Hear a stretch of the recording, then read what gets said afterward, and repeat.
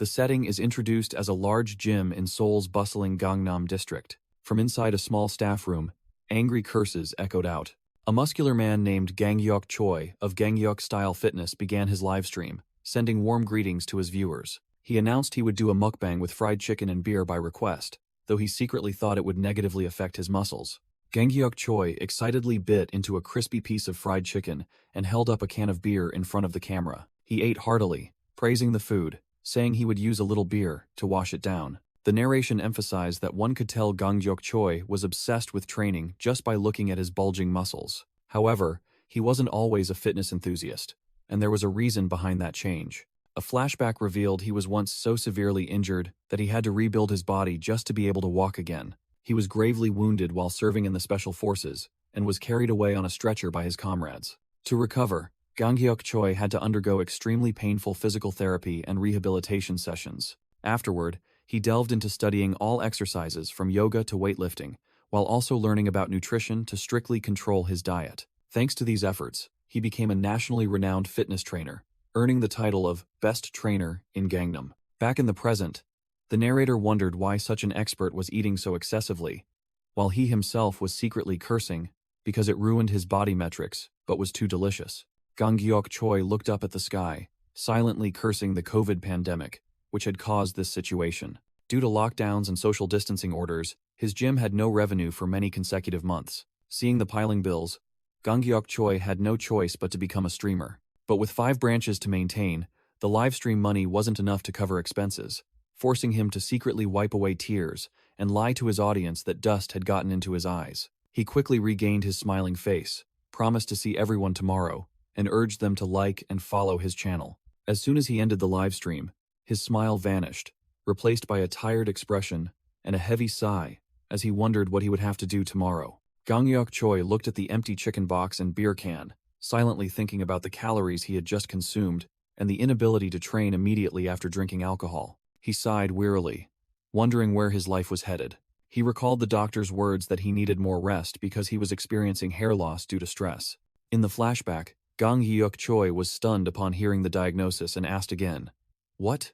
The doctor explained that although his physical condition was excellent, his body had been stressed to its limit, causing Ganghyuk to stammer in disbelief. The doctor advised him to work less, so Ganghyuk asked what would happen if he didn't.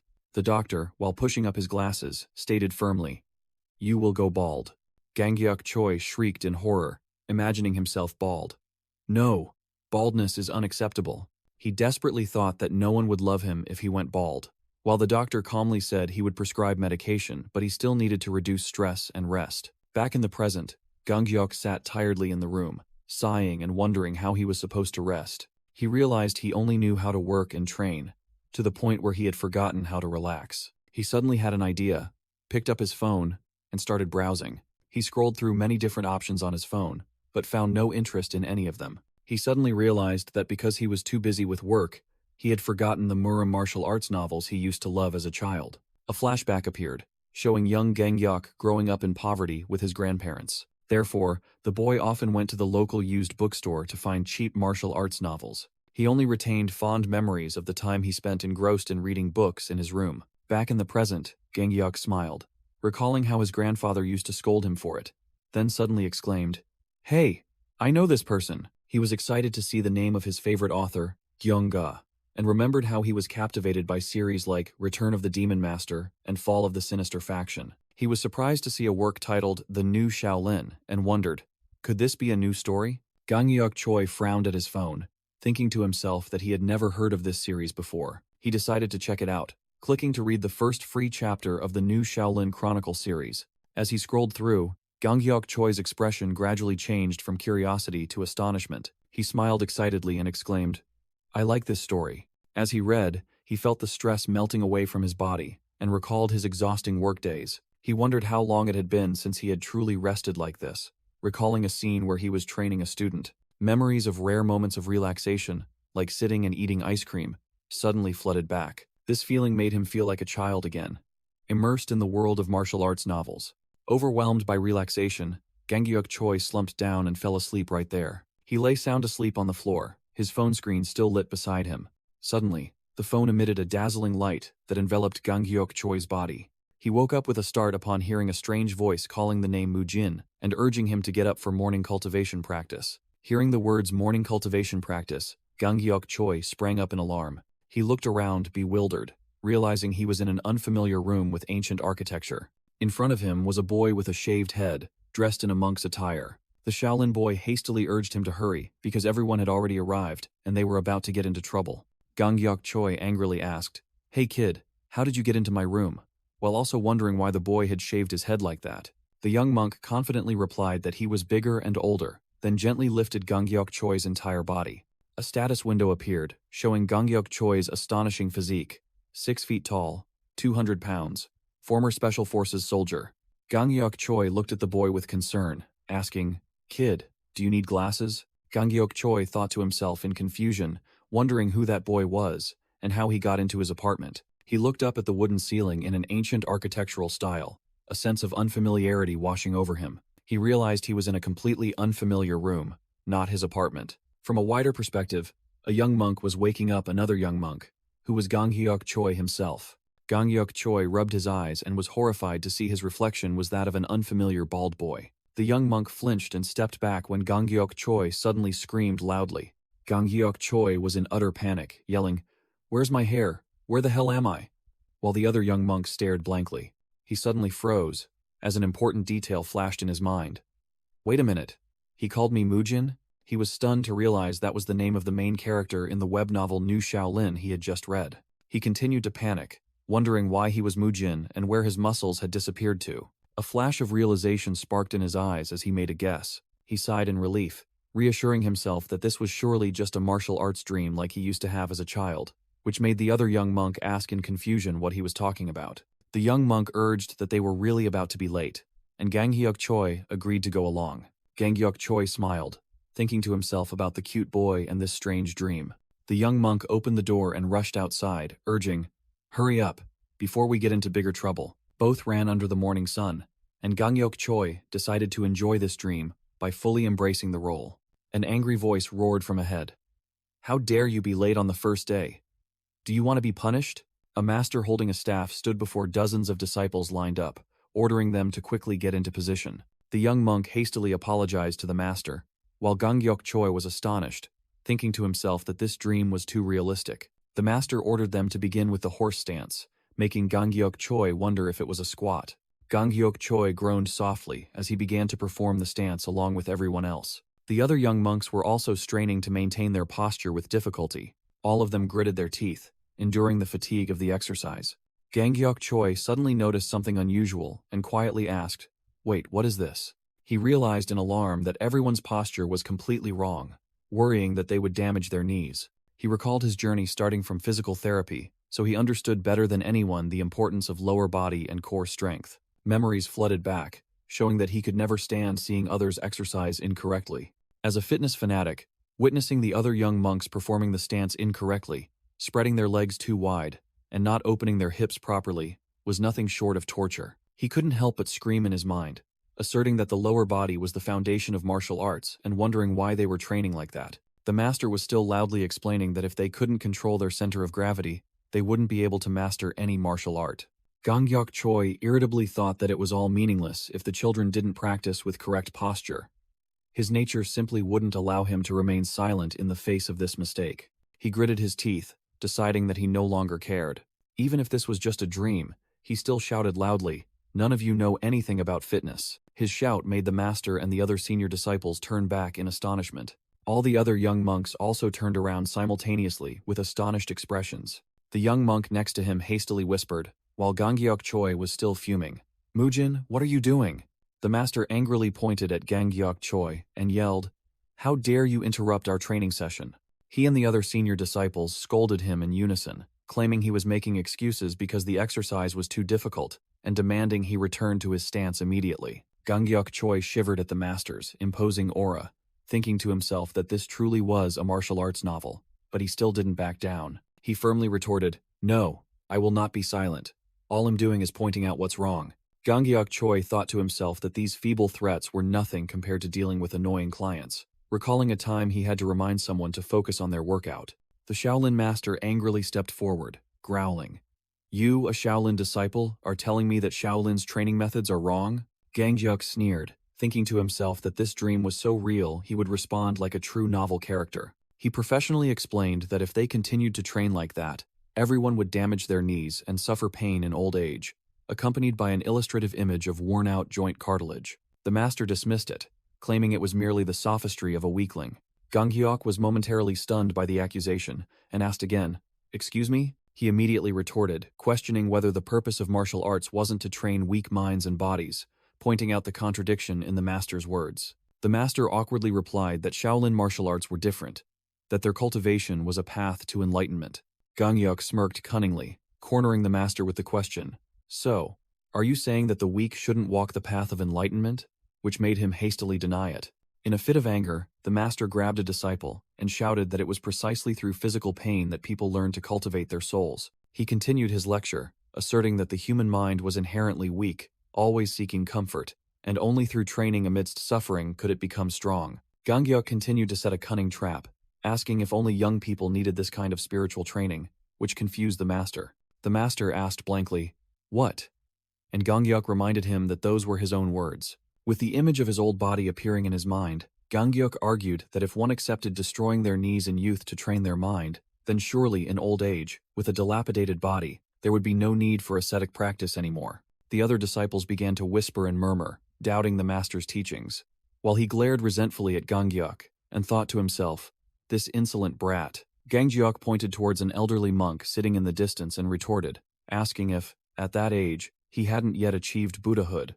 Was it because he hadn't cultivated well enough in his youth? The master was utterly horrified, unable to believe that Gangyuk dared to speak so disrespectfully about senior disciple Hejong, who had an extremely dignified face. At that very moment, senior disciple Hejong's eyes snapped open, glowing brightly, and he let out a sky-shattering roar. The roar created an extremely powerful sound wave that spread across the training ground, forcing the other disciples to clutch their heads in pain. Gangyuk Choi broke out in a cold sweat, thinking in astonishment, "So this is the senior disciple." The sound waves from senior disciple Hejong's shout spread throughout the training ground, making the other disciples cover their ears as he began to advance. Hejong walked and spoke, saying he had noted Gangyuk's words, agreeing that martial arts training was a path to self-cultivation, leading towards enlightenment. Hejong suddenly stopped and declared that their training method was different, prompting Gangyuk to ask curiously. Hejong explained that they practiced martial arts to protect and serve the people from evil forces.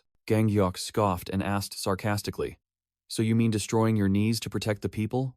Hejong frowned, his gaze sharpening as he thought about this unruly child. He secretly thought that if left alone, Gangyuk would negatively influence the other children, but he couldn't punish him directly, as it went against Buddhist principles. Hejong raised a finger, presenting a challenge. "If you truly believe that the Shaolin training method is wrong, then prove it."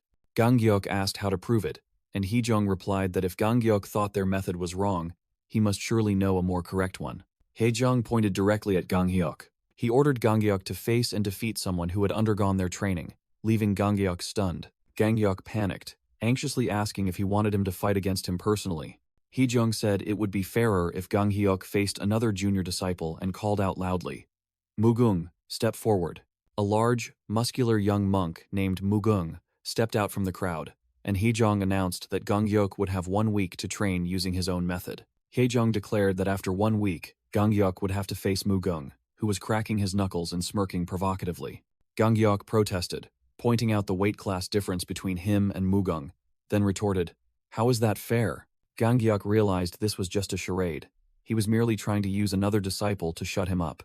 Looking at Hejong and Mugung, Gangyuk thought irritably, "What a stubborn old man." Hejong stroked his chin, smugly thinking he had cornered Gangyuk, but he unexpectedly replied, "All right," leaving him astonished as he asked, "What did you say?" Gangyuk Choi smirked, confidently declaring he would accept the challenge and thinking to himself that he couldn't possibly lose to a child. Mugung frowned as he watched, while the other disciples began to whisper and discuss Gangyuk's bold decision. Senior disciple Hejong frowned, coldly declaring, "See you in a week." He turned and walked away, saying that Mujin had brought this upon himself, and wished him Buddha's blessings. Senior disciple Hejong ordered everyone to return to training, and the young monks responded in unison, before quickly getting into position. Muyul nervously approached Gangyuk, asking why he did that, and advising him to go apologize to senior disciple Hejong. Another disciple shouted loudly for Muyul to return to his position, making the boy startle, obey, and run off. Mugung glared at Ganghyuk resentfully, thinking he would teach him a lesson in 7 days, then also turned to train. Ganghyuk panted, sweat pouring down like a shower as he began his own training session. While the other young monks were straining in their horse stances, Ganghyuk performed the posture precisely according to his own method. The training master noticed and shouted Mujin's name loudly. The master questioned why he was training separately on his own, and Ganghyuk calmly replied that senior disciple Haijong had given permission, then asked in return if the master had higher authority. As the master was getting angry, senior disciple Haijong appeared and reminded him of his promise, forcing him to leave Ganghyuk alone. Ganghyuk smirked triumphantly despite being out of breath. He looked at the other struggling young monks and stated bluntly, "You're training incorrectly. Doing this will only destroy your knee cartilage." He continued to warn that if they damaged their knees at this age, they themselves would suffer the consequences later. Hearing those words, the training master's veins bulged with anger, and he growled, thinking he couldn't ignore this, and prayed for Buddha's blessing. After 2 hours of strenuous training since early morning, Ganghyuk was looking forward to a hearty meal when Muyul called him to eat, completely unaware of what awaited him. Ganghyuk froze, his face showing speechless astonishment. Before him was a meager meal consisting only of a bowl of white rice, some vegetables, and a few pieces of bread, leaving him dumbfounded as he wondered, "Is this all there is?" Ganghyuk looked at the vegetarian meal in front of him and thought in horror that it was no different from grass. While the training master signaled everyone to eat, Ganghyuk, who had completely forgotten that temple cuisine was vegetarian, frantically wondered, "Where's the protein?" He looked at the side dishes with a scrunched-up face, wondering what they were. Ganghyuk took a breath. Surprised that the smell of food in this dream was so vivid, he sighed, admitting that it smelled very good but was disappointed that it was all just vegetables. He thought to himself, no matter how good it smelled, it was still no different from grass. Ganghyuk's entire body began to tremble with uncontrollable anger. He slammed his hand on the table and yelled that this was child abuse, causing another disciple to shout back, "Who dares disturb our mealtime?" Mugung angrily yelled that after training all morning, they had to eat this stuff. Mugung turned to glare at Ganghyuk, grumbling that he had been causing trouble since early morning. Mugung stood up, intending to teach Ganghyuk a lesson, while Ganghyuk was confused, wondering why he was angry when they were the ones giving him such meager food. Ganghyuk gritted his teeth, growling in his thoughts that his body needed protein after exercise and he wouldn't tolerate this. He worried that his morning's training efforts would go to waste, just as a figure quietly approached from behind. An elderly man cleared his throat and then laughed loudly, making Ganghyuk and the other disciples turn back in confusion. Mugung was stunned when he recognized the newcomer and stammered, "Master." Head chef Hyunmoon, the chief cook of Shaolin Temple, appeared and said he was just passing by coincidentally. Hyunmoon smiled kindly and said that this poor disciple must be very hungry. When offered more rice by the head chef, Ganghyuk refused and replied that he had enough.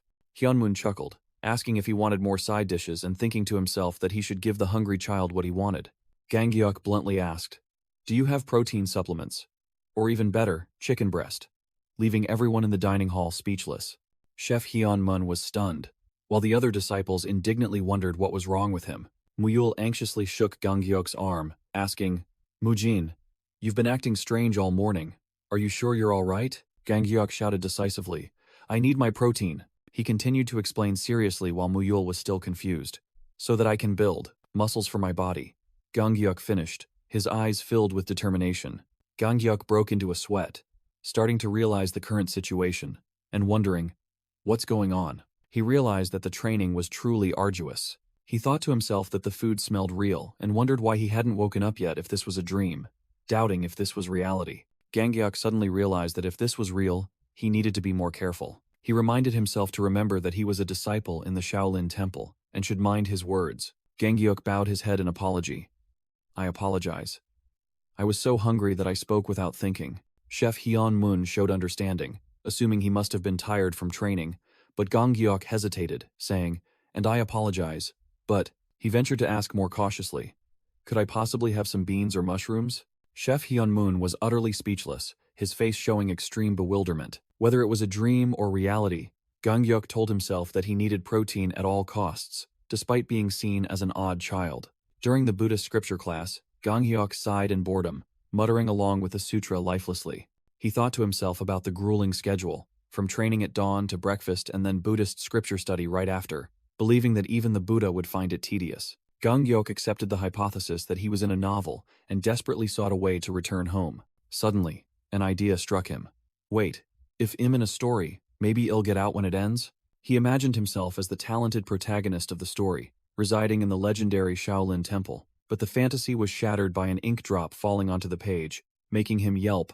Ah! Gang Hyuk flinched in alarm as he accidentally splattered ink onto the unfinished calligraphy page. He realized the only problem now was that he had attracted too much unwanted attention from the other disciples. Now, the entire class was staring at him, creating a tense atmosphere. He recalled his disruptive actions and decided to accept the situation.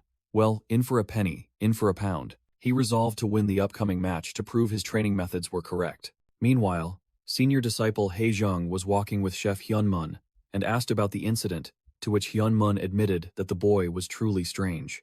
Chef Hyunmun anxiously asked how the senior disciple would handle the young Mujin. Haejung calmly replied that he had given him a week to prove his words by challenging Mugung to a duel. Chef Hyunmun praised it as a wise solution, but Haejung thought to himself that this was merely a way to avoid criticism when a disciple strayed from the path of Buddha. Chef Hyunmun expressed concern, reiterating that from what he had heard, Mugung was the most talented among the new batch of disciples. The narration explained that the Shaolin Temple invited hundreds of children for auditions each year, but many could not endure the rigorous training and gave up. Only a small percentage of them could overcome all challenges to become true disciples. Therefore, it was very rare for a senior monk to know the name of a newly admitted young disciple. However, Mugung was one of the few exceptions who was selected and known. In Haejung's mind, Mugung, with his powerful aura, was the perfect person to handle this matter. The senior disciple was certain that Mugung would teach that arrogant young boy a lesson. A week passed, and senior disciple Haejung's steady footsteps echoed across the training ground. He stepped out, stood between Gang Hyuk and Mugung, and declared, as promised, 1 week has passed. Mugung looked serious facing Gang Hyuk, who was smirking confidently, while Haejung asked, so, if both of you are ready. Muyul turned around and asked Gang Hyuk in surprise, Mujin, what are you doing? Gang Hyuk, in a stretching pose, casually replied that he was warming up. Seeing Muyul's confusion, Gang Hyuk realized he needed a martial arts-like name and shouted, four-limb movement technique. A diagram appeared, explaining that stretching is an essential part of warming up, helping to prepare muscles and ligaments, increasing flexibility and range of motion. Gang Hyuk patted Muyul's shoulder, inviting him to train together, saying that forming this habit was very good. 2 other disciples watched from a distance, wondering about their strange poses. Muyul tried to do the splits along with him and was praised by Gang Hyuk for doing very well, making him happy while the other disciples whispered amongst themselves. Suddenly, a whooshing sound drew everyone's attention. The other disciples marveled at Mugung's punches and called them consecutive chain fists. Mugung roared and unleashed a powerful punch forward, creating a strong gust of air.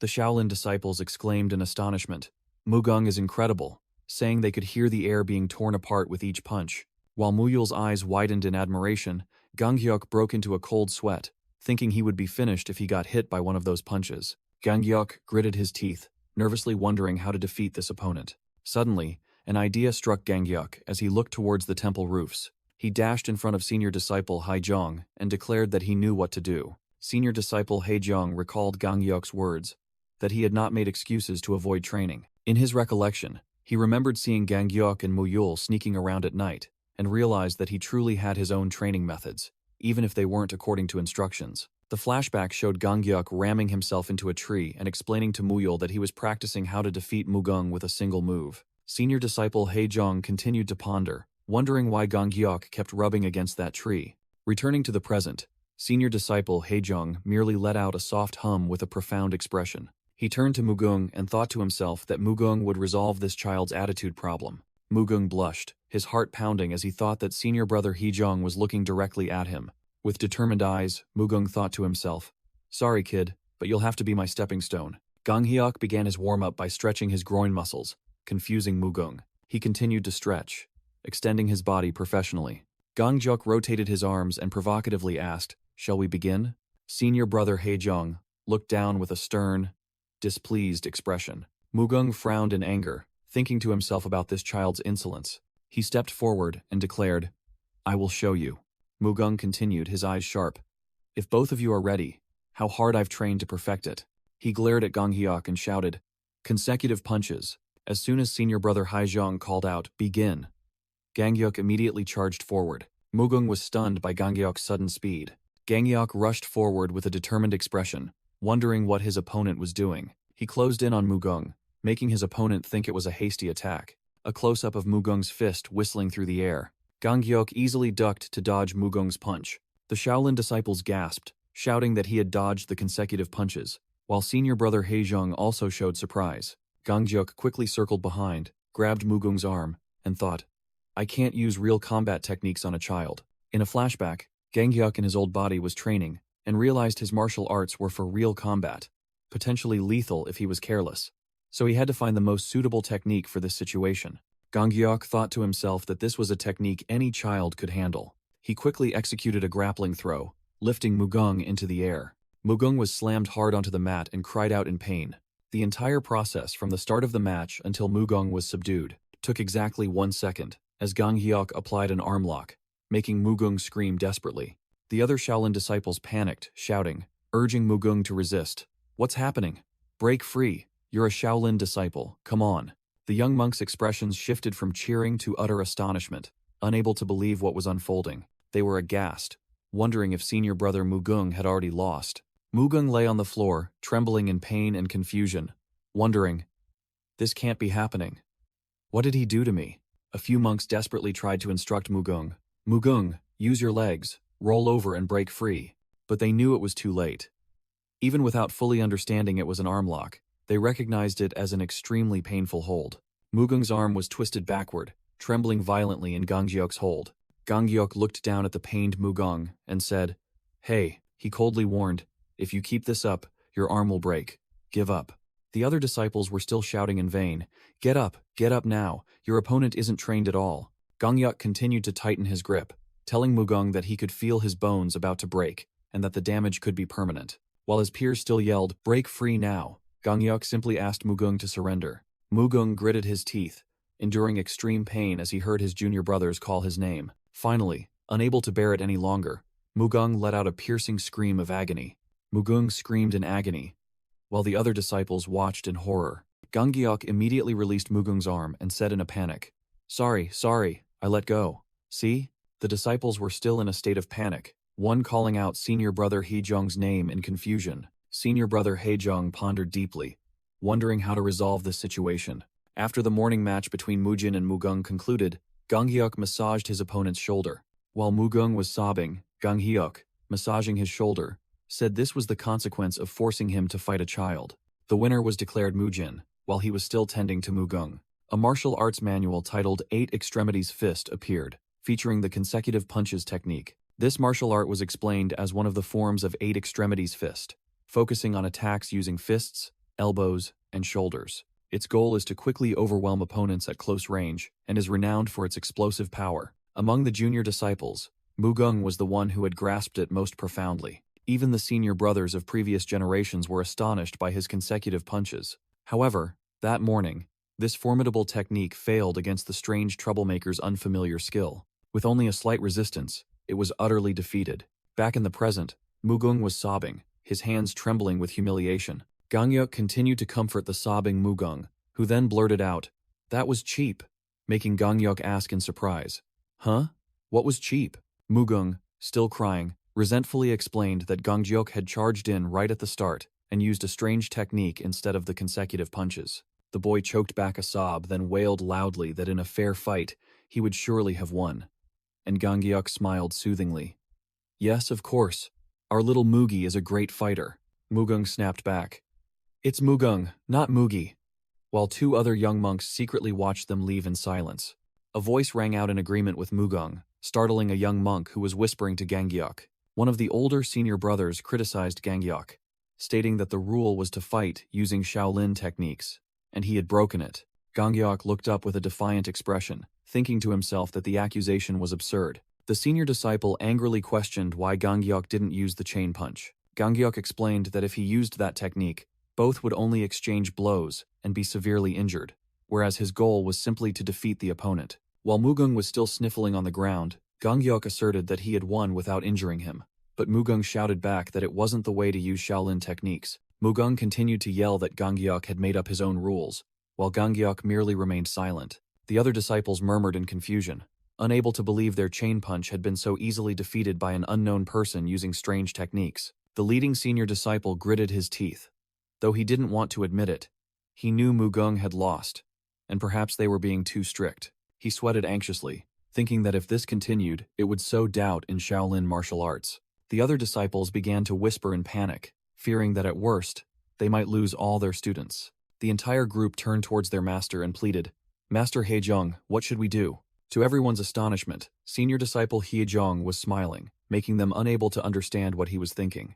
Heizhong called out to Mujin, and Ganghyuk immediately responded respectfully. Heizhong stepped forward and asked if it was true that Ganghyuk had used that technique to subdue Mugung without causing injury, and he confirmed it. Heizhong smiled with satisfaction, declaring that it perfectly aligned with the spirit of Shaolin, and that today's winner was Mujin. The other disciples were all stunned by their master's unexpected judgment. Some of them, including the senior disciple who had questioned Ganghyuk, shouted Heizhong's name in protest. Ganghyuk looked at the master with suspicious eyes, wondering why this old man was suddenly so lenient, and felt that something was about to happen. Heizhong explained to Ganghyuk that his technique was effective because his opponent only knew how to use brute force, making Mugung ask in panic, "Is that so bad?" Heizhong declared that the ultimate goal of Shaolin training was to defend against evil spirits, and he would demonstrate the true nature of Shaolin martial arts. Displaying the true power of Shaolin, Heizhong channeled his inner energy, making the disciples marvel, and ordered a large rock to be brought. A young disciple strained with all his might to move the large rock. Two young disciples joined forces to roll a gigantic rock into the center of the courtyard. Ganghyuk and the other disciples were astonished, wondering if Master Heizhong intended to break that rock with his bare hands. Heizhong stomped his foot, standing before the rock, and ordered the disciples to observe carefully, as this was the goal they were all striving for. He placed his hand on the rock and declared that he would show the true power of the chain punch. Heizhong took a deep breath, concentrating his entire spirit. His eyes flashed, and his fist erupted with a brilliant yellow energy. Heizhong let out a loud shout and unleashed an incredibly powerful punch towards the rock. His fist collided with the rock, creating a violent shockwave.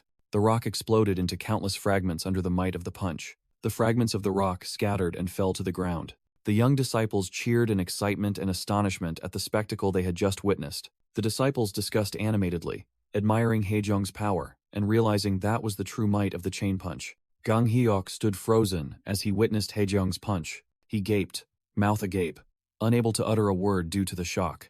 Ganghyuk smiled excitedly, his heart pounding as he realized this was true Murim martial arts. Ganghyuk Choi envisioned Murim martial arts, using a burst of energy to pierce mountains, a single sword swing to fell hundreds of enemies, or a punch that made opponents explode. He thought in shock. Wait, make someone explode? Ganghyuk Choi hastily questioned Master Heizhong. Master, didn't you say the ultimate goal was defense? Master Heizhong turned back with a puzzled expression, then replied, Yes, I did say that. Ganghyuk Choi pointed towards the pile of shattered rock, asking in confusion, Do we have to defend to this extent? The pile of shattered rock was still smoking profusely on the training ground. Master Heizhong maintained a stern expression, offering no further explanation. The other young disciples, including Mugung, all looked at each other blankly, not understanding what was happening.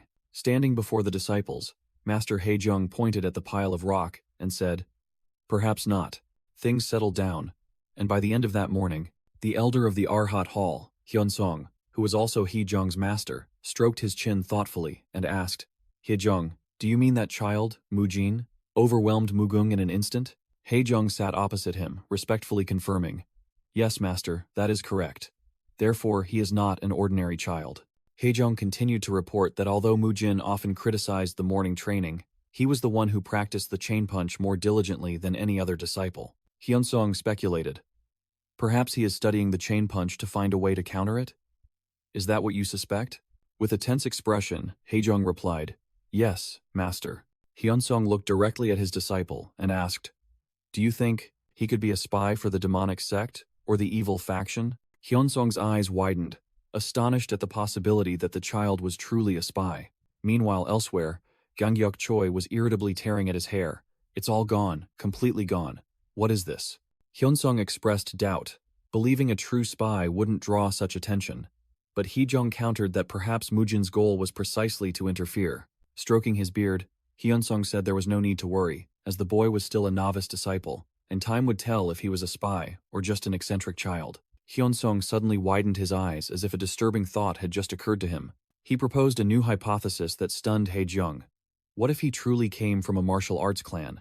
Haejung recalled Mujin demonstrating mysterious techniques and agreed that the boy might be using his clan's martial arts. Hyunsung deduced that a child always emulates their father, and perhaps Mujin was trying to prove his father's techniques were superior to 1,000 years of Shaolin martial arts. Hyunsung observed that after defeating Mugung, Mujin's resolve would only grow stronger, and the situation could become complicated. Hyunsung silently raised his teacup, lost in thought. After some deliberation, Hyunsung suggested, "Perhaps we should enlist Beopgang's help?" Haejung asked his master in surprise, as Beopgang was now a member of the disciplinary hall, which upheld rules and order in Shaolin. Hyunsung reassured him that Beopgang still considered himself a member of the Arhat Hall, and Haejung secretly thought that if Beopgang joined, things would be different. At night, a group of young monks chatted cheerfully, inviting each other inside to rest after a good day's work. One of the young monks suddenly froze with a startled expression upon seeing something. His eyes widened, revealing extreme terror at the sight before him. He quickly changed his mind, pulling his fellow monks to take another path, much to their bewilderment. All three young monks fearfully hid behind a pillar, whispering to each other if they had encountered a ghost. They were terrified to see a figure holding a stance in the middle of the courtyard, and one young monk stammered, asking why that person was there. The young monks realized it was none other than the wild dog, the inquisitor, senior brother Beopgang, and they couldn't understand why he had appeared. Hiding behind the wall, one young monk irritably asked why the person who always trained until late was here,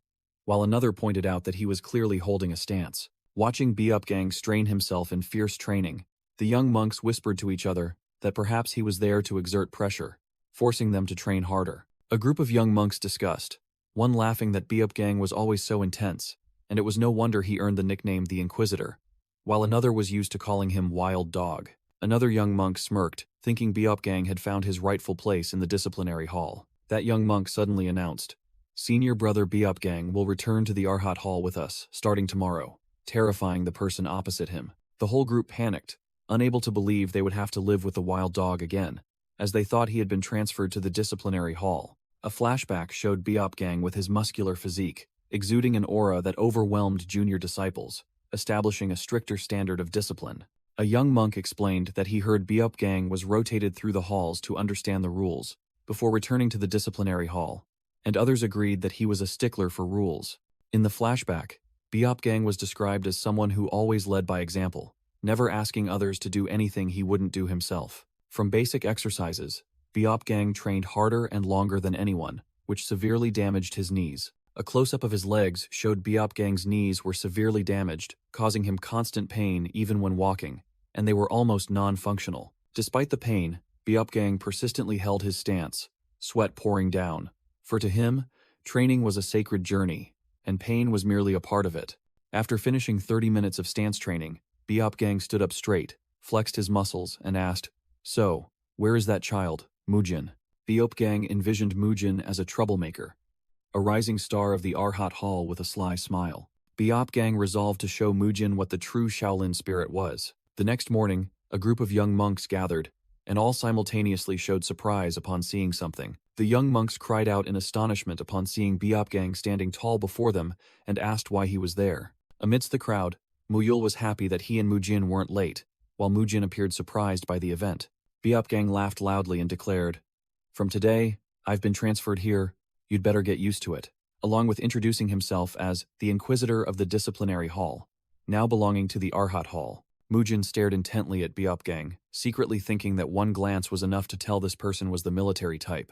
Mujin's sharp gaze observed, while the older senior brothers whispered to each other, full of worry about Beopgang's return. While Mujin continued to observe, the younger monks bewilderedly asked each other who that muscular man was and why he was there. Mujin watched Beopgang standing among the other young monks and secretly thought he understood the situation clearly. He concluded that the newcomer must be a drill sergeant of his generation. As the morning training began, Mujin told himself that this was not his concern. The young monks began the horse stance exercise, sweating profusely and appearing to struggle greatly. Beopgang walked with a stern expression, contemplating the principle of knowing your enemy before punishing someone. He believed one must understand the opponent at the most basic level to accurately strike at their weaknesses. With a sharp gaze, Beopgang decided to test the exercise himself to see how difficult it was. Biopgang analyzed a young monk's posture, legs wide apart, back straight, buttocks pushed back, and toes pointing forward. He perfectly mimicked the posture and wondered if he had done it correctly. Biopgang performed the breathing movements according to the exercise but scoffed that it was nothing more than a dance. However, he realized it was just as painful as the horse stance and admitted this was no excuse for laziness. Just as Biopgang was about to reprimand them, Mujin unexpectedly interjected, "You're doing it wrong." Biopgang turned around, surprised to see the small young monk standing before him, and Mujin reiterated, "Your posture is wrong." Biopgang frowned and asked where his posture was wrong, and Mujin seemed a bit hesitant. Mujin secretly sighed, realizing there were too many errors in Biopgang's posture, feeling he had to correct everything from top to bottom. He heard the cartilage in Biopgang's knees creak every time he squatted during practice. Mujin realized Biopgang's knees were crying for help and decided he couldn't ignore it. He had an idea. If he could win this drill sergeant over to his side, it would be a huge advantage. With a calculating smile, Mujin looked at Biopgang, who was repeating his question. Mujin explained that with knees as bad as Biopgang's, this exercise would be counterproductive and offered to show him something, leaving Biopgang stunned. Biopgang panted as he performed stretching exercises under Mujin's guidance. Mujin praised Biopgang's flexibility, while the other young monks whispered, not understanding what was happening. Mujin explained that this was a limb stretching technique, designed to relax the muscles around the knees. He added that such a warm-up would help reduce the strain on the knees, and Biopgang admitted that he could feel it. Mujin asked him to do 3 sets, 30 seconds each, which confused Biopgang with the word set, so he had to clarify that it meant repeating it 3 times. When Mujin told him to start over, he noticed Biopgang clutching his knee. Mujin immediately sat down and massaged Biopgang's leg, asking if he felt better, but Biopgang only groaned in pain. Biopgang cried out in pain, making Mujin think to himself that he had only pressed lightly, yet the monk was in such pain. It must be due to decades of overtraining. Biopgang grimaced in endurance as Mujin continued to press on his leg. Biopgang thought to himself that at first he thought the boy was attacking him, but now the pain was subsiding, and he felt quite comfortable. After finishing the massage, Mujin gently patted Biopgang's leg. Mujin cheerfully announced they had only done it twice and needed one more time, making Biopgang ask in alarm. Right now? Mujin pushed Biopgang's back and declared firmly, "Training waits for no one," despite his stammering protests. With Mujin's confident smile, Biopgang looked at the boy and wondered who he really was. From a distance, the other young monks only saw a strange sight as Mujin urged Biopgang to train. Senior disciple Heijung and the other senior disciples also witnessed the scene with astonished expressions, not understanding what Biopgang was doing. The narration explained that this was the correct way to train if one had knee problems. A frame introduced Biopgang, nicknamed the Inquisitor due to his obsession with rules, and wild dog of the precepts hall. His peers understood his fanaticism for rules better than anyone, as they were never allowed to rest. Therefore, they couldn't understand why Biopgang was performing such strange movements with a young monk. Mujin suggested resting for a bit, then doing 15 more repetitions, and Biopgang panted in agreement.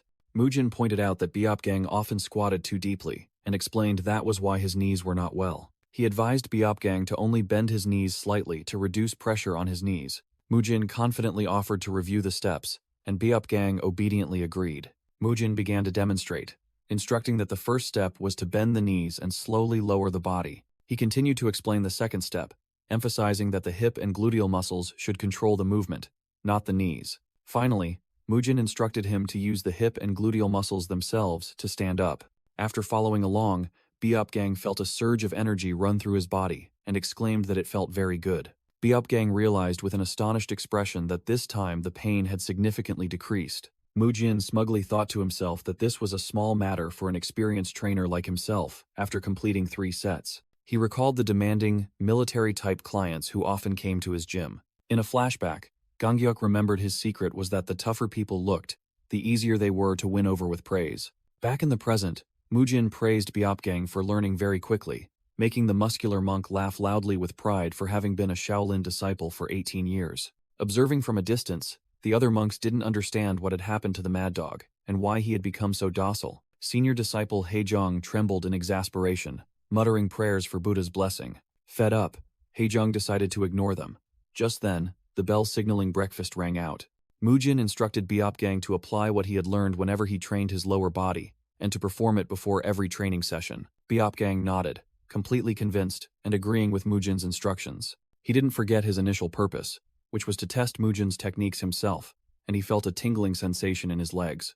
After experiencing physical therapy, stretching, and massage from a top trainer, Biopgang swallowed and concluded that these techniques were truly astonishing. Biopgang thought to himself that Mujin's techniques were extremely effective, helping him feel almost no knee pain and clearly feel the impact on his muscles. Completely convinced, Biopgang asked Mujin with a smiling face, "Did you learn all these techniques from your family?" Biopgang continued to praise, suggesting that Mujin's family must be very prestigious.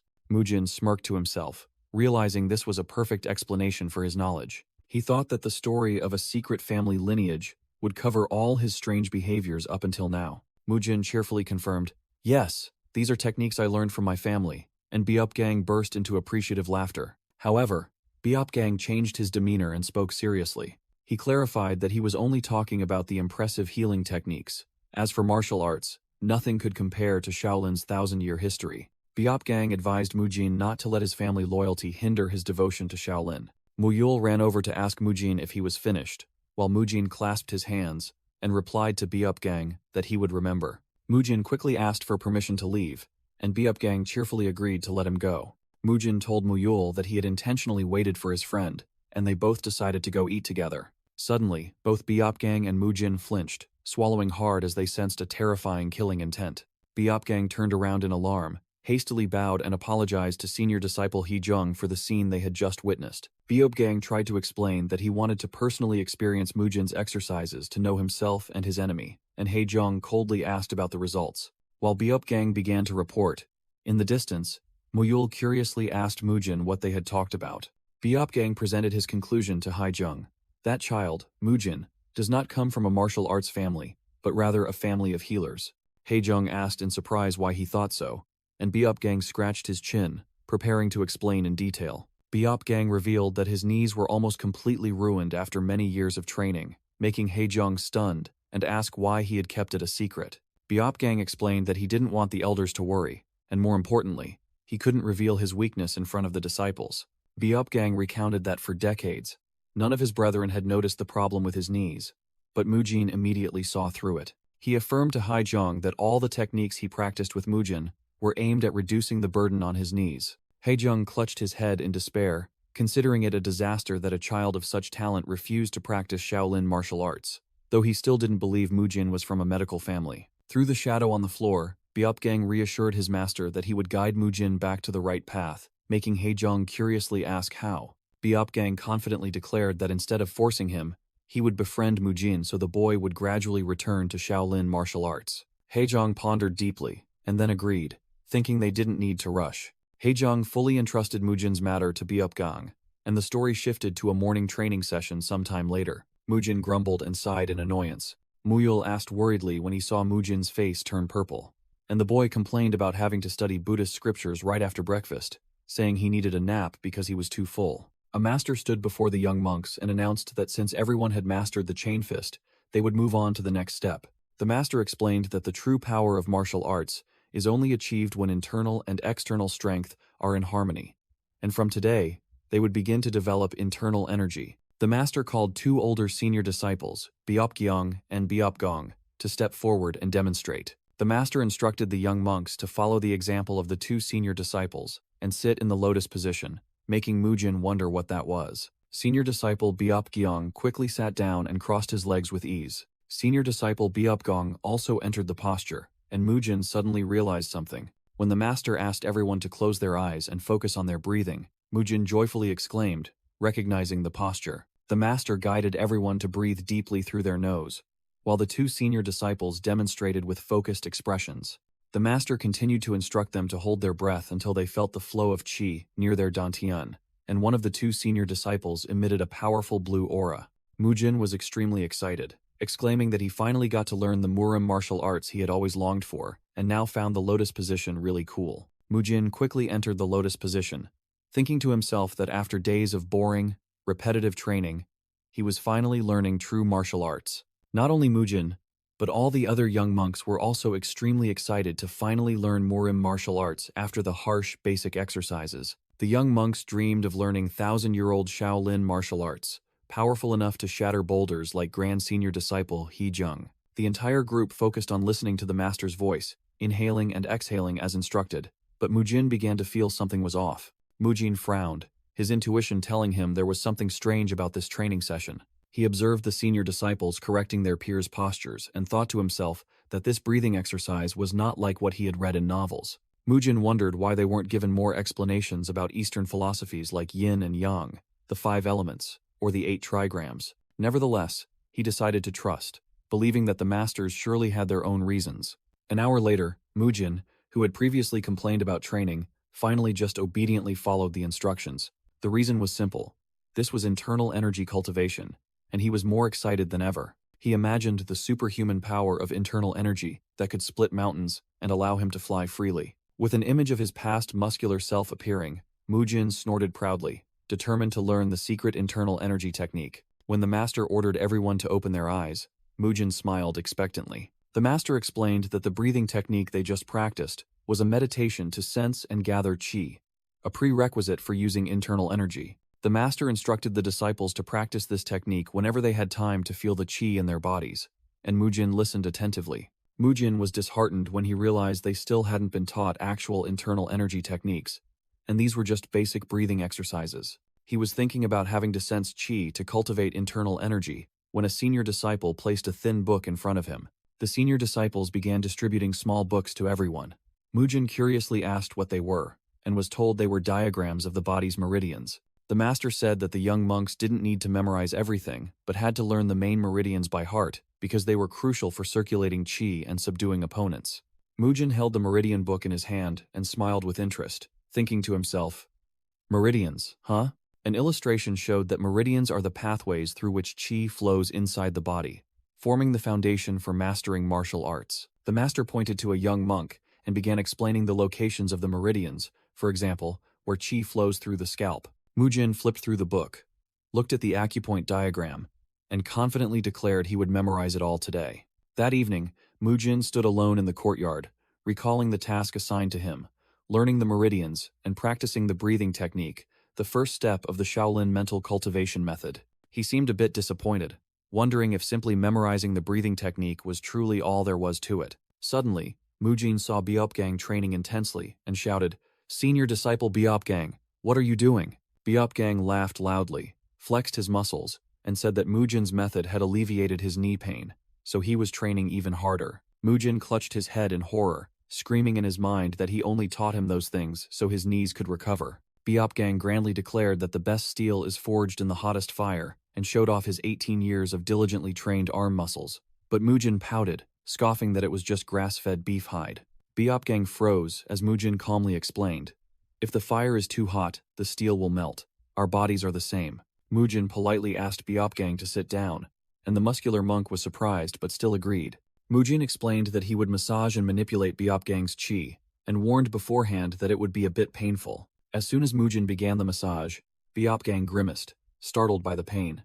Mujin continued to press the acupoints on Biopgang's knees, telling him to speak up if it hurt. While pressing the acupoints, Mujin thought to himself that the sensation of these worn-out knees felt familiar. That feeling brought back memories of his time in the Special Forces, with an image of Ganghyuk in his old body panting during training. A close-up flashback showed military boots stomping heavily on the ground during a training session. Memories resurfaced of the entire Special Forces team marching uphill, and Ganghyuk recalled continuing to train despite injuries until he ruined his body.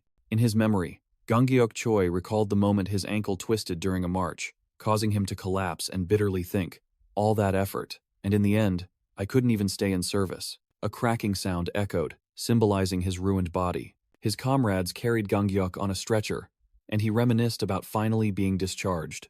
After being discharged from the military, Ganghyuk, his face covered in bandages and wearing a baseball cap, stood silently in the rain with despair in his eyes. He sat alone on a bench in the rain, his arm in a cast and leg in a brace, thinking it was the worst moment of his life.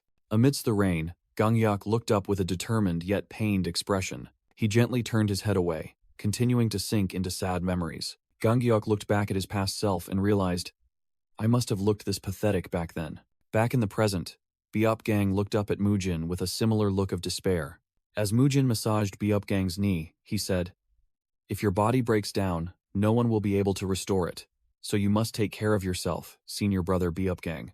Mujin hesitantly asked if he was being too preachy, while Biopgang simply called his name quietly. Biopgang unexpectedly placed his hand on Mujin's head and said that even if he broke down, Shaolin Temple would never turn its back on him. With a warm and sincere smile, Biopgang affirmed, "We never abandon any disciple.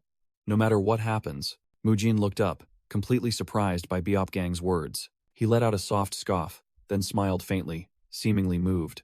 Mujin suddenly pressed hard on Biopgang's leg, making him scream, and said that was why he had to listen to him to start training properly. This was also the first time Biopgang had screamed in 18 years at the temple. Biopgang blushed awkwardly, apologized for wasting time, and asked Mujin where he was going. He replied that he was going to practice internal and external martial arts.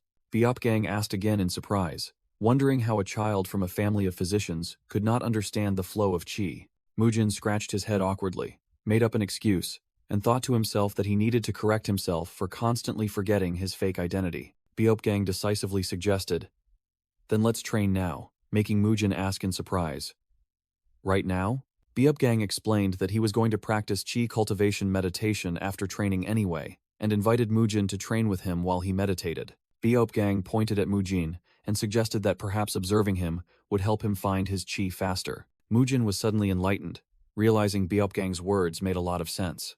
Mujin sat down and thought to himself that he currently didn't know how to sense qi, but observing others practice would surely teach him something. He patted his knee decisively and exclaimed, "Let's do it." Mujin sat in a meditation posture, excitedly declaring he was ready, making Biopgang laugh and tell him to focus. Biopgang also sat down, telling Mujin to observe and learn, hoping this would help him. Biopgang closed his eyes, began to concentrate, and exhaled a long breath. Mujin watched intently with a face full of astonishment and admiration. Mujin felt the surrounding atmosphere change as Biopgang circulated qi in meditation, and thought to himself, "This is true qi cultivation meditation." Mujin concentrated intensely, telling himself this was an opportunity to see what Biopgang was doing differently from him. Suddenly, Mujin was astonished to realize he was seeing something he had never seen when practicing alone. He was stunned, wondering if this was what everyone had always talked about. A brilliant yellow aura surrounded Biopgang, making Mujin exclaim in his mind in surprise, "Is that qi?" An illustrative image appeared, instructing how to exhale through the mouth. The illustration continued to explain that one must gather all negative energy in the body and exhale it. Afterwards, one must inhale deeply to draw the pure spiritual energy of nature into one's qi center. Back in reality, Mujin was determined to find out what senior brother Biopgang was doing differently from him. Mujin struggled with the mental practice, trying to focus on breathing techniques, posture, and gathering qi. He strained to concentrate, and finally felt a stream of qi converge into a small bright spot in his body. Opening his eyes wide, Mujin joyfully exclaimed in his mind that he had done it and could sense qi. But when he collected himself, he looked annoyed and displeased. He angrily wondered why the qi was so small, only the size of a grain of rice, and how he could even sense it. However, Mujin quickly regained his composure, telling himself that even a little bit counted as success. Just like truffle chips are still called truffle chips. From a distance, Biopgang observed Mujin with an astonished expression. He couldn't believe the boy could already sense qi, realizing that senior brother Heijung and the abbot were right, and this child could be a legend of Shaolin. Meanwhile, Mujin continued to meditate, gradually getting used to finding and gathering small streams of qi. He noticed he had also gotten used to the breathing method. Suddenly, Mujin felt cold, and wondered why. Opening his eyes, he was startled to see Biopgang standing in front of him, and realized it was already dark. Mujin and Muyul quickly bowed their heads in apology for not noticing the time, but Biopgang simply told them to hurry back before the bell rang. Biopgang looked at Mujin with a thoughtful gaze, thinking to himself about the boy. Mujin clasped his hands in gratitude to senior brother Biopgang for the lesson. While Biopgang was astonished that someone who had just sensed qi for the first time had reached this level. Biopgang said that it seemed Mujin could begin practicing the boundless divine art, but the boy wondered if he needed to memorize the meridians first. Biopgang reminded him, "You are the son of a physician, haven't you already learned them?" Making Mujin suddenly remember and quickly force a laugh to brush it off. Biopgang told him to stop joking and hurry inside because it was late, so Mujin obediently turned and left. After walking a short distance, Mujin frantically blamed himself for making up the story about coming from a family of physicians. The next morning, training began, and Mujin told himself he had to memorize all the meridians immediately. A senior brother asked those who had sensed qi and knew the meridians to step forward. Mujin yawned as he stepped out, thinking to himself that he had memorized them. He confidently stepped forward, thinking to himself that, thanks to this, he could proudly stand there. Suddenly, many other pairs of feet also stepped forward, surprising Mujin. Mujin looked around blankly, not understanding what was happening, while a master asked, "Is that all?" The master looked at the group of young monks who had stepped forward, and Mujin realized that sensing chi was not a big achievement, because others could do it too. Mujin looked disappointed, thinking to himself, "I thought this Mujin character was a genius?"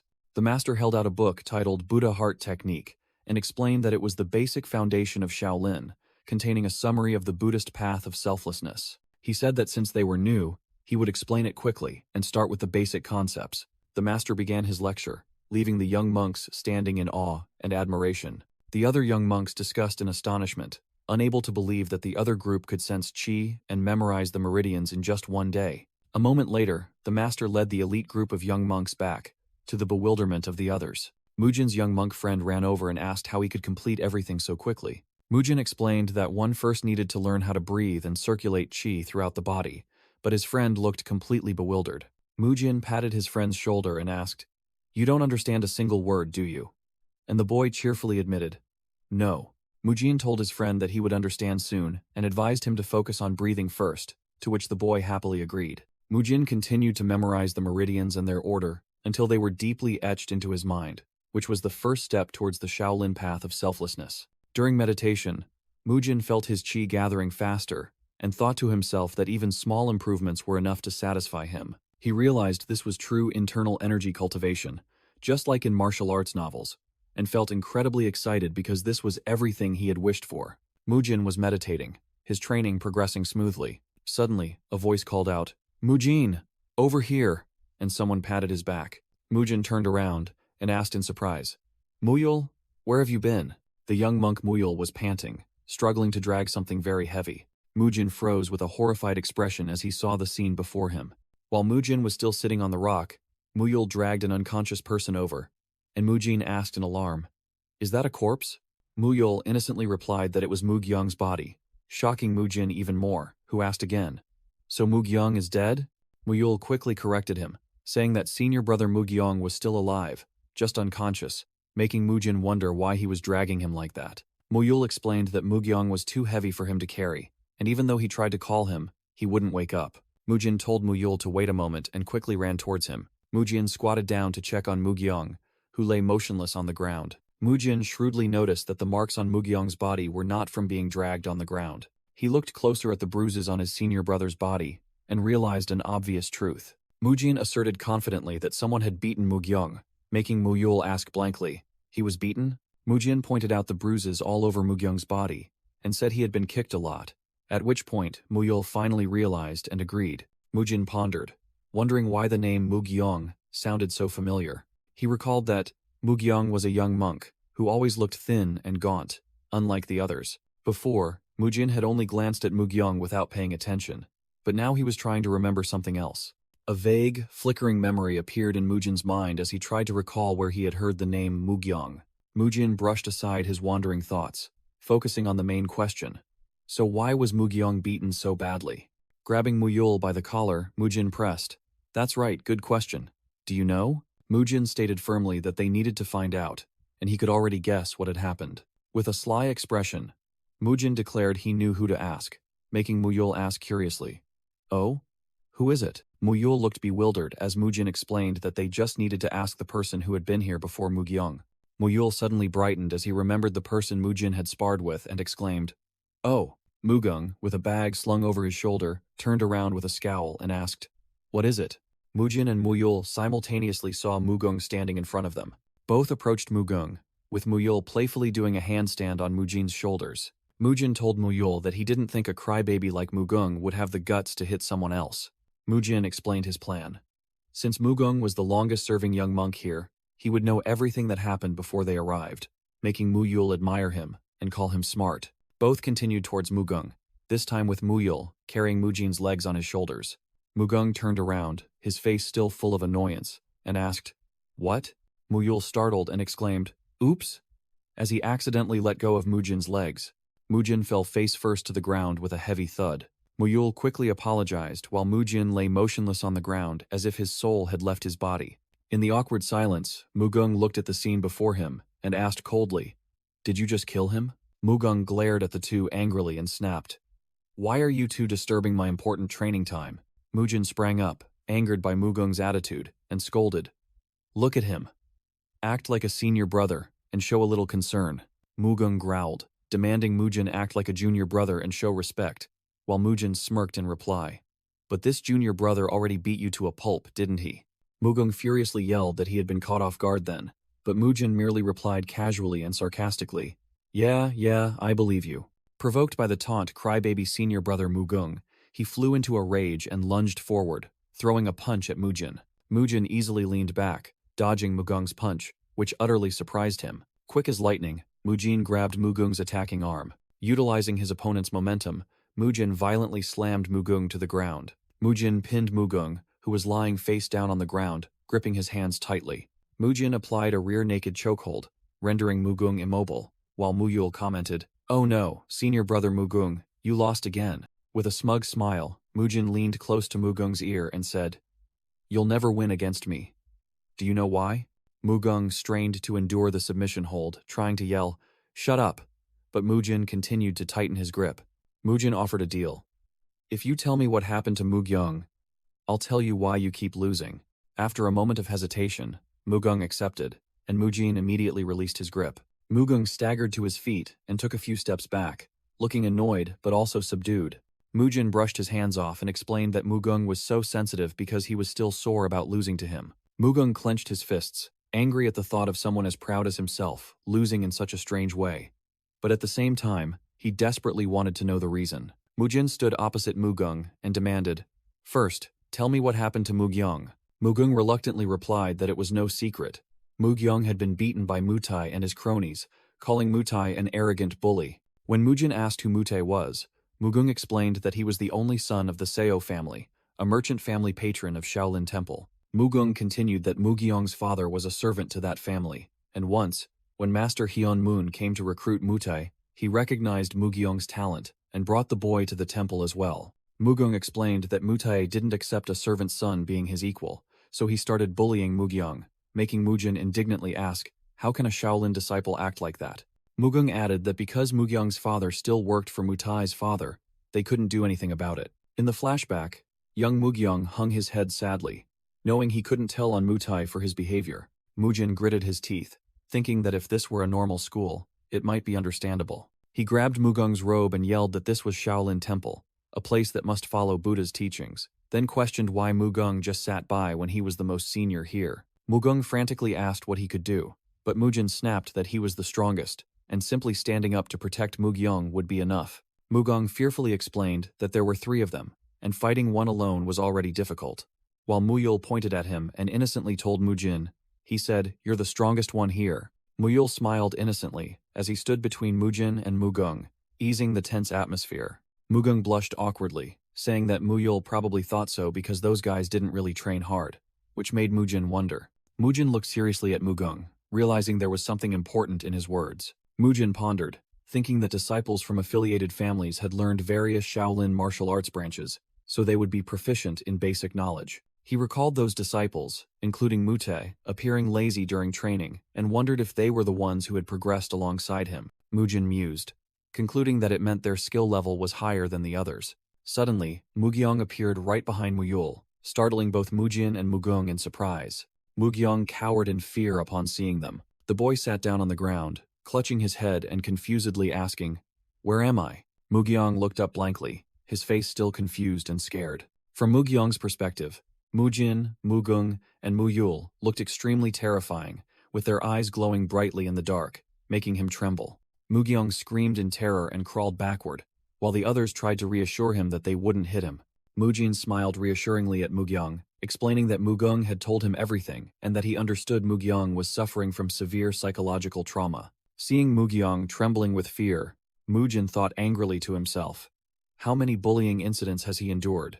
How can there be bullying at Shaolin Temple?" Mujin mused over the dilemma, thinking that because Mugyong's father worked for that family, even if they reported it to Master Haijiang, the words could still reach their ears and cause trouble for his father. With a determined gaze, Mujin thought to himself that there must be some way to resolve this. A spark lit up in Mujin's eyes as an idea struck him. Mujin turned to speak to the cowering Mugyong. "Mugyong, I think I have a way to help you. Do you want to hear it? Mugyong looked up, hesitantly asking if Mujin really wanted to help him, and Mujin replied that the plan was very simple. With a confident smile, Mujin declared that since those guys used Mugyong's father's position to threaten him, they would report this directly to Master Hejiang. Mugyong was stunned, his face turning pale with horror at Mujin's proposal. Mugyong angrily yelled, thinking Mujin was mocking him, and asked, "Do you know what they'll do to my father?" Mujin snapped his fingers, asserting that he had considered that, and the solution was for Mugyong to simply become a true Shaolin disciple. An explanatory panel appeared, defining a true disciple as someone officially belonging to the main lineage of Shaolin. The explanation continued, stating that disciples from outside families, no matter how high their status, could not harm a true disciple, but not everyone could become one. Mugyong cried out in alarm, "Wait, what?"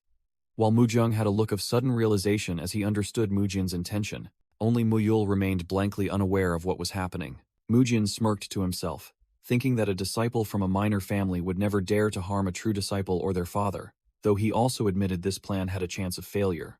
Mujin recalled the image of Biopgang smiling and the saying, "Shaolin will never turn its back on a disciple," deciding to test if those words were true. Mujin extended his hand towards Mugyong and said that not just Master Hejiang, but all of Shaolin would never ignore this matter. Mujin, Mugung, and Muyul stood before Mugyong, who was sitting on the ground, and Mujin asked decisively, "So, what do you think?" Mujin looked directly at the hesitant Mugyong and challenged, "Don't just sit there, say something. Are you afraid you can't become a true disciple?" Mugyong trembled and stammered, unable to speak under Mujin's pressure. Mujin continued to psychologically attack the boy. "Look at how that brat treats you. Do you want your father to keep working for a family like that?" Mugyong flinched in alarm as Mujin warned that if he did nothing, his father would eventually have to work for Mutai. With a face darkened by despair, Mugyong heard Mujin's final question. "Can you live with that, huh?" Mugyong decisively grabbed Mujin's hand and shouted, "I'll do it." Still sitting on the ground, Mugyong firmly shook Mujin's hand, while Mujin smiled in approval. "Good decision." Mujin turned to the whole group, including Mugung, Muyul, and Mugyong, then announced, "All right, now for part 2 of the plan." Mujin explained that Mugyong couldn't just keep taking hits until he became a true disciple, making the boy anxiously ask what he could do. 3 days later, during lunch break, Mujin and the other junior monks were strolling in the temple courtyard. One of Mutei's gang asked if Mugyong would come today, and Mutei confidently replied from behind the wall, "Of course." Mutei squatted down and explained with a sinister smile that he had whispered a threat to Mugyong. "If you don't show up, he'll send a little message home." Muwi, Mutei's minion, seemed eager for action, while Muhuan complained that only a few days had passed. One of the group recounted seeing Mugyong with the weirdos, specifically Mujin and Muyul. They all discussed how Mugung was also with them, and seemed pleased to have more targets for practicing their strikes. Mutai cracked his knuckles with a malicious look, saying he had wanted to give Mujin a good beating for a long time. Muhui and Muhuan chimed in, saying they also disliked Mugung's smug face. Mutai's group scoffed as they saw Mujin's group approaching from a distance, one of them even taunting that this time they would make him cry. Mutei turned to the approaching Mugung and said, "Hey Mugung, did you hear that? He doesn't like your smug face."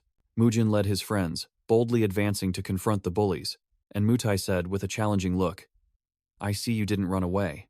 Muhuan sneered, "Why should we run away?" then mocked that Mujin must be feeling very smug after taking down that idiot. Mujin turned to the angry Mugung and said, "Hear that? Idiot? They're calling you that." Mugung growled defiantly, "One of you step up here so I can shut your mouth permanently." Muhui and Muhuan showed disdain, preparing to charge. Mujin calmly assigned, "Let them come, I can handle it. I'll deal with the last one." Mujin turned to the anxious Mugyong and assigned the task. "As for Mutai, he's yours." Mugyong hesitantly replied, all right." Mujin asked Mugyong if he remembered what he had taught, and he only replied weakly, "Yes." Mujin reassured him that Mugyong would be fine, but the boy broke out in a cold sweat and wondered in fear. "Can I really defeat him?" Mutai stepped forward, his voice full of sarcasm. Well, Mugyong made friends, huh? How enviable." The two groups faced each other. Mutai provoked, "Come here, you crybaby. I'll make sure you know your place." Mujin coldly retorted, "I'd love to see you try." Mutai stomped to a halt right in front of Mugyong and asked condescendingly, "Well, Mugyong?" Exuding a menacing aura, Mutai looked down at Mugyong and asked, "Are you going to hit me?" Mugyong trembled incessantly, thinking he couldn't do it, while Mutai whispered a threat. You know what will happen if you hit me. With a malicious look, Mutai finished his intimidation. You know what will happen to your father. Mugyung gasped in horror upon hearing the threat aimed at his father. The image of his father appeared in Mugyung's mind as he trembled and silently called out, "Father." Mujin's words echoed in Mugyung's head. If you want your father to escape Mutai's heel, there's only one way. Mujin continued in Mugyung's recollection. You must teach them a lesson and become a true Shaolin disciple. Mugyung gritted his teeth, tears welling up, but his eyes had become resolute, thinking, don't you dare. Overcoming his fear, Mugyung lunged towards Mutai and shouted, Do anything to my father. Mutai yelled in shock. What the hell? As Mugyung's punch unexpectedly flew towards him. Mugyung's punch landed squarely on Mutai's face while he was still shouting in astonishment. Did you forget who I am? Mugyung's punch was decisively blocked by Mutai's hand. Mutai smirked. Oh ho, so you know how to block. You're not a complete idiot, are you? Mutai's smile vanished as he squeezed Mugyung's hand and realized, damn, he's stronger than I thought. Mutai broke out in a cold sweat, his eyes wide with horror, as he thought that not only was he stronger, Mugyung was completely different. Mutai looked up at Mugyung with a panicked expression, realizing something had completely changed in him. The scene shifted to a flashback. Mugung, along with Mugyung and Muyul, questioned Mujin. Why are you getting involved in our affairs, senior brother? How can we respect you if you do nothing? Or are you scared? Mujin agreed to help, making Mugung surprised and ask what they were discussing. Mujin said he would explain why Mugung always lost to him, making Mugung angrily shout, Huh, why is that? Mujin commented that Mugung's consecutive fists, though fast and strong, were only that, making Mugung retort that it was more than enough for martial arts. Mujin took a stance and challenged. Alright, I'll attack you with the first form of consecutive fists, try to dodge it. Mugung gritted his teeth, focusing intently to deal with Mujin's upcoming attack. Mujin lunged forward, throwing a straight punch that easily grazed past Mugung and praised, Good, you did well. Mujin cheerfully continued. Now for the second form, dodge again. While Mugung thought that, even though he was scared at first, dodging Mujin's attacks was easy, Mujin prepared to unleash the second form, and Mugung was also ready, thinking he just needed to dodge this one more attack. Suddenly, instead of throwing a punch, Mujin delivered a low kick that struck Mugung's leg, making him cry out in pain. Mugung fell to the ground, clutching his leg and wailing, Ah, you damn liar. While Mujin calmly explained that no opponent would just let themselves be hit. Mugung looked up with a stunned expression as Mujin said, One must know how to deceive an opponent. Mujin admitted that Mugung's attacks were very strong and fast. Mujin demonstrated while explaining that, by just looking at Mugung's stance when striking, one could predict what he would do next. Mugung sat on the ground, clenching his fists, and stubbornly thinking that he just needed to attack faster and stronger so no one could dodge. Mujin admitted Mugung's argument wasn't wrong, but only if he became the fastest and strongest person in the world, which he currently wasn't. He gave an example from the last novel by the author New Shaolin, titled The Fall of the Evil Faction. In the story, the protagonist was the strongest warrior of the evil faction, possessing a supreme technique, described as unstoppable, even when anticipated. Mujin emphasized that until Mugung became the best in the world, that logic did not apply to him. He advised Mugung to learn a few tricks, likening it to shouting rock, while playing rock, paper, scissors to distract an opponent. Mugung listened with a serious expression, his forehead dotted with sweat. In a demonstration scenario, Mujin gripped Mugung's wrist tightly and roared, Is this all you've got? Mugung appeared utterly terrified when Mujin declared he would attack. Mujin smirked, clenched his fist, and challenged Mugung to dodge his first chain punch technique. Back in reality, Mugung sat thoughtfully, rubbing his chin, realizing he needed to use tricks until he was fast enough for no one to block his attacks. He confessed he had never thought of it because it felt like cheating, but then admitted Mujin was right. Mugung stood up, agreeing with Mujin and offering to teach him something in return. With a snap of his fingers, Mugung warned Mujin not to think that confronting Mutai and his gang would be as easy as their sparring match. Mujin looked puzzled, unsure what Mugung was talking about. Mugung revealed that when fighting Mujin, he hadn't used his full strength, which surprised Mujin. Mugung explained that sparring was different from real combat. They would use their family martial arts and certainly employ internal energy. Mugung led the group to a deserted corner of the courtyard and said this place was suitable for a demonstration. Seeing Mujin's curiosity, Mugung explained that he didn't want any adults to catch him using his family's martial arts. Mugung told Muyul to keep watch, then smirked to himself, confident that this display would amaze everyone. Mugung agreed to demonstrate his martial arts, thinking to himself that perhaps now everyone would start respecting him. He concentrated his strength, and a green aura began to emanate around him as he determined to earn respect. Mugung's eyes flashed with determination. Mugung shouted loudly and threw a powerful punch into the air. His fist was enveloped by a stream of green energy. Mujin exclaimed, "Whoa!" in astonishment, feeling the spreading surge of power. As Mugung delivered a powerful kick, Mujin internally remarked that this strength and speed were completely different from before, enough to be a high school level boxer. Mujin thought to himself that while this strength hadn't reached the level he expected, it was still very impressive considering Mugung's age. Every punch and kick from Mugung created a tearing sound in the air, making Mujin understand why he couldn't be underestimated. Mujin envisioned Mutai and his gang fighting with all their might, using all their martial arts techniques to confront him. Mugung concluded his demonstration with a powerful downward strike, stopping in a decisive pose. Mugung asked about his strength, and Mujin smiled, admitting, "Truly astonishing." He secretly acknowledged that the rumor of Mugung being the strongest child here was true. Mujin analyzed that Mugung still couldn't fully control his internal energy. Mutai appeared, challenging the still-standing Mugung. "What are you waiting for?" Mutai said in a provocative tone. "If you're not going to attack, then I will," Mutai shouted, and stomped his foot hard on the ground. Mutai rushed quickly towards Mugung and yelled, "Let's begin." Mujin observed with confidence, realizing that to use internal energy, the opponent could only strike with fixed stances and forms. As Mutai swung his punch, Mujin internally assessed that compared to Mugung, this punch was as weak as a child's. Mujin easily dodged Mutai's punch and thought to himself, and of course, he continued to deduce that the opponent would use chain punches, so all the moves were very predictable. Mujin flashed a confident smile, having completely grasped the situation. Mutai was stunned, unable to believe he had been dodged so easily. Realizing Mujin's victory over Mugung wasn't due to luck, Mutai panicked and turned to flee. Mujin gave his opponent no chance, immediately rushing forward in close pursuit. Using rapid movement techniques and a flurry of consecutive strikes, Mujin closed in, making Mutai scream, "Don't come near me." Overwhelmed by fear, Mutai hastily raised both hands to awkwardly cover his face. Mujin smirked upon seeing his opponent expose an opening and silently asked, "Covering your face?" He immediately delivered an extremely powerful punch to Mutai's stomach. "Then how about a strike to the body?" Mutai doubled over in pain, unable to utter a word. In a fit of rage, Mutai swung both arms high, intending to deliver a fatal blow, and roared, "You bastard!" Mujin swiftly ducked to dodge the attack, then delivered a leg sweep to take down Mutai. Mutai fell face first onto the stone ground, crying out in pain.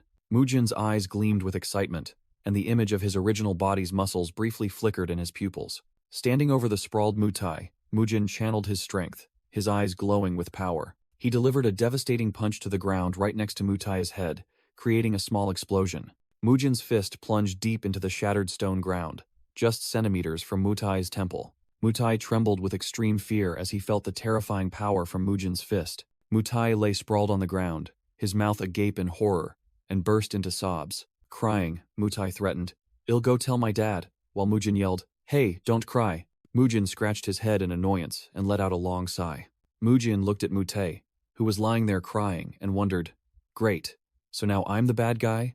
Then scolded him for bullying Mugyong all this time, only to now play the victim. Mujin suddenly turned his head, wondering what the others were doing.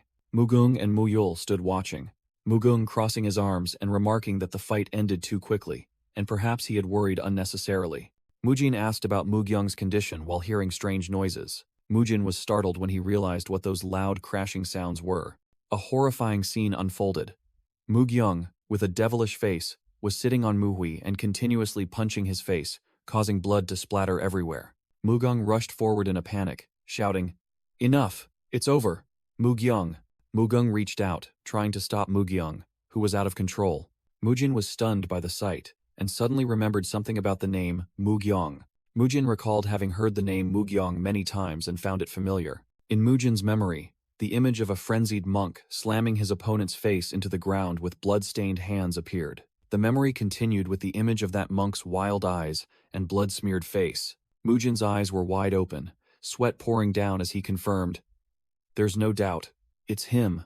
Mujin reminisced, realizing that Mugyong was a villain, the worst one in the novel Return of the Heavenly Demon Master, known by the alias Bloody Monk Mugyong. In a flashback to the past, Gangyok Choi, as a young boy, was sitting and reading his favorite novel, thinking that even though he hadn't reread it in a long time, one image still haunted his mind. The young Gangyok Choi recalled an illustration of a bloody monk screaming that humanity's evil could only be cleansed by blood.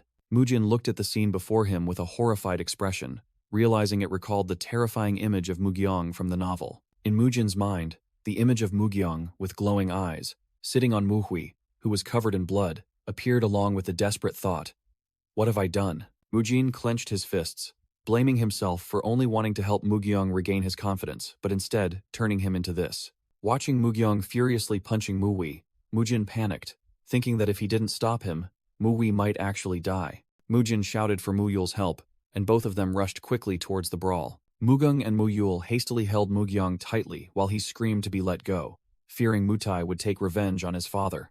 After being restrained, Mugyong exhaustedly collapsed to his knees, gasping for breath with blood-stained hands. Mujin, Mugung, and Muyul looked at Muhui lying motionless on the ground and thought to themselves that things had almost gone too far because Mugyong was too strong. Mujin turned back to look at Mugyong, who was quietly sniffling and crying. In a corner of the courtyard, Mutai was being helped up by two disciples while sobbing uncontrollably. Mujin looked at Mugyong crying and sighed in relief, thinking that he hadn't become the bloody monk yet. The image of the frenzied bloody monk from the novel came back to Mujin's mind. He recalled that the book only described him as a madman without explaining the reason. Mujin deduced that the bloody monk must have endured terrible bullying, until one day he couldn't take it anymore, and exploded. Suddenly, a loud bang echoed, and a muscular monk appeared, causing the young disciples to be stunned and cry out in surprise. Mujin and Muyul looked at the newcomer with pale faces, a thought echoing in their minds.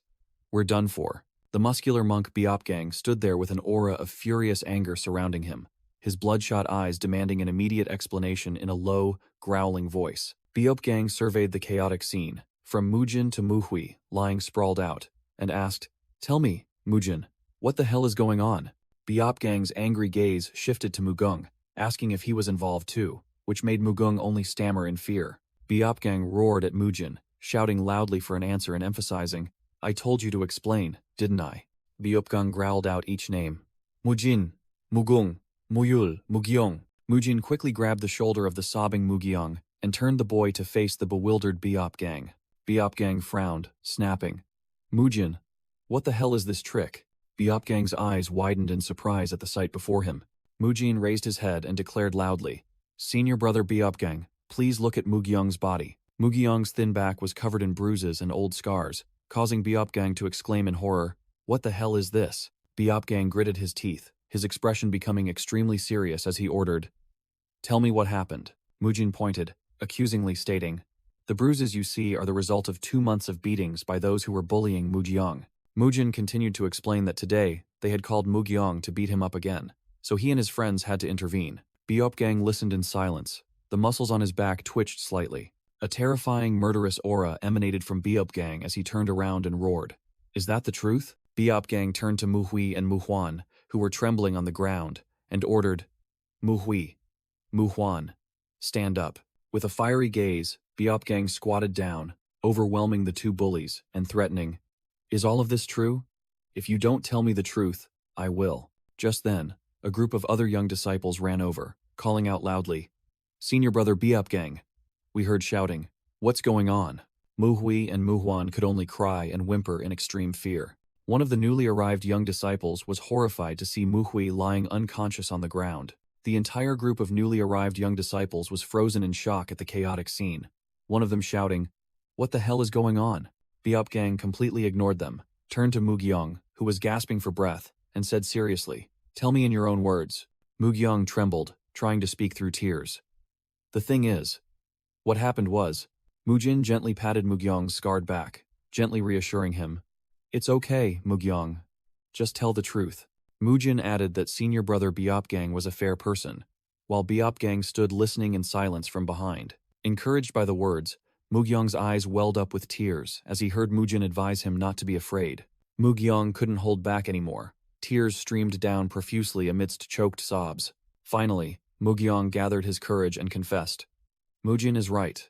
Mute, Muhui, and Muhuan have been beating me for the past 2 months." Amidst his sobs, Mugyong recounted the entire painful story he had endured. Even though the young monk recounted the events with agitation and chaotic emotions, the other junior monks, including Mujin and Muyul, listened intently. Mugyong successfully conveyed the essence of his story to Beopgang. Mujin turned to challenge Beopgang. You said Shaolin would never turn its back on a disciple. As Shaolin disciples, I feel we have a responsibility to protect Mugyong. Beopgang turned away and replied, Yes, but those other children are also Shaolin disciples. Mujin angrily growled. Children who use another's father's livelihood to terrorize other children. Are those truly Shaolin disciples? Is that the true spirit of Shaolin? Beopgang and Mujin looked each other directly in the eye for a tense moment. Beopgang decisively admitted, You are right. Suddenly, Elder Hyunsong stepped forward and declared, But only if what you and Mugyong say is true, and we will begin an investigation right now. Elder Hyunsong, the head of the Arhat Hall, affirmed with a stern expression that if the accusation was true, those children would no longer be accepted as Shaolin disciples. Mujin expressed confidence in a fair investigation, but then hesitated. However, Beopgang raised his hand, interrupting, and said that the purpose of Shaolin martial arts is to subdue opponents, not to act cruelly towards children. Beopgang pointed towards Manhwa, who was lying unconscious on the ground, and asked, Who could have gone this far? Hearing that, Mugyong burst into sobs and shouted an apology in despair. Mujin raised his hand and boldly admitted fault. I did it. Standing in front of Mugyong, Mujin explained that he had done it out of anger at what they had caused him and admitted going too far, saying it was all his fault. Mugyong, kneeling on the ground, burst into sobs and shouted, No! Mugyong cried out Mujin's name, tearfully insisting that everything had started with him. Mujin thought to himself, if he betrayed Mugyong and let him take the blame, he didn't know when Mugyong would turn dark and transform into the bloody monk. He smiled as he realized, but if he could prevent that, Mugyong could become his best ally. The scene shifted to a dense forest at dusk, introduced as a place for wall-gazing practice, a form of Buddhist cultivation. Beopgang led Mujin along the path and ordered him to stay here for 7 weeks, not to speak to anyone, and only to practice wall-gazing. When Beopgang announced they had arrived, Mujin looked up with a slightly worried expression. Beopgang pointed towards a cave and said that was where Mujin would serve his punishment. Beopgang explained the rules in detail. Sit straight, face the wall, and meditate, not to turn away even when eating or sleeping, and he would bring food and water every day. Mujin sat down in the dark cave, facing the rock wall, and obediently replied, Yes, senior brother. After Beopgang left, Mujin let out a sigh. Mujin suddenly turned back with a surprised expression, realizing that a character from the novel Return of the Heavenly Demon Master had appeared in the world of New Shaolin. He recalled knowing 2 novels, Return of the Heavenly Demon Master and Fall of the Evil Faction, that took place in the same world. Mujin deduced further, realizing that not only were they in the same world, but the 2 protagonists also lived in the same era, yet rarely met due to operating in different regions. He connected the events, remembering that the protagonist of New Shaolin appeared in the latter half of Fall of the Evil Faction, meaning his every action here could affect other stories. Mujin sighed worriedly, fearing that he might have caused a butterfly effect and interfered with the development of other characters. With a determined gaze, he thought that he needed allies to become stronger, but he remembered almost nothing about them when they were young. In his train of thought, Mujin recalled an image of young Gangyok Choi reading a book and realized that more than a decade had passed, so he only remembered the main plot, not the details. Meditating in the cave, he wondered if the story of New Shaolin would still unfold, if the protagonists became friends and everything was messed up. He thought about how he had gotten involved with Mugyong, the future bloody monk, and had to monitor his development. Mujin recalled that the protagonist of Return of the Heavenly Demon Master could only achieve enlightenment and become stronger after confronting the bloody monk. He confusedly realized that if he eliminated the bloody monk, it would mean the protagonist would never achieve enlightenment. Mujin trembled with frustration, growling that everything was too complicated, and he didn't know where to begin fixing things. Suddenly, a figure appeared at the cave entrance. Beopgang stood there, silently observing Mujin with a serious expression. Beopgang thought to himself that Mujin was focusing very well on his punishment, and was amazed by the concentration ability of a child only 12 years old. He continued to ponder, recalling Mujin's special techniques and talents, believing that the boy could truly become an extraordinary person. The scene shifted to a flashback that took place not long ago. Elder Hyunsong let out a long sigh in his room. Hyunsong blamed himself for failing to uphold the values of the sect. But head disciple Heejong took the blame upon himself for failing to control the situation. Hyunsong brushed it aside and immediately asked Heejong what he had found out. Haejung reported that after interrogating all the junior disciples, their testimonies were all consistent, that Mugyong had indeed been frequently bullied. Hyunsong worried that this could be a stain on the reputation of Shaolin Temple. Just then, there was a knock at the door. Beopgang entered and introduced himself, stating he had come to report. Beopgang asked Elder Hyunsong if he had noticed Mugyong's hands, and Hyunsong confirmed that he had, while Haejung appeared confused. Hyunsong explained that just by looking at Mugyong's hands and face, he knew he had hit Mutai, and concluded that Mujin had stepped in to take the blame for his friend, considering it a blessing in disguise. After Elder Hyunsong made his conclusion, all three, including himself, Haejung, and Beopgang, fell silent. Beopgang spoke up, asking Elder Hyunsong for permission to offer his opinion on this matter. Beopgang suggested that this was not the time to blame anyone, but instead, they should find a way to prevent this from ever happening again. Hyunsong asked Beopgang if he had any ideas. Beopgang clenched his fist, asserting that, in his opinion, everything happened because the children needed more training. Beopgang explained that bullying could only happen because the children had excess energy, and to prevent that, they needed to intensify training until they were too exhausted to do anything else. Hyunsong stroked his chin thoughtfully as he listened to Beopgang's plan. Hyunsong stood up, deciding to entrust this matter to Beopgang and Haejung, as he would be busy dealing with the incident for the next few days. Hyunsong declared that the three children had been found guilty and must be punished, so he would first go to the disciplinary hall. From a distance, Beopgang watched with determined eyes, vowing to give his all for the children. Beopgang observed Mujin meditating in the cave and was secretly astonished. It's been almost an hour and a half and he hasn't moved an inch. Truly incredible. Beopgang tiptoed, intending to enter the cave. Beopgang suddenly changed his mind, deciding to check on Mujin early tomorrow morning. He used a movement technique to glide away, promising to provide water and food for him during his meditation. Beopgang quickly left the cave area. Mujin glanced towards the cave entrance, silently observing. Mujin sighed in relief and smirked as he sensed Beopgang had truly left. He's finally gone. Mujin proudly thought to himself that his 7 years in the special forces were not wasted, as he had mastered sensing the presence of others in the mountains. Mujin suddenly collapsed to the ground, lamenting how he would survive 7 weeks without beans or mushrooms for protein. Mujin lay there, gloomily, wondering how long it had been since he last ate meat. Gangyuk Choi, in his former body, recalled the moment he savored crispy, juicy fried chicken just before being transported to this world. Back in reality, Mujin lay sprawled on the cave floor, his stomach rumbling with intense hunger, lamenting, "Meat. I need meat." He lay on his back, hallucinating chicken drumsticks floating above him, and wondered where he could find meat. Suddenly, Mujin had an idea and sprang up. With a sly grin and drooling, Mujin determined that all he needed to do was hunt.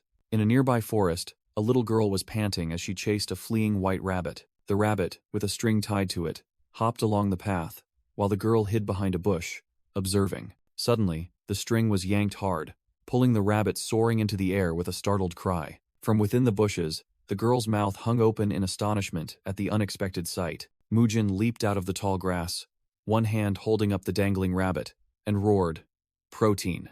With eyes shining like stars, Mujin shouted in delight, "Meat!"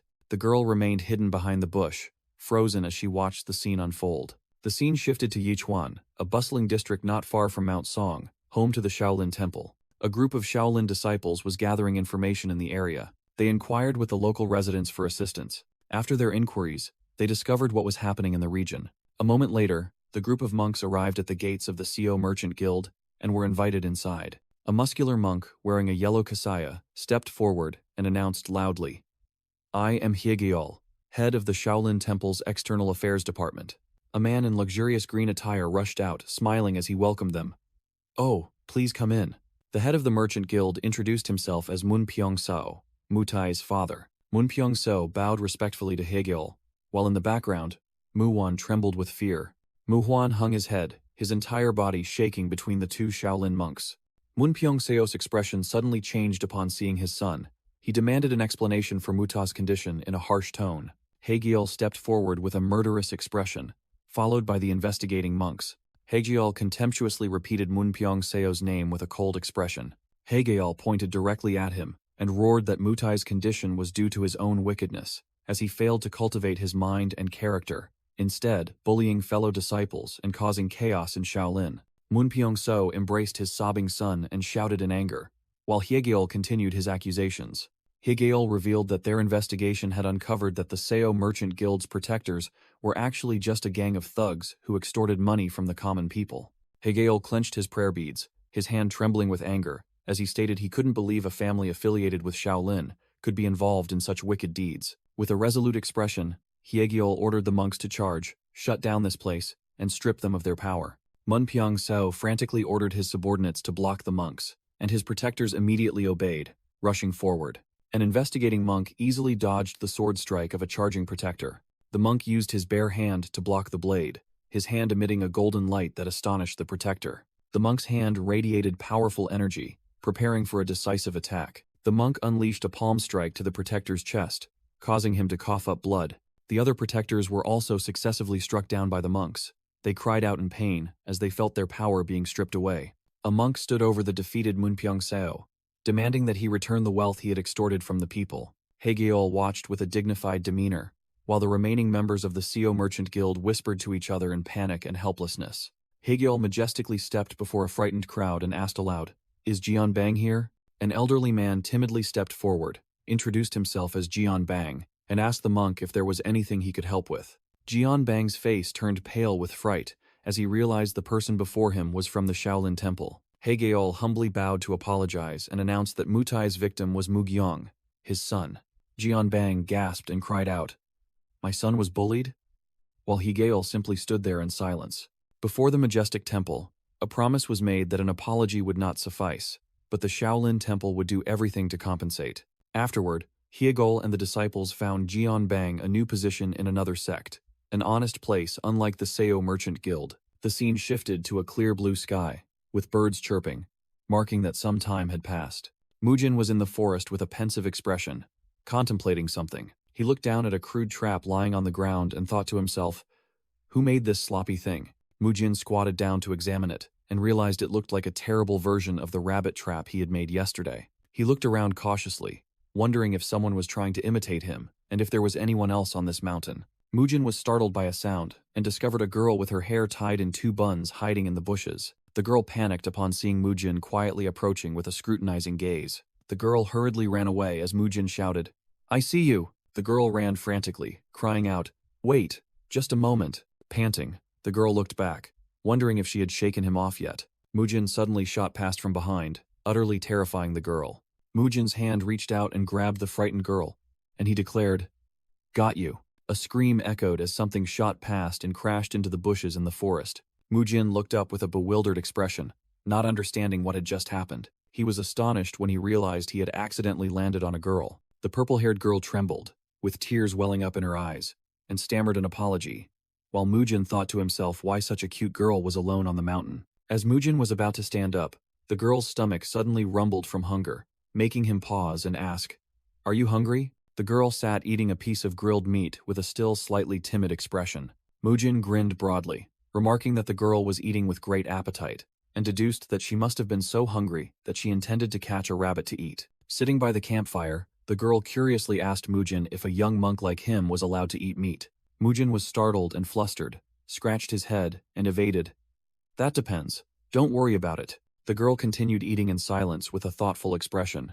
Mujin asked the girl how she ended up here, as this was clearly Shaolin Temple territory and she wasn't from around here. The girl just silently lowered her head, without answering. A painful flashback appeared in the girl's mind as she cried out, begging her father not to abandon her, and wondered if it was her fault that everyone hated her. Noticing the girl's sad expression, Mujin guessed it was a difficult topic and decided to change the subject. Mujin winked, offering the girl a favor: to keep secret his rabbit hunting and meat eating. The girl asked if it was because young monks weren't allowed to eat meat, which startled Mujin, and he awkwardly admitted it, then said he had his own reasons. The girl was surprised when Mujin offered to help her return home in exchange, and eagerly asked, "Really? How?" Mujin explained that a shirtless monk would pass by soon, and this person had some authority, so she could ask for help. When the girl wondered how he knew, Mujin confidently replied that he could sense it. Biopgang, a muscular shirtless monk, strode towards the cave, thinking that the girl just needed to wait ahead. With a stern expression, Biopgang thought to himself, "Please help me." A purple-haired girl, startled, peeked out from behind a tree, wondering why there was an outsider here, while Biopgang was also surprised to discover her. Biopgang approached and offered to help the girl return home, while the girl shyly thought to herself that he really wasn't wearing a shirt. Biopgang frowned with a tense and puzzled expression. He pointed towards the cave and asked the girl if she had happened to see a young boy in there, making the girl fearfully cower to the ground. Inside the cave, Mujin shuddered, sensing the terrifying presence of the person outside. The purple-haired girl looked up with an innocent expression, contemplating. The girl giggled, secretly realizing that was why Mujin told her to keep it a secret. The girl replied to Biopgang that she was too scared to go near that cave, but also affirmed that she hadn't seen anyone enter or leave. Biopgang looked towards the cave, assuming it must be Mujin performing wall-gazing meditation, and decided to return. Biopgang crossed his arms, told the girl to follow him to go down the mountain and return home, and the girl happily thanked him. As she followed, the girl was asked her name by Biopgang, and she replied that her name was Seolhwa Ryu. Mujin, still in the cave, was startled to hear Seolhwa's faint thanks to a young monk. The young boy smirked triumphantly when he realized Biopgang had left. Mujin lay sprawled on the cave floor, complaining that he was quite tired, and suddenly realized he had forgotten to ask the girl's name. He put his hands behind his head, pondered for a moment, then clicked his tongue and dismissed it, telling himself that he would never see the girl again anyway. Elsewhere in Shaolin Temple, a young monk frantically ran up, asking if Mugyong was there and reporting that senior brother Biopgang was looking for him. Biopgang stood before Mugyong, sternly announcing that he had something to discuss with him, a matter concerning his father. Biopgang recounted everything that had happened in Yichuan to Mugyong, explaining that the Seo merchant group, run by the bully's father, had been dismantled. Mugyong was stunned to hear that the Shaolin Temple had found his father another job elsewhere. Biopgang advised Mugyong not to worry about the outside world anymore, and to do his best to become a true disciple.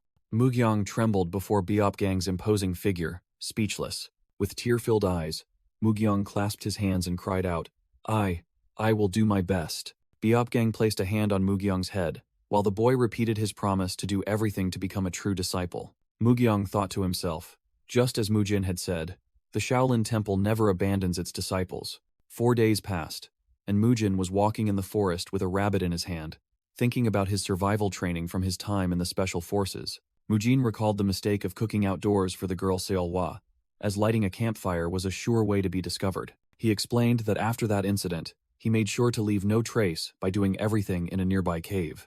Mujin carefully cleaned up the traces after cooking, using a large rock to cover the fire pit. To avoid wasting time on preparation and leaving no traces, he devised a method of wrapping the animal in mud and roasting it in the pit. Mujin was enjoying the roasted meat, thinking that although it wasn't perfect, it provided a lot of protein and was his first piece of meat at Shaolin. On the 5th day, temple bells echoed through the forest as dawn broke. Mujin meditated in the lotus position, facing the cave wall, and wondered if this was the correct way to perform wall-gazing meditation. Mujin's ear twitched slightly as he sensed a presence approaching the cave. Biopgang approached the cave entrance, wiping himself down, secretly surprised to see Mujin already up meditating so early. Biopgang entered the cave, wondering if Mujin had been awake all night in repentance. Biopgang gently placed a bamboo tube filled with water beside Mujin, who was meditating. Biopgang thought in astonishment, amazing!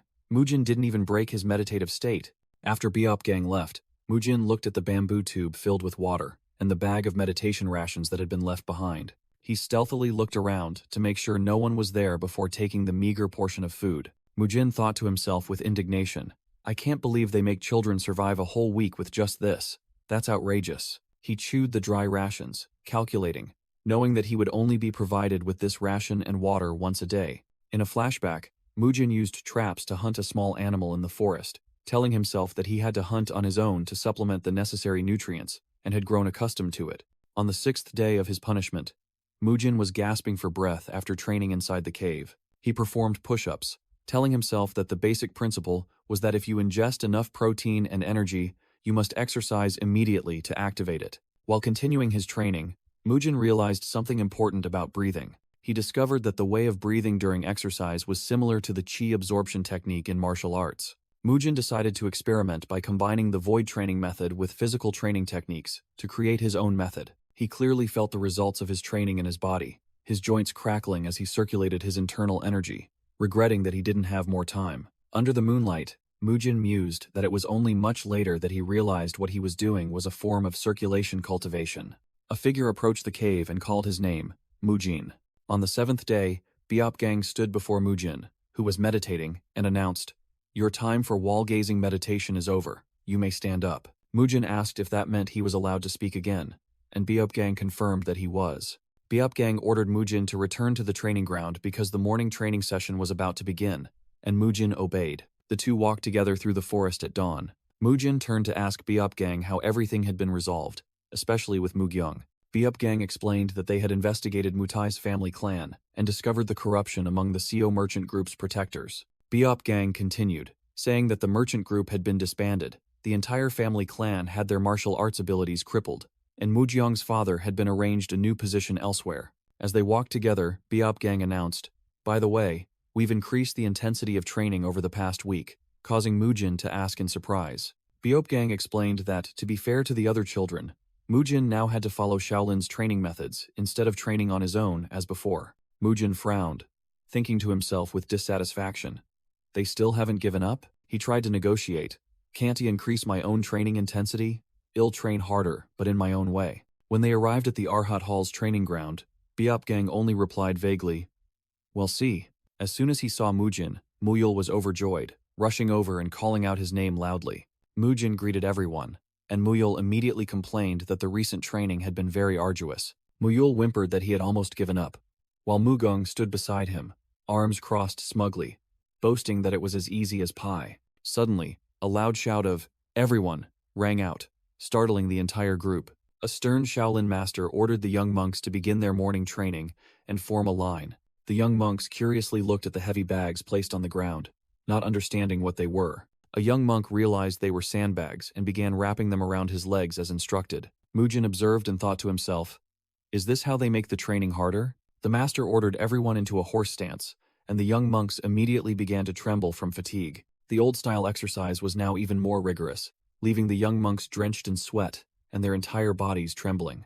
Meanwhile, Mujin used the sandbags as hand weights to continue his personal workout, astonishing another young monk. He thought to himself that these sandbags were unbalanced and difficult to grip, but since he had no intention of becoming a bodybuilder at this age, he considered them perfect and eagerly continued his training. Two young monks sitting behind watched and whispered to each other that Mujin was doing as he pleased again, as if nothing had changed. Suddenly, Biopgang appeared from behind and placed his hands on the shoulders of the two whispering young monks, making them jump in fright. Biopgang strode towards Mujin, while the other disciples secretly thought that senior brother Biopgang was finally making his move, and Mujin was about to pay the price. With an angry expression, Biopgang thought that he had warned about more rigorous training and would not let Mujin do as he pleased. As he approached, Biopgang suddenly stopped with a surprised look. He realized Mujin was sweating more than anyone else and wondered if that meant the boy was training harder than the other children. Biopgang suddenly felt a powerful aura emanating from Mujin and was astonished,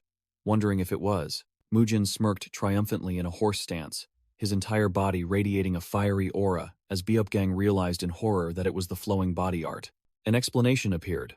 The flowing body art is a technique that can only be performed once one is accustomed to gathering internal energy, a method of gathering energy even while in motion. Techniques utilizing the internal energy from the flowing body art allow practitioners to surpass normal physical limits and perform extraordinary feats. Such feats include accumulating enough power to shatter a rock like senior brother Heijung, soaring through the sky, or moving with superhuman speed. Biopgang thought to himself that the flowing body art was not something anyone could easily learn. It required much experimentation and harmony with the flow of internal energy. Meanwhile, Mujin was panting, thinking to himself that he was fed up with bodyweight exercises, and it was great to be given more weights. Mujin strained to lift the sandbag overhead, joyfully screaming in his mind that he was training his triceps with overhead extensions. While all the other disciples were struggling with their sandbag exercises, Mujin was the only one.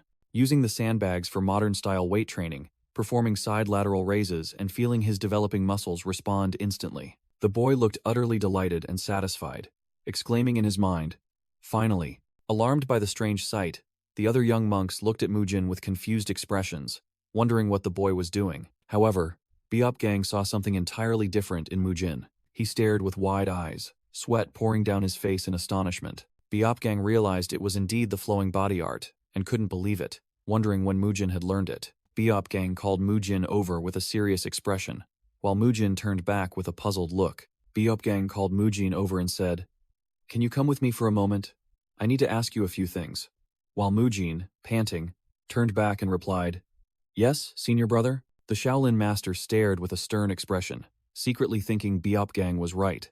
Mujin secretly rejoiced, realizing this was definitely the flowing body art, and wondering when he had become able to use it. He recalled being punished by facing the wall in the cave, and worried that if he told the truth, everyone would know he had been doing something else, instead of following the punishment. Standing before the master and Biopgang, Mujin sweated and decided to lie, saying this was the first time he had experimented with this technique. With a sly expression and exaggerated gestures, Mujin began to fabricate a story.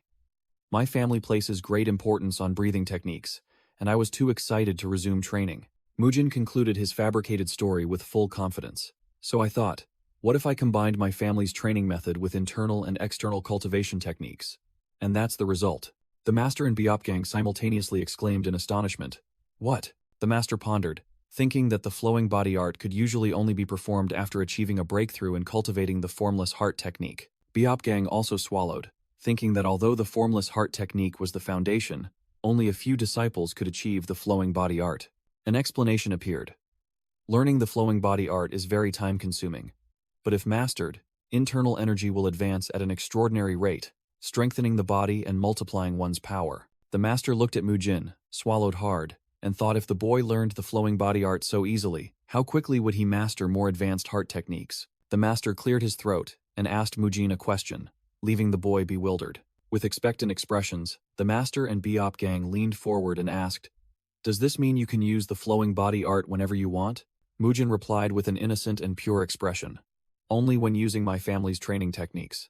The master and Biopgang were stunned, their faces filled with disappointment and confusion at Mujin's answer. Mujin, worried about his training being interrupted, asked, "If there's nothing else, may I return to my training?" Which made the master reluctantly agree. Mujin immediately ran off, leaving the two senior monks watching in silence. As the bell signaling the end of the training session rang, the master looked out at the sunrise and sighed. "I got excited for nothing." Amitabha. Mujin turned to Mugyong and asked, "Mugyong, shall we continue?" And the boy happily replied, "Yes, if senior brother doesn't mind." Mujin walked over to where Mugyong and Muyul were training and asked, "Oh, are you all practicing the four limbs body art?" Muyul replied, "That's right. I've been practicing it the whole time you were gone." Muyul proudly said that he had taught the other two because they seemed interested, making Mujin ask in surprise, "You taught them?" Mugyong smiled and said that Muyul was indeed a good teacher, and the four limbs body art exercise made him feel better despite the pain. Mujin secretly thought it had been a long time since he taught Muyul stretching, and couldn't believe he learned so quickly that he could teach others. Mujin realized that since Muyul wasn't mentioned in the novel, he hadn't paid attention, but Muyul's technique was quite good, even though he seemed foolish. Mujin chuckled and deduced that perhaps Muyul would never become a master because he had skill but was simple-minded, not even knowing about meridians. Putting that aside, Mujin turned to look at Mugung, who was standing still. Mujin asked Mugung, "What about you?" But Mugung only grumbled in response.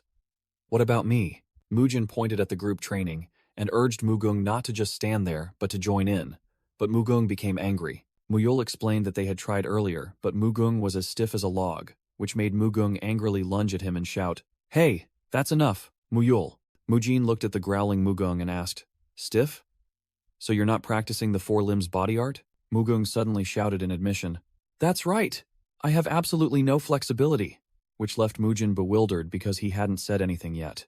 Mujin sighed and told the embarrassed Mugung that lacking flexibility wasn't a crime, but precisely because of that, he needed the four limbs body art even more. Mujin stated seriously, "Why would I mock you? Only bad people mock others for trying." Mujin's words left Mugung stunned and deeply moved. Mugung's memories flooded back. He recalled the other disciples' whispers.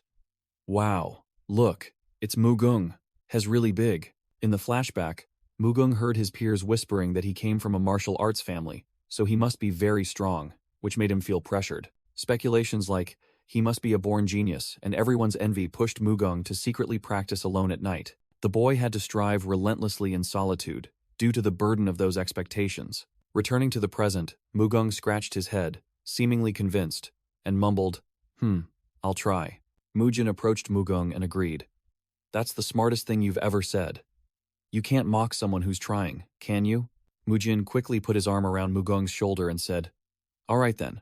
Mujin suddenly used force to push Mugung down into the 7th stretching exercise, making his bones crackle and him scream in pain. Mugung roared in agony, while Mujin thought to himself that Muyul was right. His body was as stiff as a board. Mujin glanced at Mugyong, who was being helped by another novice monk, to stretch his legs, and thought he also needed more training. With a sly expression, Mujin decided to check Muyul's progress and invited him to perform the 4 limbs body technique together. Muyul shouted encouragement to Mugyong, while Mugung gritted his teeth, enduring the pain of training. The group was performing military exercises. Mugung painfully asked if it had to hurt this much, and Muyul confirmed that it was normal. Mujin sternly corrected them. Mugung, don't clench your fists, bend down further. Mugyong, straighten your arms, which left Muyul bewildered because that wasn't what he had taught. Mujin decisively declared, excellent. Next, the breathing exercise. The 4 novice monks performed the breathing exercise together, spreading their arms wide to Mujin's count. Mugung panted but still tried to keep up, while Mujin thought to himself that this exercise was quite easy and everyone was doing well. Mugung looked at Muyul and pondered, realizing that the time he spent with Mujin had truly paid off. He was astonished by Muyul's flexibility when performing the leg split, a skill that made other disciples marvel. In his thoughts, Mugung identified Mujin as the one who had pushed him out of the competition for the true disciple position. He assessed Muyul as skilled but simple-minded. Next, he regarded Mugyong as the one who had thoroughly beaten Mutai. Mugung smirked with determination, telling himself that even though everyone was very impressive, he would strive to keep up because, in the end, he was the strongest. Mujin mused that thanks to the new sandbags, the morning training had become perfect for weight training, while he was lifting 2 other novice monks. He trained himself, stating that he had cultivated the flowing body technique and used the qi breathing method to gradually accumulate inner energy. Mujin sternly instructed the other novice monks to stretch and shouted, straighten your backs, don't hunch. While Mujin growled with determination, 2 other novice monks walked past in the background. 2 older monks conversed, one asking, have you noticed Mujin lately? One monk remarked that Mujin's shoulders looked broader, but the other seemed unsure. They wondered if it was due to the strange exercises Mujin was leading, and 10 days had passed. During the morning training, the Shaolin master announced that since most had mastered the selfless heart technique, they would move on to the next lesson, cultivating inner energy. The master requested a demonstrator, and 2 older monks immediately stepped forward, replying in unison, yes, master. A monk began demonstrating the first stance, explaining how to circulate inner energy from the dantian, through the central conduit point, and up to the major energy gate. He continued to explain that 7/10 of the qi would go to one arm, and the remaining 3/10 to the other arm. Mujin immediately tried to follow, concentrating qi at his dantian and circulating it upwards. The boy focused, dividing the qi flow in a 7-to-3 ratio, and then transmitting it to both arms. Mujin secretly thought of the technique named consecutive punches as he prepared to strike. He unleashed the first stance, generating a powerful surge of energy. Mujin threw a punch surrounded by a yellow-orange qi aura, creating a powerful thrust. He looked at his hand in surprise and wondered, what is this feeling? Sensing that the inner energy had activated his meridians to strengthen his body, Mujin deduced that the reason for not channeling all the qi to one side was to maintain balance, because if too much inner energy was concentrated, the other arm would lack strength. He realized that distributing the energy elsewhere was logical, and the master began to explain that to properly use the consecutive punches, one must distribute qi to the lower body as well, making Mujin inwardly exclaim, I was right. Mujin suddenly had another thought as he realized a more complex issue. He realized the problem wasn't just dividing qi between arms and legs, but controlling it throughout the entire body. Mujin felt the qi flow through his body and thought to himself that everything was much more complicated than he had imagined. He envisioned martial artists fighting and wondered how much training time it would take to apply these techniques in actual combat. Returning to reality, Mujin looked at the other disciples clumsily practicing and decided to temporarily set aside his complex thoughts. A novice monk was fumbling with the movements and confusedly asked, is this right? Mujin called Muyul over when he saw his friend performing the movements completely wrong, causing another disciple to cover his face. When Mujin asked what he was doing, Muyul scratched his head with an awkward laugh and confessed that he couldn't remember the sequence of the techniques. Mujin sighed in annoyance, asking Muyul to say what he remembered, but Muyul only stammered. Muyul tried to explain the qi circulation path completely wrong, and Mujin had to correct the proper order, from the sea of qi point to the central conduit point, and then to the giant gate point. Muyul continued to make mistakes when talking about moving qi to the left, and Mujin had to snap, reminding him that since he was right-handed, he should move it to the right. Yul suddenly realized his mistake and blushed, while Jin could only remain silent with a helpless expression. Jin thought to himself that this was why Yul didn't appear in the novel, and decided to simplify the lesson for him. Jin told Yul not to worry about the names of the acupuncture points, then placed his hand on his chest and asked if he could bring inner energy there, to which Yul agreed to try. Jin continued to guide Yul to move the chi flow to other parts of his body, and Yul cheered when he succeeded. Yul joyfully exclaimed that this way was much easier, while Jin inwardly thanked the heavens. Jin told Yul to ask if he was confused, as he had a feeling his friend would forget again soon. Immediately, Yul started flailing around clumsily again, and asked what to do next. Jin gritted his teeth, inwardly cursing that Yul's memory was truly like that of a goldfish. Narration appeared against the sunset sky, explaining that this was how Jin gradually developed his consecutive punches. In a flashback, senior disciple, Brother Haijung, and the second-generation disciples taught a different foundation technique each day, and this process took 10 days. Afterward, the senior disciples continued to tutor each child individually when necessary, like Jin adjusting Mugung's posture. A young monk trembled, bracing his hands on the ground, as the narration stated that the disciples had been training like this for the past 70 days. The young monks, including Mugung, were diligently training, and the narration mentioned they had successfully mastered the 10 basic stances of consecutive fist. Mugung panted, reminding a friend that 20 seconds had passed. Mugung stood up, massaging his neck after completing the exercise. Jin turned back with a radiant smile and suggested, "Shall we do squats?" causing the other young monks to ask blankly, "What are squats?" During the morning training session, Biopgang observed the disciples and remarked that everyone was working very hard. Biopgang frowned when he heard heavy breathing and wondered, "Who is breathing so heavily?" He turned around with an expression of extreme astonishment as he witnessed the scene before him. Biopgang stared at a group of young monks training with incredible intensity. Jin was lifting numerous sandbags with a smug smile, astonishing onlookers who wondered how a child could be so strong. A close-up showed Jin's hand gripping the sandbag tightly, while the observer's thoughts acknowledged his strength and muscles. From behind, Jin's physique, while training with sand weights, was clearly superior to that of the other disciples. Biopgang swallowed, realizing Jin had achieved all of this in just 2 months through his own willpower, and began to wonder if the boy had been right all along. Biopgang recalled Jin's warning that his methods were flawed, then questioned whether Shaolin's training methods were truly wrong. As Biopgang sat alone in contemplation, a voice echoed, asking why he was still there after the training session had ended. Biopgang quickly stood up to greet Elder Hyunsung, who noticed he seemed troubled by something. Hyunsung looked at Biopgang with understanding and advised, "Burdens lighten when shared with others. Tell me what troubles you." Biopgang looked down, his face filled with worry at Hyunsung's question. He lifted his head, hesitating before replying. Well, Biopgang confessed to Hyunsung that his concern was related to Jin, surprising the elder.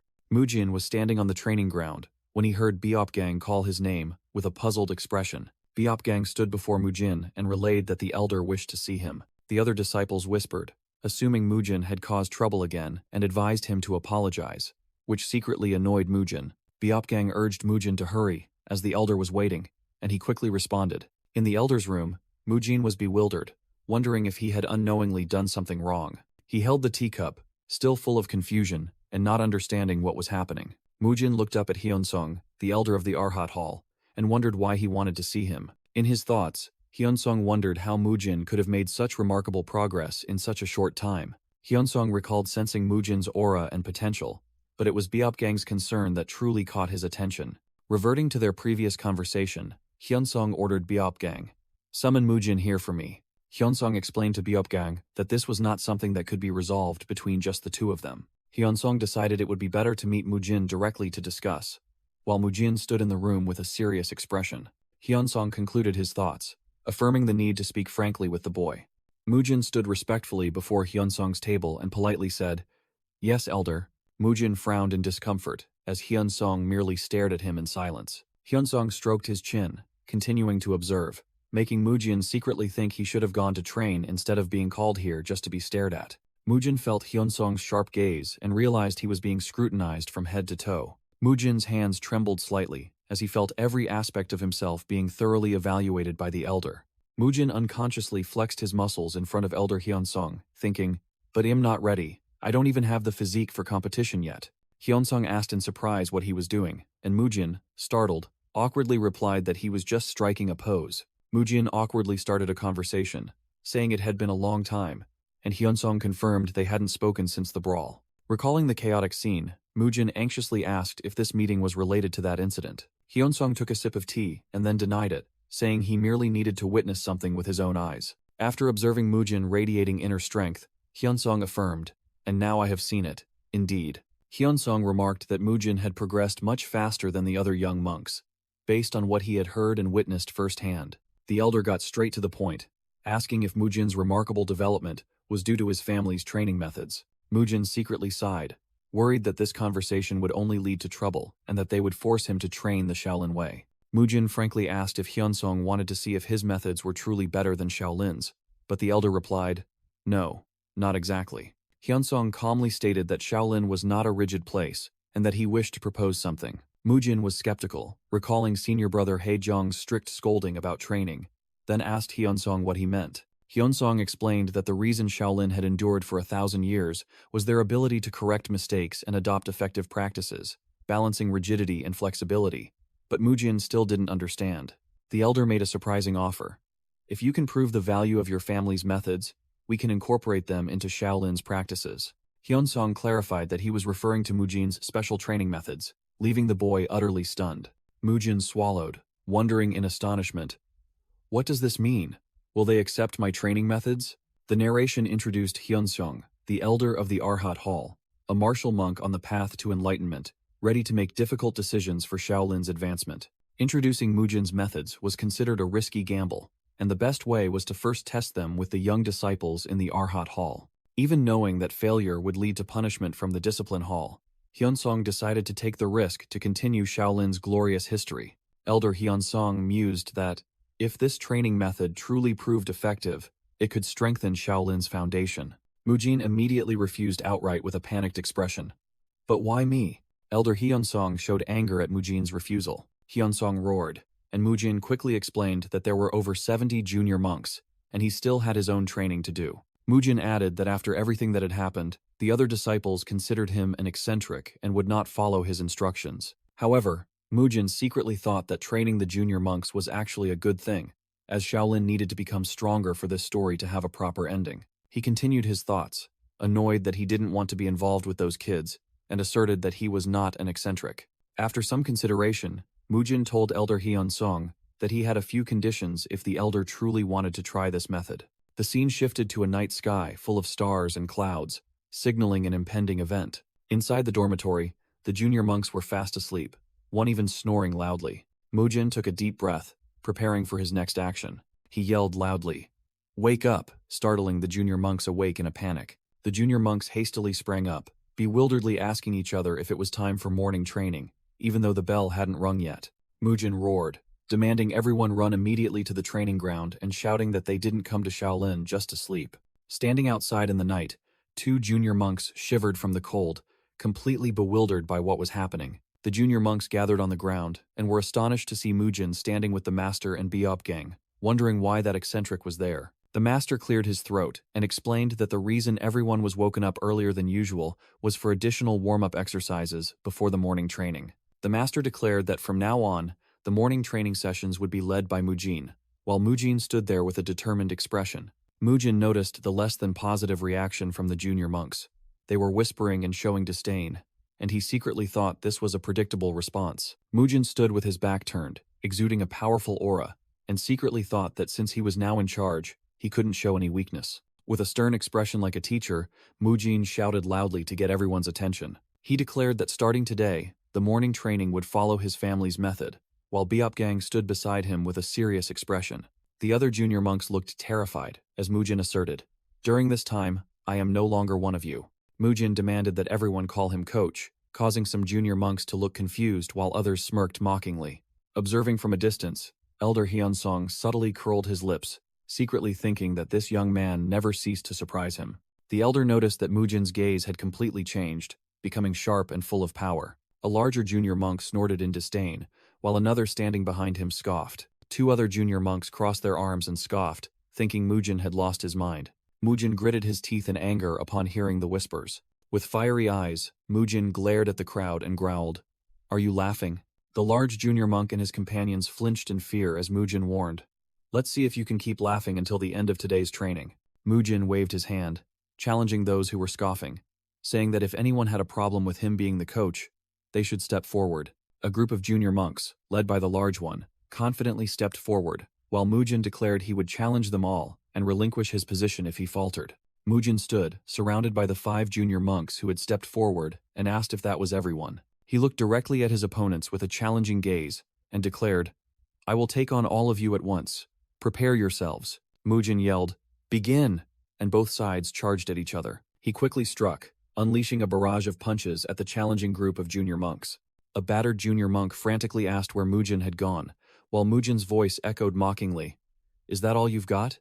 Mujin squatted amidst the terrified junior monks, secretly thinking that he had trained diligently while they had only idled away their time. Thinking there was no way he could lose, Mujin lunged forward, easily closing in on a junior monk who was showing fear. Mujin grabbed a junior monk by the neck, making him scream in pain, while another behind him yelled for his companions to do something. A junior monk launched a chain fists technique at Mujin from behind. Mujin retaliated with a minor red fist technique, delivering a powerful punch to his opponent's chest. After Mujin's attack, the entire group of challenging junior monks lay scattered on the ground, unconscious. Mujin stood in the middle of the training ground, coldly asking the remaining crowd, "Does anyone else want a turn?" The other junior monks remained silent, bowing their heads, not daring to speak up against Mujin's intimidating aura. Mujin pointed and commanded, declaring that he would be in charge of training from now on and demanding everyone call him coach. He continued to command, warning that anyone whose stomach touched the ground would receive double the punishment, and began counting. 1. The junior monks gritted their teeth and performed push-ups according to Mujin's commands, as he instructed them to extend their arms and push their bodies up on the second count. Biopgang observed from a distance, muttering praise for Mujin, and thinking that this young man must have prior training experience. Images of Ganghyuk Choi's past as a soldier flashed, showing that Mujin's training sessions subsequently proceeded smoothly. The narrator explained that Mujin did not manage 70 disciples alone, but had chosen Mugyong, Mugung, and Muyul as his assistants, which greatly surprised all 3. Thanks to his assistants, Mujin could better supervise and train everyone, much like a group class, with a scene of Mugung correcting another junior monk's posture. Mujin glanced at Mugyong helping a friend, secretly hoping that teaching children his own age would help Mugyong improve his self-esteem. Biopgang realized that Mujin's training method, with his demeanor more akin to a soldier than a monk, was exactly what he had been looking for. Biopgang thought about the junior monks who had been idling just moments before, now lying flat on the ground from exhaustion. Biopgang secretly praised Mujin's strategy, gentle at first, but if limits were crossed, he would punish them without hesitation, and decided he would try to apply this method to his own disciples. Thanks to the resilience of youth, the junior monks showed clear and rapid improvements in strength and muscle. Mujin, with a serious expression, asked the older senior monks if what he had requested was ready. Hyunsong and Biopgang, who had once been skeptical, now fully trusted Mujin, confirming that everything he requested was over there. Mujin cheered with sparkling eyes, excited that the items he had been waiting for had finally arrived. What Mujin had requested in exchange for training the children was a complete set of weightlifting equipment, including a bench press, barbells, weight plates, and a rack. Mujin secretly thought that even though most of the equipment was made of wood, it would still be fine because the weights were quite light, and he could use sandbags instead of dumbbells. Having to train over 70 children, even with 3 assistants, began to affect Mujin's personal training time. Therefore, this training equipment set was custom-made at his request, witnessed by Hyunsong and Biopgang. Mujin was overjoyed at the thought of being able to perform the 3 basic weightlifting exercises at Shaolin, and he assured Biopgang that this equipment would definitely make the children stronger. 4 months later, thanks to relentless training, Mujin reached a new level of strength, evident in his broad, powerful back. At 13 years old, Mujin could lift nearly 90 kilograms, heavier than his own body weight, and was still rapidly growing. He strained himself, performing the heavy squat exercise strenuously. After completing 12 repetitions, Mujin sighed in relief and placed the barbell on the ground. He flexed his biceps, estimating that his total weight for the 3 basic exercises had reached approximately 230 kilograms. Mujin felt immensely content, believing he could reach a maximum weight of 300 kilograms and enjoy life, both supervising the young monk's progress and not neglecting his own training. Time passed, and the scenery of Shaolin Temple transformed into autumn with golden leaves. Autumn passed, giving way to winter with white snow covering the mountains and forests. And then, when the snow melted, all things burst forth with life again, in the fresh green of spring. After 1 year, 20 novice monks had left Shaolin Temple. The narration explained that those who left were the young monks who could not grasp martial arts within 1 year. A senior monk reported to Hyunsong that nearly 50 children remained this year, nearly 3 times more than usual. Hyunsong laughed heartily, attributing it all to Mujin's efforts, and admitting it would be foolish to still doubt his training methods. Becoming one of Mujin's biggest supporters, Hyunsong mused about requesting more weight training equipment for the Arhat Hall. After witnessing the clear benefits of Mujin's methods, the elder of the Arhat Hall wanted to acquire as much equipment as possible. However, Hyunsong realized that no matter how great Shaolin Temple was, the budget still had limits. He devised another way, and chided himself that after 50 years of seeking enlightenment, his greed had not ceased, hoping the selection examination would come as soon as possible. The selection examination was introduced as the final test the young monks had to face to be chosen as official disciples. If the examination proved the effectiveness of Mujin's training methods, the Arhat Hall could receive all the equipment they dreamed of. 6 months later, Mujin entered puberty, grew over 10 centimeters taller, and could lift a total of 400 kilograms in the 3 basic exercises with 12 repetitions. This weight might be considered slow for some weightlifters, but Mujin was a martial artist, not a bodybuilder. He only gained enough muscle to perform martial arts movements effectively, as excessive muscle mass would become an impediment. His goal was to have a lean and toned physique, like a TV celebrity, making viewers exclaim in awe. Now, Mujin's physique was no longer as massive as trainer Gangyok Choi, but sculpted like a martial artist, with every muscle fiber clearly visible. At the peak of Mujin's training, Hyunsong had left the Arhat Hall. Hyunsong stood before the abbot's chambers, asking for permission to enter and report on the selection examination to be held in 5 days. After being granted permission, Hyunsong slowly pushed the door open and stepped inside. The abbot's voice resonated, saying that he had received news of Hyunsong successfully bringing most of the children to the selection examination. Hyunsong humbly replied, attributing it to the abbot's profound virtue. Abbot Hyunchon remarked that Hyunsong seemed very confident, while Hyunsong smiled and replied that he had good reason. Hyunsong bowed with clasped hands, humbly stating that he thought this selection examination would be very different from previous times. The face of the Shaolin Temple abbot was revealed. His name was Hyunchon. Abbot Hyunchon said he greatly looked forward to it, and soon enough, the day of the selection examination arrived. High-ranking members from all halls gathered at the Arhat Hall, a rare sight for a selection examination. Thanks to Mujin, 49 children made it to the selection examination, 42 of whom were not clan disciples. Hyunsong and Abbot Hyunchon stood conversing, agreeing that this astonishing result could not be kept to themselves, which was why everyone had gathered to witness it. A young monk expressed doubt, asking his master if the large number of children was due to Elder Hyunsong's benevolence, but Haegyeol stepped forward and denied it. Haegyeol, Shaolin's head of external affairs, explained that the elder himself had visited him yesterday and said that this batch of disciples possessed special skills. Haegyeol told the young monk to see for himself, directing his gaze towards the young monks who were preparing. The young monk exclaimed in astonishment upon seeing the muscular physiques of the young monks. "What? Are those children?" Haegyeol smugly asked in return if that proved anything, and affirmed that was why Hyunsong was so confident. Hyunsong took decisive steps onto the raised platform. Standing before all the monks and disciples, Hyunsong raised his resonant voice, thanking everyone for taking the time to attend. Amidst the murmurs of the high-ranking monks, Hyunsong declared he would be brief and start the examination immediately. Mujin patted Mugung on the shoulder and told him not to be afraid, but Mugung shouted back that he wasn't an idiot. Then Mujin turned to tell Mugyong not to worry either. Mujin was about to say something to Muyul, but then stopped himself, deciding to skip it. Mujin looked at his teammates warming up and said, "Well then?" With a confident smile, Mujin cracked his knuckles and exhorted the group, "Let's have fun." The narration explained that the Shaolin entrance examination was very simple, as a young monk roared and charged into an attack. A junior disciple had to face a second-generation disciple one-on-one, witnessed by the senior masters who would choose their own disciples. The elders stood on the observation platform, and Abbot Hyunchon exclaimed in astonishment, "Oh my! I can't believe my eyes." A young monk was fiercely sparring, and the abbot remarked that they had exchanged over 20 moves, yet the boy was still full of vigor. Abbot Hyunchon praised the impressive skill of the Arhat Hall's young generation, but Hyunsong humbly replied that it was thanks to Buddha's grace, and that the abbot had only seen half the truth. Hyunsong smiled confidently, telling the abbot to wait and see more before making a judgment. Abbot Hyunchon thought to himself that Hyunsong showed no worry at all. He must have immense faith in these children. The bell rang, and the abbot thought he would soon know the reason, while Hyunsung announced the next contestant. Junior disciple, Muyul, stepped forward. Mujin grinned slyly and asked Muyul if he remembered what he had told him. Muyul confirmed the instruction was, just go out there and have fun. And Mujin agreed, telling him to relax and enjoy himself. Muyul enthusiastically replied, yes, sir. His face glowing with determination and excitement.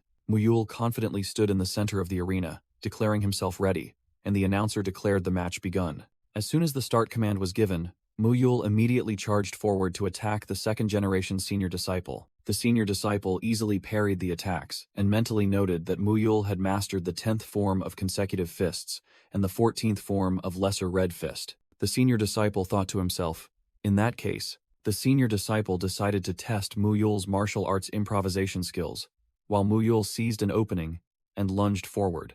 The senior disciple launched a spinning kick, but Muyul also spun, dodging it spectacularly. Muyul unexpectedly extended his hand with astonishing speed and shouted, what is this? Muyul's hand firmly grasped the senior disciple's wrist, leaving him stunned and wondering how a junior disciple could be so fast. The senior disciple decided to use his full strength, channeling his internal energy into his fist, and charged to attack, shouting, got you! Muyul skillfully ducked, dodging the examining senior disciple's thunderous punch, which made the senior disciple angrily call him a cunning little devil. The high-ranking monks watching the match all exclaimed in amazement at the boy's performance.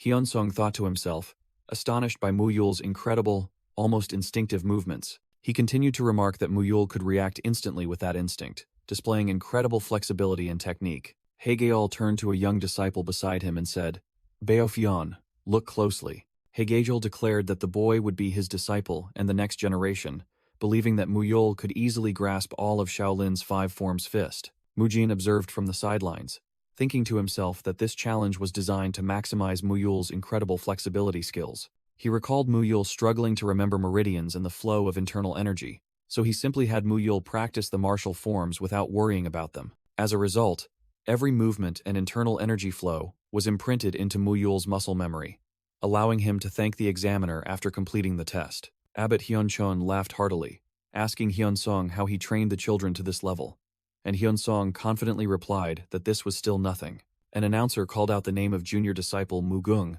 and Mujin turned to tell his large friend not to worry. Mugung flinched, then flexed, showing off his bulging muscles, and shouted, who said I was worried? The high-ranking monks were once again stunned, whispering in disbelief that a junior disciple could have such a physique, and suspecting he had lied about his age. The examining senior disciple swallowed nervously as he looked at Mugung's muscular size. A full-body shot showed Mugung towering over the examiner, with his height noted as 186 centimeters.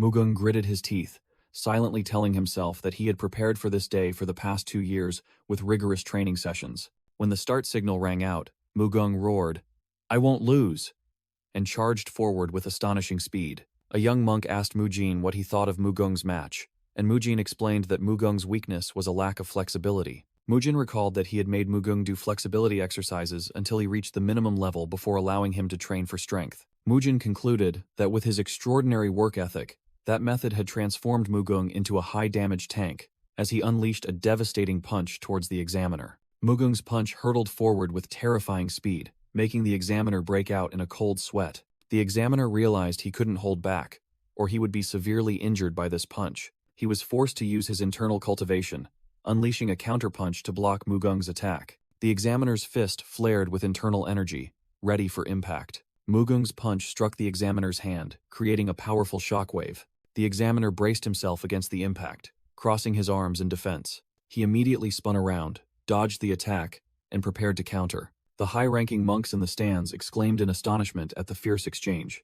A monk remarked that Mugung was not only strong but also knew how to combine feints, being the only young monk who could fight on par with a second-generation disciple. Suddenly, a large monk appeared behind them and calmly remarked, not bad. The other monks startled and turned around, astonished to realize it was Grandmaster Hyedam, a master of the indestructible diamond body and Buddha's palm seal. Grandmaster Hyedam smiled, remarking that Mugung's effort to minimize unnecessary movements was proof of his arduous training. He affirmed that with this level of skill, Mugung could certainly become an example for Shaolin. While in the arena below, Mugung was enjoying everyone's attention. Mugung became complacent, deciding to showcase his strength for a truly spectacular performance.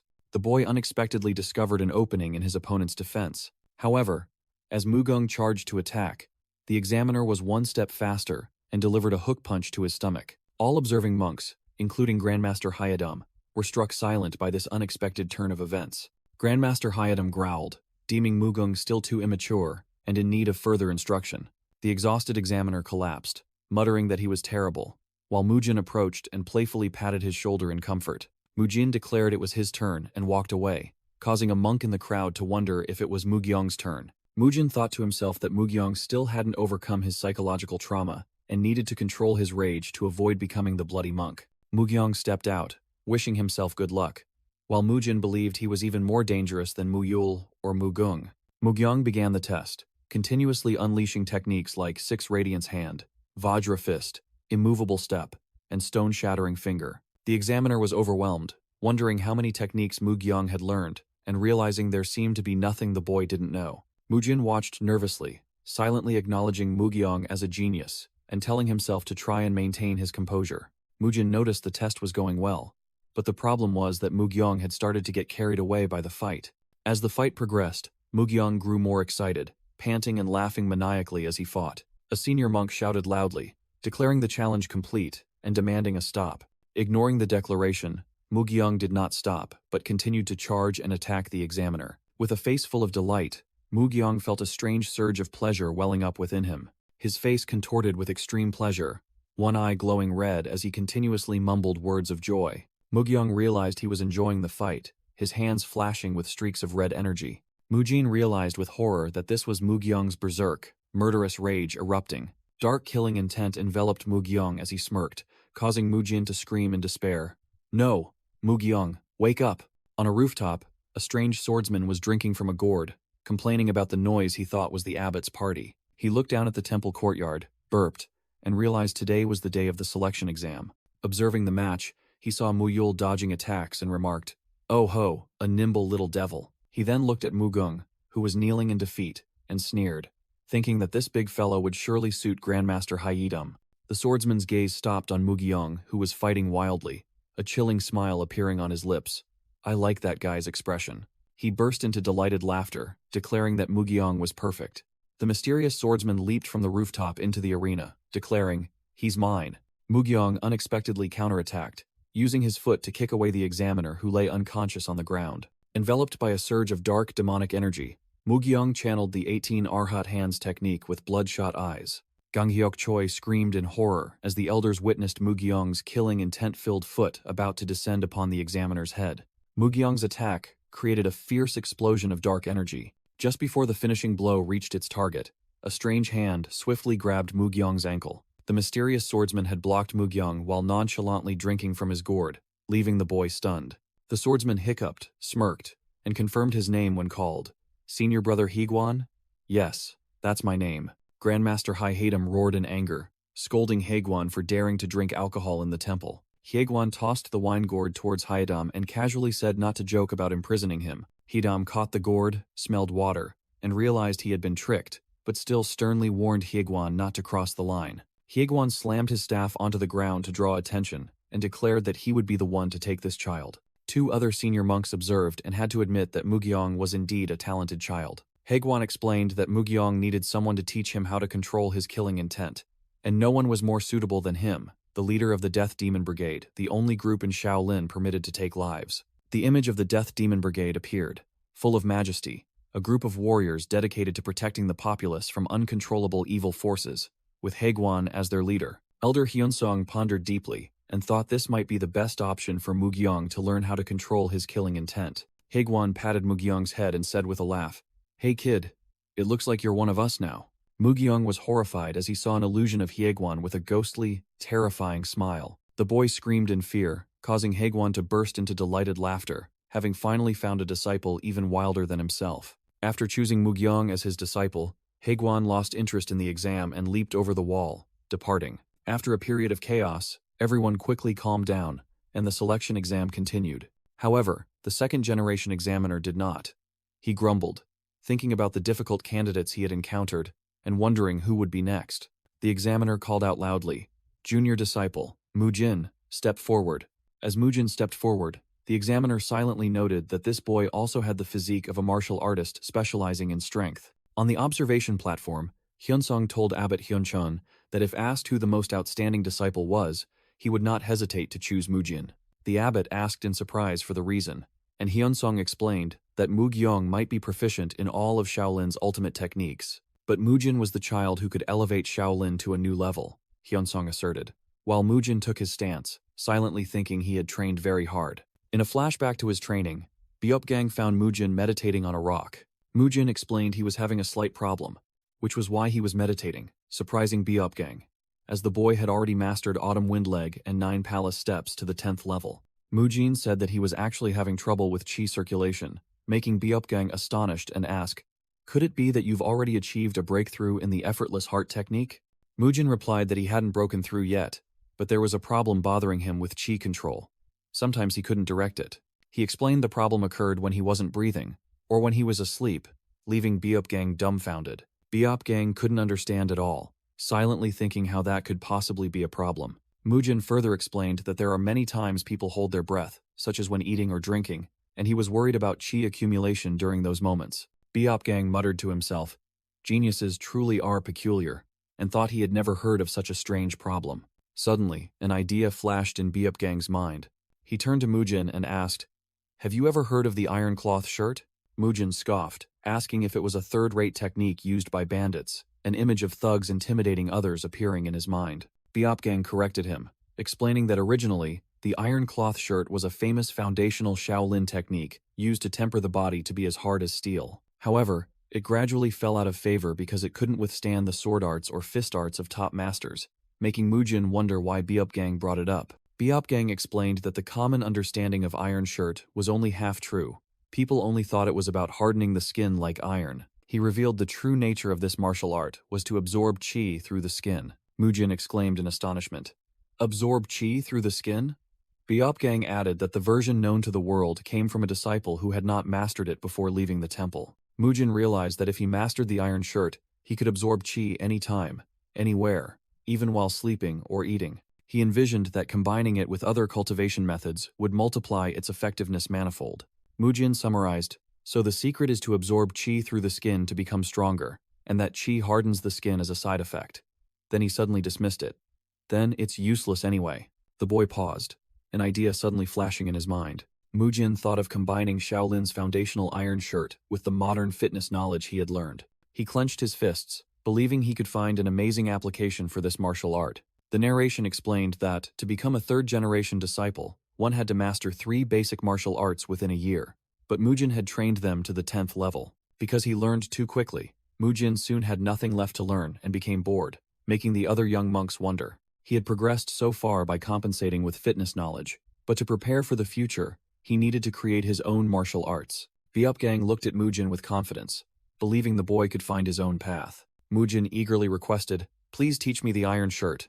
Meanwhile, the young monk next to him asked Muyul what Mujin was doing. Mujin began punching himself repeatedly, causing Muyul to calmly explain to his friend that Mujin was always like this. The boy slapped his own face, telling himself he needed to understand the sensation of impact on his skin to get used to the iron shirt. With his hair grown a little longer, Mujin focused his thoughts, determined to find a way to make the absorbed qi work according to his will. Mujin stood opposite another young monk, emitting a powerful surge of qi that terrified the other. What the hell? So much qi from a newcomer. He clapped his fists together, deciding to combine the abundant qi from his cultivation and use it in his own way. Mujin's entire body erupted with yellow energy. He charged forward with a confident smile and declared, "It's showtime." Hyunsung thought that Mujin was the child who could elevate Shaolin to new heights, a remark he usually reserved for only one other special person. After a period of travel, a voice announced that they had arrived at the Arhat Hall. Hyunsung, being carried on a disciple's back, gasped an apology for wanting to attend this examination, but the disciple replied that it was no big deal. The disciple carrying Hyunsung walked towards the gathered young monks, humbly saying he just considered it a longer walk than usual. Hyunsung asked his disciple, Beopjeon, if they could get closer, but Beopjeon replied that they wouldn't see much from this position. Beopjeon told his master that he was too inexperienced to evaluate a disciple, and suggested that Hyunsung observe both of them before deciding. The second-generation examiner called out loudly, "Mujin, step forward." Mujin took his stance, causing Hyunsung to secretly marvel at his perfect posture and the flow of his internal energy at such a young age. The boy tensed, preparing himself, his arm muscles bulging with red energy. As soon as the examiner shouted, "Start!" Mujin charged forward with astonishing speed. The examiner was stunned by Mujin's explosive speed and wondered what techniques the boy knew. Yellow energy enveloped Mujin's legs as he executed his final steps. That energy continued to flow up his arms, combining with the Guanyin palm technique. Mujin roared, "First strike," as he unleashed a powerful punch. The examiner's eyes widened in horror as he recognized it as consecutive fists, first form. Mujin unleashed the heart-to-heart fist, a punch that generated a powerful shockwave towards the examiner. The examiner gritted his teeth and braced himself against the incoming force. Mujin mentally listed the techniques he had combined, footwork from 9 palace steps and autumn wind kicks, reinforcing his core with Guanyin palm. Finally, he added a touch of consecutive fists to strengthen his shoulders, proud of combining the essence of these techniques. The examiner was pushed back, sliding across the ground and leaving 2 cracked trails, while Mujin declared he had created a hybrid martial art. Mujin charged forward with a determined expression and shouted, "Second attack." The examiner was bewildered, feeling his hands go numb, and thinking to himself that he had never felt this, despite blocking attacks for 10 years. As Mujin darted forward, the examiner realized in horror that this was his second attack. The examiner frantically thought he had to dodge Mujin's incoming punch. Mujin smirked as he unexpectedly pulled his hand back, making the examiner realize it was just a feint. Mujin unleashed a direct punch into the examiner's fist, creating a powerful shockwave. The examiner was astonished by the tremendous grip strength, as Mujin tightly held his hand. Realizing he couldn't go easy on this child, the examiner was overwhelmed by a series of Mujin's consecutive attacks. Observing from afar, Hyunsung and Byupjeon were astonished, wondering how an inexperienced child could generate such immense power. Hyunsung analyzed that in consecutive fists, Mujin limited his attacks to basic techniques, such as punches, palms, kicks, finger strikes, and hand strikes. He continued, remarking that Mujin's leg techniques were autumn wind kicks and 9 palace steps, and his upper body techniques were merely the basic Arhat hand, Guanyin palm, and stone-shattering finger, yet he was overwhelming his opponent. Hyunsung realized with astonishment that instead of learning more advanced skills, Mujin had combined those basic techniques into new moves. Hyunsung exclaimed in amazement, "He is walking the path to becoming a grandmaster." Watching Mujin fight with fervor, Hyunsung wondered if this boy was truly walking a path similar to his own. Hyunsung turned and called his disciple, and Byupjeon replied, "Yes, master." Mujin, with an excited expression, asked if they could go to the center of the training ground. He panted, but his smile remained, thinking to himself, "So this is the martial world." Mujin thought about nearly 2 years of learning martial arts and training his body, a period during which he had never been able to fully display his true strength. He thought to himself that he could finally try his utmost without worrying about his opponent in a real challenge. Mujin felt the tension when facing a strong opponent, the joy of applying everything he had learned, and the world seemed to slow down as his senses heightened. In the middle of the match, Mujin suddenly retreated, surprising the examiner, who wondered, "Huh? Why is he pulling back?" The examiner thought to himself in confusion, unable to understand why Mujin had stopped when he had already grasped his fighting style. The crowd of novice monks suddenly fell silent and parted, drawing the examiner's attention, who wondered who could command such respect. 2 venerable high-ranking monks, Abbot Hyuncheon and Grandmaster Haidam, appeared, causing the other monks to exclaim in astonishment.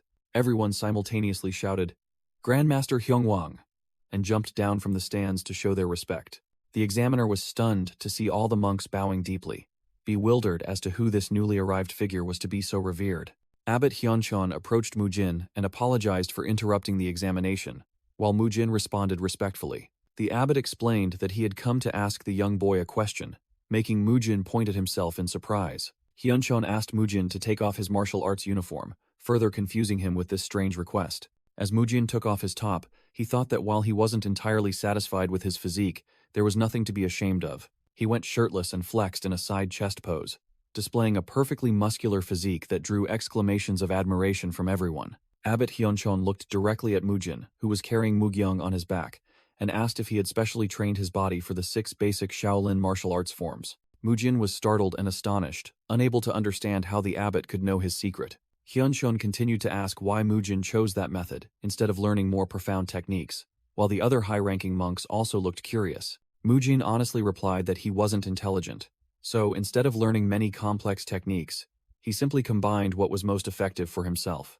The narration explained that this was the solution Mujin had devised a year and a half ago, as he was not the original Mujin from the novel. In a flashback, Mujin appeared frustrated while learning martial arts techniques, feeling that he couldn't grasp them as easily as Mugyong.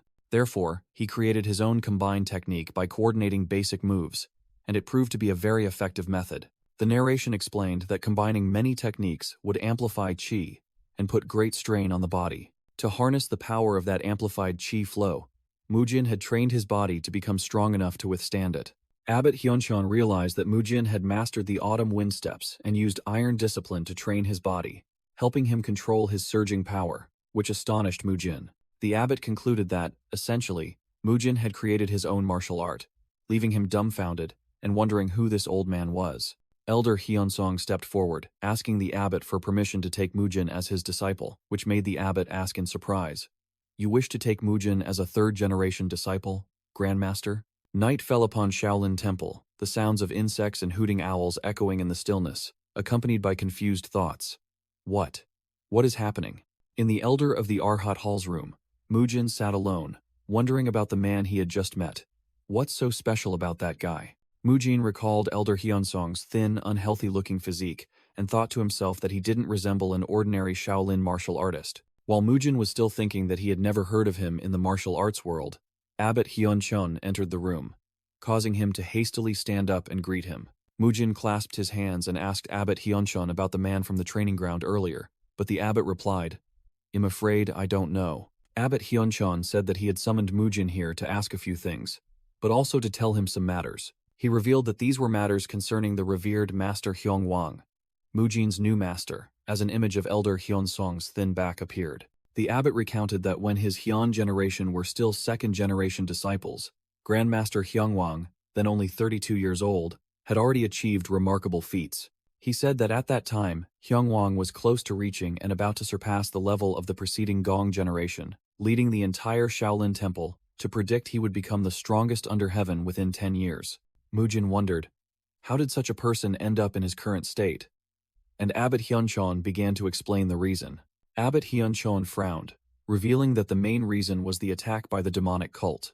Mujin appeared utterly terrified upon hearing the two words, demonic cult. The abbot confirmed that, back when he was a second-generation disciple, the demonic cult had attacked Shaolin Temple during a time of peace. He recounted that the Shaolin monks had vowed to protect all living beings and joined the battle to stop the demonic cult, but the battlefield always held unforeseen horrors.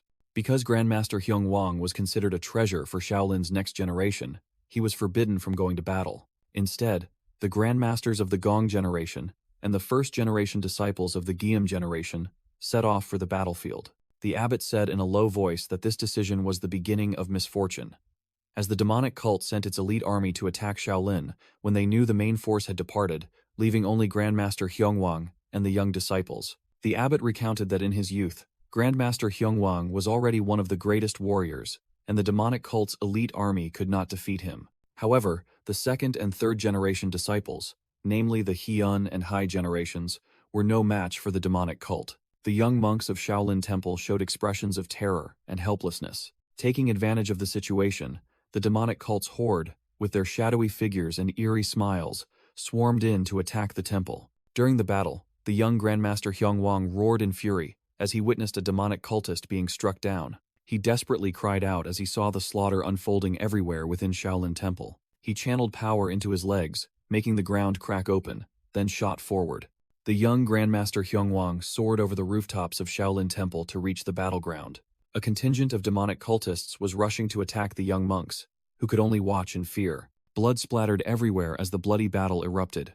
Pierced by countless weapons, the young Grandmaster Hyungwang still stood firm and roared, "You damned demonic cultists dare to come here?" The abbot recounted that to save everyone, Grandmaster Hyungwang charged into the enemy again and again. He sustained many more fatal wounds while still trying to protect a panicking junior disciple. Abbot Hyuncheon concluded the story with a face full of regret, thinking that if they had died in his place, things would have been different.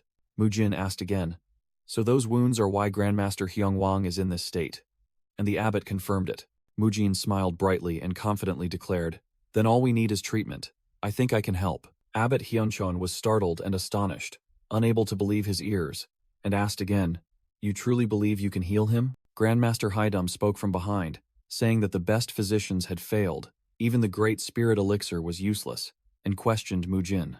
Mujin calmly explained that fully restoring the Grandmaster's internal energy, or physical condition to what it once was, would be impossible. He resolutely continued.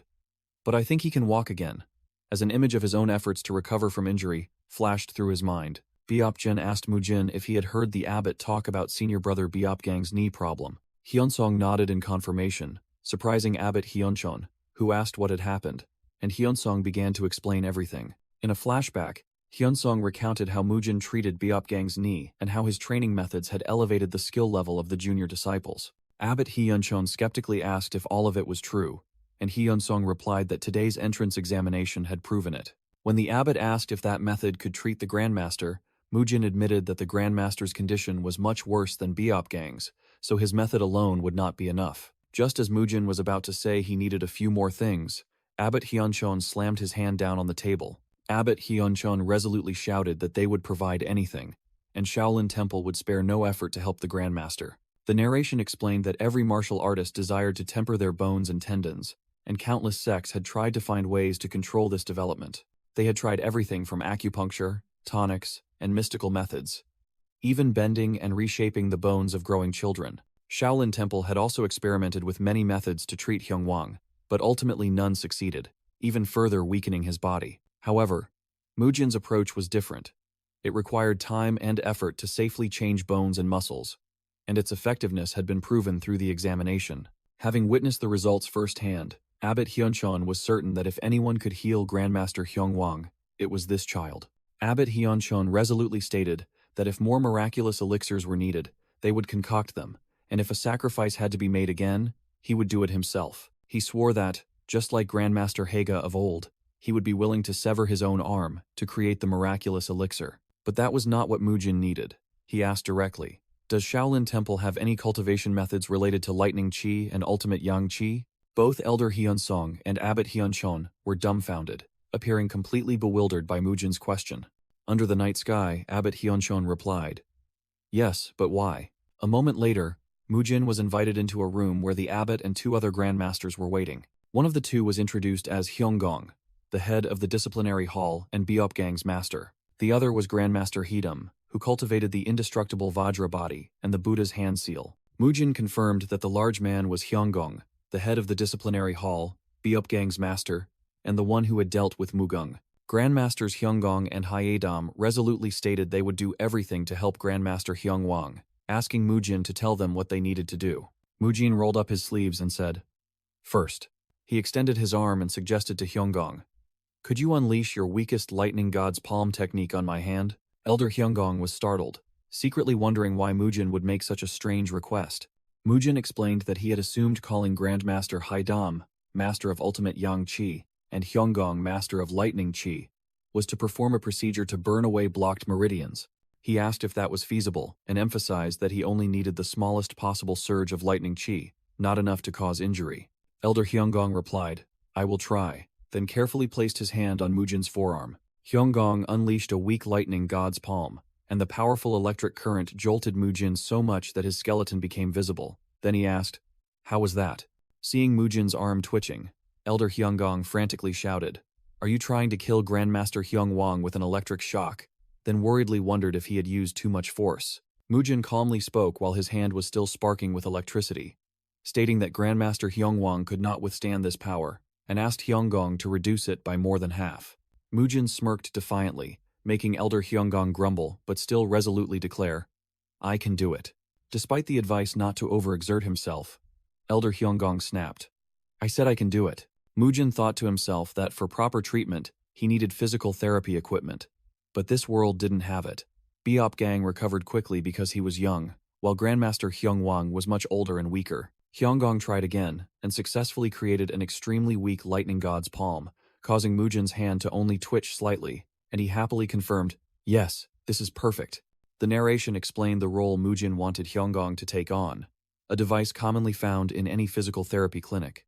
That device was called an electrical stimulation therapy machine, and Mujin envisioned Hyungwang being treated with this method. Elder Hyunggong asked again while maintaining the electric current, You want to channel lightning qi into the muscles. And Mujin replied, that's right.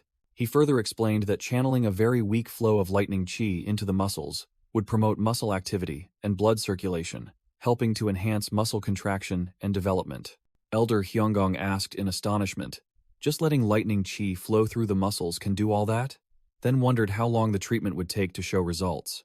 Grandmaster Hyadam said he would need to personally examine Elder Hyungwang to be sure, but predicted results would be seen after about a month. Mujin turned to Grandmaster Hyadam and began to explain his role in the treatment process. He asked Grandmaster Hyadam to use his ultimate Yang Qi technique, and the Grandmaster willingly agreed if his divine skill could be of help.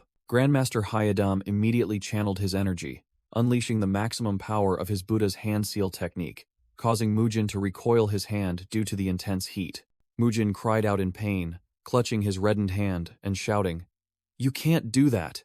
leaving Grandmaster Hyadam bewildered, not understanding what was happening. He quickly explained that the Grandmaster didn't need to extend his hand, but rather needed to perform it much, much weaker. Mujin analogized that when using Yang Qi, the Grandmaster only needed to direct his palm towards the target, like the sun radiating warmth to nourish a young sprout. Instead of blasting energy outwards, he instructed him to simply let the energy gently flow from his palm. After Grandmaster Hyadam adjusted, Mujin felt the warmth and contentedly confirmed, "This temperature is perfect." Mujin explained that if Elder Hyunggong played the role of an electrical stimulation therapy machine, then Grandmaster Hyadam's role would be an infrared therapy machine, and he would need to maintain this state for about half an hour. He analyzed that the radiating thermal energy would warm the skin, help reduce muscle fatigue, enhance circulation, and could even purify muscles and joints like sunlight. As Mujin was explaining, Grandmaster Hyadam suddenly interrupted with a skeptical expression. "Will this method truly be effective?" Mujin asked what he meant, and Grandmaster Hyadam frankly expressed his doubt about whether Mujin's technique could truly cure his master. Grandmaster Hyadam admitted that what Mujin had done for Beopgang and the Arhat Hall was very impressive, but emphasized that his master's case was much more severe and required extreme caution. He questioned how they could trust a technique known only to Mujin, which made the boy's expression resolute, as he thought to himself that he understood the Grandmaster's concern. With a determined gaze, Mujin thought to himself that, in his own way, he was an expert, and all he wanted to do was help. A flashback revealed that, in his previous life, Gangyeok Choi was not only a personal trainer but also a state-certified physical therapist, and he also held a degree in restorative massage. The flashback showed that he had deeply researched yoga, weightlifting, and every other form of exercise, even diet and nutrition. The reason behind all those efforts was revealed. He had researched everything to recover from his own severe injuries, and that diligence not only helped him fully recover, but also changed his entire life. In a flashback, Gangyeok Choi recalled the sleepless nights he spent studying for certifications and laughed at his youthful self back then. The narration stated that with his in-depth knowledge of everything from personal training, nutrition, to physical therapy, Mujin was the only living person who could properly diagnose and treat Elder Hyungwang. Back in the present, Mujin sighed and admitted to the Grandmasters that he was initially shocked by the Elder's terrible condition. He stated frankly that he was doing this because he wanted to devote all his strength to the treatment, and if they didn't like his method, he would find another way. The Grandmasters pondered, realizing that every method they knew had failed, while this was a completely new approach no one had ever tried. Mujin looked at them with determined eyes, thinking that if his technique could help the Elder, even if it was just a faint glimmer of hope, he had to seize it. Grandmaster Hyadam snorted, but deep down, he knew he couldn't extinguish that glimmer of hope without reason. Hyadam asked again for confirmation. "You said it would take about a month?" And Mujin replied, "Yes, Grandmaster." Hyadam decided they would follow Mujin's instructions for 1 month, but warned that if the Elder's condition did not improve afterward, he would be punished for defying the Elders. While the image of the 3 Grandmasters appeared menacingly with bloodshot eyes, Mujin calmly accepted the condition. "I understand." Without flinching, Mujin immediately smiled brightly, waved his hand, and urged the Grandmasters to continue practicing to improve the precision of their Thunder Qi and Ultimate Yang Qi. Grandmaster Hyadam circulated his Qi in his hands, thinking to himself that Mujin's gestures were not empty, and perhaps he was right. After another training session, the Grandmasters were all panting from exhaustion, so the abbot told Mujin to go inside and rest to prepare for tomorrow. Once Mujin had left, the abbot asked for the opinions of the other 2, and Elder Hyunggong admitted he hadn't expected maintaining and releasing a weak flow of energy to be so difficult. Elder Hyunggong whispered to the abbot that this method could be useful beyond therapy, while Grandmaster Hayadam also acknowledged he had never thought of using the Thunder God palm and Buddha's hand seal in this manner. The abbot explained that this ultimate Yang Qi approach was similar to how they used it in martial arts, which was internally employed to control one's temperament. He continued, those who mastered secret yin arts often had a cold temperament, while those who mastered ultimate yang and fire arts had fiery personalities. Shaolin martial arts used Yang Qi to combat evil, but it only succeeded when fire Qi and metal Qi were used in harmony, as fire Qi needed to be firmly controlled by metal Qi. The abbot concluded that Mujin's therapeutic idea was not to use the explosive power of Qi, but to practice a weak and stable flow of Qi to create peace. Grandmaster Hayadam sighed in relief, admitting that at his level, martial arts were very easy to lose control of, and he always had to use Buddhist scriptures to suppress it, never having thought of using internal Qi to self-regulate. Hayadam declared he would return to his room to continue practicing, and Hyunggong also agreed with the abbot. Abbot Hyunchon said that once the Grandmasters had mastered it, they could teach it to their disciples, and they agreed that this method would greatly benefit those who practiced fire Qi. The next day, outside Elder Hyungwang's pavilion, Beopjin approached to greet the Grandmasters and asked in surprise why they were all there. Grandmaster Hayadam pointed at Mujin and explained they had come because they believed this young boy could treat the elder, even if just a little. Beopjin exclaimed in astonishment, "You mean Mujin?" While Elder Hyunsung glanced over from his sickbed. The narration explained that Abbot Hyuncheon had told Beopjin everything that happened in the Arhat Hall, along with images reenacting Mujin's achievements. Mujin turned around and said professionally, "All right then." Mujin cracked his knuckles, took off his outer robe and declared, "Let me examine you. Then we'll begin. Ready for the treatment." After the examination, Mujin swallowed, thinking to himself that the situation was even worse than he had imagined. Looking at Elder Hyunsung's atrophied legs, Mujin wondered how long he had been bedridden, as his leg muscles were almost gone, and in very poor condition. Mujin placed his hands on the elder's legs and instructed, "Master, tell me if it hurts," but his legs only twitched slightly. As Mujin pressed and massaged his back, Elder Hyunsung only let out faint groans of pain. Mujin thought irritably to himself, are all these Shaolin monks masochists? First Beopgang, now the master. Why won't anyone admit they're in pain? After the preliminary examination, Mujin stood up and announced, "Now, we will begin the comprehensive treatment process."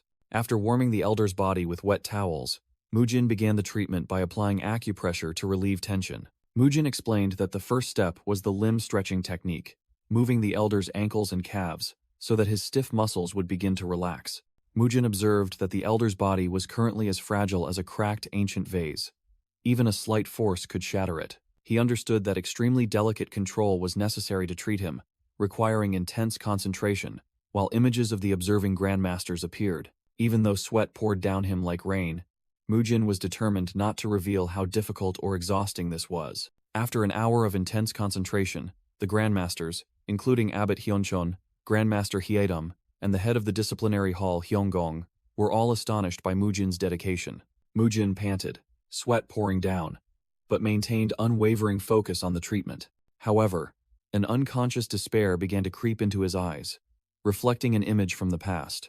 In Mujin's pupils, the image of a young boy being led by his grandfather appeared. Memories flooded back. The young Gangjok shouted to his grandfather that he would definitely find a way to cure him at all costs. Elder Hyunsung lay on the bed, quietly observing and panting in rhythm with the treatment. He thought to himself, what is troubling this young monk that such sadness is so evident on his face? Mujin continued his work, sweat streaming down his determined and troubled face. Finally, he let out a soft sigh of relief, concluding his part of the treatment. Mujin stood up, cracked his knuckles, and announced he was done with his part. Abbot Hyuncheon asked if it was their turn, and he confirmed. Immediately afterward, Abbot Hyuncheon and Grandmaster Hyedam smoothly performed infrared therapy and electrical stimulation on Elder Hyunsung's legs, just as they had practiced. That evening, after the treatment session concluded, Mujin moved his belongings from the Arhat Hall to Elder Hyungwang's living quarters, as he was now a disciple under Beopjin.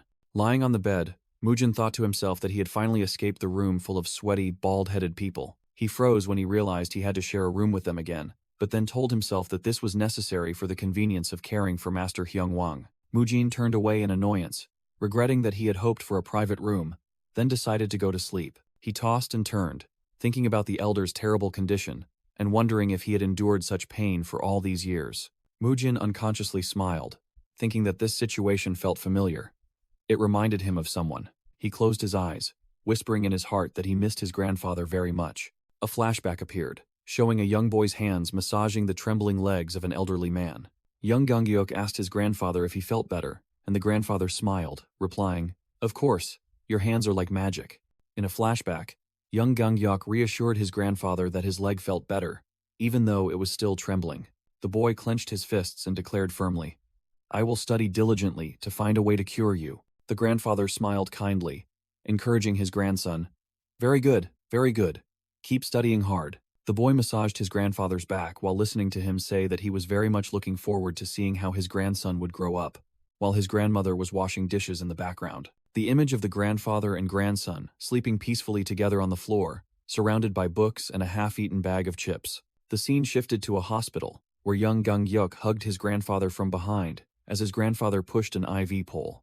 3 incense sticks burned in the censer, and a thought appeared, "Grandfather." A portrait of the grandfather with a gentle smile was solemnly placed amidst funeral wreaths. At the funeral, young Ganghyuk was comforted in his grandmother's embrace, the boy painfully calling out his grandfather's name in his mind. The boy bowed his head and sobbed, blaming himself for never having done anything for his grandfather except for a few perfunctory back massages. With tears welling up in his eyes, the boy felt immense regret and tormented himself for being so useless. Time passed, and Ganghyuk had become a muscular teenager. He was studying when his grandmother asked about going to college. He answered his grandmother with a determined expression that he had no interest in college and wanted to do something else.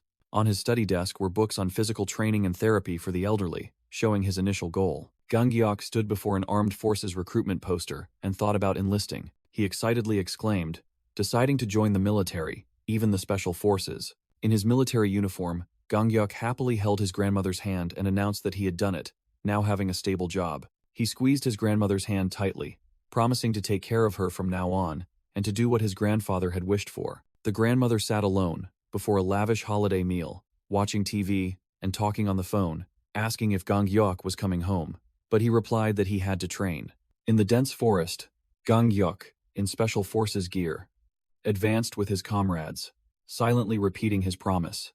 "I will do what my grandfather wished for." In the middle of the forest, Ganghyuk Choi, in special forces gear, raised his fist, silently vowing, "I will take care of my grandmother no matter what happens." He gritted his teeth, a determined glint in his eyes behind his tactical goggles, as he thought of his grandmother. A few days before his promotion, a superior officer approached Ganghyuk Choi, who was resting, and asked, "Are you Lieutenant Choi?" Hearing the bad news, Ganghyuk's legs collapsed powerlessly to the floor. He froze, his eyes wide with horror as he realized the tragedy that had struck. Text appeared on the portrait of his grandmother with a gentle smile. "Tragedy always strikes without warning."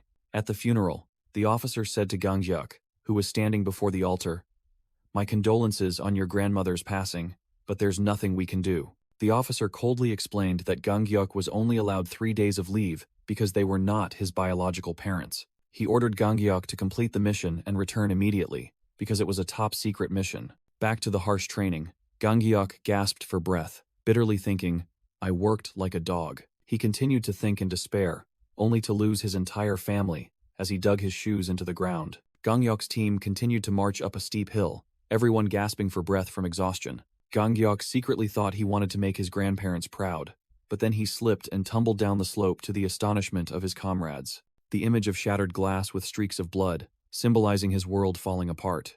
In a hazy memory space, teenage Ganghyuk sat before the silhouettes of his grandfather and grandmother. Young Ganghyuk anxiously asked the silhouette of his grandfather, "Grandfather, do you feel better?" The boy continued to ask in regret, "Or should I massage your back again? Is it too late?" Then blamed himself. "I'm sorry I couldn't do more for you both." The grandfather's silhouette gently patted the boy's head and said, "Ganghyuk, you have magical hands. My poor grandson, you couldn't rest because of me." Back to the present, Mujin, Ganghyuk, lay on his bed, gasping for breath and shedding tears. He heard his grandfather's voice echoing, "This is how I rest. Why are you crying, you rascal?" As the morning sun shone into the temple room, in Elder Hyun-song's room, Mujin, while treating him, whispered with a choked voice, "Grandfather, I'm not crying." Mujin looked up and asked Elder Hyun-song, who was lying on the bed, "What should we do, master?" Elder Hyun-song looked at Mujin with eyes full of empathy, seemingly understanding his feelings. Returning to Mujin sleeping, he buried his face in his pillow and sobbed in his dream, "I miss you, grandfather. Outside, in the peaceful setting of the temple, a voice echoed, remarking that this was a struggle with unresolved emotions. Elder Hyunsong thought to himself, realizing that this very pain was why Mujin was so determined to treat him. In Elder Hyunsong's mind, an image appeared of a boy being led by his grandparents, and he prayed for the boy to be protected by the Dharma. Elder Hyunsong smiled brightly and said to Mujin, "Mujin, if you wish, you may call me grandfather instead of master. Don't be so formal with me." Mujin was stunned, while Abbot Hyunchon and Grandmaster Haidam, standing behind, also looked astonished by the elder's offer. Mujin thought to himself, not understanding why the elder had suddenly become so friendly, and wondered if he was ill. Seeing Elder Hyunsong's gentle gaze, Mujin decided that since he was his master, he should follow his words. Mujin scratched his head awkwardly, then hesitantly called out, "Yes, master, I mean, grandfather." Abbot Hyunchon and Grandmaster Haidam immediately became enraged, shouting loudly, "How dare you? How dare you call our revered master grandfather?" Elder Hyunsong burst out laughing and reassured the other two that he himself had given permission, while Mujin repeated grandfather in confusion. Elder Hyunsong laughed heartily, saying it had been a long time since he had laughed like that. Beside him, an image of a loved one also laughing happily appeared. Mujin watched the scene with a still bewildered and surprised expression. Mujin smiled softly and asked for permission to continue the treatment, feeling unusually relieved and warm inside. A moment later, Elder Hyunsong called out to Mujin as he was working.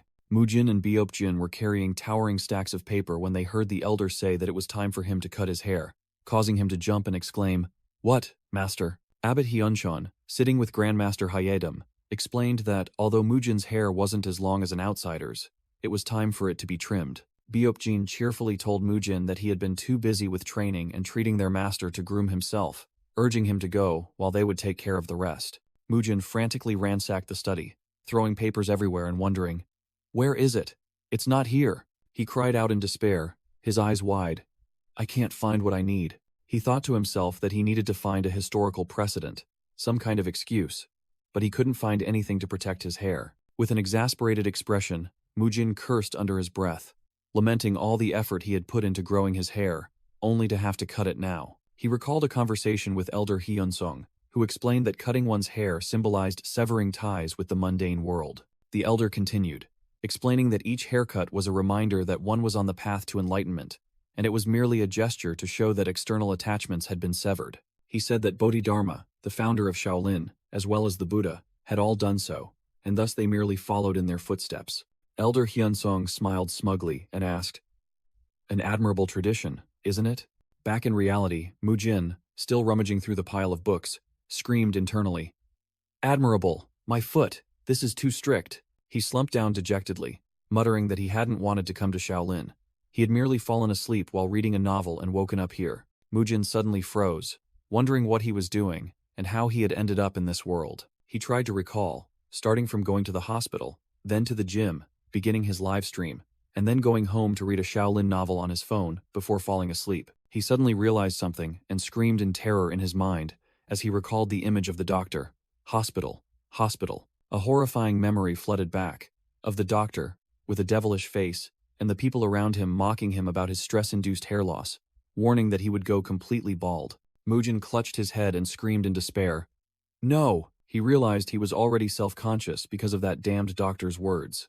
And now he had to shave his head completely bald. He recalled Elder Hyunsong's words about cutting hair to sever ties with the mundane world and wondered what its true meaning was. Staring into space, Mujin muttered that severing ties with the world didn't necessarily have to involve hair. An idea light bulb flashed above his head. Mujin raised a finger and exclaimed, "I've got it." Mujin snapped his fingers with a cunning expression, telling himself he just needed to do something no one in this era would dare to do. He ran off into the night, smugly thinking that he only needed to prove he had severed ties with the mundane world and praised himself as a genius. The next morning at Shaolin Temple, Beopjun, with his head already shaved, carried a stack of scriptures into the room and cheerfully reported that he had returned from training. Abbot Hyunchon and Grandmaster Haidam, seated inside, both looked utterly astonished and bewildered.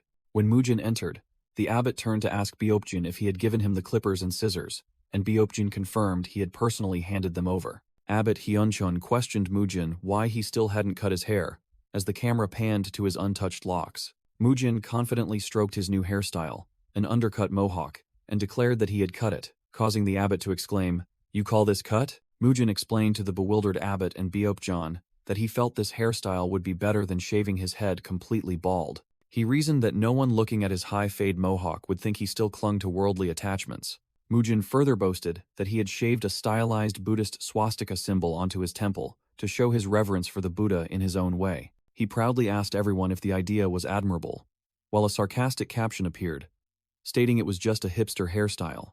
Abbot Hyunchon and Beopjin were left speechless, uttering awkward and disbelieving ha-has. Suddenly, Grandmaster Hyedam burst into hearty laughter, praising Mujin's novel idea and asserting that meaning was more important than rules, startling the abbot. Just then, Hyunggong, the head of the disciplinary hall, opened the door and stepped in, inquiring about his master's health. Elder Hyunggong immediately flared up in anger upon seeing Mujin's hairstyle, yelling to ask what kind of bizarre haircut it was and why he hadn't shaved it off. Mujin innocently explained that to sever worldly ties and revere the Buddha, he had decided this hairstyle was best, adding that the elder had also agreed. Elder Hyunggong sternly lectured that hair was a symbol of desire and suffering, and thus cutting it was a symbol of the path to enlightenment.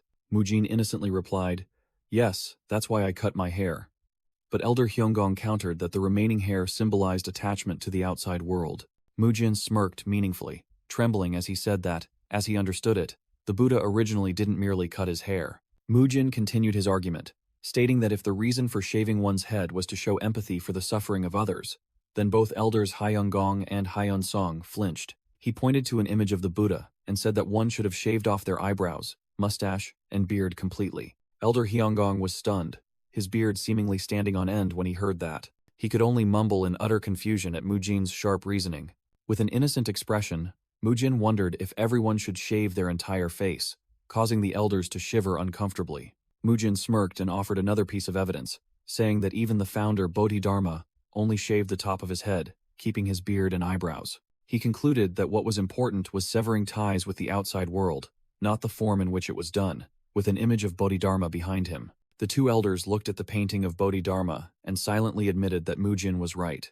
They told themselves that Mujin had indeed shaved part of his hair, and that hairstyle certainly wouldn't be accepted in the outside world. Elder Hyunsong turned to Elder Hyunggong and slyly asked, "So, are you planning to shave your beard?" Elder Hyunggong covered his face with his hand, reluctantly saying that if Mujin didn't let his hair grow longer, it could be permitted. Mujin clasped his hands in thanks with a triumphant smile, knowing that Elder Hyunggong would never shave his beard, and thus his hairstyle had been approved. After Elder Hyunsong's treatment concluded, the next day was the early morning training session. Beopgang cried out in astonishment upon seeing Mujin, asking what on earth he had done to his hair, to the bewilderment of the other disciples. Mujin cheerfully replied that Master Hyunggong had permitted it, leaving Beopgang even more dumbfounded. Beopgang couldn't believe it, imagining his master punishing Mujin with thunder and lightning, and thinking that his survival was a miracle. Nevertheless, Beopgang turned away and ordered everyone to begin training, since their master had agreed. Once Beopgang, who was always strict, had accepted it, the other disciples began to whisper excitedly among themselves. The narrator explained that even though they were on the path to enlightenment, they were still young, naive, and craved attention. For them, Mujin's unique hairstyle had become a source of inspiration to create a new trend within Shaolin Temple. A muscular Shaolin disciple approaches and calls out, "Hey, Mujin." Mujin turns to look, with a questioning expression.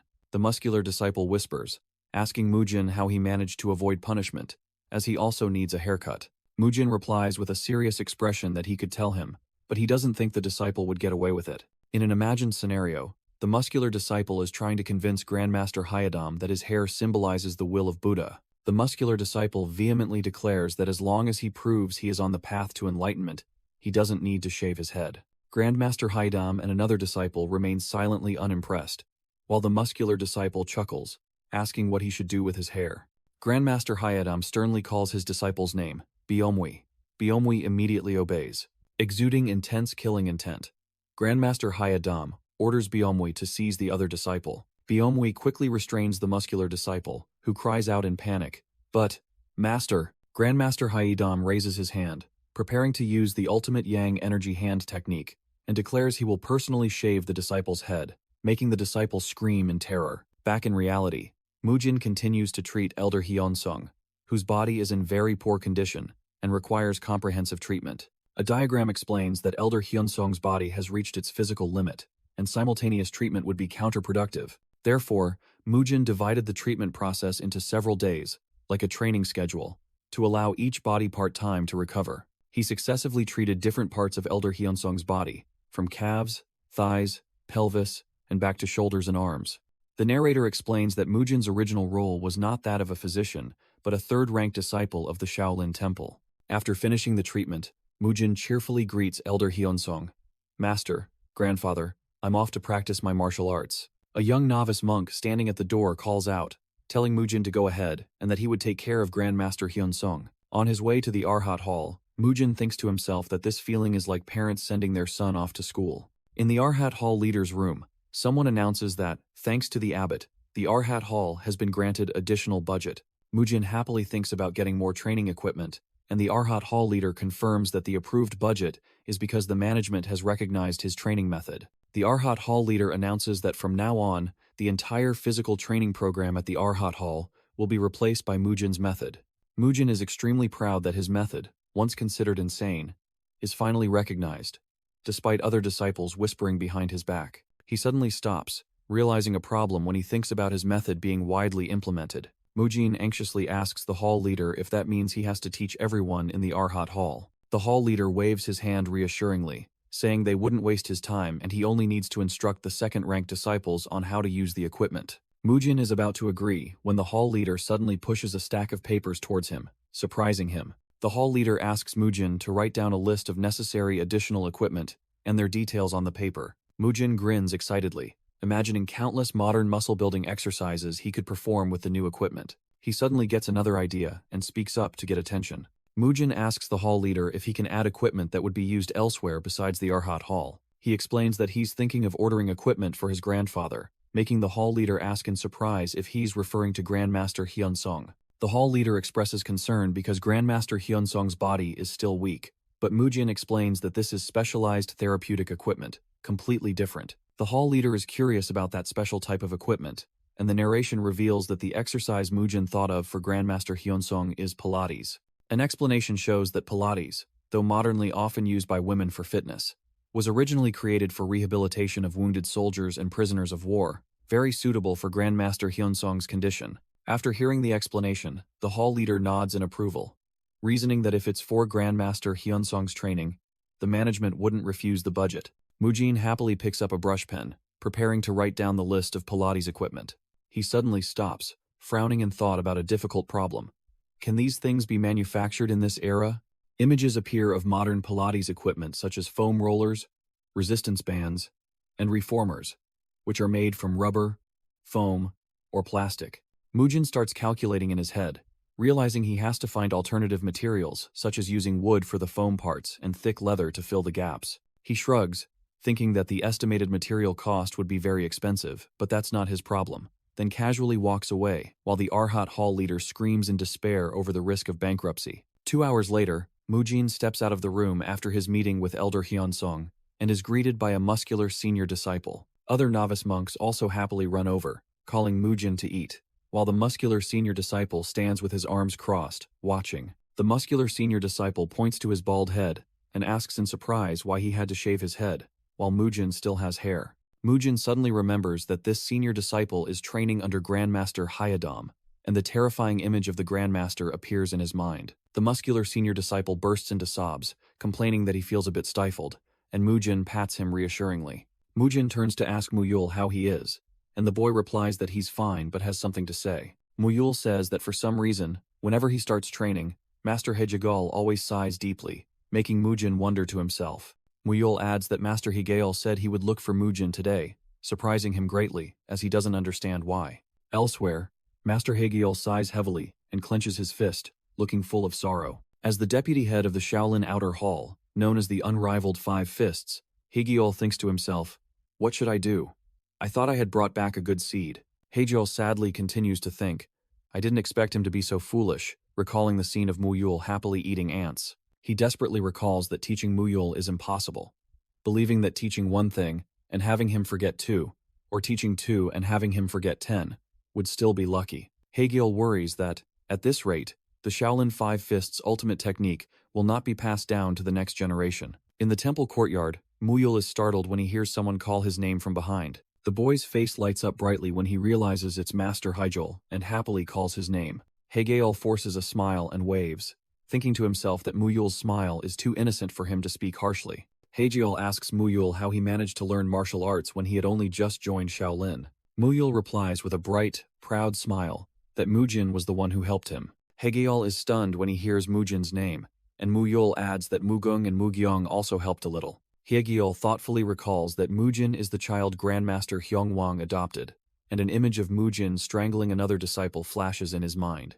As he walked, Hageol mused that he had to ask Mujin for the secret to teaching such a foolish child.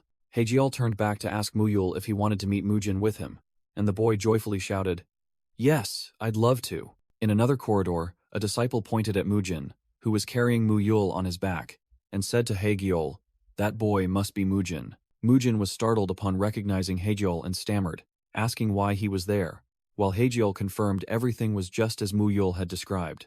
Hageol said he had business with both Elder Hyungwang and Mujin, then told the boy to meet the elder after his meal. Mujin pondered in confusion.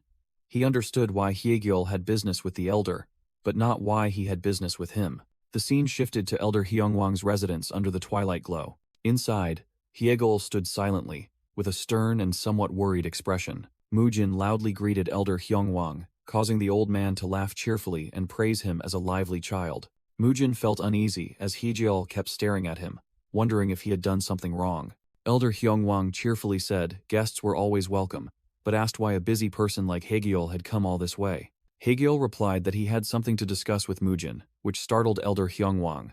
Hageol whispered into the elder's ear, explaining that he was having difficulty teaching Muyul and had heard Mujin had helped the boy greatly. While Mujin declined Muyul's invitation to eat ants, Hageol continued to whisper that Muyul couldn't even keep up with the most basic steps of the five-animal fist, so he wanted Mujin's help.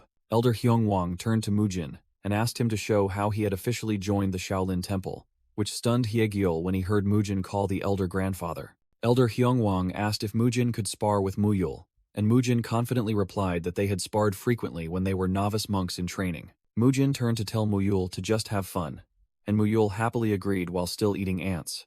Hageol appeared bewildered by the phrase, "just have fun," while Elder Hyungwang merely chuckled to himself, wondering if Mujin was talking about combining training and play. Outside in the courtyard, Mujin smirked at Muyul, secretly wondering what the two elders' intentions were. From inside, Hageol crossed his arms, frowning as he thought that the phrase, "just have fun," sounded truly strange. The three elders stood silently observing, their faces filled with contemplation. Mujin watched Muyul warming up, thinking to himself that he would surely learn something if he kept observing. Mujin asked confidently, "Ready, Muyul?" And the boy replied decisively, "Of course." Muyul stomped his foot to gain momentum, then shot forward. The boy excitedly shouted, "It's been a long time, let's have some fun," then threw a punch towards Mujin. An explanation appeared, introducing the Shaolin five-animal fist, a martial art created by Patriarch Bodhidharma, based on 5 animals: dragon, tiger, leopard, snake, and crane. Traditional Shaolin martial arts emphasize patience and asceticism, whereas the 5-animal fist uses energy spontaneously and advocates freedom and unrestraint. Although this philosophy is closer to Taoism, it doesn't entirely contradict Buddhism, as its ultimate goal is liberation from all suffering and attachments. However, due to such significant differences, practitioners of the 5-animal fist were often considered heretics, and this martial art was only sparsely passed down. Master Hageol was revealed to be the sole successor of the Shaolin 5-animal fist, and tasked with preserving its legacy. Elder Hyungwang said to his attendant, "That's why he looks so anxious," which confused the young monk. He further explained that Master Hageol wanted to know if Muyul was truly suited to wield the Shaolin 5-animal fist. Elder Hyungwang commented on Muyul's strange, unprecedented behaviors and movements. He concluded that Master Hageol had probably thought, "What if I chose the wrong disciple and let the legacy of the 5-animal fist fade away?" As an image of Muyul kicking towards Mujin appeared, 2 streams of golden and red energy collided fiercely in the air. Mujin easily blocked Muyul's punch and said, "That's enough." Both grinned and high-fived, Mujin saying he was glad to get some exercise after a long time, and Muyul agreeing. Elder Hyungwang called out, "Hageol, bring Mujin along," which made Master Hageol gratefully thank him, while the elder said helping fellow disciples was only natural. Elder Hyungwang continued with his request, But I want you to teach Mujin the Shaolin 5 animal fist as well. Teach him anything you would teach Muyul. Both Master Hegial and Mujin were stunned by this request, while Muyul in the back cheered joyfully. Wow, so we'll be training together? Master Hegial expressed concern, stating that the Shaolin 5 animal fist was different from other Shaolin martial arts. But Elder Hyungwang smiled and reassured him that it would also greatly benefit Mujin. Elder Hyungwang turned to speak with Mujin. Supported by his attendant, Elder Hyungwang reminded Mujin, "Don't forget that the true essence of things is more important than their outward appearance." Mujin looked surprised by the profound advice. As Elder Hyungwang and Master Hyegol departed, Mujin stood watching them go, vowing to remember the teaching. The next day, Mujin stepped into the training courtyard. He had come to learn the Shaolin 5 animal fist.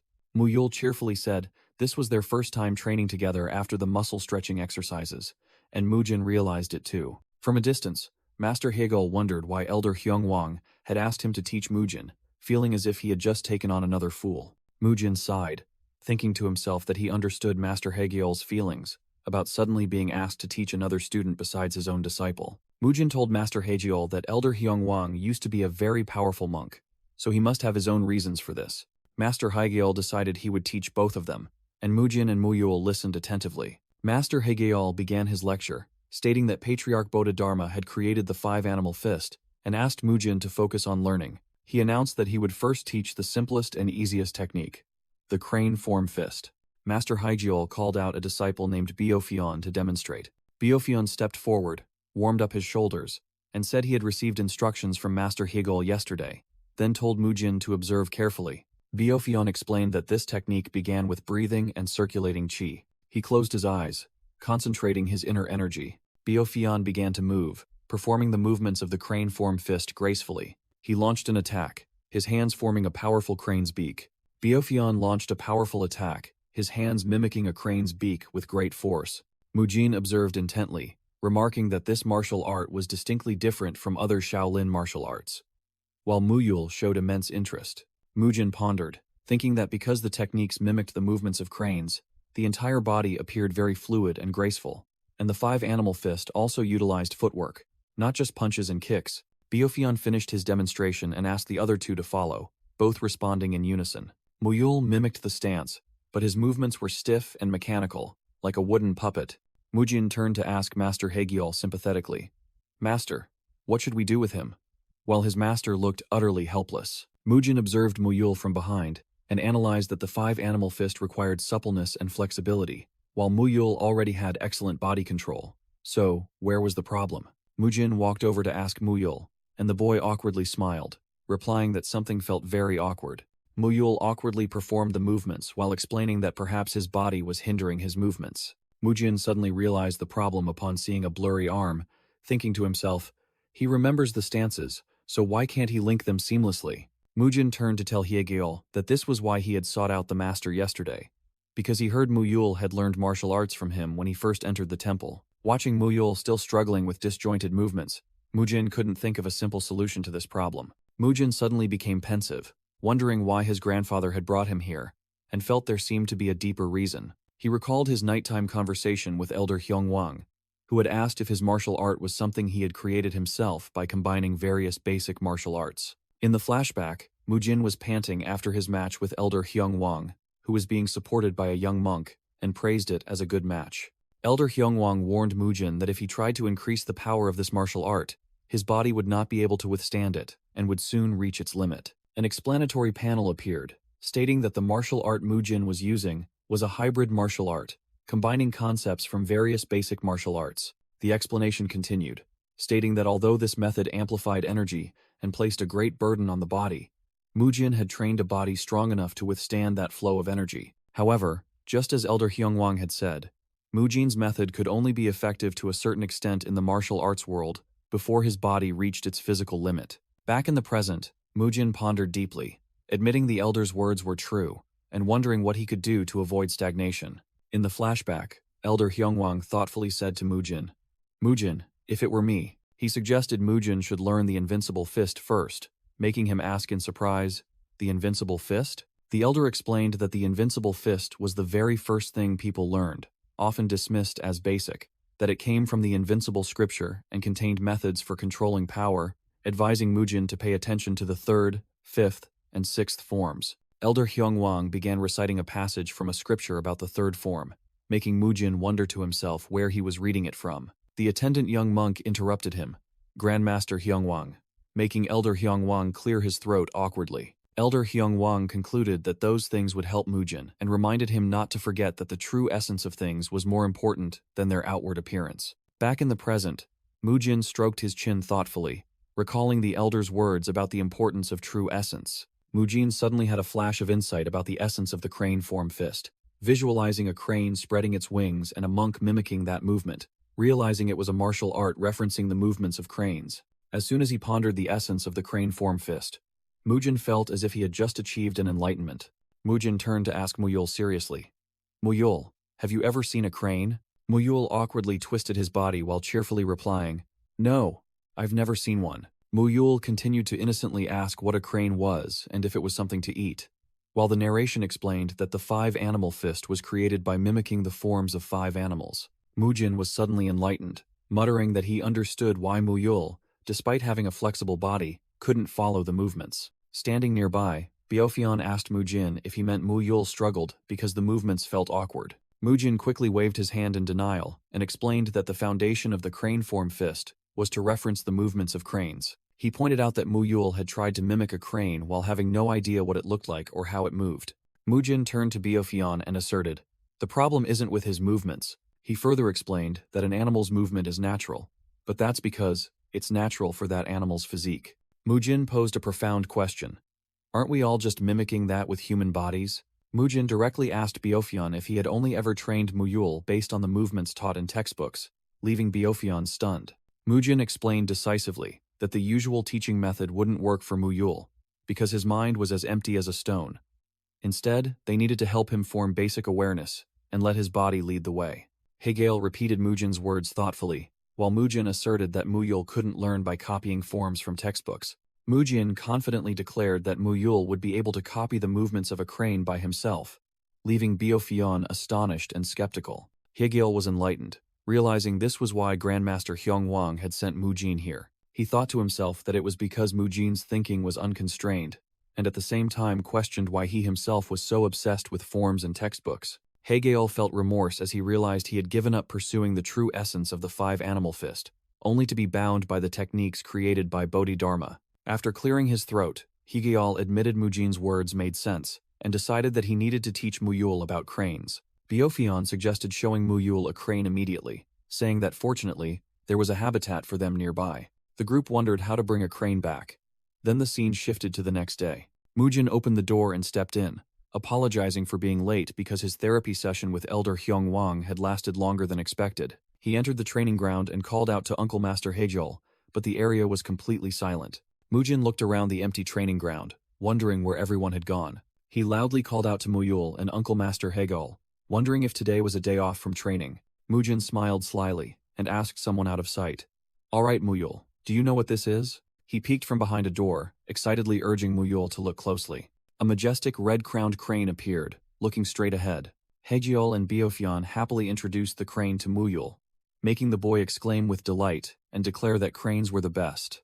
Mujin explained that this was a crane, and one of the techniques of Shaolin's five-animal fist was created based on the movements of cranes, while Hegel and Biofian together vividly demonstrated the crane fist stance. Returning to the present, Mujin walked to the training ground where Muyul was practicing martial arts, and the boy happily greeted him upon seeing his senior brother arrive. Mujin looked confusedly at Hegel and Biofian, who were whispering his name with troubled expressions. Hegel and Biofian trembled, dramatically screaming Mujin's name in horror.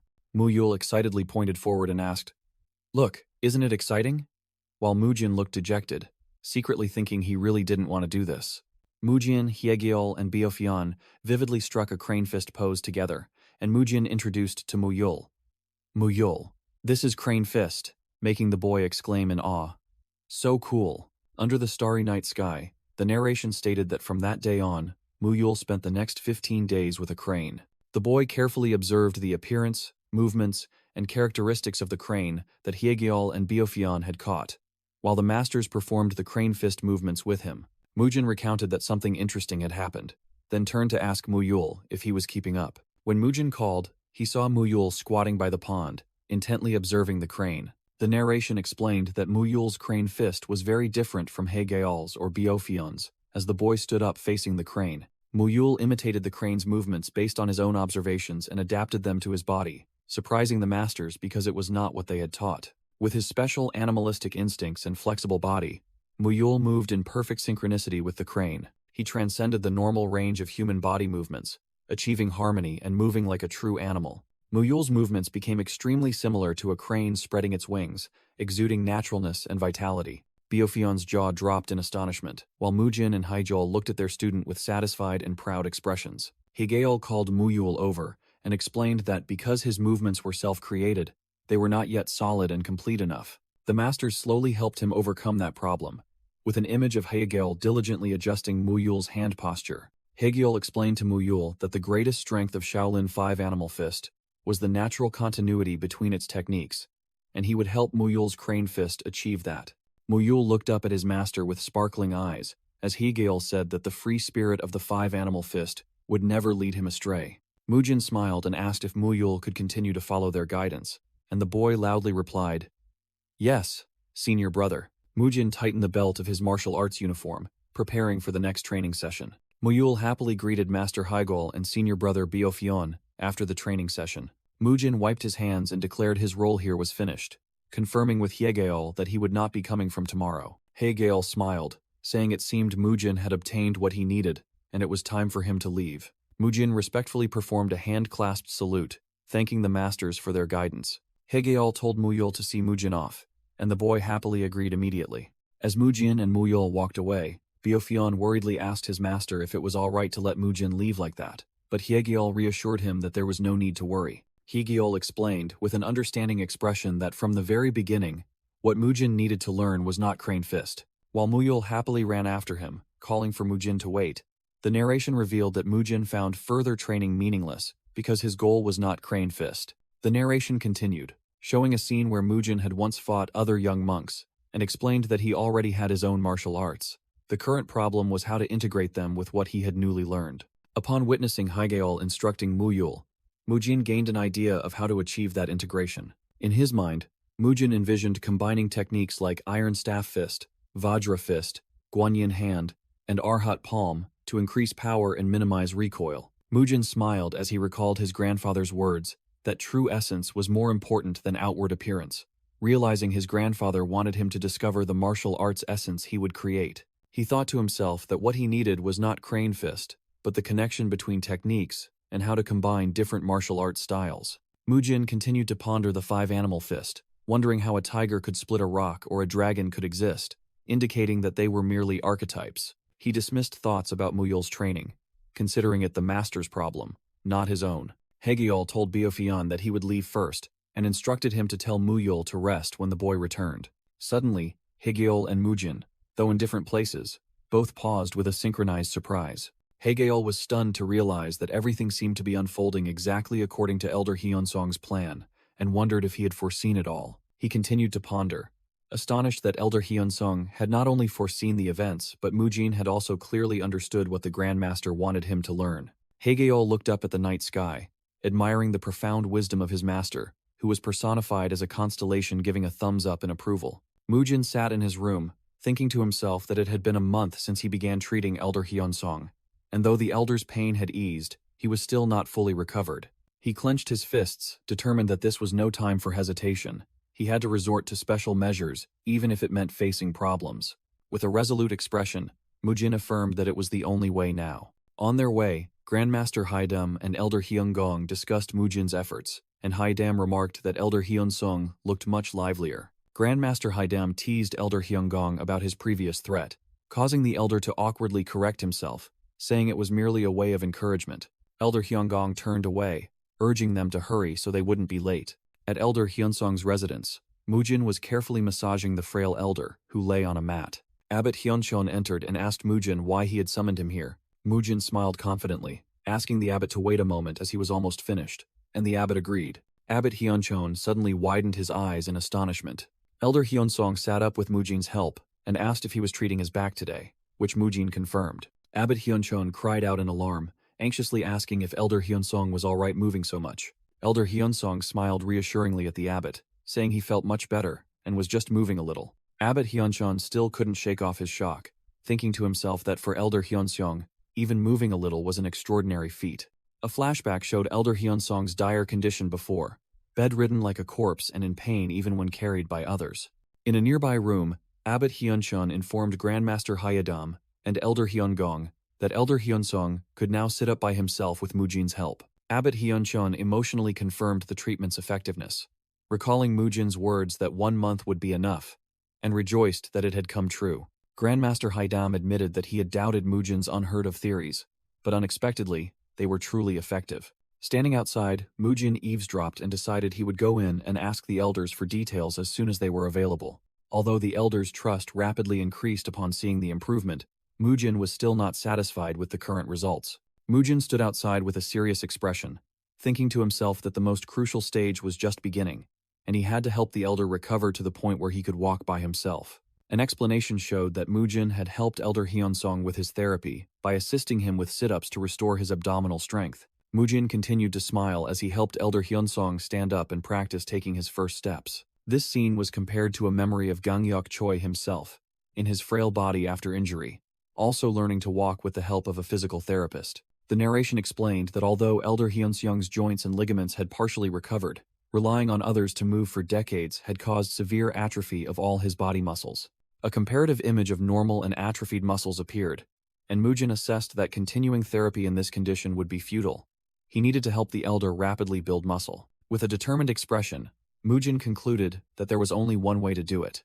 Mujin opened the room door, announced his presence, and said he had something to discuss with the elders regarding Elder Hyunsong's treatment. Elders Hyuncheon, Hyunggong, and Hyedam sat around the table looking worried, asking if there was a problem, given that Elder Hyuncheong's health had improved and he could move by himself. Mujin explained that it was currently fine, but there was a problem in the subsequent treatment process, and Elder Hyunggong asked him to clarify what that problem was. Mujin began to explain that the cartilage in Elder Hyunsong's joints had severely degenerated due to age, and normally, muscles needed to be developed to support the cartilage. He continued to point out the dilemma. If Elder Hyunsong exercised to build muscle in his current frail state, he could put too much pressure on his joints and risk injury. Elder Hyunggong and Grandmaster Hyedam listened thoughtfully, and Hyunggong guessed that Mujin must have brought up this problem, because he already had a solution. Mujin raised his head resolutely upon hearing another elder's voice, encouraging him to speak his mind freely, as what he had accomplished was already remarkable. With a solemn expression, Mujin listened as the elders affirmed they would trust and listen to his solution without a shred of doubt. Mujin's eyes shone with determination as he prepared to present a groundbreaking proposal. Mujin boldly declared his solution. He must eat meat, leaving the elders sitting opposite him stunned in astonishment. The elders shouted in unison, "Meat?" While the narration explained that the necessity of meat for muscle building remained a controversial topic even in modern times. In a flashback, Gangyok Choi explained that while vegetarians can have healthy bodies, building muscle solely with a plant-based diet requires very complex conditions. A comparative chart of animal and plant protein appeared, explaining that while both are composed of amino acids, the amount of protein absorbed by the body is the most crucial factor. Mujin explained that for Elder Hyunsong, who was old and frail and unable to eat much, protein from meat was necessary. Elder Hyunsong frowned in thought about eating meat, a taboo at the Shaolin Temple with its 1,000-year history. Hyunggong, the head of the disciplinary hall, and Grandmaster Hyedam slammed the table and roared, scolding Mujin for his insolence in daring to mention eating meat in the temple. Mujin clutched his head in endurance, thinking to himself that their reaction was even more intense than usual, and he had anticipated this. Abbot Hyuncheon questioned Mujin, pointing out that he himself had achieved a strong physique without eating meat.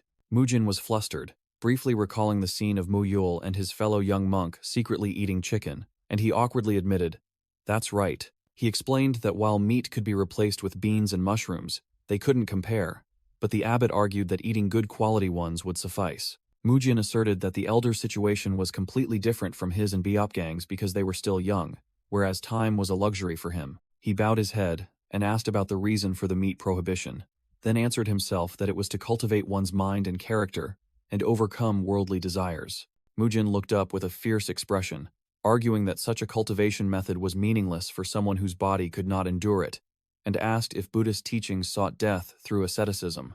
Memories of his deceased grandfather's smile and his funeral portrait flooded back, making Mujin determined not to let that tragedy repeat itself. He shouted, questioning whether letting someone die by adhering to precepts went against the precept of not taking life. Hyunggong, the head of the disciplinary hall, was so angry that his spectacle lenses seemed to crack. Grandmaster Hidam also showed astonishment at Mujin's bold argument. Hyunggong, the head of the disciplinary hall, exuded killing intent, threatening Mujin for being too arrogant and daring to discuss Buddhist teachings in front of him. A hand unexpectedly placed on the head of the disciplinary hall's shoulder, and a voice rang out, asking him to calm down. The one who intervened was Abbot Hyunchun, who firmly held the shoulder of the enraged head of the disciplinary hall. With just a grip on the shoulder, the abbot neutralized the entire surge of angry energy from the head of the disciplinary hall, astonishing Mujin. The abbot turned to tell Grandmaster Hidam that what Mujin said also made sense, surprising the Grandmaster. Abbot Hyunchun looked directly at Mujin and asked him to explain why meat helps build muscle,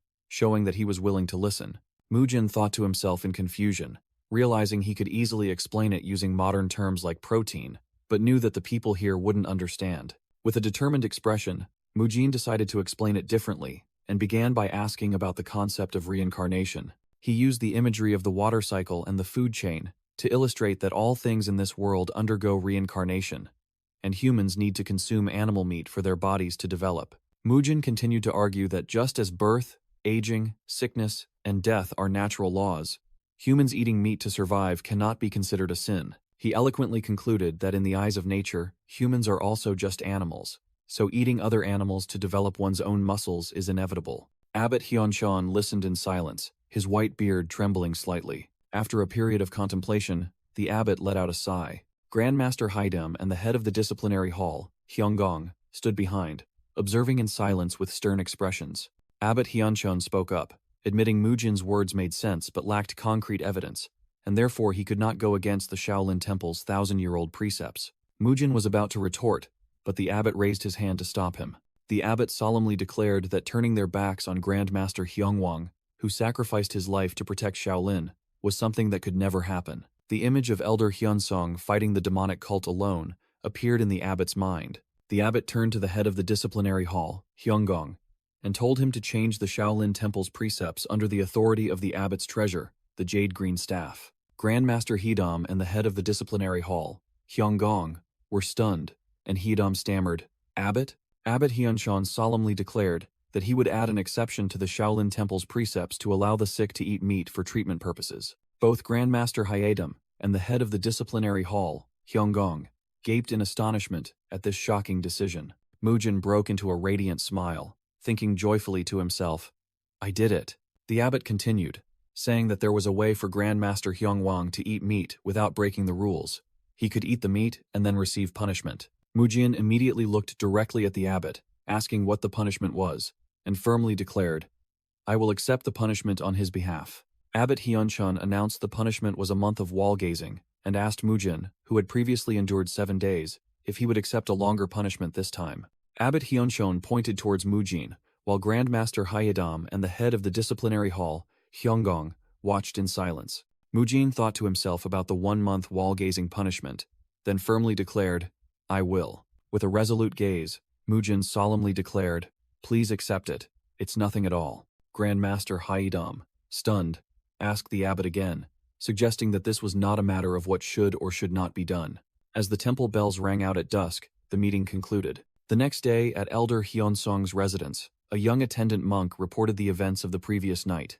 Abbot Hyunchun told Elder Hyunsong that he intended to bet on Mujin for the future generation of the Shaolin Temple. The abbot pondered, thinking that perhaps it was precisely due to their stubborn adherence to the precepts that the Shaolin Temple had gone astray for the past 1,000 years. He blamed himself, saying that he could only become abbot because Elder Hyunsong was injured, and with limited ability, he only knew how to maintain tradition, causing Shaolin to lose its title as the foremost under heaven. Abbot Hyunchun sadly admitted that his own incompetence had caused the Shaolin Temple to lose its former glory. Elder Hyunsong replied with a melancholic expression, admitting that change was not always good. The abbot explained that this was why he chose Mujin, believing that the boy would bring a positive wave of change.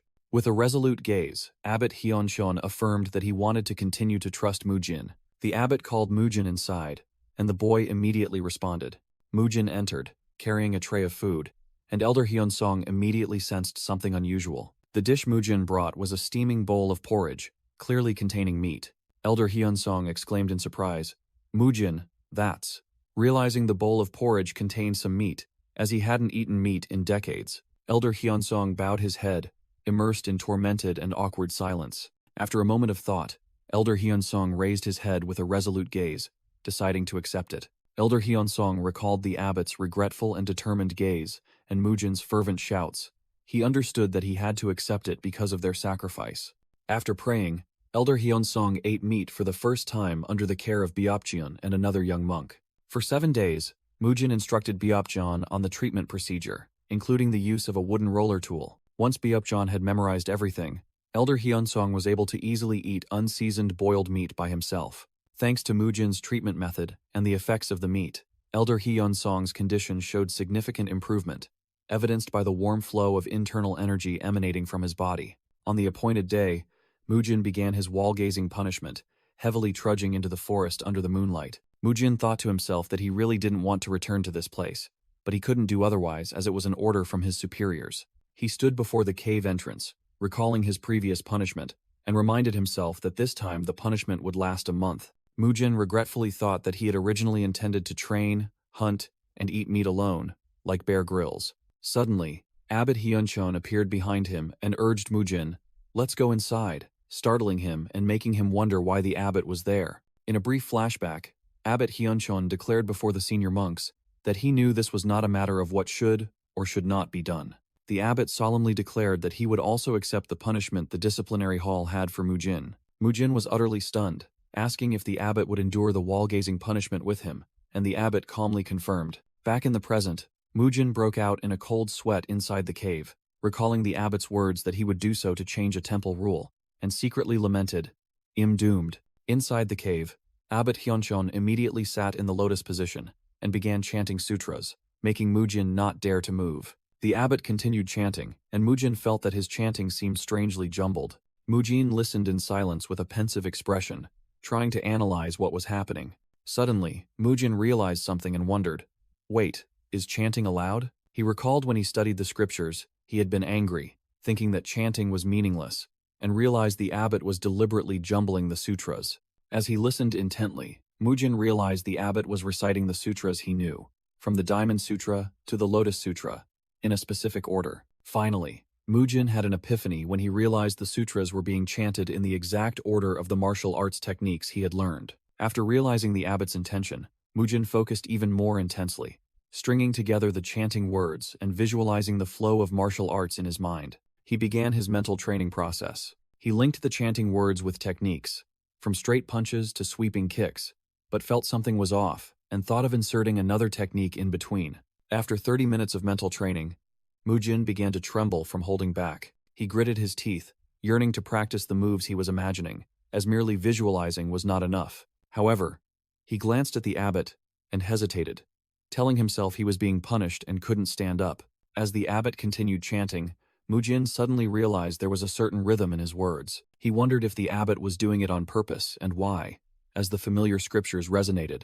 Deciding to take a gamble, Mujin placed his hands on the ground and stood up, thinking he had nothing to lose. He moved behind the abbot's back, while the abbot continued chanting the familiar scriptures. Seeing that the abbot didn't budge, even though he clearly knew Mujin had moved, Mujin smiled and became certain of his speculation. He suddenly realized, he had arranged everything so I could practice.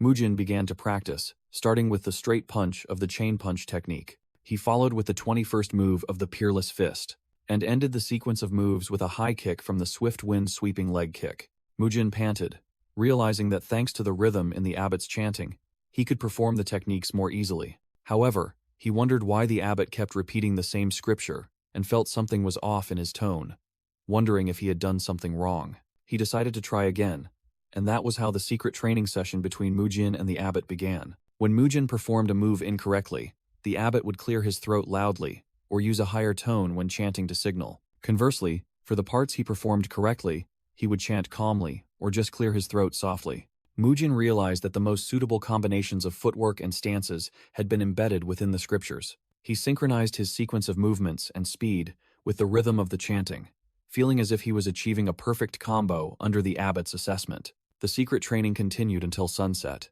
After stopping, Mujin secretly wondered, but why is he training me? The abbot thought to himself that treating Elder Hyunsong had taken up a lot of his time. He recalled Mujin diligently treating Elder Hyunsong and felt he couldn't let him waste another month of training. The abbot was determined to make up for all the training time Mujin had missed. Suddenly, the abbot cleared his throat loudly to warn, and a figure appeared from behind the rock. The newcomer was Byupjun, who approached with a cloth bag on his shoulder.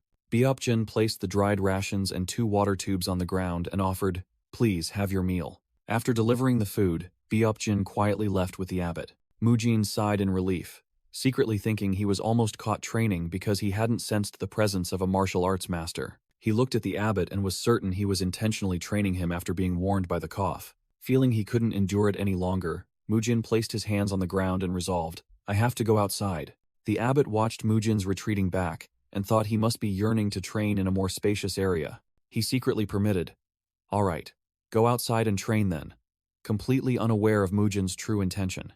In reality, Mujin didn't go out to train, but to search for protein. He was talking to a baby rabbit.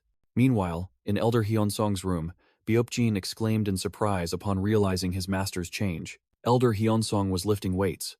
His physical condition had significantly improved thanks to adding meat to his diet as suggested by Mujin. His body, once weak and lacking muscle, now began to develop again in many areas. Byupjin mused as he recalled Elder Hyunsong, who once had to lean on him to walk, now able to move on his own thanks to his recovered muscles.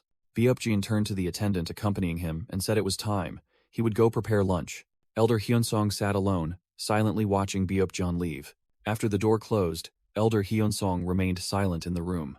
Elder Hyunsong stood up, feeling his changed body, and thought it was all due to his stubbornness. He walked and pondered the abbot's words, who had blamed himself for adhering too strictly to tradition, and even said that if the elder had become the abbot, Shaolin Temple would have been different. He stepped outside and thought he hadn't agreed before, but now understood why the abbot blamed himself so much. Standing in the temple courtyard, Elder Hyunsong realized he was no different from the abbot. Looking over the entire temple, he blamed himself, thinking it was all due to his own foolishness. In a flashback, Elder Hyunsong recalled teaching his junior monks that the meaning of the precepts was more important than the precepts themselves, and now he found himself truly ridiculous. Standing in the rain, he thought that he once couldn't walk on his own, and now, having just recovered, he realized something. He wondered why they chose to endure suffering just to preserve the traditions of Shaolin Temple. Memories flooded back of him fighting alone against the demonic cult's special forces, then losing all his martial arts and becoming a cripple. He recalled always telling his worried junior monks it was fine,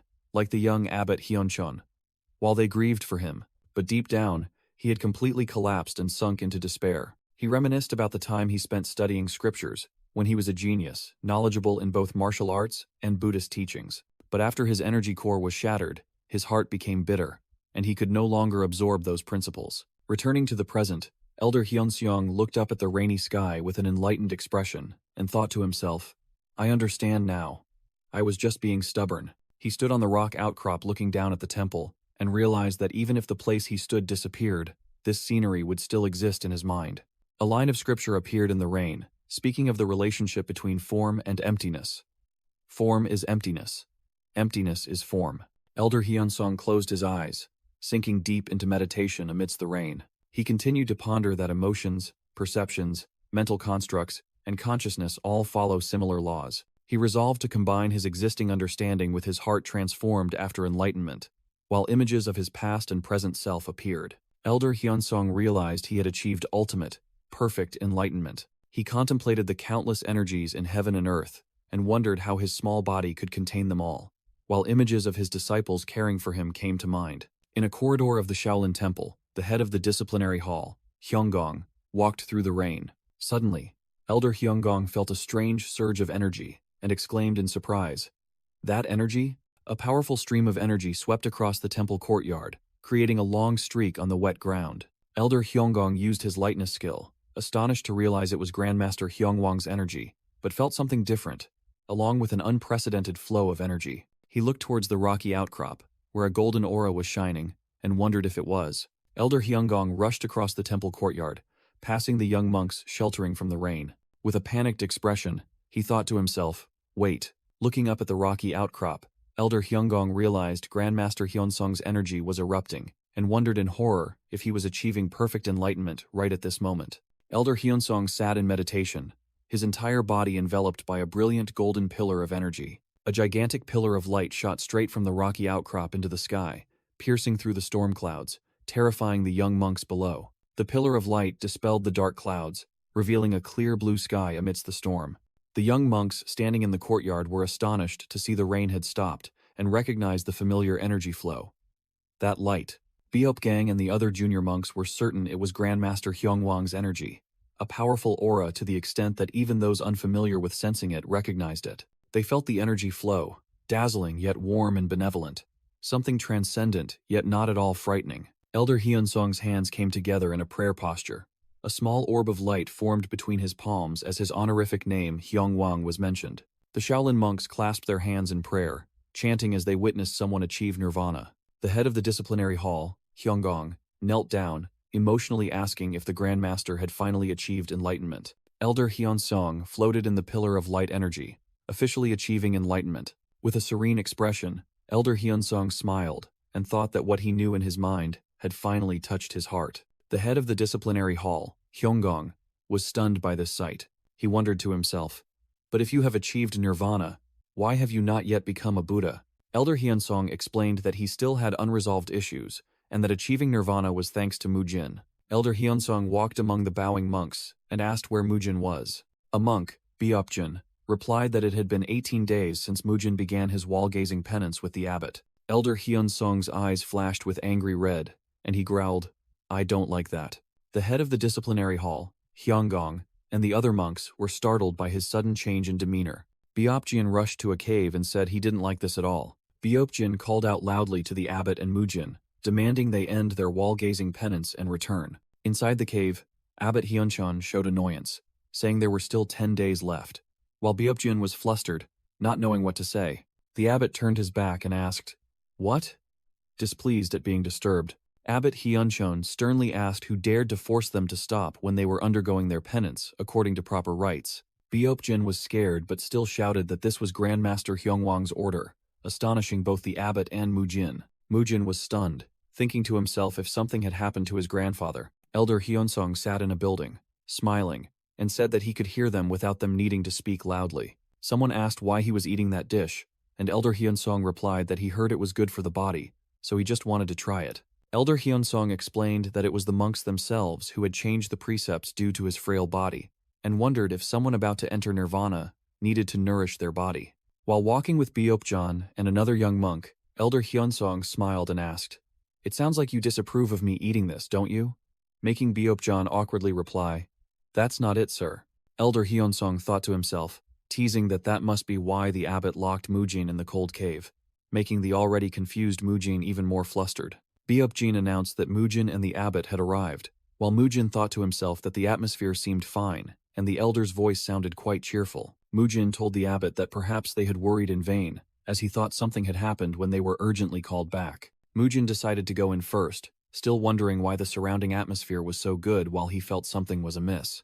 As soon as they entered the room, both Mujin and the abbot froze, horrified by a strong scent that assailed their noses. Before their eyes was a lavish feast with grilled meat, fish, and other savory dishes, while Elder Hyunsong happily said that he never expected to enjoy such wonderful pleasures in life. Elder Hyunsong declared he would not easily give up these delicacies to become a Buddha, and asked if the head of the disciplinary hall agreed.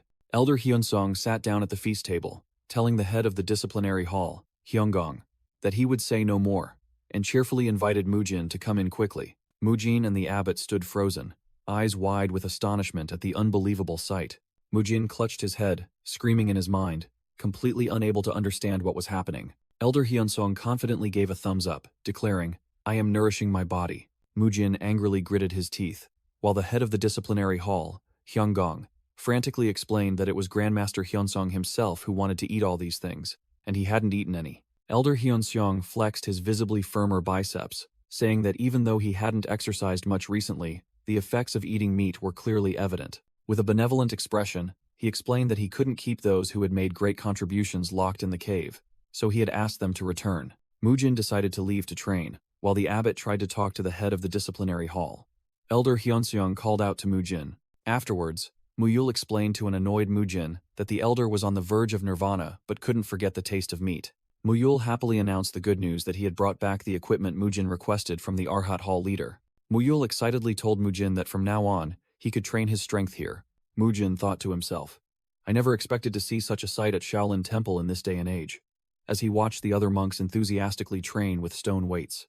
Mujin excitedly told Muyul that there were some pieces of equipment that people didn't know how to use yet, and he would show them how to use them. He recalled the modern gym from his previous life, and thought to himself that even though this place couldn't compare, it still brought back old memories. Returning to reality, Mujin looked at a muscular monk who was training, and thought that this was truly a place where one used muscle, iron, and sweat to forge the body. A young monk with a mohawk wondered how to use the new equipment, and another told him to ask Mujin when he arrived. Mugung stood with his arms crossed, watching, and asked Muyul if he had seen Mugyung. Just as Muyul spotted Mujin approaching, Muyul and another young monk happily ran to greet Mujin, while Mugung loudly asked if he had just been released from prison, making Mujin shout in protest, "Don't call it a prison." Mujin grabbed Mugung's shaved head, praised it, saying, "Not bad," then asked about a piece of training equipment he had just seen upon arriving. He pointed to a large wooden wheel covered in rubber and explained that it was called a rubber wheel.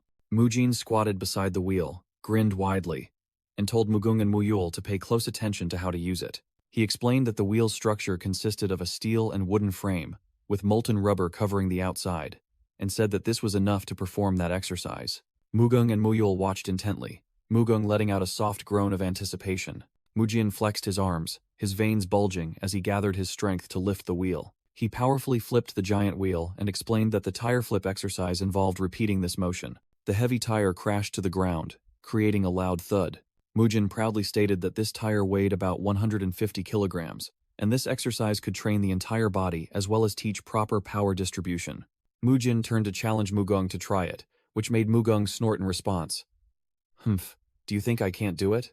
As Mugung prepared to perform, Mujin playfully warned that he would tap Mugung's head 10 times if he used internal energy, which made Mugung angrily retort, "Do I look like the type of person who would cheat?" Suddenly, the young monk with extraordinary strength ran over to call Mujin and asked what everyone was doing. The young monk easily rolled the heavy tire like a toy while running and innocently explained, "I didn't know what this was, so I was just playing with it. Is it okay to use it like this?" Mujin was astonished to see Muyul easily jump onto a 3-meter-high horizontal bar. Mujin secretly admired Muyul's flexibility, thinking that he deserved to be a successor of the snake-style fist, as he moved freely on the bar as if he had been familiar with it for a long time. Watching Muyul's movements, Mujin was reminded of a monkey's movements, and wondered if monkey-style fist existed alongside other martial arts. Hanging upside down from the bar, Muyul cheerfully asked, "Mujin, am I using this correctly?" Mujin gave a thumbs up in approval and thought that perhaps in the future, Muyul would create a new martial art. Besides the horizontal bar and tires, there were also many new pieces of equipment, like kettlebells and dumbbells made from wood and stone. Mujin looked at the new equipment with satisfaction, thinking that they were mainly used in CrossFit and that this was more than enough. With his muscular back glowing with internal energy, Mujin was determined to increase his strength while maintaining flexibility, avoiding blindly training only muscles, which would hinder martial arts. Looking at the new training area, Mujin excitedly thought about building a career at Shaolin Temple, becoming a martial arts master, and seeing the end of the novel. Under the moonlight, Mujin told Elder Hyunseong that he wanted to use the new equipment to help him with therapy, and the elder confirmed that these were the items he had requested from the Arhat Hall leader. Mujin held up a long roller and called it the Reform Roller, which made Elder Hyunsung curiously ask how to use it. He explained that in modern times, it was called a foam roller, made from wood and leather, and was a Pilates tool used for muscle stretching by rolling the body over it. Mujin instructed him to place the roller under his shoulder blades, ribs, thighs, calves, and armpits, then roll back and forth, after which he invited Elder Hyunsung to try it. Elder Hyunsung screamed in pain as he rolled a small ball under his thigh, and Mujin quickly reminded him to stay mentally alert during the therapy. After the pain subsided, the elder sat up and listened to Mujin explain that it would be painful because his muscles were stiff, but if done regularly, the muscles would soften and the body would feel lighter. Elder Hyunsung smiled meaningfully, declaring that he wanted to introduce this method to everyone because the Shaolin disciples had endured too many unnecessary hardships, which made Mujin panic, thinking that he was acting like a traitor. Putting that aside, Elder Hyunsung turned to ask Mujin about his martial arts training. Mujin circulated his internal energy, A red internal energy aura emanated around him, and the elder remarked that his energy was much more stable than before. Mujin laughed loudly and scratched his head, thinking that all his thoughts and training efforts had finally paid off. Elder Hyunsung silently watched him with a thoughtful gaze. Seeing the elder lie down and start rummaging in his robe pocket, Mujin worriedly thought, "I knew it." Elder Hyunsung handed Mujin a map and a letter, saying that he had prepared these for him, which surprised Mujin. Mujin recalled the time he learned the 5 animal forms, where he had learned the connection and combination of techniques. Elder Hyunsung smiled mysteriously, saying that this speed would also greatly help Mujin, which made him secretly think that the elder's personality had changed. Taking a sip of wine from his gourd, Elder Hyunsung ambiguously said that Mujin would know for himself once he arrived. In a flashback, a young monk lay sprawled on the ground, exhausted, begging young Elder Hyunsung to go easy on him. Young Elder Hyunsung, sitting on the backs of other monks and drinking wine, loudly scolded that going easy was just laziness, which made the monk beneath him secretly think that the elder himself was the lazy one. A man with a wild and crazed smile was introduced as Haiguan, the leader of the Demon Extermination Squad. A panel showed Mujin meditating, with his internal energy more stable than before, thanks to his training sessions. After receiving the letter from Elder Hyunsung, Mujin headed towards his next training location, the Demon Extermination Squad. Mujin walked, panting, feeling a little anxious about this training session because He Guan was in charge. He recalled meeting He Guan during the entrance examination, and had realized that he was no ordinary person. Mujin stood before a large gate inscribed with the characters Shaolin Mountain, wondering what kind of person He Guan was. Inside, a group of monks dressed in black were training enthusiastically, and a voice shouted, demanding that they put more spirit into it. He Guan appeared with a darkened face and bloodshot eyes, smiling sinisterly and threatening to eat them all if they didn't do it right. The monks of the Demon Extermination Squad screamed in terror and simultaneously charged to attack He Guan. He Guan casually tossed his wine gourd into the air. He easily dodged a punch and grabbed a monk's head. He Guan used his hand to block one person's punch and simultaneously delivered a punch to another's face. He leaped into the air, spun his staff, and shouted, demanding that the disciples attack more uniquely. He Guan landed on the ground and forcefully struck a monk's nape with his staff. A member of the Demon Extermination Squad tried to launch a sneak attack from behind, while He Guan smirked. He Guan reacted with lightning speed, extending his hand to block the sudden attack. He easily dodged the blow by ducking low, causing the monk to lose balance and lunge over his head. The monk was stunned to find he had missed and was horrified to realize He Guan's staff was lunging up from below. He gritted his teeth and endured the blow as the tip of the staff struck hard against his chin. He Guan spun around, unleashing a flurry of continuous staff strikes against another monk. He burst into maniacal laughter amidst the battle. The entire Demon Extermination Squad was simultaneously struck by the precise attacks. After taking them all down, He Guan picked up a jug of wine. Looking at the disciples sprawled across the ground, he said with a dejected look, "This won't do.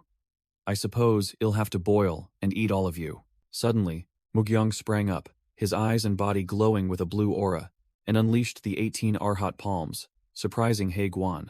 Mugyong punched the ground, creating a powerful shockwave, and casually said, "Whoops." He Guan somersaulted backward to dodge the attack, calmly stating that was all it took to evade it. He landed on the ground and swung his staff to counterattack with a provocative smile. The staff struck directly into Mugyong's stomach, making him cry out in pain to the horror of a fellow disciple.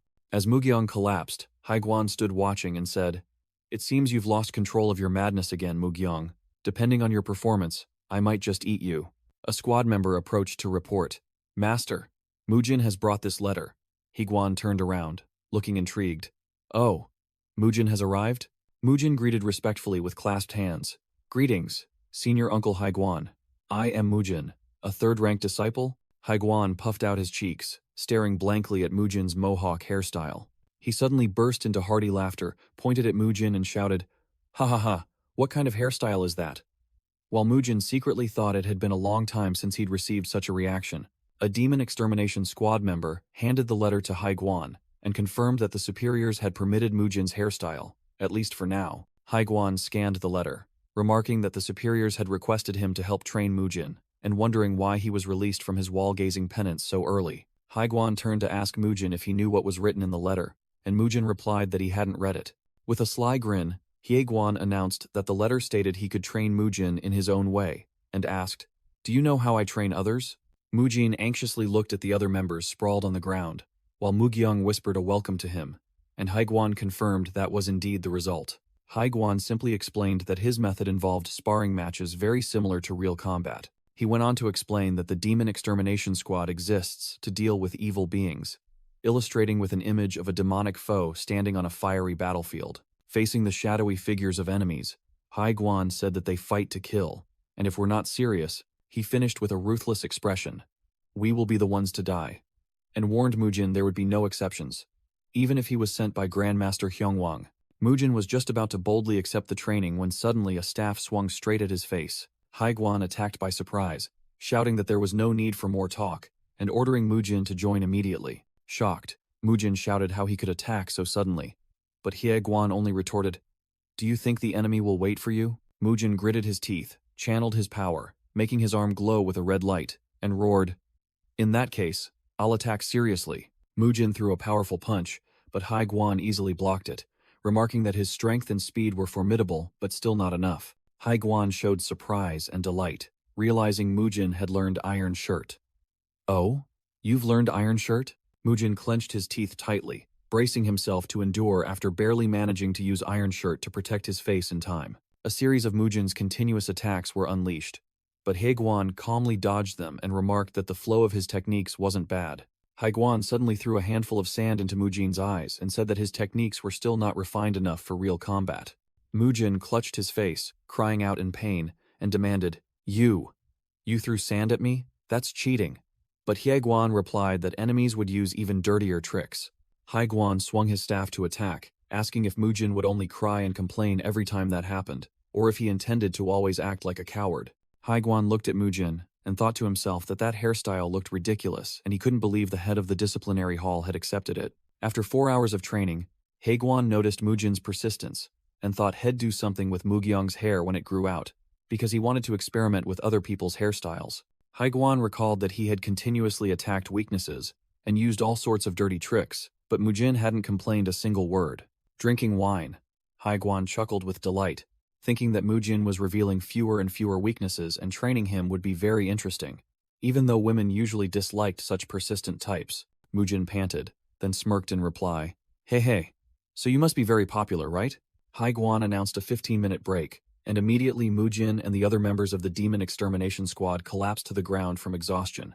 Lying face down on the ground, Mujin looked exhausted, but his eyes were still wide open, alert, and vigilant. Haiguan called Mugyong, asking how long he intended to pretend to be unconscious, startling Mugyong into surprise. "Huh? How did you know?" Mugyong scrambled to his feet and explained that he was waiting for an opportunity for Haiguan to let his guard down, and Haiguan praised it as not a bad idea. Mujin gritted his teeth, thinking that he had trained very hard but still couldn't land a single blow, and through this beating, he had realized what he was still lacking. Large text appeared, highlighting his biggest problem. Mujin realized his biggest problem was a lack of real combat experience. Mujin turned to Mugyong, who was sprawled on the ground, and said, "Let's make a plan together," reminding him that Haiguan had told them to act like cowards. A Demon Extermination Squad member ran over to report that the head of the administration hall had arrived, annoying Haiguan, while Mujin whispered to Mugyong that he had a good idea. Haiguan grumbled irritably. "Why does the head of the administration hall have to personally come here just to discuss distributing supplies? His food and wine are all we need." The disciple explained that the guest hadn't come alone, and in the background, Mujin asserted to Mugyong that they absolutely had to land a hit on that drunken monk. Mujin thought to himself that no matter how strong Haiguan was, he would surely reveal a weakness. The problem was how to create that weakness. Mujin got into a ready stance, telling Mugyong they didn't need to create a weakness because he had a secret plan, and instructed Mugyong to punch Haiguan when he charged forward. Mugyong looked skeptical, thinking that plan wouldn't work against someone as monstrously strong, but Mujin gave a resolute thumbs up. "No, it will definitely succeed." Mujin explained the plan would succeed if Haiguan still had a shred of gratitude, leaving Mugyong bewildered and confused, while the disciple was flustered when asked who had accompanied the head of the administration hall. Haiguan grabbed a member of the Demon Extermination Squad and snapped, "Is there a problem with me visiting?" A voice echoed, wondering if he wasn't allowed here, or had been long forgotten. Elder Hyunsong, gaunt yet full of dignity, appeared at the gate and said that while he was fine, he was a little sad. Haiguan was stunned, stammering the elder's name in disbelief. "Grandmaster Hyungwang?" Haiguan was utterly astonished to realize the elder was standing on his own. Immediately, Haiguan rushed forward and loudly shouted his greeting. "Greetings, Grandmaster Hyungwang." A member of the demon extermination squad watched, exclaiming in surprise that he had never seen Haiguan act like that, not even with the abbot. Mujin observed from a distance, smirking to himself that it was natural, as a rebel like him would never bow to anyone. Seeing Haiguan rush over like that, Mujin turned to Mugyong and said their secret plan was beginning. Mujin smiled confidently, thinking to himself that he understood that feeling better than anyone. In a flashback, Mujin asked Elder Hyunsong about Haiguan, whom he found somewhat dangerous, and the elder merely laughed heartily. The elder handed Mujin a piece of paper and said it was time for him to visit Haiguan, whom he regarded as a little puppy. Mujin remarked that the elder seemed to understand Haiguan very well, and he explained that in the past, Haiguan used to follow him around. Elder Hyunsong stroked his beard, revealing an important truth from the past. "I saved his life."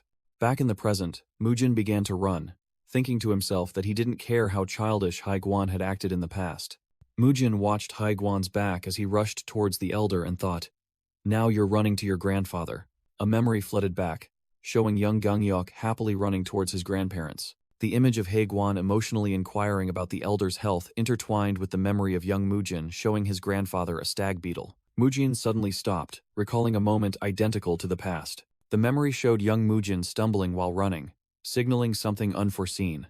In the memory, Mujin's grandparents panicked when they saw him stumble, and he thought to himself that such excitement would surely create an opening. Elder Hyunsong and a senior monk were sitting, observing the demon extermination squad's training session. That opening was the perfect opportunity for Haiguan and his squad to launch an attack in a simulated scenario. A close-up of Haiguan's determined eyes as he led the assault. Two members of the demon extermination squad unleashed powerful techniques and shouted, "Didn't you tell us to act cowardly? Take a blow from us?" The moment young Mujin stumbled and lost, his guard reappeared, symbolizing carelessness in combat. Two squad members simultaneously attacked Haiguan, but he quickly spun around to block their blows.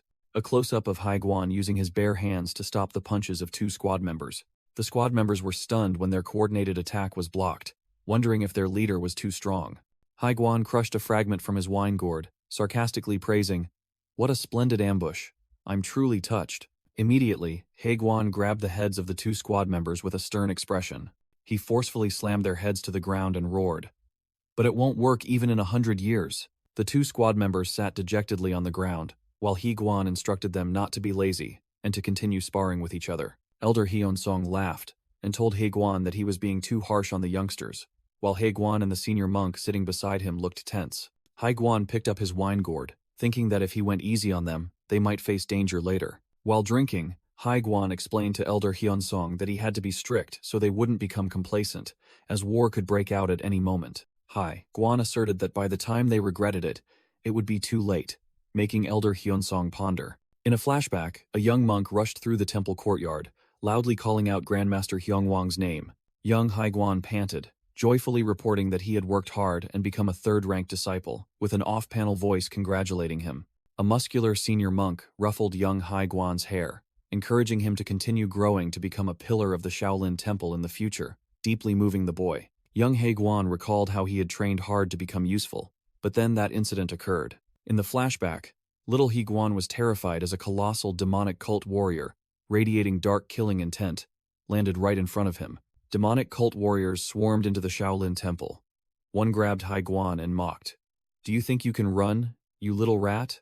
Haiguan screamed in horror as the demonic cult warrior swung his fist towards him. Just then, young Elder Hyunsong, with his muscular physique, appeared, using a strike to block the demonic cultist and save Haiguan's life. Haiguan recalled that Grandmaster Hyunsong had saved countless people, and he was the last one saved by him.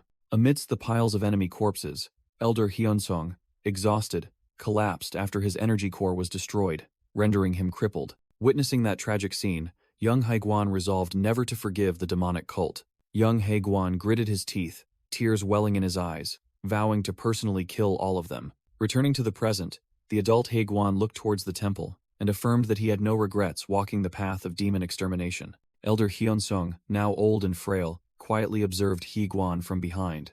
Hyunsong asked Haiguan if he was all right. While down in the courtyard, Mujin and Muyul were diligently training. Haiguan suggested that Elder Hyunsong keep an eye on Mujin occasionally, but he replied, "Or perhaps you should teach him instead." Elder Hyunsong explained that it was still too early for him to personally teach Mujin. He spoke with a serious expression, radiating a powerful aura, stating that Mujin was at a level even he couldn't fathom. Afterward, Elder Hyunsong looked at Hyeguan and changed the subject. He asked for a cup of wine from Hyeguan's wine gourd, startling him, who then shouted, "What? You want wine?"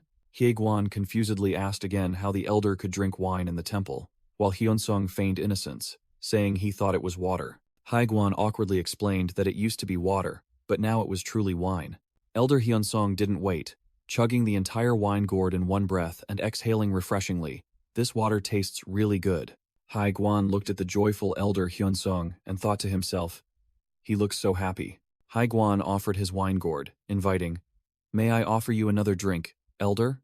The elder happily replied, "I shall gladly accept." Meanwhile, in the temple courtyard, Mujin and Mugyang were fiercely sparring. On the eaves, Elder Hyunsong and Hyeguan sat pouring wine for each other. The scene of two adults drinking wine and two children sparring, though not typical for Shaolin Temple, created a wonderful picture. However, one person was not pleased. Hyun Myung, the head of the administration hall, who was sighing over the tight budget and worrying about not having enough food for the disciples through winter. Hyun Myung worried that, at worst, they wouldn't be able to accept new disciples next year, and he blamed the two making noise in the courtyard below. A close-up showed Mujin and Mugyang exchanging fiery blows. After the match, Mujin praised Mugyang for having grown much stronger, and Mugyang replied that he had too, having trained very hard since arriving. Mujin remarked that with training like a real battle, it would be strange to get weaker. Then he suddenly noticed the people on the eaves. Mujin noticed the troubled expression of the head of the administration hall and wondered if something bad had happened. Mujin quickly deduced the problem. He understood that the size and gloomy expression of the hall, head in charge of the budget, were due to worries about the young monk's meals. Mujin recalled his previous life as Choi Gang-yuk, where he also had headaches over a tight budget while managing his gym, so he completely understood that feeling. Mujin told Mugyang that he knew that expression well. The hall head must be in great distress, leaving Mugyang bewildered. The narration explained that Shaolin Temple, despite living separately from the secular world, could not escape basic needs like food, clothing, and shelter. Fortunately, they had sustained their lives through donations from devotees and sponsorships from external sects. However, some problems had begun to emerge, symbolized by an image of a coin falling to the ground. Two monks walked past, one frantically shouting upon seeing the coin, "Hey, even a single coin is very important to the administration hall now. Pick it up before we lose it." One monk bent down to pick up the coin while the other lamented their dire situation. Then he noticed Mujin's presence. Mujin asked another monk, "You mean we've become this poor because of me, right?" And the monk admitted, it wasn't entirely wrong.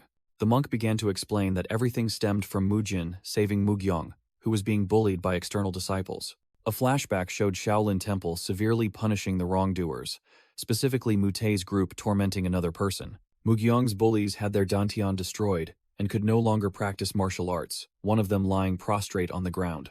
The Seobul escort merchant group, which specialized in harassing the populace and collecting protection money, was also punished. After their martial arts were crippled, they had to return all the money to the people, one of them lying unconscious. Problems began when other external sects became concerned about the Seobul merchant group being dismantled, fearing they would be next. They decided it was better to leave first rather than wait to be annihilated. These external sects, influenced by the secular world, were dissatisfied with how Shaolin Temple dealt with another external sect, rather than the wrongdoing of that sect itself. They allied with other martial arts groups and stopped sending donations, causing nearly half of the external sects to leave. The monk further explained that afterward, the administration hall had to bear the enormous costs for Mujin's new yoga, Pilates equipment, and training gear. Thus, in the eyes of the other monks, Mujin was seen as a money-guzzling demon, making him realize they didn't have a good impression of him. Mujin thought to himself that, despite being treated harshly, thanks to him,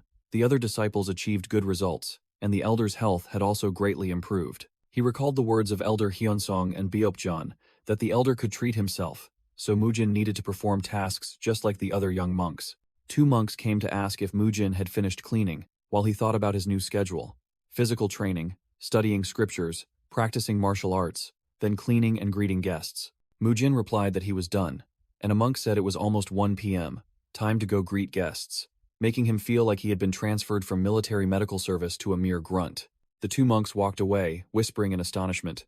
Mujin is doing the same work as us? Has the sun risen in the west? While Mujin thought this was what the elder wanted for him to socialize more. Looking at the guests ascending the stairs, Mujin thought that he only needed his 3 musketeers. The young monks, including Mujin, lined up to welcome visitors to the temple and clasped their hands, chanting Amitabha Buddha. Mujin cheerfully greeted a guest, thinking this wasn't difficult. He just needed to do it the way he used to welcome members at his gym back in the day. While Mujin was on duty, he heard gasping sounds and turned to look with a questioning expression. Another monk asked what that sound was, while a young monk sitting nearby was surprised to recognize Mujin. Mujin told the young monk that he would go down for a moment, leaving the boy confused and wondering what was happening on the stairs. An elderly woman was laboriously dragging herself up the stone steps, and Mujin thought to himself that perhaps he should go lend a hand. The elderly woman looked up, panting from exhaustion, while Mujin greeted her. "Madam." Mujin walked down the stairs, asking the elderly woman, who looked tired, if she was all right. She replied that she had come to pay respects to Buddha. Mujin cheerfully offered to carry the elderly woman on his back to the Great Hero Hall. The elderly woman smiled and refused, not wanting to be a bother, but Mujin flexed his bicep and declared, "Don't worry. You've trained very hard every day. Please let me carry you." Mujin easily carried the elderly woman on his back and ascended the stairs, adding that since he was still a young monk, she didn't need to be overly formal, which surprised the elderly woman. "Aren't you a teenager?" The narration explained that Choi Gang-gyok's respect for the elderly wasn't due to morality, but a feeling similar to what he had for Elder Hyunsung. It was something deeply ingrained in his instincts, as Choi Gang-gyok had been raised by his grandparents since childhood in place of his parents. Therefore, his heart would ache whenever he saw elderly people. Mujin carried the elderly woman and thought to himself that she was truly very light. He continued to ponder, noticing that her knees and back seemed fine, and wondered why she had difficulty climbing the stairs. After paying respects to Buddha, the elderly woman thanked Mujin for carrying her and said she would be heading back, which left him a little confused. Mujin silently watched the elderly woman's back as she slowly walked out of the shrine. Mujin called out after her, asking, "Madam, do you have any other plans for today?" Which made the elderly woman turn back in surprise. The scene shifted to Dengfeng County, Henan Province, where countless mansions and pavilions were owned by merchants associated with Shaolin Temple. Among them, the most splendid mansion was managed by one person.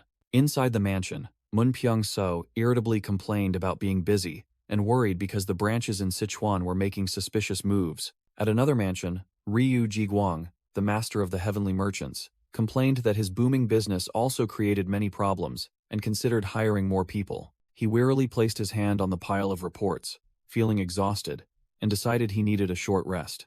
A servant entered to report that Elder Yongahi had returned, surprising Ryu Jiguang, who asked, "My mother went out again?" The servant confirmed she had just returned in an 8-person palanquin, and Ryu Jiguang decided to go welcome her. Ryu Jiguang rushed to meet his mother, Yongahi, and asked if she had gone to Shaolin Temple again. He anxiously grabbed his mother's sleeve, advising her to take care of her health as she wasn't strong enough for such a long journey. Yongahi smiled brightly, reassuring her son that there was no need to worry today. She happily announced that she had received treatment at Shaolin Temple today, making Ryu Jiguang ask in surprise. Yongahi excitedly recounted the miraculous experience, saying that the technique was called masashi. In a flashback, Mujin was massaging Yongahi's back, pressing her knees, and rotating her legs, and she recounted that it was much more effective than acupuncture or tonics. Ryu Jiguang looked skeptical, secretly thinking that alone couldn't possibly be a treatment method. However, he also had to admit that his mother looked much healthier than she had that morning, and her chronic leg tremors had also subsided. Yongahi praised the young monk as truly amazing, and Ryu Jiguang decided, "Tomorrow, I will go to Shaolin Temple with you, mother. I must see who that young monk is." The scene shifted to Shaolin Temple, where Mujin sat alone in his room by candlelight, his face full of contemplation. The narration explained that even though he had helped the old woman feel better, Mujin still felt uneasy. He recalled the sight of the old woman leaving in a magnificent palanquin, and thought that his unease wasn't because she resembled his grandmother or because she was wealthy. What bothered him was the inscription on the palanquin. He was certain he had read Heavenly Merchants. Mujin recalled the novel he had read, realizing that the Heavenly Merchants was one of the 5 wealthiest merchant guilds appearing in the universe of the Overlord Demonic Sect Chronicle. An image of Ryu Jiguang appeared with a dark demonic aura, and Mujin realized in horror that they were one of the villainous organizations. He remembered the moment he had smiled and introduced himself as third-rank disciple Mujin. completely unaware that he had just helped someone from the enemy faction. At Shaolin Temple, Yongahe happily thanked Mujin for coming, and giggled, telling her son that he was truly a charming young man. Mujin humbly scratched his head when Ryu Jiguang said he had heard about his treatment of his mother, and he replied that he had simply spent some time with her. Yongahe said she had returned to pray and also to get another masashi from Mujin, which made Mujin correct her, saying massage. The old woman joked that if Mujin weren't a monk, she would have introduced her granddaughter to him. But Mujin only smiled and replied that praying and studying scriptures together was also good. Ryu Jiguang secretly thought that his mother wasn't even that affectionate when talking to her own grandchildren. Mujin happily chatted with Yongahe, telling himself that as long as she was happy, everything was fine. When he looked at Ryu Jiguang, Mujin's expression turned serious. He realized this person must be the former merchant guild master. Ryu Jiguang looked puzzled, while Mujin corrected his own thoughts, realizing that at this point, he was still the current merchant guild master. Mujin recalled information from the novel about the Heavenly Merchants, an organization that committed all sorts of crimes, from illegal drug trafficking to human trafficking. He wondered if this was before their downfall, and realized that if he could approach Ryu Jiguang, he might be able to learn details about their connection to the dark forces. Stared at by Mujin, Ryu Jiguang spoke up, asking, "You've been looking at me for a while. Is there something on my face?" Mujin flinched, quickly waved his hand in denial, and said he was just lost in thought. Mujin explained that he was just thinking Ryu Jiguang seemed to do a lot of work in a sitting posture, which startled him. Ryu Jiguang wondered in astonishment how Mujin knew, admitting that he read a lot of correspondence while sitting, and was also tired from mountain climbing. Mujin smiled, and offered a professional observation that Ryu Jiguang's pelvis was misaligned, and his back was slightly hunched, a typical posture for office workers. Mujin looked directly at Ryu Jiguang with a serious expression. Mujin offered to treat Ryu Jiguang while he was there, secretly thinking of the saying, "Keep your friends close, but your enemies closer." Ryu Jiguang showed interest and skepticism, asking if he would have a chance to see what kind of therapy it was, and secretly decided to test the young monk's skill. Mujin agreed and said that he just needed to follow him, as he had one more person to treat besides his mother. The scene shifted to a large, solemn mansion with the inscription, Hyunsung's residence. Elder Hyunseong and Beopjeon stepped outside. The elder wondered about the strangers, while Beopjeon questioned what they were doing there at this hour. Mujin explained to them that these were guests who had come to pray, and since their health wasn't good, he thought it would be better if they received therapy together. Mujin asked Elder Hyunsong if he could perform therapy for him at the same time, and he happily agreed.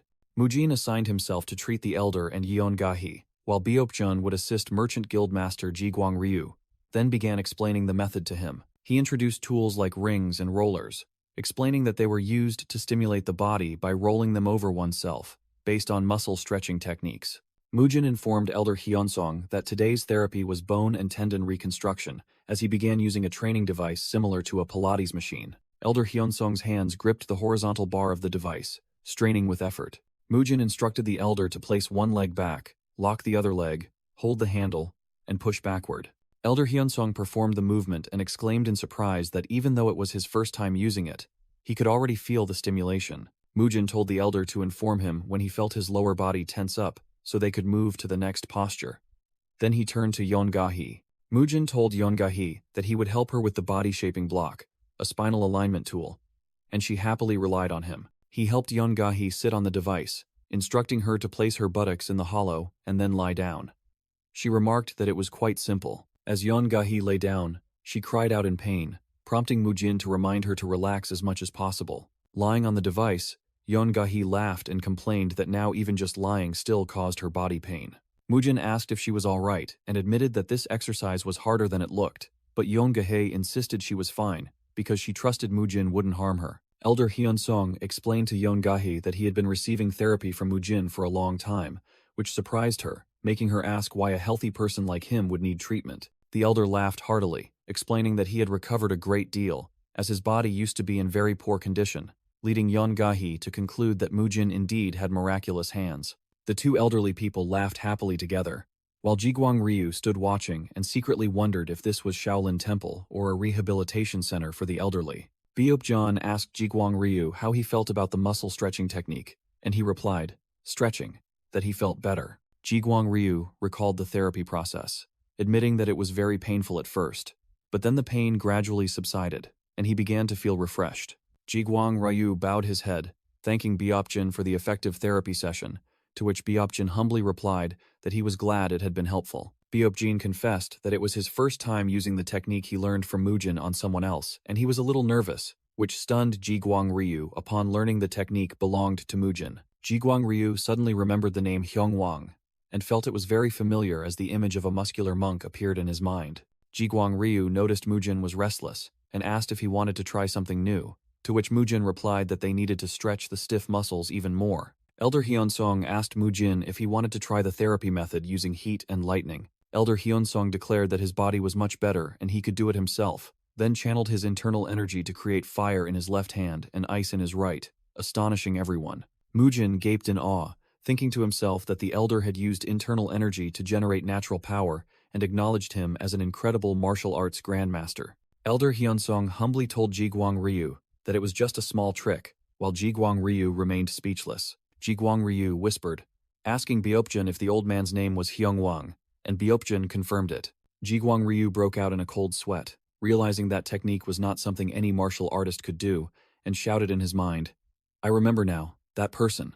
In a flashback, the image of a young Hyungwang appeared with the title of Shaolin Divine Monk, who single-handedly repelled the demonic cult's invasion of the Shaolin Temple decades ago. Jiguang Ryu thought to himself that the legend of Divine Monk Hyungwang was something the entire world had heard of. However, he also recalled that the events that transpired after the demonic cult's invasion were no longer told to outsiders. Jiguang Ryu remembered hearing that Hyungwang had become a cripple and lost all his martial arts power, then was astonished to see him recovering thanks to the stretching techniques. Jiguang Ryu couldn't believe his eyes, thinking to himself that he never expected to get such an amazing opportunity, while Biopjin looked at him with confusion. Jiguang Ryu pondered how Hyungwang could channel his internal energy so easily despite supposedly having lost all his power, and admitted the stretching techniques were truly effective for him and his mother. He recalled Biopjin's words that this technique belonged to Mujin. Jiguang Ryu looked at Mujin, who was grinning and giving a thumbs up, and firmly declared in his mind, "That kid's skill is the real deal." That night, as he left, Jiguang Ryu thanked Mujin once more, and the boy replied that he had also had a wonderful time. Elder Hyunsong was using ice energy to soothe Ga Hee-yeon's arm, and she smiled, saying it felt very pleasant, while Mujin thought to himself that he had just watched an episode of an elderly romance drama. Jiguang Ryu advised Mujin to go home early, as it was getting dark, but said he had something he wanted to discuss before leaving. He suggested Mujin take him to the administration hall tomorrow morning. Mujin was surprised but still agreed, curiously asking the reason Jiguang Ryu wanted to go there. Jiguang Ryu replied that it concerned Mujin, and he would explain tomorrow. Watching Jiguang Ryu's retreating back, Mujin wondered what scheme this merchant was plotting. The next day, Mujin led Jiguang Ryu to the administration hall, which managed the Shaolin Temple's budget and finances. The head of the administration hall, Hyun Myung, looked incredulous, asking them to repeat what they had just said. Jiguang Ryu calmly stated that he had a proposal, while Mujin poured tea for him. As Mujin was serving tea, Jiguang Ryu began to speak about the Heavenly Flow Merchant Guild wanting to cooperate, startling Mujin. 2 wooden chests filled with glittering gold coins were placed before them. Elder Hyun Myung was stunned to learn that Jiguang Ryu had donated 100 taels of gold for his mother's treatment costs, an amount equivalent to the Shaolin Temple's entire year's food expenses. Jiguang Ryu humbly stated that he regretted not being able to pay more, as the therapy had cured an incurable disease that even renowned physicians had given up on. Afterwards, Jiguang Ryu mentioned discussing opening a clinic with Mujin, prompting Elder Hyun Myung to ask him to explain further. Jiguang Ryu explained that Mujin's therapy method was something entirely new on this continent, and there were many patients like his mother who could not be cured by conventional methods. He expressed his desire to open a clinic using Mujin's skills to treat those patients. Elder Hyun Myung cleared his throat, sternly declaring that Shaolin does not conduct business using the talents of its disciples. He pointed out that with expensive treatment costs and opening a clinic in Dongfeng, it seemed to be exclusively for the wealthy, then chanted Amitabha with a sharp gaze. Jiguang Ryu thought to himself that the elder had seen through his intentions, but asserted that was not his sole objective. The narration explained that as one of the 5 great merchants, Jiguang Ryu possessed a vast network of connections. He realized that the ailments of old age were unavoidable, regardless of status, and introducing Mujin's therapy method to them would yield enormous profits. Jiguang Ryu took a sip of tea, thinking to himself that although there were other reasons he couldn't disclose yet, the most important thing right now was to build a good relationship with the Shaolin Temple. Jiguang Ryu tried to persuade the head of the administration hall, suggesting that half of the revenue could be used by Shaolin to help the poor, thus avoiding criticism from the world. The head of the administration hall sternly explained that building trust required a lot of time and sincerity, but even a small misunderstanding could destroy everything in an instant. Mujin thought irritably to himself, feeling that this roundabout conversation was suffocating and unpleasant. He continued to ponder alone, not understanding why the head of the administration hall hesitated when the temple had no money, while he constantly complained about how to feed everyone. Mujin cleared his throat, deciding it was time to apply his gym management experience to solve the problem. The head of the administration hall glanced over, his face full of contemplation and hesitation. Mujin raised his hand to ask for permission to speak, surprising both the head of the administration hall and Jiguang Ryu, who turned to look at him. He got straight to the point, reconfirming with the head of the administration hall that the core issue was about making money and only treating the wealthy, right? And he reluctantly agreed. Mujin decisively offered a solution. So why not treat both the poor and the rich without discrimination? Both the head of the administration hall and Jiguang Ryu looked confused and surprised by Mujin's question. Mujin explained that if only one treatment fee was set, the poor would not be able to afford it, leading to decreased demand and rendering all efforts meaningless. He boldly proposed, why not divide the facility into two business models, making the two adults even more curious? Mujin presented his idea. One facility would be open for free to everyone, while the other facility would cater exclusively to the wealthy. Jiguang Ryu was about to ask if only the rich would pay, but he suppressed his curiosity and gestured for Mujin to continue. Mujin anticipated the issue, saying that the wealthy would naturally question the fairness and ask why they had to pay while the poor received free treatment. He explained the model for the free facility. Therapy methods based on stretching techniques would be provided daily on a rotating basis for different body parts. Mujin continued, saying that the paid facility would offer more advanced treatments, utilizing medical knowledge and advanced Shaolin techniques such as simultaneous heat and lightning energy application. He revealed that this was how large gyms operated, with an image of Gangyok Choi appearing, explaining the model of cheap membership fees for facility use and higher-priced personal training sessions. Mujin confidently asserted that Merchant Guildmaster Ryu surely understood this, making Jiguang Ryu wonder in astonishment how a child could come up with such a plan. Mujin explained that the wealthy enjoy spending money on luxury, and that vanity also extends to medical treatment, making Merchant Guild leader Ryu silently grasp his meaning. He continued to argue that the wealthy would choose high-fee premium facilities due to their pride and vanity. Head of the administration hall Hyun Myung was so angry that veins bulged on his forehead upon hearing Mujin's words. He slammed the table and roared, "Mujin, how can a Shaolin disciple speak of vanity and exploit it to earn money?" Mujin calmly faced the head of the administration hall's wrath and asked directly, "What are you afraid of?" He pointed out that the head of the administration hall had feared Shaolin being criticized for being greedy for money when he proposed using the rich's money to help the poor. Mujin emphasized that with this new proposal, they could treat the poor while leveraging the rich, then asked again, "Are you afraid of what people will say about Shaolin?" The head of the administration hall trembled with anger and shouted loudly, "How dare you insult Shaolin?"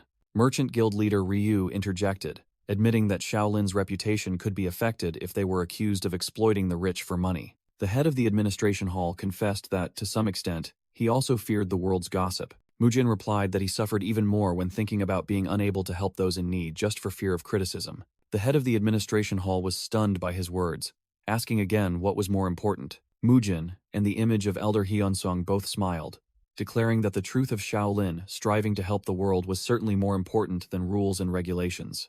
The head of the administration hall was astonished.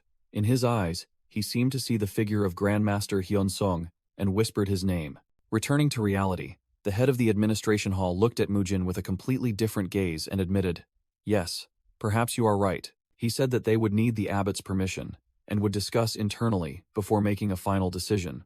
Merchant Guild leader Ryu was overjoyed, exclaimed, "It's a success," and thanked the head of the administration hall for considering the proposal. Mujin thought to himself with a frown that he had to put all his effort into persuading them, but the thoughts of the high-ranking monks here were truly unpredictable. He looked at Merchant Guild leader Ryu and concluded that regardless, they would establish a cooperative relationship with the Heavenly Flow Merchant Guild. Mujin smiled confidently, thinking to himself that with this relationship, he would be able to investigate what happened to the rural branch of the Heavenly Flow Merchant Guild. The meeting concluded with farewells and a promise to reconnect later. That night, head of the administration hall, Hyun Myung, recounted everything to Abbot Hyunchun and Elder Hyunseong. The result of the discussion was a joyful agreement, expressed with a thumbs up. Abbot Hyunchun happily affirmed that he knew Mujin would lead Shaolin in the right direction, and the money he brought back would greatly benefit the world. Elder Hyunsong narrowed his eyes, suggesting there should be a reward for what Mujin had accomplished. When the abbot asked about the type of reward, Elder Hyunsong replied that a spiritual elixir would be excellent. Elder Hyunsong smiled slyly, saying that once rewards were discussed, the answer was already too obvious. Abbot Hyunchon broke out in a cold sweat, realizing with horror what the elder was hinting at. The following afternoon, after his training, the abbot was still astonished, wondering if the elder was serious. Mujin was suddenly summoned to meet Elder Hyunsong and appeared confused, not understanding what was happening. Elder Hyunsong presented a small box and said it was a reward for Mujin's achievements, even joking that he had fairly stolen it. Mujin was completely stunned when the box was opened, revealing Shaolin Temple's spiritual elixir, the minor restoration pill. An explanation appeared, stating that restoration pills were one of the most famous spiritual elixirs in the martial arts world, containing immense energy and being extremely rare. The orange spiritual elixir lay in the box, emitting a brilliant, sparkling light. Elder Hyunsong smiled, and told Mujin that he could consider this a reward for achieving great merit this time. The elder explained that he initially intended to give Mujin the major restoration pill, but the abbot intervened and suggested using the minor restoration pill instead, believing it wasn't the right time yet. Elder Hyunsong grumbled, calling the abbot stingy, while Mujin could only force a smile and pretend not to hear anything. Mujin wondered about the meaning of not the right time yet, and Elder Hyunsong replied that he would understand after consuming the minor restoration pill. Elder Hyunsong smiled, offering to help Mujin consume the spiritual elixir immediately, as this was the perfect moment. Mujin was overjoyed, puffed out his chest and immediately shouted his agreement, thinking that a precious item had just found its way to him. Both were in a pavilion deep in the mountains, and Mujin realized this place had abundant natural energy that would be beneficial to him. Elder Hyunsong explained that the method of absorbing energy through cultivation techniques is different from absorbing energy from a spiritual elixir. He illustrated that when using cultivation techniques, one breathes through the nose and mouth to slowly absorb energy, but when consuming a spiritual elixir, the energy goes straight into the stomach. Mujin asked if he meant that he should focus on the elixir's energy instead of his breath, and the elder confirmed it. The elder warned that each breath would cause the elixir's energy to dissipate, and if he greedily held his breath to retain the energy, he would fall into a state of chi deviation. Mujin held the spiritual elixir, realizing the elder's unprecedented seriousness and understanding that he needed to be extremely careful. After making up his mind, Mujin opened his mouth and quickly put the spiritual elixir in. He sat in meditation, thinking to himself that to absorb the pure energy from the minor restoration pill, he would use the cultivation technique he had learned previously. Mujin activated the Great Tao Heart technique, and a dazzling light emanated from his glabella. He felt the energy flow slide from his mouth down to his stomach, then spread throughout his body along his blood vessels. Mujin frowned, finally understanding why protagonists in martial arts novels yearned for such things so much. He told himself to absorb as much as possible, as his grandfather had taught him. 30 minutes later, Mujin was sweating profusely, gritting his teeth and cursing inwardly because the process was not easy at all. He exhaled a stream of red chi, realizing this was why the elder had warned him not to be greedy, because even after using both breathing techniques and heart methods, energy was still dissipating. Mujin compared his body to a rice bowl too small to contain all the immense energy at once, and decided he had to finish this soon. Recalling the elder's advice, Mujin decided to expel the immense unabsorbable energy by exhaling, then inhaling, and repeating the process. Mujin sat in meditation calmly, continuously inhaling and exhaling to regulate and release the excess energy. Mujin opened his eyes wide in astonishment, realizing he had only absorbed about 30% of the energy. Nevertheless, Mujin still felt this power was already too magnificent, to the point where he no longer cared about the unabsorbed energy. Mujin guiltily confessed to Elder Hyunsong that even though he had told himself not to be greedy, he still unconsciously did so. Elder Hyunsong sternly acknowledged that the power of the small rejuvenation pill far exceeded his imagination. A surge of crimson energy enveloped Mujin as it was announced that he had fully absorbed the small rejuvenation pill. An explanation appeared, stating that the miracle that just occurred was created by Elder Hyunseong, while the image showed him assisting Mujin, who was coughing up blood. As Mujin exhaled, the energy from the pill escaped, and Elder Hyunsong used his internal energy to capture that surge of power. Elder Hyunsong then slowly channeled that energy back into Mujin's body each time he inhaled. without his knowledge. This was a transcendent and almost impossible method, but Elder Hyunsong was determined not to waste the precious pill. Mujin felt his body stiffen from the surging energy, and anxiously asked the Elder, while a terrifying illusion of him warned that his body would shatter if he used martial arts now. Elder Hyunsong reassured Mujin that this was part of his larger plan, and told him to follow to resolve his current state. Mujin hopefully asked if there was a way, and Elder Hyunsong confirmed that there was a training method that would be very helpful for him. Elder Hyunsong explained that the best method to calm the chaotic energy was an unwavering heart, and he would teach Mujin that. The words immovable mind appeared, showing that Elder Hyunsong had brought Mujin to a waterfall and was meditating on a rock in the middle of the stream. Mujin stood under the torrential waterfall, enduring the force of the water to train himself to control his energy and achieve a stable mental state. The explanation stated that this method was often used by practitioners of extreme yang energy, such as Grandmaster Hayadam and his disciples, to control the easily agitated, extreme yang energy. They used this training method to keep themselves calm. Examples given included counting prayer beads while chanting, or continuously thinking of happy moments. The majestic waterfall scene appeared, summarizing that the immovable mind was a method to maintain calmness for both body and spirit, and Mujin thought to himself, all right. Mujin, with glowing red eyes, decided to try using the consecutive punches technique after 4 hours of contemplation under the waterfall. Standing before Elder Hyunsong, Mujin's physique appeared powerful and imposing. Mujin unleashed a basic consecutive punch, a surge of crimson power enveloping his fist. His punch created a terrifying explosion, shattering the waterfall and the rock behind it. After 4 hours under the waterfall, Mujin was able to calm his mind, control his power, and regulate the flow of his internal energy. He used his new power to unleash a punch that split the entire waterfall, officially breaking through to a new realm. Mujin turned to look at Elder Hyunsong with a confident and challenging smile. Elder Hyunsong looked back, feeling immense pride in Mujin's growth. The two stood facing each other across the water, exchanging glances as if they understood everything without words. 2 days later, at Shaolin Temple, a voice echoed, asking, "Are you ready?" Abbot Hyunchon stood with Grandmaster Haidam, believing Mujin was not yet ready for the outside world, and requested 5 second-ranked disciples to accompany him and keep an eye on him. In a meeting, Ji Guangryu reported to the abbot and Mujin that the clinic business plan was complete and only needed to be implemented in Dengfeng County. Abbot Hyunchon thanked Elder Hyunsong for what he had done, and Hyunsong advised the abbot to do his best when he arrived there. Mujin thanked the two elders for entrusting him with the mission, promising to combine the strength of Shaolin and the Heavenly Flow Merchant Guild. He clasped his hands, boldly declaring that he would strive to save more people to help Shaolin overcome its crisis. Elder Hyunsong nodded slightly, responding briefly and with satisfaction. Good. At the temple gate, the abbot bid farewell with the message, "We await your return," and Mujin shouted back, "I will see everyone when I return." In a dark room, Seolhwa Ryu sat alone and wondered, "Are we ready to go?" A silent tear rolled down the girl's cheek in the darkness.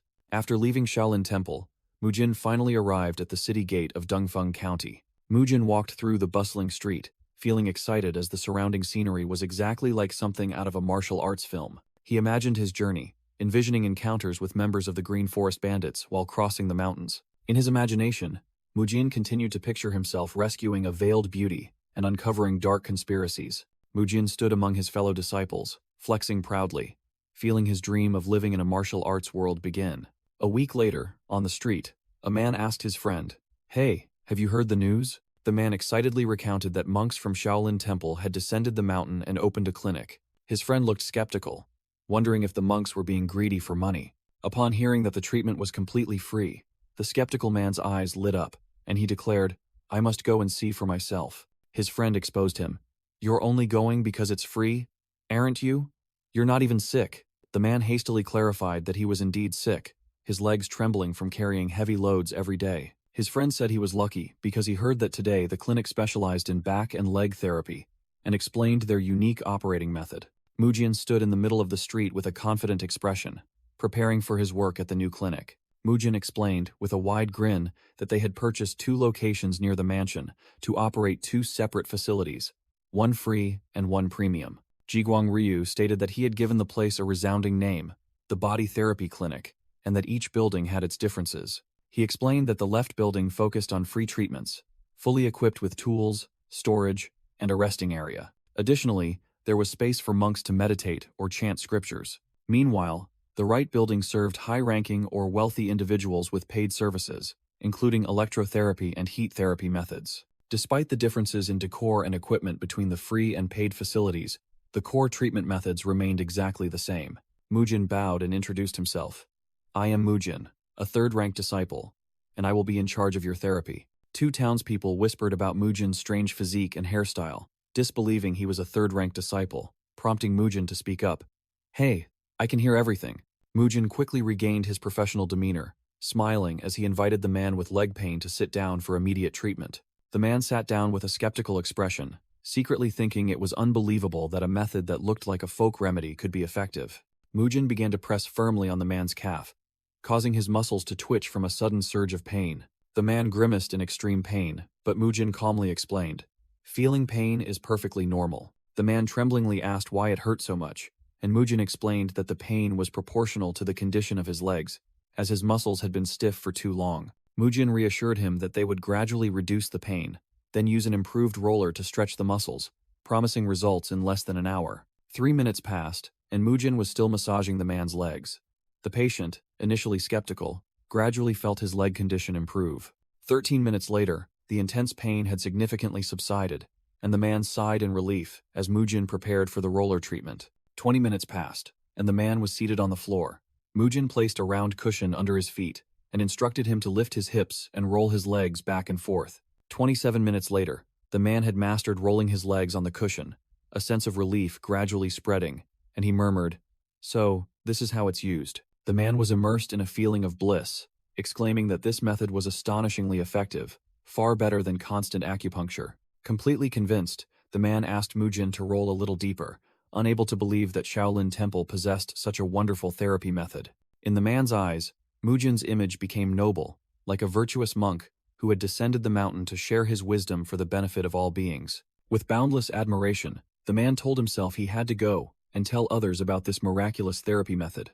After the satisfied patient left, he walked without limping, surprising his friends, and he excitedly told them about the free treatment he had just received. Word spread quickly, and soon the clinic became incredibly popular, bustling with townspeople flocking to it. The good reputation reached the ears of high-ranking officials and the wealthy, who began to seek treatment at the paid facility. Mujin held up 2 mats, one standard and one silk, embroidered with gold thread, explaining that the difference was merely superficial, while the basic therapy method remained the same. A wealthy client was blissfully enjoying his therapy session on the golden mat, while Mujin secretly thought, "He's truly the type who only cares about appearances." Despite the class differences, no one seemed to mind coming to Shaolin Temple's clinic, where Mujin stood waiting at the gate. Inside, the monks diligently treated everyone, from the elderly to merchants, demonstrating their dedication and understanding of patients' needs. Biopgang enthusiastically directed the work, assigning another senior monk to handle heat therapy and personally taking charge of muscle stretching for the remaining patients. At the center of all activity was Mujin, tirelessly treating patients, deeply moving those who witnessed it. Thanks to his miraculous healing ability, as if possessing divine hands, people began to call him the Fortune Monk. As a result, the clinic quickly became famous and stable, attracting a crowd of townspeople who lined up at the gate. Mujin sat opposite a man, saying that the journey had been arduous, but they had finally stabilized without arousing suspicion, all thanks to the diligence of the Shaolin monks. The man, introduced as Jin Pyongyang, external affairs manager of the Heavenly Merchants Guild, bowed in gratitude and said the guild was always thankful for their help. Mujin humbly replied that Shaolin Temple should be the one to thank them, secretly thinking that without the guild's help, the temple would have gone bankrupt long ago. Mujin pointed outside, saying that a long line of people could be seen stretching all the way from the pavilion, and he himself hadn't expected so many people to come. Jin Pyongyang said it was time for Biopgang to switch shifts, making Mujin ask in surprise, "Senior brother Biopgang?" Biopgang appeared, stretching and saying that the work was tough, then called Mujin, saying it was time to switch shifts. Jin Pyongyang looked surprised to see Biopgang, while Biopgang cheerfully greeted the manager back. Mujin bewilderedly asked if the two knew each other, and Biopgang confirmed they had met before. Biopgang recalled the time Mujin first began his penitent meditation, reminiscing about being caught secretly eating meat, which secretly startled Mujin with fear. Biopgang explained that around that time, the daughter of the Heavenly Merchants Guild leader had gotten lost in the mountains, and he himself had found the girl and handed her over to Jin Pyongyang. Mujin was stunned, realizing that the only person he had met that day was the girl sitting by the bonfire, and he began to feel suspicious. He was aghast at the possibility that the child could have come from a wealthy family. Jin Pyongyang confirmed, saying that although the girl was elegantly dressed, he hadn't expected her to be the guild leader's daughter. And coincidentally, the young lady would also be visiting today. Jin Pyongyang looked outside and said the young lady had probably arrived, seeing the crowd bowing to someone. Mujin thought to himself that some time had passed since their last meeting, and perhaps the girl had grown into an outstanding person. He was surprised and stunned when he saw someone who had just arrived. Mujin observed a young lady of unusually large stature being bowed to by everyone, and realized she must be an important figure. Mujin turned to ask Jin Pyongyang if that was the young lady they were talking about, and he confirmed it. Jin Pyongyang explained that she was the youngest daughter of the merchant guild leader, while an image of young Seolhwa smiling happily appeared. The young girl, now grown, appeared flustered and anxious when introduced as Lady Ryu Seolhwa. Lady Seolhwa walked with a maid, looking somewhat awkward. Mujin's jaw dropped in astonishment, shouting in his mind, "What?" He was shocked to realize that the girl was the very child he had met in the past. Seolhwa blushed, looking extremely awkward and anxious under the attention. The servants lining both sides of the path simultaneously bowed, "Greetings, Lady Seolhwa." Two townspeople standing nearby whispered to each other, one wondering why everyone was so polite to her. The other explained that she was the one who had contributed greatly to the establishment of this clinic, the youngest daughter of the Heavenly Flow merchant guild leader, Ryu Seolhwa. The first man remarked that she looked quite different from what he had imagined, making his friend curious. He explained that he had thought a rich family's daughter would be more beautiful and elegant, while another townsman agreed. Mujin approached, cupped his hands in greeting, and a townsman whispered to his friend that Lady Seolhwa was a bit. Mujin looked at Seolhwa with a serious expression, sharing the same thought. He concluded in his mind that she had gained weight, recalling the image of the small girl by the campfire years ago. At the clinic, the man with the leg pain and other patients happily welcomed Mujin, calling him a divine monk, and saying he must be tired. Mujin smiled brightly, replying that there was no need to worry, and he was glad to see everyone recovering, humbly suggesting they simply call him Mujin. The man with the leg pain and his friend showered Mujin with praise, saying he possessed a kind heart, a strong physique, and was also handsome. The patient's friend offered to introduce his granddaughter to Mujin, causing the other man to quickly stop him, reminding him that he was a monk. The man with the leg pain immediately interjected, saying he would introduce his own granddaughter, leaving Mujin to only force a smile. Mujin thought to himself that this free clinic had many elderly people, and medical costs in this era must be very expensive. He wished he could treat his own grandparents, then told the patients that if they learned recovery techniques from a young age, they would maintain healthy bodies. Mujin thought to himself that he had to appear kind because his senior monks were watching. Otherwise, he would have immediately accepted their offer. He resolved to escape the temple as soon as he became stronger, while a townsman called out for him to slow down. Mujin looked out into the courtyard and saw Lady Ryu Seolhwa had just arrived with her maid. He remarked that she looked quite different from the character he knew in the novel. Mujin recalled that Ryu Seolhwa was a character in the author's second novel, the mastermind behind the Heavenly Flow Merchant Guild's human trafficking ring. He remembered the illustrations in the story, depicting her as an excessively obese woman. Due to her complex about her appearance, the character Seolhwa in the story would often secretly abduct, torture, and murder beautiful women. Mujin looked at the girl in front of him and confusedly thought that this was utterly illogical. He compared Mugyeong, a tragic character, with Seolhwa in the novel, and found that the current Seolhwa was too different. Mujin observed Seolhwa and saw that she was now just a timid, plump, and shy young girl, with no hint of underlying madness. He mused, speculating if some incident had caused her downfall, and considered that it might be related to the corruption of the Heavenly Flow Merchant Guild. While thinking, Mujin realized that the merchant guild leader was also present. Seeing guild leader Ji Guang happily chatting with patients, Mujin concluded that he was not the suspect and the true mastermind might be someone else. Guild leader Ji Guang laughed heartily, while Mujin decided he needed to investigate this matter himself. Seolhwa walked hastily with a panicked expression, causing her maid to call out for her to slow down, and Mujin thought that his first suspect was her. The maid, Hong So-hee, reminded Lady Seolhwa that they were in public and asked her not to act too intimately. "Can't you slow down a little?" Those around began to whisper about the Heavenly Flow Merchant Guild's maid appearing too close to her mistress. Hong So-hee hastily pulled Lady Seolhwa along, urging, "Lady Seolhwa, please come this way."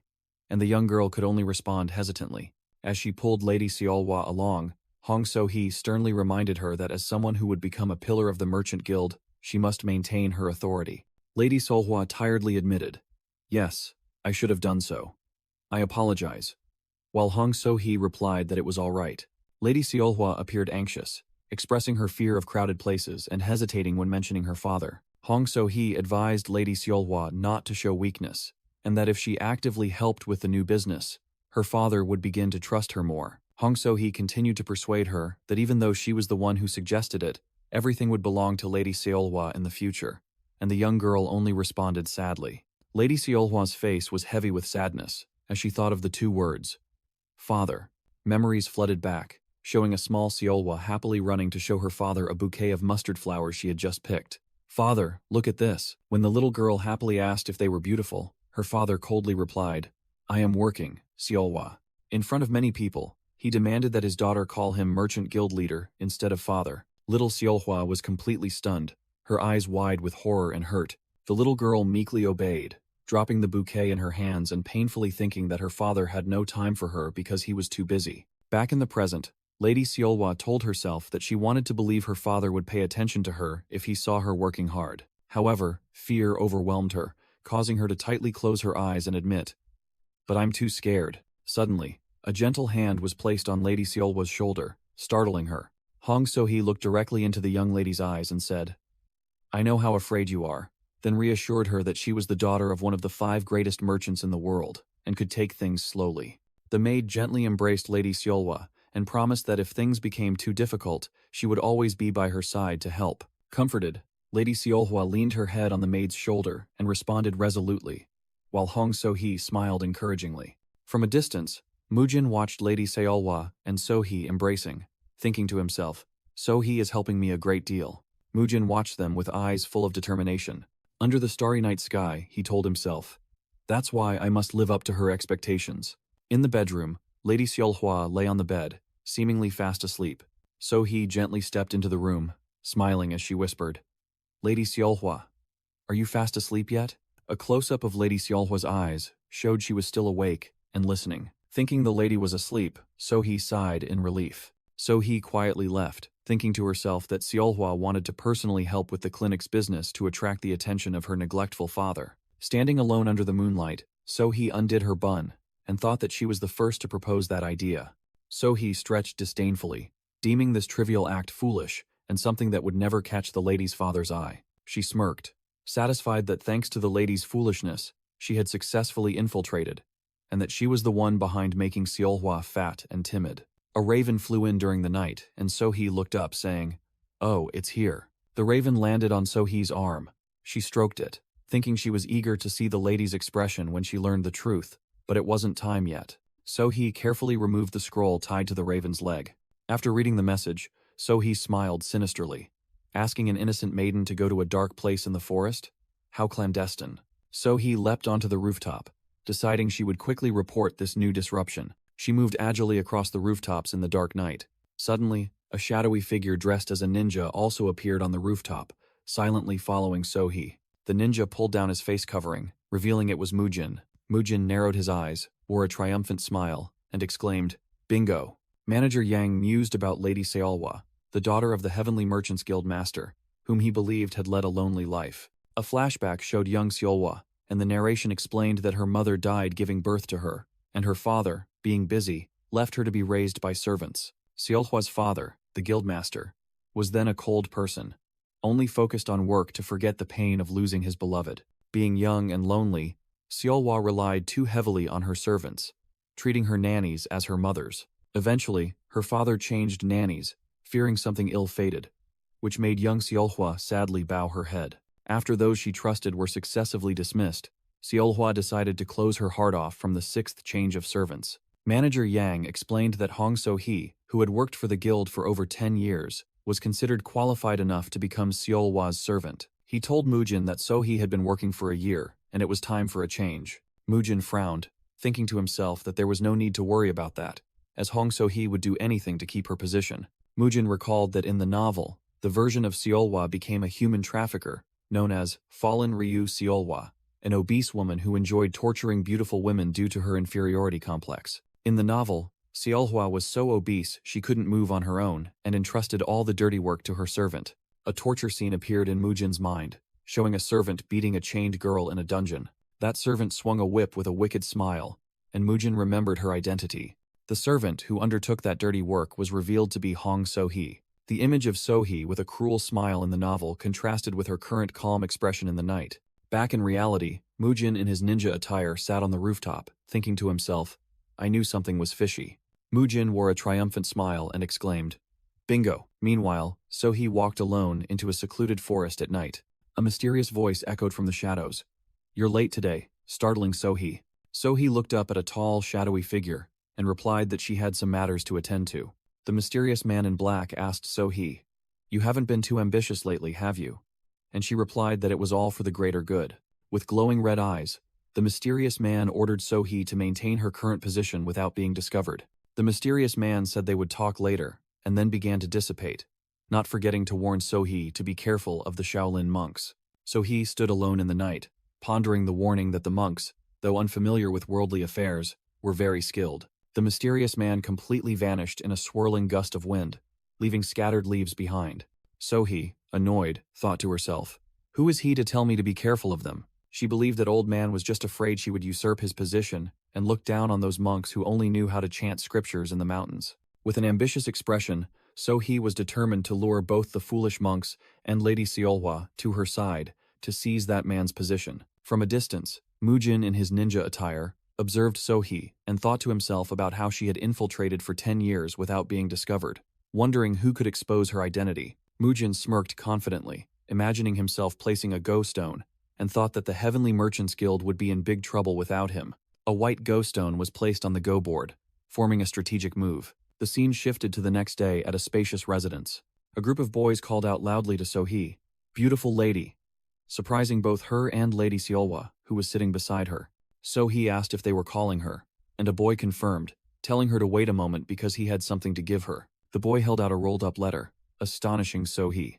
So-hee took the letter and asked the boy where he got it. The boy explained that a man dressed in black, with his face covered, had asked him to deliver it to her, and since he couldn't read, he was also curious about the contents. So-hee opened the letter with a sinister smile and thanked the boy for delivering it. She gave the children some money for snacks, making them cheer with joy and gratitude. When Lady Seolhwa curiously asked about the letter, So-hee smiled and replied that it seemed someone had sent her a love letter. So-hee read the letter, in which the sender praised her infiltration mission into the Heavenly Merchants Guild and promised her another opportunity. The letter instructed her to write a summary report of her actions and to come to an abandoned house on the outskirts of Dongfeng County before midnight for a meeting. So-hee smirked, thinking that the opportunity had arrived sooner than expected and that this was the perfect moment for her to outmaneuver that old man. When she arrived at the abandoned house, Mujin, dressed as a ninja, suddenly leaped down from the rooftop, blocking her path. Mujin spoke, Hong So-hee, I have been waiting for you. So-hee immediately showed deference, saying it was a great honor to meet him in person. Mujin stared at her and asked directly, What is Ryu Seolhwa doing? So-hee replied that the young lady was probably resting in her bedroom, and she couldn't stay out too long to avoid suspicion. She bowed her head and said, Please tell me what I need to do. Mujin stood silently observing. Mujin commanded, Hand over the report first. So-hee obediently gave him a scroll. As she handed over the report, she complained that being constantly by Lady Seolhwa's side made it very difficult to go out, and she asked about future contact methods. As Mujin read the report, he announced, I intend to infiltrate the Heavenly Merchants Guild myself soon. I will contact you from the inside then. So-hee was stunned and asked again, as she thought her superiors believed too many infiltrators would cause chaos, and she asserted that she was the most suitable person after 10 years of work. She questioned why someone else was suddenly joining the mission, making Mujin think to himself, Damn it, did I say too much? So-hee's eyes widened in horror as a thought flashed through her mind, and she exclaimed, Could it be? This can't be happening. She frantically wondered, Am I about to be discarded? I've worked so hard. Mujin unexpectedly threw a punch directly at So-hee's face while she was in a panic. The extremely powerful punch distorted her face from the impact. An image of a go board with scattered pieces appeared, illustrating Mujin's lightning-fast strike. So-hee spat blood after taking the full force of the devastating punch. She was knocked backward, staggering and losing her balance. So-hee was thrown backward by her own purple energy attack. The masked attacker smirked maliciously from behind the covering cloth. So-hee stumbled to her feet, astonished as she recognized her attacker, and stammered, You are. Mujin pulled down his face covering, making So-hee shriek in horror. That damned monk? Why are you here? So-hee questioned if he had lured her here, and Mujin calmly admitted it. When So-hee asked how he knew the organization's secret code, Mujin sneered, saying they were already in the palm of his hand. Mujin recalled that he had read about that code structure in the novel Unorthodox Tyrant Chronicles, though it had been a struggle to remember it. So-hee took a defensive stance, declaring that since he knew her identity and mission, she could not let him live. With an enraged face, she roared, "I will tear you apart and kill you." Mujin cracked his knuckles, radiating a crimson aura, and said he would show her the disparity in their power. Two streams of energy, one purple and one red, clashed violently. So-hee's attack was blocked by Mujin's palm force, creating a small explosion. So-hee flew into the air, shouting that she would never lose to a mere brat like him, while Mujin smiled confidently below. Mujin thought to himself that if he didn't fight with all his might against someone who wanted to kill him, he would surely die. With blood trickling down his cheek, he told himself he had to focus intensely. So-hee unleashed an extremely powerful energy attack from her palm, and shouted that this was her first battle. Mujin unexpectedly dodged the attack, grabbed So-hee's arm, and executed a judo shoulder throw, catching her completely off guard. So-hee was slammed hard onto the ground, spat blood, and lay motionless for a moment. Lying on the ground, she trembled, wondering how he had caught her, and what kind of Shaolin martial art that was. So-hee's face was filled with extreme panic as Mujin swung his fiery fist, slamming it hard into the ground right next to her head.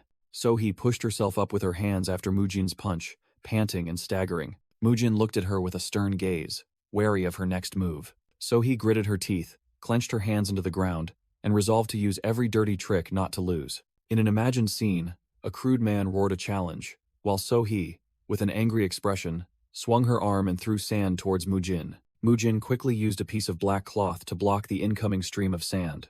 So-hee was stunned, unable to understand why he had the face-covering cloth she had torn and used it so promptly. Thinking Mujin had let his guard down, So-hee smirked maliciously and channeled a stream of purple energy into her palm. Mujin's eyes narrowed calculatively, and he thought to himself, "Is it time?" Mujin turned his back, using the black cloth to cover his eyes. So-hee appeared right behind him with a sinister smile, aiming for the blind spot she thought she had found. With a wicked expression, So-hee declared, "I'll start with your stomach." She unleashed an extremely powerful purple energy palm strike directly at Mujin's abdomen. So-hee laughed triumphantly, believing she had landed a fatal blow on him. However, a flash of white light erupted from So-hee's body, indicating that the attack had backfired. So-hee stared in horror at her bloodied hands, while Mujin stood firm with his iron-cloth shirt skill activated. So-hee screamed in pain about her hands and frantically asked Mujin what he had done, while the front of his robe smoked, revealing his toned abdominal muscles. Mujin coldly grabbed So-hee's face and said, then, he used terrifying strength to slam her hard onto the ground and roared, "It's time to bury you, you damned spy." A large energy explosion occurred as So-hee was slammed to the ground, shaking the earth. So-hee lay sprawled on the ground, dazed and wondering what had happened, then startled as a voice echoed, "Are you asking us to believe what you just said?" Jin Pyongyang frantically defended So-hee in front of Guildmaster Ji Guangryu, asserting that she had worked for them for over 10 years and could not possibly be a spy. Beopgang angrily interjected, loudly asking if Jin Pyong was calling Mujin a liar and doubting a Shaolin disciple. So-hee, with her hands tied behind her back, lay on the floor and realized she was surrounded by Mujin, the monks, and the merchant guild members. Mujin smiled, looking at the maid who was slowly regaining consciousness, and said, "You're finally awake." As Mujin announced he would begin his explanation, So-hee gritted her teeth in hatred, thinking to herself, "I'll kill this brat." Mujin began recounting the story to Guildmaster Ji Guangryu, saying that last night, after finishing up at the clinic, he had seen So-hee go out alone. In the flashback, Mujin secretly followed So-hee, and explained that he found it strange that she, Lady Seolwa's maid, would go out alone late at night, so he decided to tail her. Mujin continued, saying that, at an abandoned building, So-hee had met a man in black, and they had discussed the clinic's affairs, revealing she was on a spy mission. The flashback shifted to a combat scene, as Mujin recounted that after learning the truth, he had waited for her alone to ambush her, but unexpectedly, she turned out to be a martial arts master. Returning to the present, Mujin took off his robe, revealing his scarred back to Jin Pyongyang and Beopgyang, and asked, "Do you see?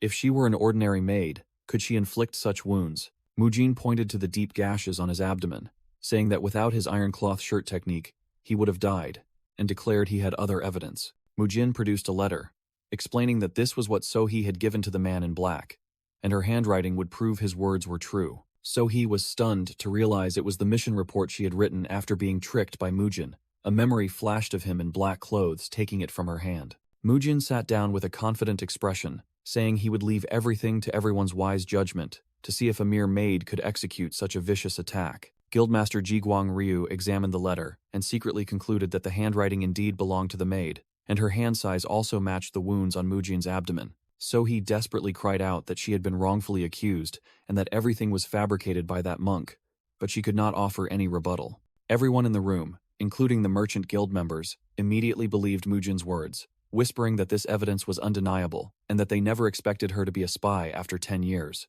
Guildmaster Jiguang Ryu spoke with a stern expression, saying he knew this request might be a bit sudden. With sharp eyes, Jiguang Ryu offered to handle So-hee himself, as this was a matter for the merchant guild.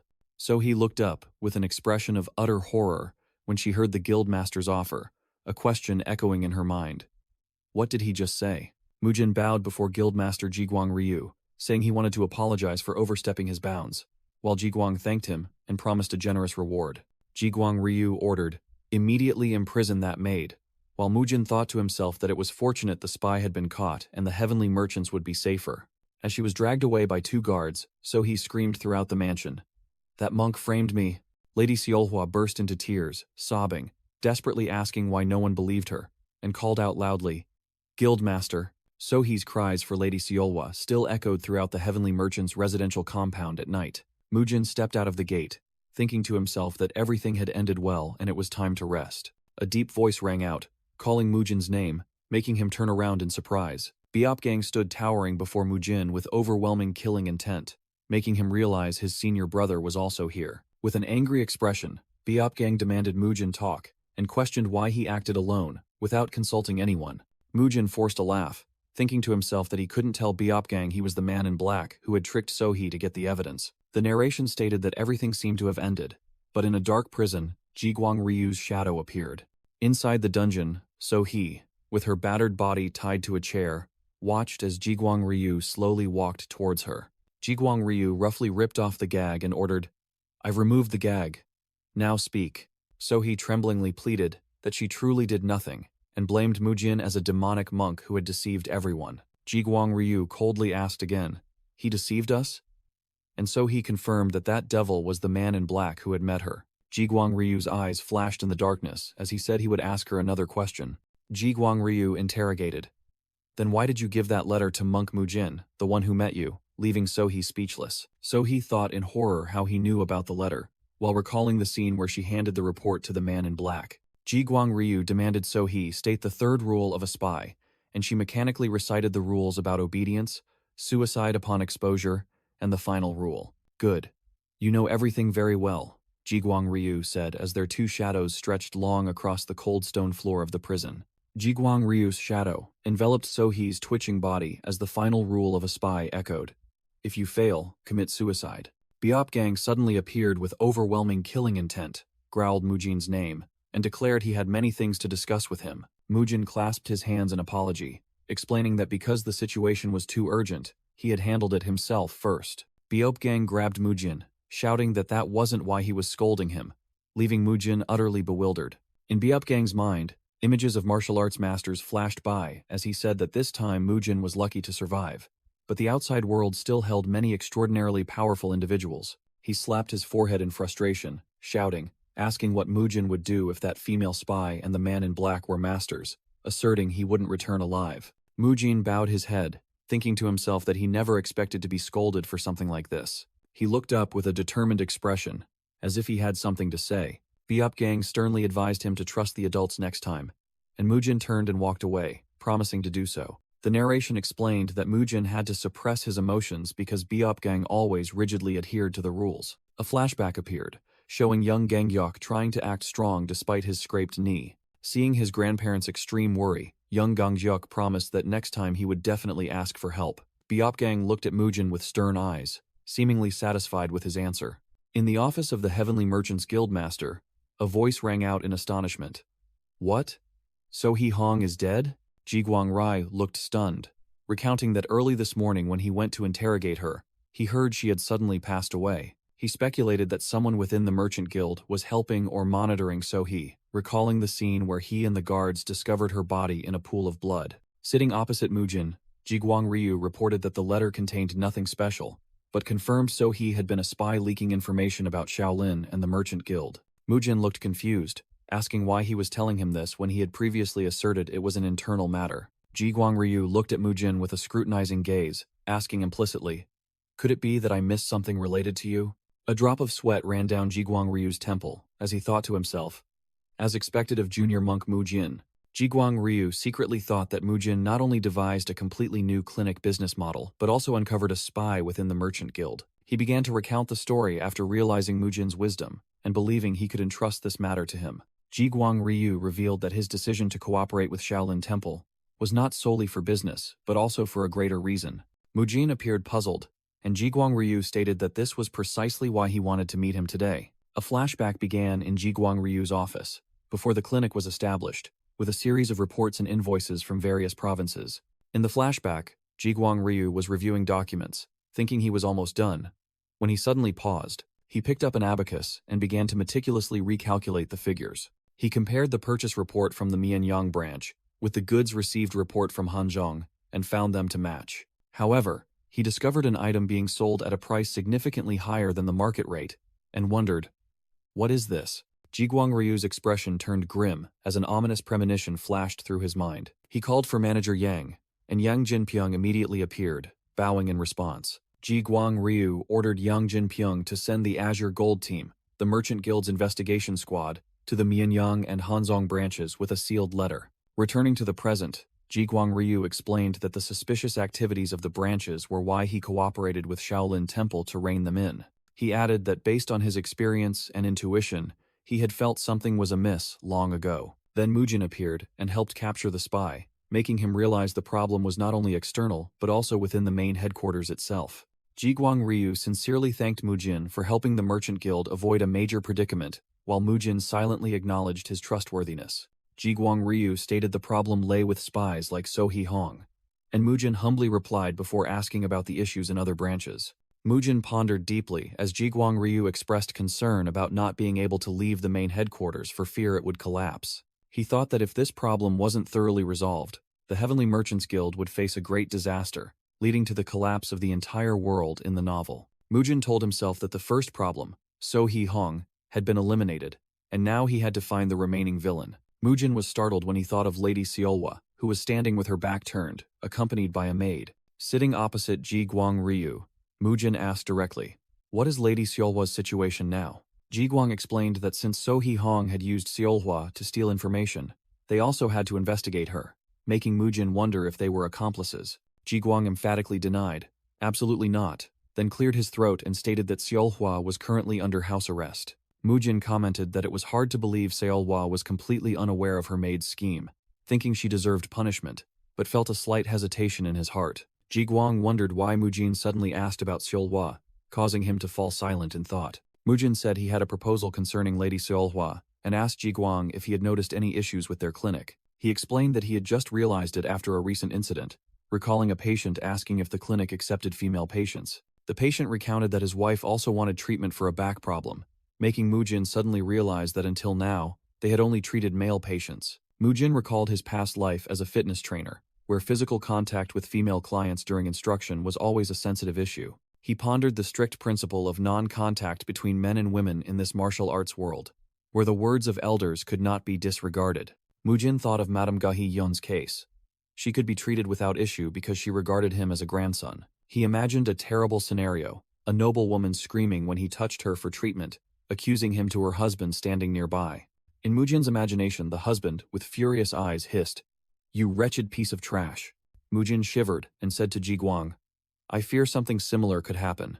Jiguang agreed that it was indeed a significant problem, as women would feel uncomfortable being touched by a man, even a monk. Jiguang recalled Mujin's words and asked if he had found a solution, and Mujin confidently replied, "Yes, I have found one." With a confident smile, Mujin began to reveal his solution. He proposed, "Let Lady Seolhwa learn my treatment methods," illustrating with an image of Seolhwa treating a female patient, and explaining that she could treat female patients in his stead. Jiguang showed interest, realizing that even under house arrest, Seolhwa could still learn, and this would easily resolve the clinic's problem. Mujin emphasized the most crucial point, with an image of Lady Seolhwa looking worried that since she was the guildmaster's daughter, there would be no risk of the secret techniques leaking. He confidently declared that this technique would belong solely to the Heavenly Merchants Guild, giving them a monopoly among the world's 5 leading merchant guilds.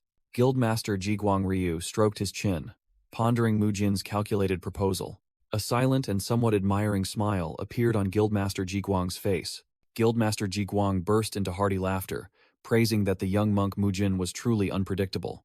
Guildmaster Jiguang called out loudly, "Manager Yang, are you there? Please invite Seolhwa here." When Lady Seolhwa entered the room, Guildmaster Jiguang told his daughter that she must resent him for confining her, but she tremblingly replied that she did not blame her father at all. Guildmaster Jiguang asked his daughter if, having visited the clinic several times, she knew what the young monk Mujin's work entailed, and she hesitantly confirmed. Guildmaster Jiguang gestured to Mujin and said, "Young monk Mujin, please continue," and Mujin stood up, accepting. Mujin turned to Lady Seolhwa and said that after discussing with her father, he wished to propose that she learn his treatment methods and exercises to help female patients. Lady Seolhwa was startled by the sudden proposal, stammering to ask how she could do that while still under house arrest. Mujin explained that he wasn't asking her to help immediately, but would teach her his treatment methods during her confinement. He reminded her that she had observed him working every time she visited, and in her mind, an image of Mujin treating suffering townsfolk appeared. Mujin added that he thought she would be able to learn easily, while Lady Seolhwa was still trembling, speechless. Mujin smiled gently, saying she could refuse if she wished, and the image of the original young monk Mujin's smile suddenly flashed in her memory, making Lady Seolhwa realize with a start. Mujin suggested she could consider this as them playing together, just like in the old days.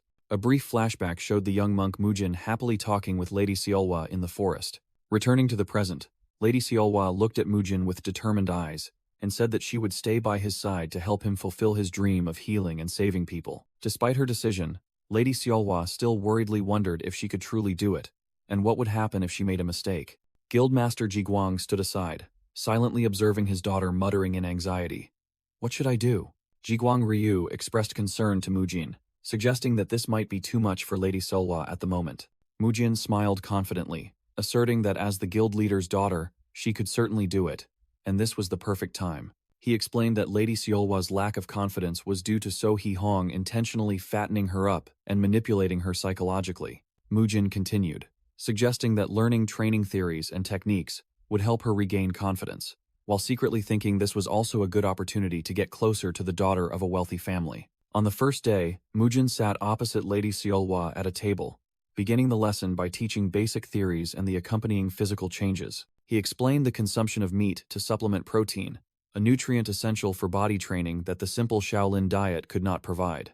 Mujin secretly thought about his plan, simplifying specialized terminology with illustrations so she wouldn't lose interest. Lady Seolhwa suddenly understood why Mujin had eaten meat before and awkwardly requested, "Please forget about that time." By the 5th day, Mujin warmed up and announced he would teach Lady Seolhwa stretching and Pilates techniques. Both went to a clinic equipped with therapy tools for practical experience, as Lady Seolhwa was permitted to go out for study purposes despite being grounded. Madame Gahi-yeon was also present and cheerfully reassured Lady Seolhwa that she would be fine, so not to worry too much. Mujin explained that since he couldn't touch Lady Seolhwa to instruct her, Madame Gahi-yeon had volunteered to help, while the young lady still looked anxious. Despite her apprehension, Lady Seolhwa skillfully performed acupressure on Madame Gahi-yeon and asked Mujin, "Junior Master Mujin, am I doing this correctly?" Mujin gave a thumbs up in praise. "Excellent, Lady Seolhwa. You learn very quickly," acknowledged. Lady Seolhwa blushed shyly, but felt an indescribable sense of accomplishment within her heart. On the 9th day, Mujin stood with his arms crossed. Observing that Lady Seolhwa seemed to have a new goal, he watched her jogging in the courtyard and speculated that her goal was not for the guild or her father, but for herself. Mujin decided not to speculate, deeming it impolite to discuss a woman's weight. Instead, he would simply observe and assist when needed. An image of Lady Seolhwa diligently jump roping appeared, while Mujin thought about how she had been psychologically manipulated by a spy, leading to uncontrolled weight gain. He recalled advising her to exercise, reasoning that she needed to move more to better understand her body, and noted that she had never shown any discomfort about it. Mujin stood watching Lady Seolhwa train, secretly thinking that she was perhaps truly determined to lose weight, and hoping she would achieve good results. Lady Seolwa panted after finishing her workout, while Moojin hoped to see a determined Ryu Seolwa, not the person he had read about in the novel. On the 20th day, Lady Seolwa tiredly performed a stretching exercise. By now, she could execute most Pilates techniques. Moojin commented that although the techniques he taught her were fewer than Beopjeon's, she had become more stable and could apply them in practice. Lady Seolwa sat reading the instruction book, wondering about the next pose, which made Moojin think it was not a bad start to becoming a professional trainer. Moojin believed that since Lady Seolwa was still in her developmental years, she would be able to lose weight successfully if she didn't give up. Observing with his arms crossed, Moojin thought Lady Seolhwa's transformation was astonishing compared to her initial shyness, as dieting was difficult even for adults. Jiguang Ryu secretly peeked at his daughter through a crack in the door, so moved that he had to cover his face, secretly thinking he couldn't believe how much she had changed. Moojin recounted that Jiguang Ryu was so touched that he secretly gave him an emergency sum of money without letting the senior monks know. In his thoughts, Moojin dramatically growled, "Are you trying to bribe me with money? Are you trying to humiliate me?" However, an image of a full bag of silver appeared, and Moojin admitted that the amount was too large for him to refuse. Moojin and Jiguang Ryu shook hands, and he resolved that one day he would use this money to buy protein to eat. Moojin thought that Lady Seolwa's training was going smoothly, but that wasn't his ultimate goal. Moojin told Jiguang Ryu that he thought Lady Seolwa was ready, and the guild leader agreed. Moojin proposed the idea of opening a branch in a rural area, but Jiguang Ryu guessed that he didn't just want to open a clinic in Dengfeng County. Moojin excitedly announced his plan to open a chain of branches, saying they would establish clinics in rural areas to earn more money, then quickly corrected himself to save more people. He seriously thought to himself that they would also use this opportunity to investigate what the suspicious rural branches were doing, while the shadowy figures of two mysterious villains appeared. Jiguang Ryu asked, "Where do you plan to open the first branch?" And Moojin replied that the first branch would be in. Moojin smiled confidently as a map appeared, pointing to a bright spot and declaring, "In Nanchang, Jiangxi Province." Jiguang Ryu asked in surprise why Nanchang, instead of closer Luoyang or Zhengzhou. Jiguang Ryu expressed surprise at Moojin's knowledge of the territorial situation, but warned that Nanchang was not an easy place to do business. Moojin pointed to the map and explained that Nanchang was the closest neutral area, still better than opening a branch in a place already completely ruled by another power. The narration revealed Moojin's true reason. He thought that with his current low status, it was very difficult to change the Heavenly Merchants Guild, and he still hadn't met their true master. Moojin sat before the map, recalling important information from the novel. In the future, Nanchang would be ruled by a demonic faction. An introduction to the Tyrant Blade faction appeared, describing them as a wicked force specializing in dirty work for the Heavenly Merchants Guild, from drug production to human trafficking, and Moojin was determined to go there to stop them. Administration Hall leader Hyun Myung wondered who would handle the guild's affairs here, and Moojin nominated senior brother Beopjeon. Moojin explained that Beopjeon hadn't fully displayed his abilities because he was busy caring for his grandfather, accompanied by a flashback image of Beopjeon carrying the frail elder Hyunsong. In another flashback, Moojin asserted that Beopjeon understood his techniques even better than he did himself, and added that the elder always felt guilty because Beopjeon had helped him with everything. Moojin confidently declared this was a good opportunity for senior brother Beopjeon to make a name for himself. With a joyful expression, Moojin secretly thought about going to Nanchang alone and indulging in meat. Administration Hall leader Hyun Myung dampened Moojin's excitement, saying that place was too far for him to go alone, but he had a perfect companion. The narration stated that Abbot Hyunchon had heard about the conversation and happily granted permission with a gesture of approval. Elder Hyunsong also quickly agreed, telling Beopjeon in a flashback that he believed he would do well on his own.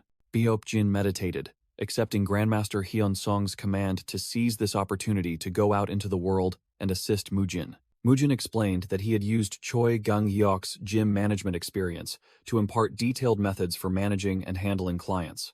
After everything was arranged, Moojin began preparing for departure and concluded that day's training session. Moojin asked Seolwa Ryu about the muscle stretching session, and she shyly replied that he had taught very well, helping her make the most of her grounded time. Seolwa sadly asked if Moojin would be leaving for Nanchang tomorrow, and he smiled, confirming they would depart early in the morning. Seolwa lowered her face, sadly thinking to herself that they had just grown closer, and now he had to leave. She recalled the times Moojin had saved her life as a child, and now saved the guild, regretting that she hadn't yet fully expressed her gratitude.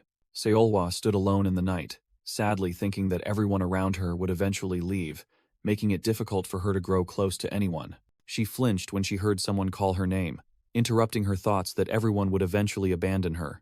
Mujin smiled brightly, reassuring her that he was only leaving for a business trip and would return, while also instructing her to continue training diligently in his absence. He warned that he would test her skills upon his return and show no mercy, causing Seolhwa to look up with a slightly flushed face. Seolhwa stammered her agreement, and the two pinky swore, while Mujin secretly thought that he had given her the final motivation, and all preparations were complete. On a moving carriage, Mujin asked his companion how long it would take to reach Nanchang. The coachman replied that if there were no issues, it would take about 4 days, and Mujin responded that he would rely on him.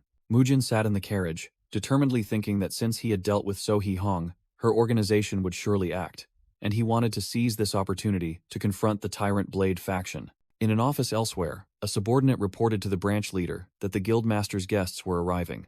The branch leader wondered about the group of guests, while a thought bubble revealed that he was likely the master of the Fallen Heavenly Merchants Guild, a villainous organization from the novel. The subordinate replied that they were from Shaolin Temple, causing the branch leader's hand, resting on the chair, to twitch slightly. The branch leader looked up with a stunned and angry expression. Back in the carriage, the coachman informed Mujin, who was reading a book, that they were nearing their destination.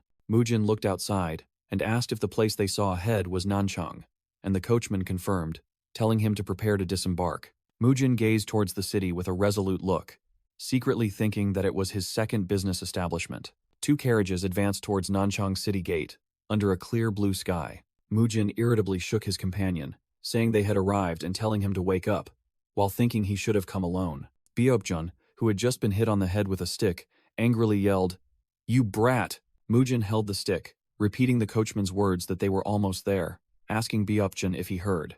Beopjun irritably sprawled out, arguing that he had told him to only wake him upon arrival, and scolding Mujin for not understanding or being deaf, which infuriated Mujin.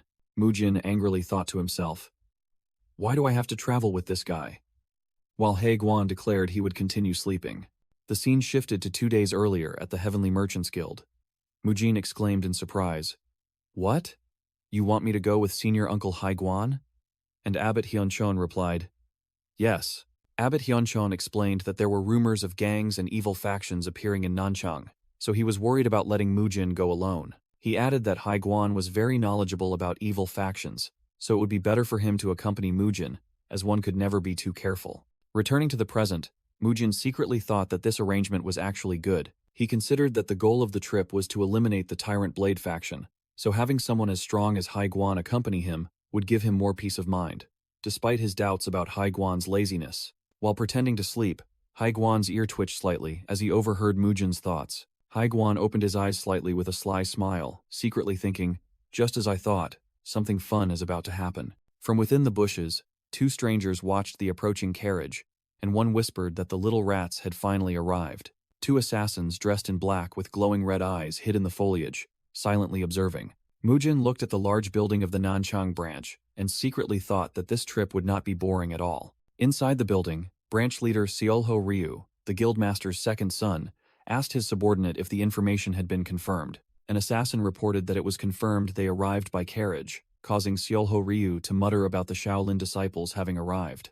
Another subordinate entered to announce the guests' arrival, and Seolho Ryu calmly ordered them to enter. The door opened, and Mujin, with his muscular physique, stood imposingly at the entrance. As he entered the room, Mujin sensed another faint presence and wondered if he was overthinking things. Mujin clasped his hands in greeting and introduced himself as a 3rd-rank Shaolin disciple. Seolho Ryu, holding a pipe, also introduced himself as the branch leader and welcomed Mujin. In the bathtub, Mujin told Seolho that he had received a letter from the guildmaster and that the Nanchang branch would build a workshop to manufacture equipment for his clinic. Seolho Ryu coldly dismissed him, telling Mujin to speak with the chief supervisor if he needed anything, which made Mujin ask again in astonishment. Sitting on a chair, Seolho Ryu puffed on his pipe and said condescendingly, "Today is your first day, so I'm making time for you.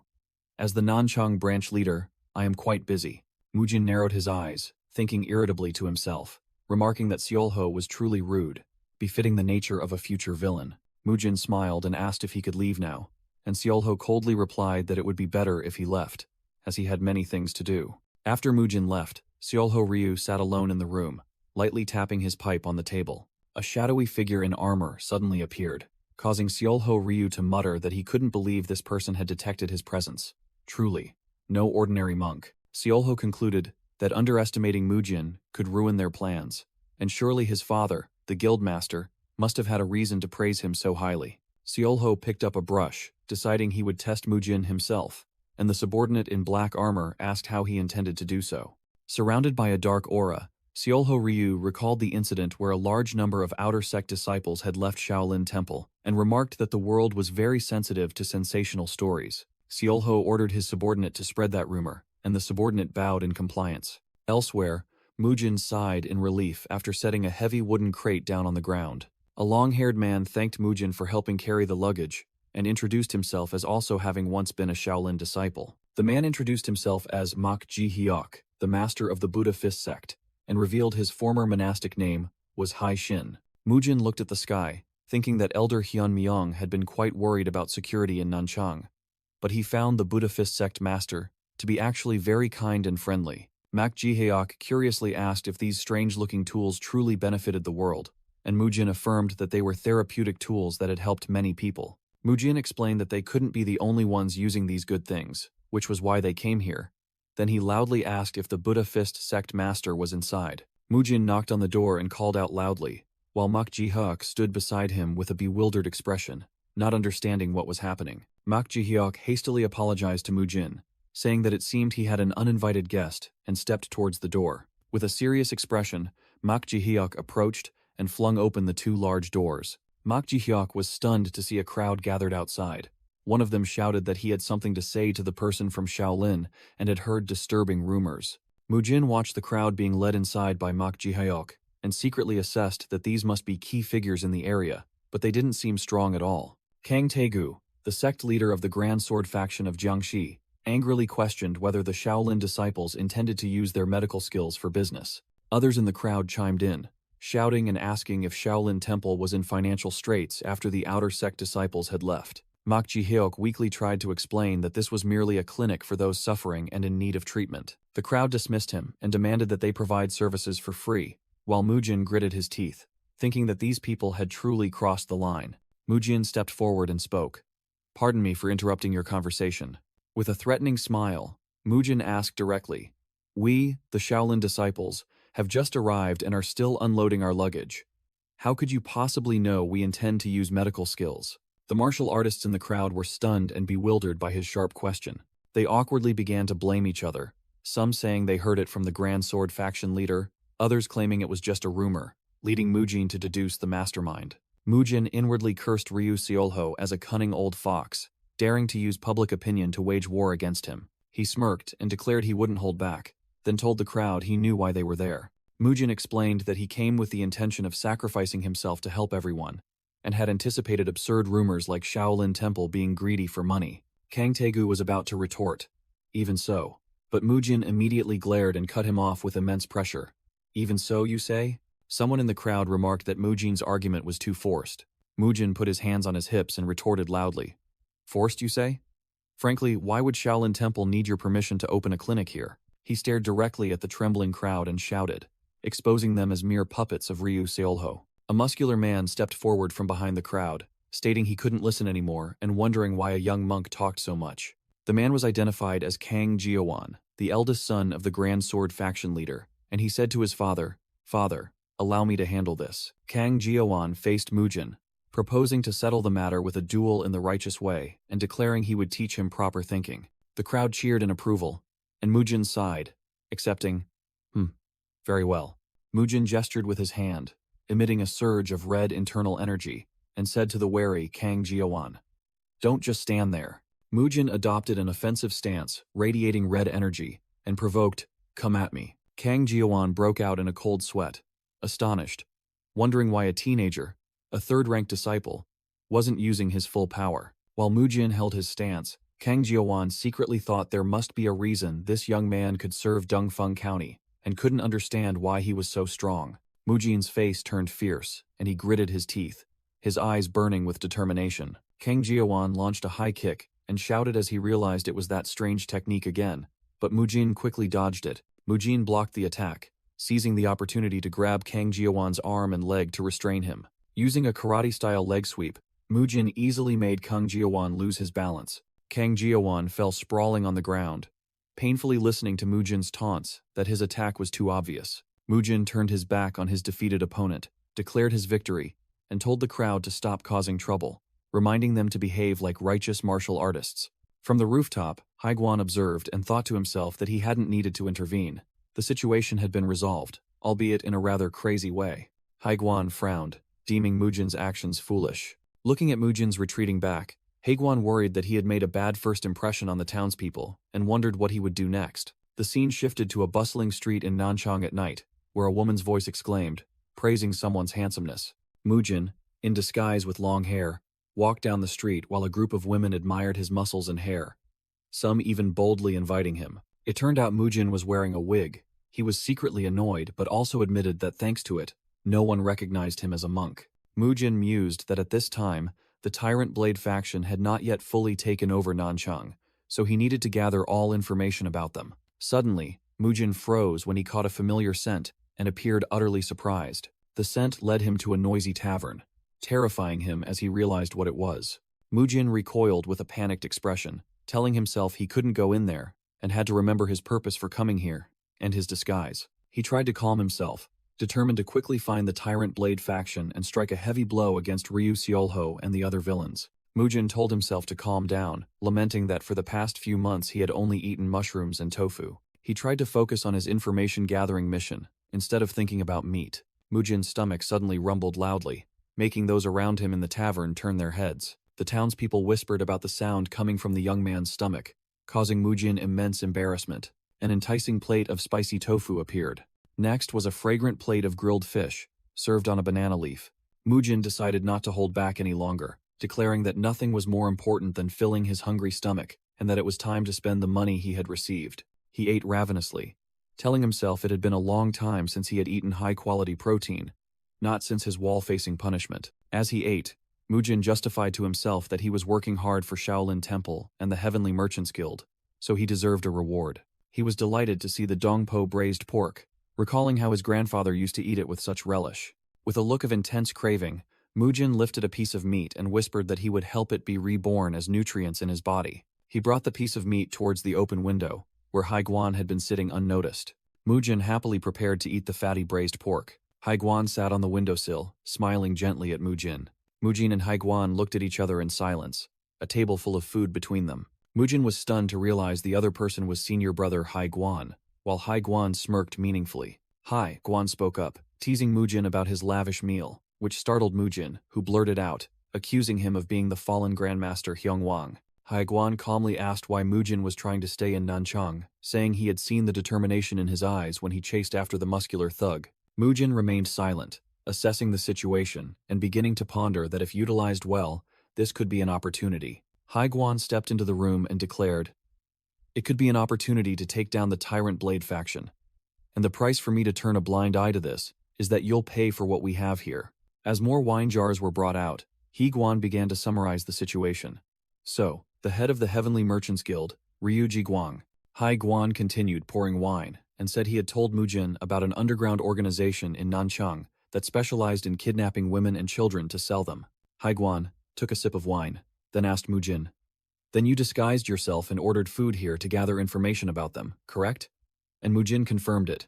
Mujin secretly thought he wanted to drink wine, while Haiguan mumbled the organization's name, the Tyrant Blade Faction. With a sinister smile, Haiguan showed excitement. "I'm about to get some exercise for the first time in a long while," and suggested that those watching them might belong to the Tyrant Blade Faction. In Mujin's thoughts, an image of two hidden assassins looking down at a carriage appeared, and he mused that it was strange they hadn't acted despite detecting his energy. The image of two assassins in black with glowing red eyes became clearer as Mujin concluded that they still possessed reason, as they didn't attack upon sensing his anti-demonic energy. Back in reality, Haiguan suddenly slammed the table and shouted, "Hey!" startling Mujin. A young servant fearfully poked his head through the door, timidly asking, "Yes, sir?" Haiguan held up a gleaming silver ingot, making the servant exclaim in surprise, "That's my silver ingot!" Mujin stared dumbfounded at his money pouch, not understanding when Haiguan had taken a silver ingot, even though he had only just taken them out briefly. Hai Guan smiled cunningly at the servant, promising another silver ingot if he knew anything about the group called the Tyrant Blade Faction. An image of a large building with a Black Death faction sign appeared. The servant explained that he had never heard of the Tyrant Blade Faction, but there was a notorious underground group in Nanchang called the Black Death Faction. The gates of the Black Death Faction opened, revealing a pile of defeated members, while the servant said they had existed for a long time and were likely involved in all sorts of shady activities. The servant sighed, thinking the Black Death Faction might be the group Hai Guan was looking for, but Hai Guan coldly replied, "It's not them." Standing among the unconscious thugs, Hai Guan remarked that the Tyrant Blade Faction wasn't a weak gang of ruffians. They were even weaker than Kang Jiawan, whom he had faced yesterday. Hai Guan slapped a thug lying on the ground hard across the face and yelled, "Hey, you bastard." Hai Guan grabbed the thug by the collar, stating he wouldn't slap him a second time, and began interrogating him about newly emerging underground groups or those recruiting external forces. With bloodshot eyes full of murderous intent, Hai Guan threatened the trembling thug. "If I don't get a satisfactory answer, I'll boil you alive." The thug, held by Biopjan, fearfully confessed to Hai Guan that recently a place had appeared where many strangers were seen. Many went in, but no one came out. Grabbed by the collar by Hai Guan, the thug frantically begged for his life and promised to reveal everything. Hai Guan and Biopjan looked at each other with determined expressions, realizing they had found their target. Biopjan showed caution, suggesting it would be dangerous for them to go alone, and proposed contacting other monks to act together. Hai Guan dismissed Biopjan's suggestion, saying there was no need to call for reinforcements. Biopjan was surprised when Hai Guan confidently said his people were already sufficient and pointed to the surrounding rooftops. Biopjan was astonished to see the Demon Extermination Squad members already ambushed on the rooftops, not understanding when they had been following them. Hai Guan explained that his squad would appear wherever he was or wherever there was a scent of demonic cult activity, indicating that the elders had made preparations beforehand. With a sinister smile, Hai Guan turned and ordered his squad, Demon Extermination Squad, move out. The narration introduced the Tyrant Blade Faction, an extremely cruel criminal organization funded by the Heavenly Merchants Guild, specializing in illegal activities such as drug smuggling, kidnapping, imprisonment, and human trafficking in a remote village. At a base during the night, a subordinate wearing a wide-brimmed hat was reporting to his leader that the mission had failed. The subordinate explained that they had tried to use local sects to drive away the Shaolin disciples, but had failed due to the intervention of the monk known as the Blessed Monk. The Tyrant Blade faction leader, drinking wine, scornfully said this was why he hated the righteous sect's way of doing things, calling them useless hypocrites. The subordinate showed concern, asking if it was truly all right that the Blessed Monk was, in fact, Hai Guan, the demon exterminator. The Tyrant Blade faction leader growled, "So what?"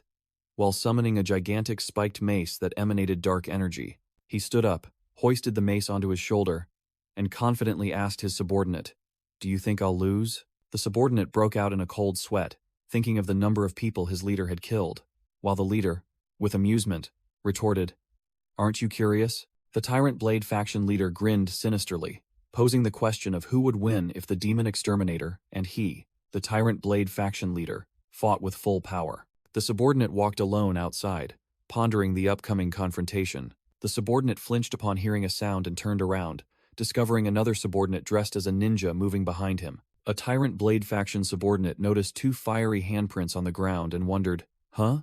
Why is it so hot? Wait, looking closely, they're shaped like palms?" A Shaolin monk's eyes flashed with fierce light just before he struck. A Demon Extermination Squad member unleashed the divine palm of Tathagata, creating a terrifying explosion that blew away the enemy. Another muscular monk with fiery hands shouted a warning. "Enemy ambush! Enemies from the east! Get everyone out of here quickly!" A Tyrant Blade faction subordinate frantically screamed upon seeing a burst of light attack from another direction. "They're on that side too?" A monk from the Demon Extermination Squad grabbed the subordinate by the collar, calmly stating that the previous blow wasn't enough to kill him, while the subordinate realized in terror that the Shaolin intruders were attacking from both sides. A monk's sandaled foot stepped on the face of the recently defeated subordinate, and a voice echoed, "We're also advancing from the front." Hai Guan leaped across the rooftops, scolding the Tyrant Blade faction subordinates as incompetent for not checking all directions. Guan delivered a devastating kick to an enemy's face, thinking to himself that he now clearly understood their skill level. Standing amidst the fallen enemies, Hai Guan declared that today would be the end of the wicked martial artist's crimes. Hai Guan ordered his squad, Demon Extermination Squad, Move out. And the members simultaneously charged into the enemy base. The Demon Extermination Squad members easily overwhelmed and defeated the Tyrant Blade faction members in a chaotic battle. Mujin observed the battle and thought to himself in astonishment. I hadn't noticed before, but the senior brothers are incredibly strong. Mujin continued to marvel at the senior brothers' strength as they easily defeated enemies, wondering if this was the power of Shaolin Temple, the strongest beacon in the world. A Demon Extermination Squad member grabbed an enemy and shouted loudly to Mujin. Mujin! Senior brother Hai Guan has gone ahead. Leave this place to us and follow him. Mujin immediately agreed and rushed off, sensing immense energy currents clashing ahead. He ran at full speed towards a closed door, loudly calling out senior brother Hai Guan's name. Mujin burst through the door, anxiously asking, "Are you all right?" While simultaneously realizing the number of enemies was greater than expected. Mujin's eyes widened in astonishment at the scene unfolding before him. Mujin was stunned by the chaotic scene, thinking to himself, "What is this? It's insane." The Tyrant Blade faction leader growled to himself, thinking he had never witnessed such a frantic battle, and was surprised that his opponent was strong enough to rival Hai Guan. The Tyrant Blade faction leader leapt onto the rooftop, his silhouette stark against the night sky while Hai Guan looked up. The Tyrant Blade faction leader charged down, using his massive spiked mace to smash the ground, creating a deep crater. Hai Guan ordered all members of the Demon Extermination Squad to begin searching the compound. Hai Guan swung his staff, continuing to order his squad to rescue all those imprisoned there. The Tyrant Blade faction leader swung his mace, attacking Hai Guan, who was still commanding his squad to search for any evidence that could be used against them. Hai Guan easily blocked the Tyrant Blade faction leader's attack with his staff. The ground cracked beneath their feet due to the impact force from their weapons. While Hai Guan and the Tyrant Blade faction leader confronted each other, the Demon Extermination Squad members were also fiercely engaging the Tyrant Blade faction's subordinates. Hai Guan took a step back, blue energy radiating from his feet. Hai Guan leapt into the air, raising his staff high, preparing to deliver a powerful blow to the Tyrant Blade faction leader. Hai Guan's staff and the Tyrant Blade faction leader's mace clashed violently, creating a cracking sound. The collision generated an energy explosion, blowing away the surrounding earth and rocks. The Tyrant Blade faction leader was sent flying backward but sat up, laughing loudly and excitedly shouted, "This is fun! You are as strong as the rumors say." Mujin was astonished to see the enemy enjoying the fight, and wondered if he should rush in to assist Hai Guan right now. Hai Guan landed on the ground and sat down heavily, musing.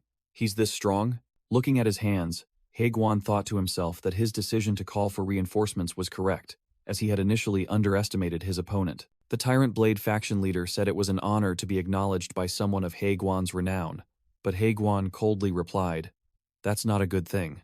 Hai Guan knelt on one knee, thinking to himself that all the villains he acknowledged were hoping he would soon join them in hell. The Tyrant Blade faction leader laughed loudly in mockery upon seeing Hai Guan's broken staff, asking how long he intended to act tough. Hai Guan stood up, blue energy radiating from his hands, monologuing that the way he sent his enemies to hell was always the same. They all thought they would win after disarming him. Hai Guan confidently declared that even without his staff, he could easily kill his opponent because he came from Shaolin Temple. The Tyrant Blade faction leader growled, thinking Hai Guan was just bluffing. Hai Guan clenched his glowing fist and charged straight towards the Tyrant Blade faction leader. Hai Guan unleashed a powerful punch called the Demon-Shattering Peerless Fist. Struck by the blow, the Tyrant Blade faction leader screamed in astonishment at the incredible power that had just hit him. He was sent flying and fell sprawling on the ground, coughing up blood. Hai Guan appeared with a fierce expression, shouting that his punch was actually much stronger, and his opponent would surely die. The Tyrant Blade faction leader lay on the ground, exclaiming in terror, "What a crazy monk."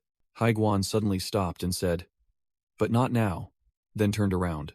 Hai Guan looked at Mujin with a serious expression and said, "It's time for a lesson, Mujin," making the boy ask in confusion. "What?" Hai Guan grabbed Mujin by the collar, explaining that he had weakened the enemy and would leave the rest to him, ordering him to do whatever it took to defeat him. Mujin stammered in panic, not understanding what was happening, while Hai Guan shouted that power would awaken when facing danger. Hai Guan threw Mujin forward and yelled, "Go!" Mujin was thrown straight towards the Tyrant Blade faction leader, who was sitting on the ground. In a panic, Mujin thought to himself, "Did he just suddenly throw me off a cliff?" Both Mujin and the Tyrant Blade faction leader widened their eyes in astonishment at this unexpected situation. Mujin screamed as he was thrown straight towards the enemy. The Tyrant Blade faction leader frowned in anger, wondering if his opponent was handing the battle over to a subordinate. Mujin fell sprawling on the ground while the Tyrant Blade faction leader felt disrespected, thinking, "Does that mean I, the Lord of Tyranny, am too insignificant for you?" He admitted that even though the provocation was pathetic, the goal of enraging him had succeeded. Enveloped in dark energy, the Tyrant Blade faction leader charged to attack Mujin, who was lying on the ground. He roared, "I'll crush this brat first, then I'll make you like this." "Hi." Guan smiled, gave a thumbs up, and said, "It seems you've misunderstood. Let me correct you. That guy isn't a brat." While the Tyrant Blade faction leader was still bewildered, Mujin suddenly lunged up from below. Mujin delivered an uppercut to the enemy's chin, while Guan finished his sentence. "Hez, just a kid." The Tyrant Blade faction leader was sent flying, and Mujin had seized his spiked mace, making Guan shout, "Hey, that's even worse." Mujin looked at his opponent with a determined expression, thinking to himself that even though his defense was rushed and full of openings, it had worked. Seeing the Tyrant Blade faction leader fall backward, Mujin thought that the direct fall onto his lower back would make it difficult for him to get up, and now he just needed to break his legs to finish him off. Suddenly, the Tyrant Blade faction leader's eyes flashed with menacing purple light as he let out a roar. He activated a type of internal breathing technique, releasing an extremely powerful surge of purple energy that blasted Mujin away. The Tyrant Blade faction leader stood up, commenting on Mujin's strange technique and noticing the mark on his forehead. Realizing he was combining different skills, he asked in astonishment, "Are you Mujin?" Then muttered about an eventful day, meeting only big names. The Tyrant Blade faction leader ordered his subordinates, "You all, while I deal with this monk, focus on wearing down his insane power." "Hi," Guan smiled as he saw the crowd charging, thinking to himself that he couldn't just sit back and watch anymore, but he had no complaints. The Tyrant Blade faction leader looked at Mujin with a sinister expression, mentioning his formidable healing technique, and challenged, "Let's see how long you can survive against them." The Tyrant Blade faction leader charged forward with his mace, radiating dark purple energy, roaring that Mujin would become a corpse before he could do anything. Meanwhile, Guan alone easily blocked and attacked the other members of the Tyrant Blade faction. Guan moved gracefully amidst the encirclement, dodging attacks and counterattacking with full confidence. Looking towards Mujin, Guan excitedly shouted as if cheering him on, "That's right, keep it up, raise your left leg just like that." Mujin blocked the leader's attack while irritably snapping back at Guan. "I don't need you to tell me." The Tyrant Blade faction leader swung his mace down forcefully while Mujin raised his leg to block the blow. The leader roared in fury, "This bastard," and continued to press Mujin with a powerful attack. Mujin swiftly closed the distance, using his bare hands to seize his opponent's weapon-wielding arm. He spun around, executing a dangerous arm-joint lock on the leader. The leader exclaimed in astonishment, "What kind of monstrous martial art is this?" as his arm was tightly locked by Mujin. However, he mustered his strength, causing purple internal energy to flare up, and roared, "It's useless, no matter how many times you try." The dark purple energy exploded, easily breaking Mujin's lock while the leader scoffed, "That cheap trick won't work on me." Mujin gritted his teeth in frustration, thinking that every time he tried to grapple him, the leader easily countered. The leader smugly thought that even though he was weakened, the difference in their power levels was still too vast, and Mujin would exhaust himself before landing a hit. Mujin decided he had to overwhelm his opponent with martial arts in a tit-for-tat manner. His entire body began to emit red internal energy. Both charged at each other. Mujin unleashed an Arhat fist and a kick to the groin, while the leader swung his mace in retaliation. Mujin's chin was grazed by the spiked mace, and blood spurted from his mouth. Immediately, Mujin delivered an incredibly powerful Arhat fist directly to the leader's face. He used his other hand to block the opponent's mace, continuing to maintain pressure from his punch. Mujin delivered a dangerous kick to the groin of the Tyrant Blade faction leader. With a determined expression, Mujin gritted his teeth and exerted his strength. The Tyrant Blade faction leader roared in fury, his eyes blazing. "You bastard!" Mujin angrily yelled, demanding his opponent stop babbling. He unleashed a sweeping leaf kick aimed directly at the enemy's spiked mace. Mujin channeled internal energy into his fist, preparing for another attack. His punch collided head-on with the leader's weapon. The Tyrant Blade faction leader declared that playtime was over, and unleashed an enormous surge of purple internal energy. He charged forward, threatening to kill Mujin, astonishing him with the amount of power his opponent still possessed. Mujin knelt, realizing this was the leader's final attack. He began to channel all his remaining internal energy, preparing for the Vajra fist technique. Mujin mentally urged himself to focus and execute this decisive blow. He unleashed a consecutive one-form fist, directly confronting the incoming spiked mace. The collision was so powerful it created cracks in the air. Mujin's fist shattered the mace, causing the Tyrant Blade faction leader to cry out in stunned disbelief. What? However, Mujin's attack lost momentum, and he was knocked back, mocked by his opponent. You lack a finishing blow. You should have crushed me completely. Suddenly, Haiguan appeared behind the leader and praised Mujin. You did well, Mujin. Hello? Haiguan unleashed the Vajra demon-subduing scroll technique, his fist glowing with a blue light. He delivered a devastating punch to the face of the Tyrant Blade faction leader. Mujin watched in astonishment as Haiguan delivered the decisive punch that defeated the Tyrant Blade faction leader. The Tyrant Blade faction leader collapsed to the ground, while Mujin, exhausted, also fell, thinking to himself that this sight was insane. Haiguan looked smug, picked his ear, and said, You've dealt with him already? These bastards should have been tougher. Mujin clenched his fist, thinking that despite the surprise, they had succeeded, then called out senior brother Haiguan's name. Haiguan coldly replied, Yeah, well done, then turned and walked away. Mujin recounted that after the battle, Haiguan casually took an ounce of silver from his pouch as a reward, and he guessed his senior brother was probably off to buy alcohol again. After their leader lost all his internal energy, the remaining Tyrant Blade faction members all bit their tongues and committed suicide, perhaps out of despair or due to their doctrine. Immediately after, other Shaolin monks broke down the doors and stormed into the enemy's base. They discovered bound hostages, just as Mujin had said. A monk immediately ordered, Hostages confirmed. Report the situation immediately. The elders of the warrior monk squad were responsible for rescuing the hostages, and thanks to the detailed ledgers, sending them home was not difficult. However, upon examining the countless documents and ledgers they had seized, Mujin realized they only contained personal information of those about to be sold. He was frustrated because there was no direct evidence linking Ryu Seolho to this human trafficking operation. Suddenly, Mujin felt something bulging inside a ledger. He curiously pulled out 2 pieces of paper carefully hidden inside. Mujin was stunned as he looked at the contents of one of the 2 pieces of paper. The paper was an order clearly stating, 2 children, 1 woman. Recipient, Jagal. Deliver via the back gate of the Jagal clan? Mujin was aghast, realizing the Jagal clan was one of the shadowy organizations from the novel Legend of the Tyrant Emperor, and he hadn't expected them to exist here too. He gritted his teeth in indignation, knowing that they were still colluding with the underworld to carry out dirty dealings.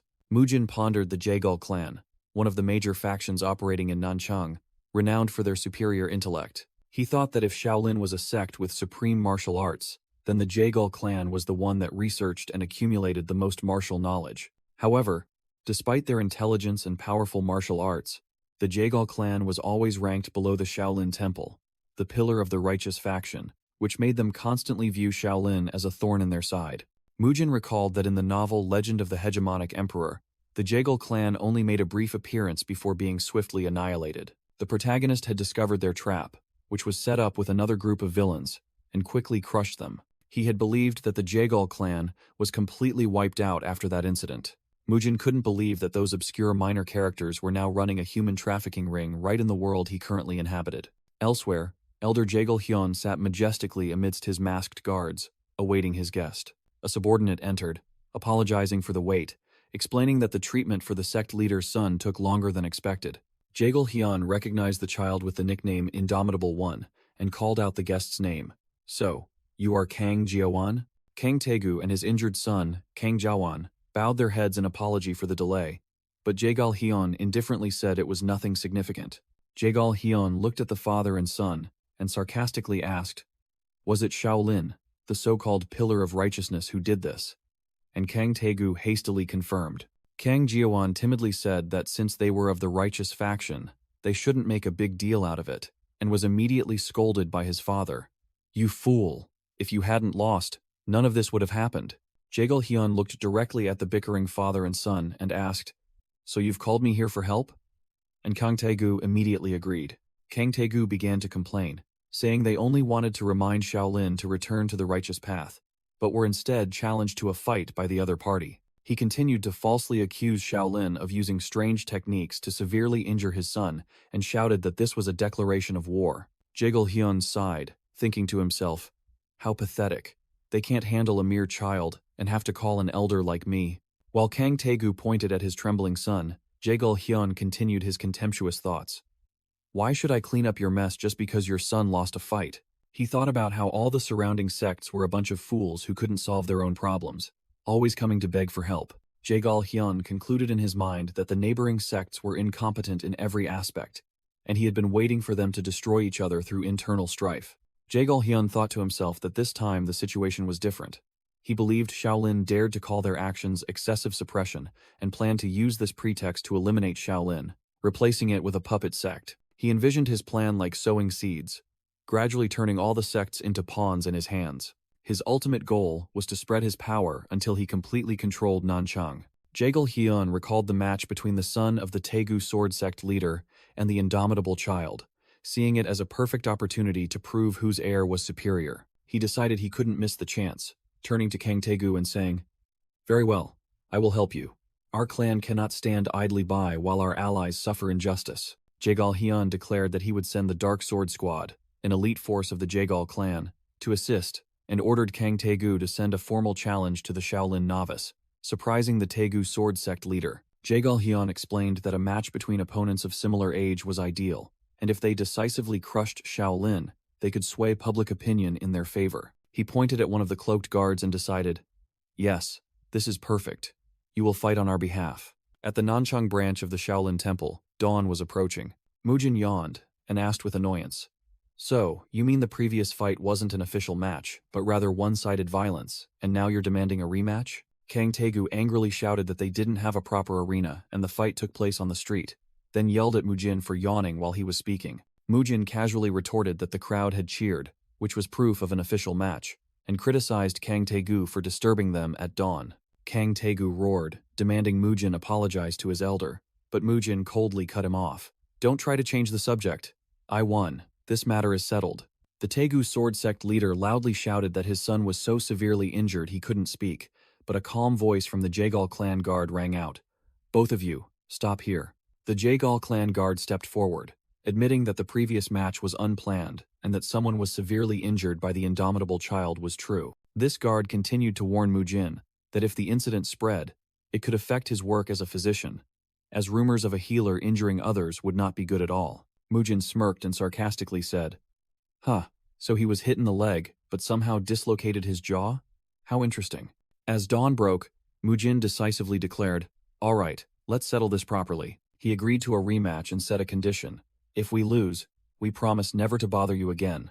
Mujin looked directly at his opponent and questioned, "You just called the first match one-sided violence, yet now you want a rematch. What guarantees that you won't demand a third match?" A cloaked Jaegal clan guard asked Mujin in return, "What if you lose again?" Mujin was surprised when the guard held out a scroll. The guard explained that they had prepared a formal contract, signed by the sect leaders. Mujin clicked his tongue, thinking to himself that this was truly troublesome, as he was still recovering from a battle a few days prior. Suddenly, a voice echoed in Mujin's mind, provoking, "Why not confront him directly? Are you afraid of losing?"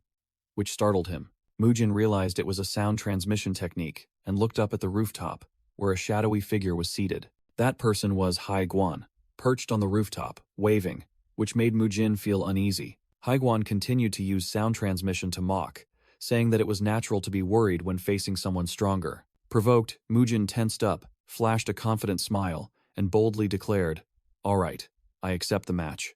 The Jaegal clan guard smirked beneath the cloak, replying, "Who's desperate? I will finish this cleanly." Mujin thought to himself that if he kept fighting like this, his opponent's scowl wouldn't disappear, and he should provoke them a little more. The Jaegal clan guard emanated a powerful surge of energy. Mujin guessed his opponent's identity. It must be those Jaegal clan scoundrels, right? The ones who always claim to be Shaolin's rivals without our consent. He smirked, thinking that his opponent had perfectly walked into a trap. Mujin stood facing the Jaegal clan guard in the courtyard, witnessed by Jaegal Hyun and Kang Taegu, thinking to himself that this was a great opportunity to gauge the Jaegal clan's true strength. Mujin demanded of his opponent, "You should take off that mask. Don't make excuses later that it hindered you." The Jaegal clan guard accepted, "Very well," then reached up and grabbed the hood. That person forcefully pulled off the cloak. Mujin, Jaegal, Hyun, and Kang Taegu were all stunned to see that the guard was a young woman with long black hair, holding a war fan. The Jaegal clan girl looked directly at Mujin, her hair fluttering in the wind, and declared, "I will fight with all my might." A frame introduces the girl's identity. Jaegal Jinhuya, granddaughter of the Jaegal clan head. She coldly orders, "Watch your words." Mujin was stunned, thinking to himself, "Wait, the second opponent is a woman?" Wasting no time, both shouted, "Let's begin," and charged at each other. Mujin was astonished by his opponent's speed, realizing that if this continued, he would be torn to shreds. He hastily decided he had to use Iron Sandpalm for immediate defense. Mujin used his arm to block Jaegal Jinhuaya's fan attack, creating a powerful impact. He gritted his teeth, astonished by the girl's extraordinary strength, while Jaegal Jinhuaya maintained a calm expression. A voice echoed in Mujin's mind via sound transmission technique. "Hey Mujin, take a good look at her. Isn't she a peerless beauty?" The voice continued, remarking that, despite her slender appearance, she was far more skilled than Mujin, causing him to confusedly ask back, "Then what should I do?" Haiguan urged Mujin to fight with all his might. The two fought fiercely, their techniques clashing continuously before the eyes of the crowd. Mujin dodged attacks, thinking he had never seen anyone use a fan like a blade, and Haiguan's voice resounded again, promising to show him how to defeat her. Haiguan offered a bizarre piece of advice in Mujin's mind. "Stick to her like a playboy. Get really close." Mujin angrily roared in his thoughts. "Are you kidding me?" Ignoring the advice, Mujin decided to use his combination technique and unleashed a kick. He performed the whirlwind leg strike, aiming directly at Jaegal Jinhuaya. Immediately following was the swift wind ground sweep, a powerful sweeping kick. Mujin's eyes widened in horror as he sensed something unusual. Jaegal Jinhuaya had easily blocked his powerful kick with her fan. An immense countershock sent Mujin flying backward, and he could only let out a cry of pain. Jaegal Jinhuaya slightly furrowed her brow and snorted, appearing unimpressed. Jaegal Jinhuaya somersaulted in midair, unleashing a powerful kick towards the ground. Her kick created a terrifying energy explosion, shattering the ground. With her flying heaven footwork, Jaegal Jinhuaya glided gracefully, facing Mujin from a distance. She unleashed the Death Wind Slash, creating a whirlwind of sharp sword energy that surged towards Mujin. Mujin screamed in pain as the torrents of sword energy fiercely attacked him, the ground beneath his feet cracking open. Thrown backward, Mujin thought in astonishment. "Unbelievable, she can unleash a wind slash with a kick. How is that possible?" He silently admitted that she was skilled with swords, shields, and hidden weapons. And just as senior brother Haiguan said, her martial arts skill surpassed his. Mujin regained his balance, telling himself that he was lucky to have pushed his opponent away, and that he could still overwhelm her with pure strength. He compared this fight to his previous encounter with the Tyrant Blade faction leader, and considered this girl a much easier opponent to handle. Mujin gritted his teeth, deciding to try following senior brother Haiguan's advice. He channeled strength into his legs, shouting with determination, "I'll stick close to her." Mujin charged forward, thinking to himself that he was initially confused by her strange weapon, but now he knew how to deal with it. He dodged the wind slashes while accelerating, tensing his body with the goal of neutralizing her long-range attacks. Jaegal Jinhuaya appeared surprised and slightly flustered, wondering, what is he doing? She didn't understand why Mujin was recklessly charging straight at her like that. Mujin reached out a hand, emitting a crimson glow towards the sky, provoking, "How long do you plan to stay up there, acting superior and attacking from above? Is the air up there so good?" His hand accurately grabbed Jaegal Jinhuaya's ankle, and he shouted, "Got you." Mujin forcefully pulled the girl down from midair and declared, "Get down here, it's time to fight on the ground." He used all his strength to slam Jaegal Jinhuaya onto the arena floor and roared, "Stay down." Jaegal Jinhuaya cried out in pain as she was slammed hard onto the ground. Instead of attacking Jaegal Jinhuaya, who was lying on the ground, Mujin punched the arena floor beside her, creating a large tremor. Jaegal Jinhuaya was astonished by Mujin's actions. She quickly sprang up and retreated to maintain distance. Mujin grinned provocatively, staring at the flustered Jaegal Jinhuaya and asking, "Where do you think you're going?" He roared, "I won't let you go," then charged forward with terrifying speed, while Jaegal Jinhuaya swung her fan, creating torrents of sword energy to block his path. Mujin used his bare hands to swat away the sharp sword energy, determined to close the distance at all costs. Jaegal Jinhuaya blushed, thinking in a panic, "What's wrong with this guy? Why does he keep sticking so close to me?" She realized that in the previous close-quarters combat, she was completely outmatched and wondered if Mujin had seen through her movements or had some other motive. Mujin braced himself, thinking about his opponent's formidable strength, but then he smiled confidently as he grabbed her. "Got you. Come with me. I won't let you go." Jaegal Jinhuaya was terrified by Mujin's frightening tenacity. She had never encountered anyone who attacked her so fiercely. She trembled, wondering, what exactly is this monk? Mujin's eyes flashed with decisive light as he shouted loudly in his mind. An opening.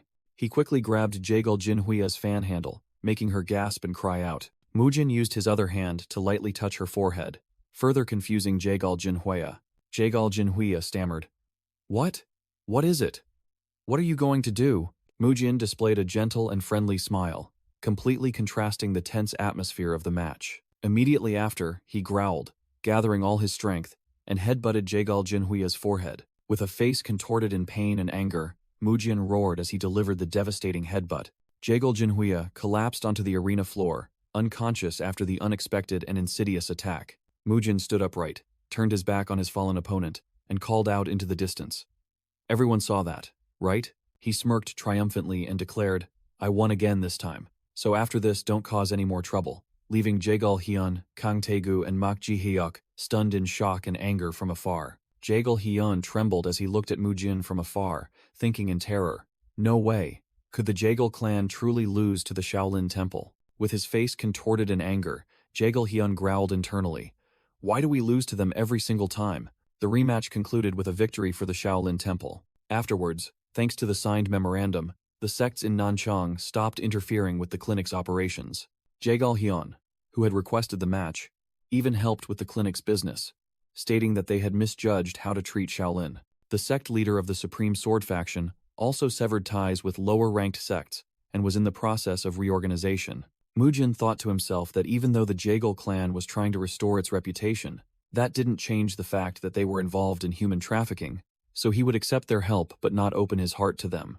As a result, the Nanchang branch, which couldn't open due to numerous interferences, was finally able to prepare for its grand opening. The clinic's doors opened, signaling a new beginning. Mujin, shirtless and drenched in sweat after working, proudly announced that the repairs and cleaning were complete, and once the treatment equipment arrived, they could open immediately. Mak Ji-hyuk and Beopjan cheered happily upon learning that, after only 1 month in Nanchang, the clinic was finally about to open. Both looked up at the splendidly renovated building where Mujin was standing, overseeing the work. From behind a door, a young girl dressed in blue secretly observed Mak Ji-hyuk and Mujin. The girl smiled brightly upon finding her target and exclaimed internally, "Found him." "Ah, that's..." The girl blushed while looking at Mujin and thought, "My blessed junior monk." In her imagination, Mujin praised, "You are very strong," and took her hand. "I've caught you." The imaginary Mujin continued to hold her hand tightly and said, "I will never let you go." He gently stroked her hair and whispered, "Let's go far away together." The Mujin in her fantasy told her that if he were with her, he would be willing to get his hands dirty and fight on the ground. The girl covered her face, screaming with joy internally because of her romantic fantasies. While Mujin was working shirtless and complaining about a backache, Jagal Jinhuia secretly watched and blushed, thinking to herself, "He just openly confessed his feelings for me. He's healthy and hardworking too." Jagal Jinhuia was about to approach Mujin to talk, when Beopjan called out to her from behind. "Hey young lady over there." Beopjan blocked Jagal Jinhuia's path, saying they were very busy, and asked what she was doing there. Jagal Jinhuia suddenly changed her attitude, glared at Beopjan with sharp cold eyes and commanded, "How dare you speak to me? Get out of my sight immediately." Beopjan was startled and surprised when he recognized the girl, stammering, "Huh? Wait, you're that famous person." Beopjan dragged the scowling Jagal Jinhuia in front of Mujin and cheerfully said that she had something to tell him. Mujin was struggling to carry a heavy wooden crate when he was startled to see Beopjan and Jagal Jinhuia appear. Mujin screamed internally, scolding Beopjan for bringing her when he was shirtless, while Beopjan was delighted to have embarrassed him. Mujin quickly put on his shirt, awkwardly apologizing for his appearance, while Jagal Jinhuia, flustered, replied that it was fine. Jagal Jinhuia looked at Mujin with a serious expression and thought that initially she was only attracted to his sturdy physique, but now she understood. She looked at Mujin's back, full of scars and bruises, realizing that his robust body was the result of countless battles and the source of his experience. Jagal Jinhuia clenched her fists, telling herself that she had spent a lot of time learning martial arts, but had neglected cultivating her mind by only focusing on martial techniques. In her mind, she saw herself at the bottom of a well, realizing she was truly a frog in a well. Jagal Jinhuia seriously asked Mujin, "Divine monk, what do you think of me?" Mujin asked back in surprise, causing Jagal Jinhuia to quickly clarify that she wanted to ask about her martial arts, not herself. Mujin honestly replied that he was overwhelmed seeing her use such diverse techniques, and admitted that, if only considering martial arts proficiency, she was certainly much better than him. Jaegel Jinhuya muttered the phrase, martial arts proficiency, and deduced that it meant she still lacked practical combat experience. Mujin looked at her and said that wasn't entirely true. He explained that although it could be considered a lack of experience, her ability to improvise and adapt was exceptional, because she had countered most of his moves. Mujin concluded that her instincts and martial prowess were both superior to his, so he wasn't qualified to comment, causing Jaegel Jinhuya to cover her mouth, blushing with delight at the compliment. Mujin thought to himself, this girl was just dejected a moment ago, but now she's beaming brightly. He realized she was quite straightforward about her emotions, unlike his initial impression, and wondered why such a talented person didn't appear in the novel. Mujin recalled that in the novel Legend of the Hegemonic Emperor, the Jaegel clan was described as one of the world's underground organizations, similar to the Heavenly Flow Merchant Guild. While Jaegel Jinhuya happily thought she would have to work harder, Mujin wondered if some incident had occurred before her clan became an underground organization, or if she was an original character from a different story. Jaegel Jinhuya told herself that she still lacked practical combat experience, while Mujin came up with a disturbing hypothesis. Perhaps she had died an unnatural death. Mujin quickly waved his hand to dissuade her, advising her not to recklessly seek trouble just to gain experience because the martial world was very dangerous. Jaegel Jinhuya blushed, covered her mouth with her hand, and secretly cheered internally. Is he worried about me? She pretended to be strong, replying that she wasn't so weak as to need his worry. But internally, she was extremely happy, a contradiction that Mujin easily noticed. Mujin smiled, thinking this was a good opportunity, as he had grown closer to someone from the Jaegel clan, and could thus occasionally grasp their movements. Mujin asked if she sought him to understand the reason for her defeat and how to become stronger, then said that he couldn't spar regularly due to being busy with many tasks. However, he said that he truly liked her passion for martial arts, and suggested they train together while he was there, as training alone was quite lonely. Jaegel Jinhuya was completely stunned and blushed at his unexpected offer. In her romantic imagination, she interpreted his invitation as a confession of love. I truly like you. Please be with me. She joyfully screamed internally that she agreed, an amusing reaction that caught Mujin's attention. Mujin offered to teach her some stretching techniques he had created himself, and she enthusiastically agreed, marking the end of the conflict between the Nanchang sects and the Jaegel clan. Afterwards, Mujin began guiding Jaegel Jinhuya in her training, praising her body as quite flexible and well-trained, so she faced no difficulties. He carefully instructed her that she needed to tilt her head back, use her abdominal muscles, and when lying down, her back must be completely flat against the ground. During the training, Jaegel Jinhuya again absently daydreamed about training with the divine monk, secretly praising him as both intelligent and friendly, causing Mujin to only hope she would resolve her issues soon. Meanwhile, the second clinic was also operating diligently and receiving excellent feedback in Nanchang, just like in Dongfeng County. Both commoners and the wealthy loved the clinic. A noble client came and said he would rely on the monk for treatment, bringing hope that the Shaolin temple's financial problems would lessen. From a balcony in Nanchang, Mujin said to Mak Jihyuk. However, Mujin explained that they couldn't stay here forever, and Mak Jihyuk needed to maintain the clinic's standards even in their absence. Mak Jihyuk understood and promised to dedicate more time to learning the therapeutic techniques, but wondered how to perform electrotherapy and thermotherapy. Mujin reassured him that he would teach them a low-level cultivation method, so they could perform those therapies themselves. He further explained that Biopgang would be in charge of electrotherapy, while Biomwi would handle thermotherapy.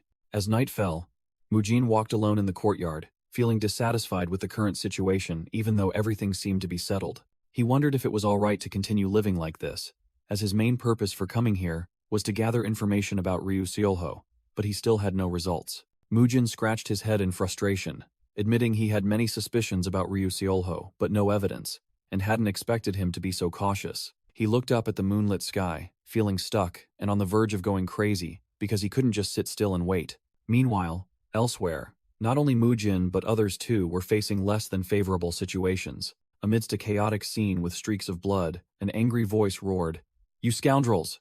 Damn it!" Ryu Seolho angrily scolded his subordinates for failing to drive away the Shaolin monks and for ruining his plans. A shadow guard reported that other martial arts groups, the Tyrant Blade faction, and even the Jaegel clan, had all failed to intervene. The shadow guard suggested that Shaolin seemed to have acted because they perceived something, and recommended close monitoring to find the source of the information leak. Immediately after, the shadow guard suddenly launched a sharp object, killing the subordinate standing in front of Seolho. Ryu Seolho trembled with shock and rage, pressing the guard for his meaning, wondering if Shaolin had known their plans from the very beginning. With a bleeding wound on his head, Seolho worried that at this rate, he wouldn't be able to keep up with Ryu Seolryong's achievements and would lose the merchant guild. The shadow guard stood before Seolho, one hand gripping the other arm. The guard handed a letter to the enraged Seolho, stating that it was a letter from the main guild. The shadow guard declared, "This is the solution," leaving Seolho stunned. The shadow guard gave Ryu Seolho a letter,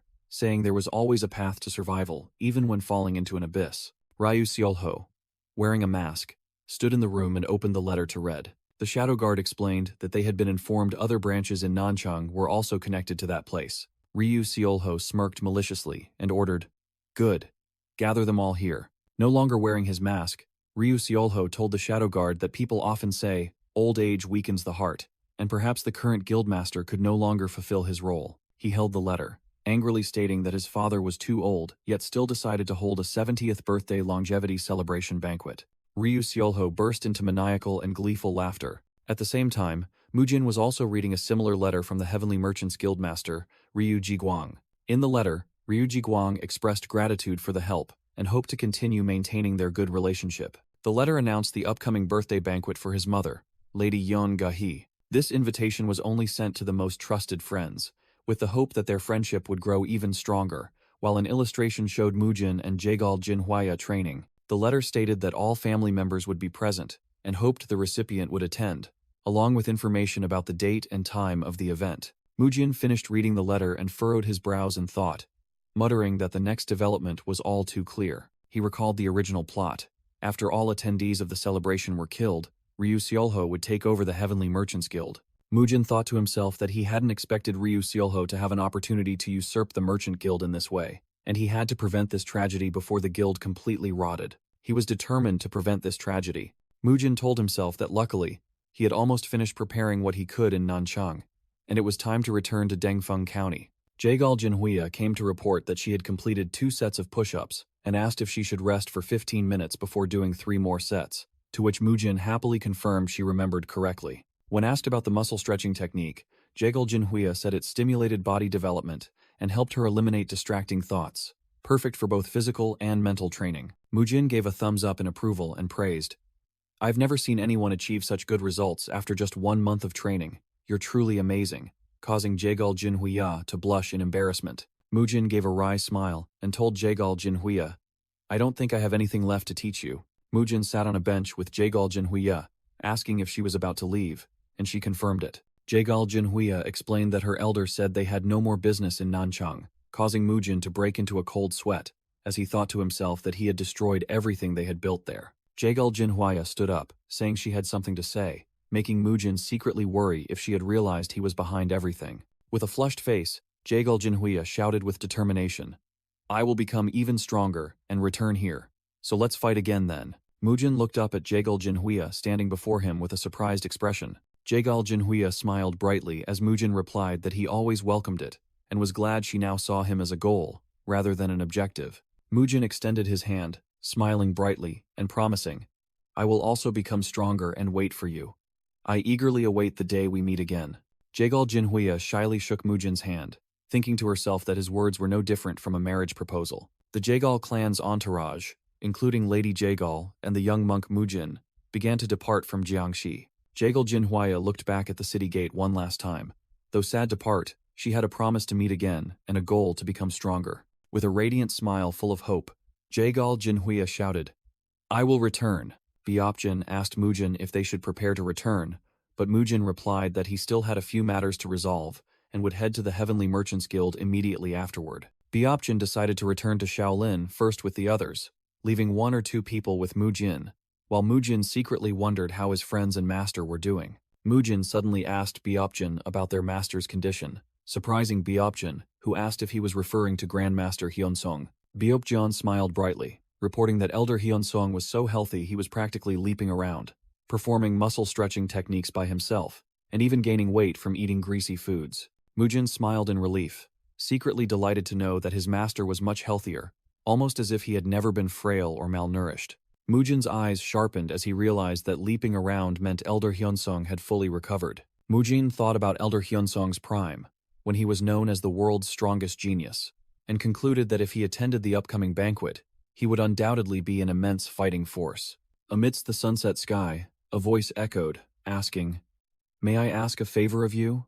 And another voice replied, What is it?" Mujin handed Byopjin a letter and asked, "If you reach Shaolin Temple first, please deliver this letter to the elder. Will you?" Byopjin looked thoughtful, while Mujin said he couldn't go there himself and had a bad feeling that something terrible was about to happen. Mujin explained that the elder would understand everything once he read the letter, and Byopjin finally agreed. A few days later, at Elder Hyunsong's residence in Shaolin Temple, Byopjin clasped his hands in apology for interrupting Elder Hyunsong's training, but the muscular old man said it was fine, as Mujin's letter was more important. Elder Hyunsong chuckled, making Byopjin curious as to what was happening. Byopjin confirmed that Mujin had gone straight to the Heavenly Merchants Guild, instead of stopping by Shaolin Temple. Elder Hyunsong stroked his white beard and decided, "It seems I will also attend the banquet. I will meet the boy there." While channeling his internal energy, causing his hands to burst into flames, Elder Hyunsong said he greatly looked forward to their reunion. And an information panel appeared, showing he had gained 10 kilograms and possessed immeasurable energy. Mujin wondered to himself if the elder had received the letter yet, while Byopjin told Elder Hyunsong that Mujin had gained a lot of muscle, making the old man laugh. Back in Nanchang, Mujin thanked sect leader Mak Jihyok for all he had done as he prepared to leave. Mujin and Byopjin departed, promising to visit occasionally, while sect leader Mak Jihyok bowed in gratitude for their help. Sect leader Mak Jihyok recalled how Mujin had helped them stop tyrannical martial arts groups, destroy a shadow organization, and aid many people with the techniques he taught. Byopjin declared that the Buddhist fist sect would inherit the will they had brought, while Mujin yawned. Sect leader Mak Jihyok and his disciples bowed, shouting, "Thank you. We will remember you." Mujin smiled, clasped his hands in greeting, and said, "See you again." 2 carriages departed Nanchang on the dirt road, and a voice echoed, "Amitabha." Hai Guan sat perched on the roof of the carriage, remarking that while there were no strong individuals here, it was quite interesting. Mujin, who was driving the carriage, glanced at Hai Guan. As the convoy departed, Mujin silently thanked Nanchang, and the narration explained they had to leave quickly to stop Ryu Seolho. The brilliant sunlight illuminated their path, as if a sign that there was nothing to worry about. During the journey, Mujin prepared precautions, thinking of ways to minimize casualties if the elder fully recovered, while Byopjin grumbled about his lost sleep. After 3 days of travel, Mujin's group arrived in Dengfeng County and went straight to the Heavenly Merchants Guild. Jiguang Ryu radiantly welcomed young Master Monk Mujin and remarked that his physique looked even more robust than their last meeting. Mujin humbly replied that he simply hadn't neglected his training, and Jiguang thanked him for attending his mother's birthday banquet. Jiguang invited Mujin inside and informed him that Master Hyungwang had arrived, which surprised Mujin. Mujin pondered to himself with a thoughtful expression. Observing the guests, Mujin realized they were all connected to the guild, and worried this was an opportunity for Ryu Seolho to eliminate them all. Just as Mujin was determined to prevent bloodshed, someone called his name. Mujin was utterly astonished to see Elder Hyunsong, with his robust and healthy physique, laughing heartily beside Madame Gahi-yeon. Elder Hyunsong explained that his recovery was thanks to the help of many people. While Mujin greeted Madame Gahi-yeon, the elder remarked that Mujin also looked stronger, and he smiled, replying that a few things had indeed happened. Madame Gahi-yeon happily said she was glad to see both the elder and Seolhwa mature, and the elder agreed about the boundless potential of the young. Mujin curiously asked what had happened to Lady Seolhwa, and Madame Gahi-yeon smiled mysteriously, replying that something big had occurred. In another room, a hand covered Seolhwa Ryu's eyes as she sat before a mirror. The maid remarked that Seolhwa seemed even more excited than the host of the party, and asked if something joyful had happened. Seolhwa smiled radiantly and replied, "Today is the day he returns." In a flashback, Mujin smiled and instructed Seolhwa to continue training diligently while he was away. Seolhwa recalled Mujin saying he would test her skills upon his return and wouldn't go easy on her. The two had pinky promised each other, and Seolhwa shyly agreed. Back in the present, Seolhwa stood up with a determined expression, thinking to herself about the promise she had made with young Master Monk Mujin that day. Seolhwa Ryu confidently declared, "I kept my promise." A notification stated she had successfully lost 17 kilograms. Mujin looked at her with a stunned expression, unable to believe his eyes, and asked, Lady Seolwa?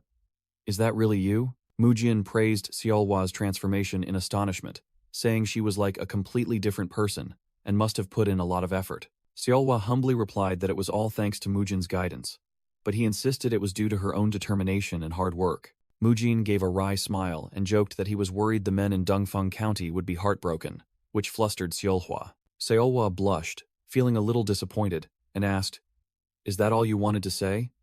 I mean, what do you think?" Mujin, not understanding her meaning, pointed at her attire and loudly asked why she was dressed and made up so splendidly. Seolhwa awkwardly explained that today was her grandmother's 70th birthday banquet.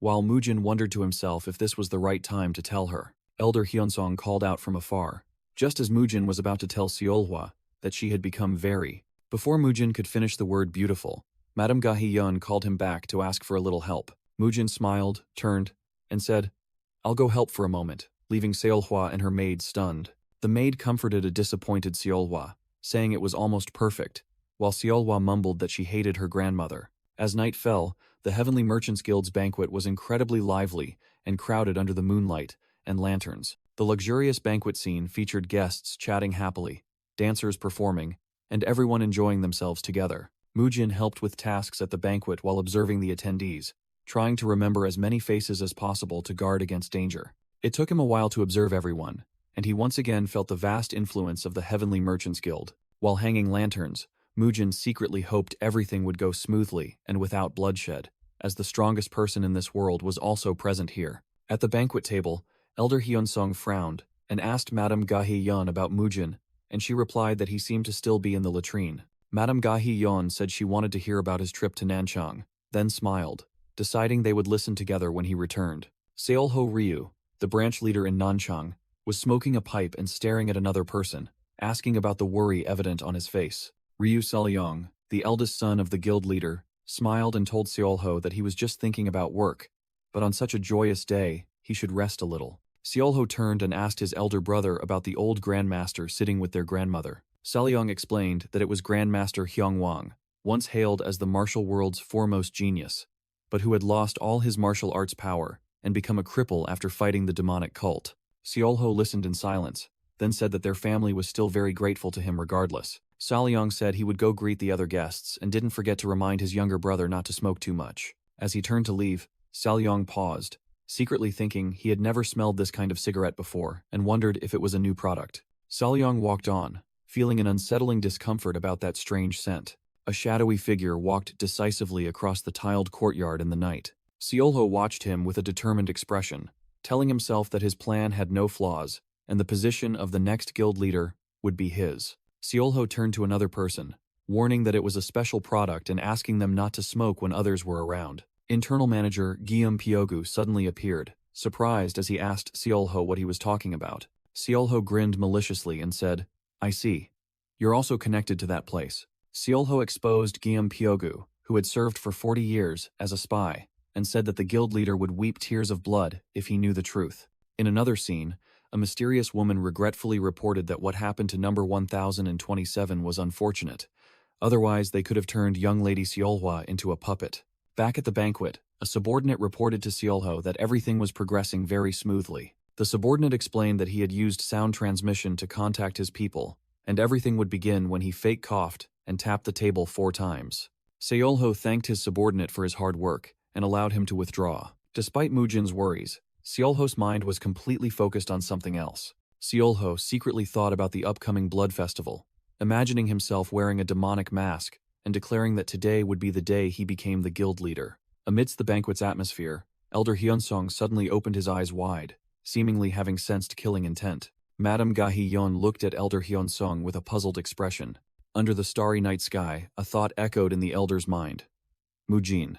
A leaf fell onto the lake's surface, and Elder Hyunsong thought to himself, "It seems what you feared has come true." Sitting alone by the lake, young Lady Seolhwa thought that Mujin had acknowledged her efforts, but she still wanted him to praise her as more beautiful. With a sad expression, young Lady Seolhwa wondered if Mujin had no interest in her at all. A maid called out young Lady Seolhwa's name loudly, making her realize everyone was looking for her and that she should return. Young Lady Seolhwa flinched, worried that she might be scolded for going out alone. Suddenly hearing a sound, she curiously hid behind a wall and wondered who would come to this place at this hour. She overheard a conversation about someone else dying from poisoning on the street, and felt astonished. Hiding behind the wall, young lady Seolhwa heard a subordinate ask Seolo if they were worried about Mujin, and received the answer that Mujin acted as if he knew their plans. The subordinate continued to explain that all the chaos in Nanchang was related to Mujin and could not be a coincidence. He added that the incident with number 1027 was also connected to Mujin, and she had confessed that Mujin had deceived everyone. Looking down at the banquet hall, Seolho suggested, "If we're going to kill them all anyway, then kill him too," and his subordinate agreed. Young lady Seolhwa was horrified to hear them decide to use this opportunity to eliminate Mujin. She was completely stunned, unable to believe what she had just heard. Young lady Seolhwa frantically recognized the internal manager's voice and resolved to quickly return and inform her father about the plot to kill the young monk. As she hastily turned to leave, her heel made a small sound, and one of the two conspirators heard it. Seolho and his subordinate immediately turned back with sharp gazes, having detected an eavesdropper. Young lady Seolhwa covered her mouth in horror as she realized she had been discovered. She recoiled in fear, knowing she had been caught red-handed and had to flee immediately if she didn't want to be in danger. Young lady Seolhwa frantically turned and fled for her life into the night. One of Seolho's subordinates suddenly appeared, blocking her path and asking, "Young lady Seolhwa, where are you rushing off to? Has something happened?" The subordinate drew a dagger and said with a nonchalant expression, "We were going to kill everyone anyway." With blood-red eyes appearing behind him, he raised the dagger and bid her farewell. The dagger plunged straight down, while young lady Seolhwa let out a desperate shriek. Just before the dagger reached her, a dazzling golden light suddenly flashed. The subordinate's dagger was flung away by a powerful force. Young lady Seolhwa was still trembling on the ground, looking up with tear-filled eyes. Mujin stood shielding her, activating his iron cloth shirt technique, making young lady Seolhwa joyfully call his name. Mujin clenched his fiery fist, sarcastically repeating the subordinate's words. "Going to kill everyone? Quite a grand plan, isn't it?" With a challenging sneer, Mujin declared, "In that case, start by killing me." The subordinate frowned at Mujin, secretly retorting, "If you can." Mujin stood in a defensive stance, secretly thinking that he had used iron cloth shirt, but was still injured, and this opponent was on a completely different level compared to So-hee. Looking at the small, bleeding cut on his forearm, he realized the opponent had thrown a knife in that instant, and he could die if he let down his guard. The subordinate exuded a dense killing intent, making Mujin admit, "This guy is a true assassin." Mujin turned to the frightened young lady Seolhwa behind him and said, "Young lady Seolhwa, leave this place to me and run. You'll be safe with Grandmaster Hyung Wang." Young lady Seolhwa firmly refused. "I can't do that. I will never abandon you and run away alone." While the subordinate began to draw his sword, Mujin ordered the subordinate, "Keep your sword in its sheath," then delivered a lightning-fast kick to his sword hilt. Immediately after, Mujin sprang into the air, preparing to unleash a spinning kick. He delivered an extremely powerful roundhouse kick that struck the subordinate's head. Mujin shouted loudly, urging everyone, "Run!" Lady Seolhwa turned her head back with a horrified expression.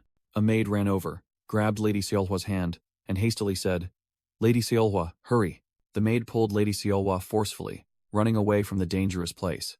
Lady Seolhwa looked back anxiously, while the maid said, "Lady Seolhwa, I will take care of you." The subordinate stood up, radiating intense killing intent with blazing eyes. Mujin channeled his inner energy, using his steel-hard arm to swat away a barrage of incoming throwing knives. Mujin noticed a small cut on his hand as the subordinate charged from a distance. The subordinate sneered, "It seems you're in a hurry to shorten your life, aren't you?" While Mujin retorted that he was cheap for not allowing a proper farewell. Mujin cracked his knuckles, smirked, and scoffed that the opponent's massacre plan was nothing grand for daring to draw a sword against a young monk. Mujin provoked, "Try to kill me if you think you can," and the subordinate immediately charged. The subordinate drew his sword, crimson killing intent enveloping him, and declared, "I will kill you as you wish. It will hurt, but you chose this."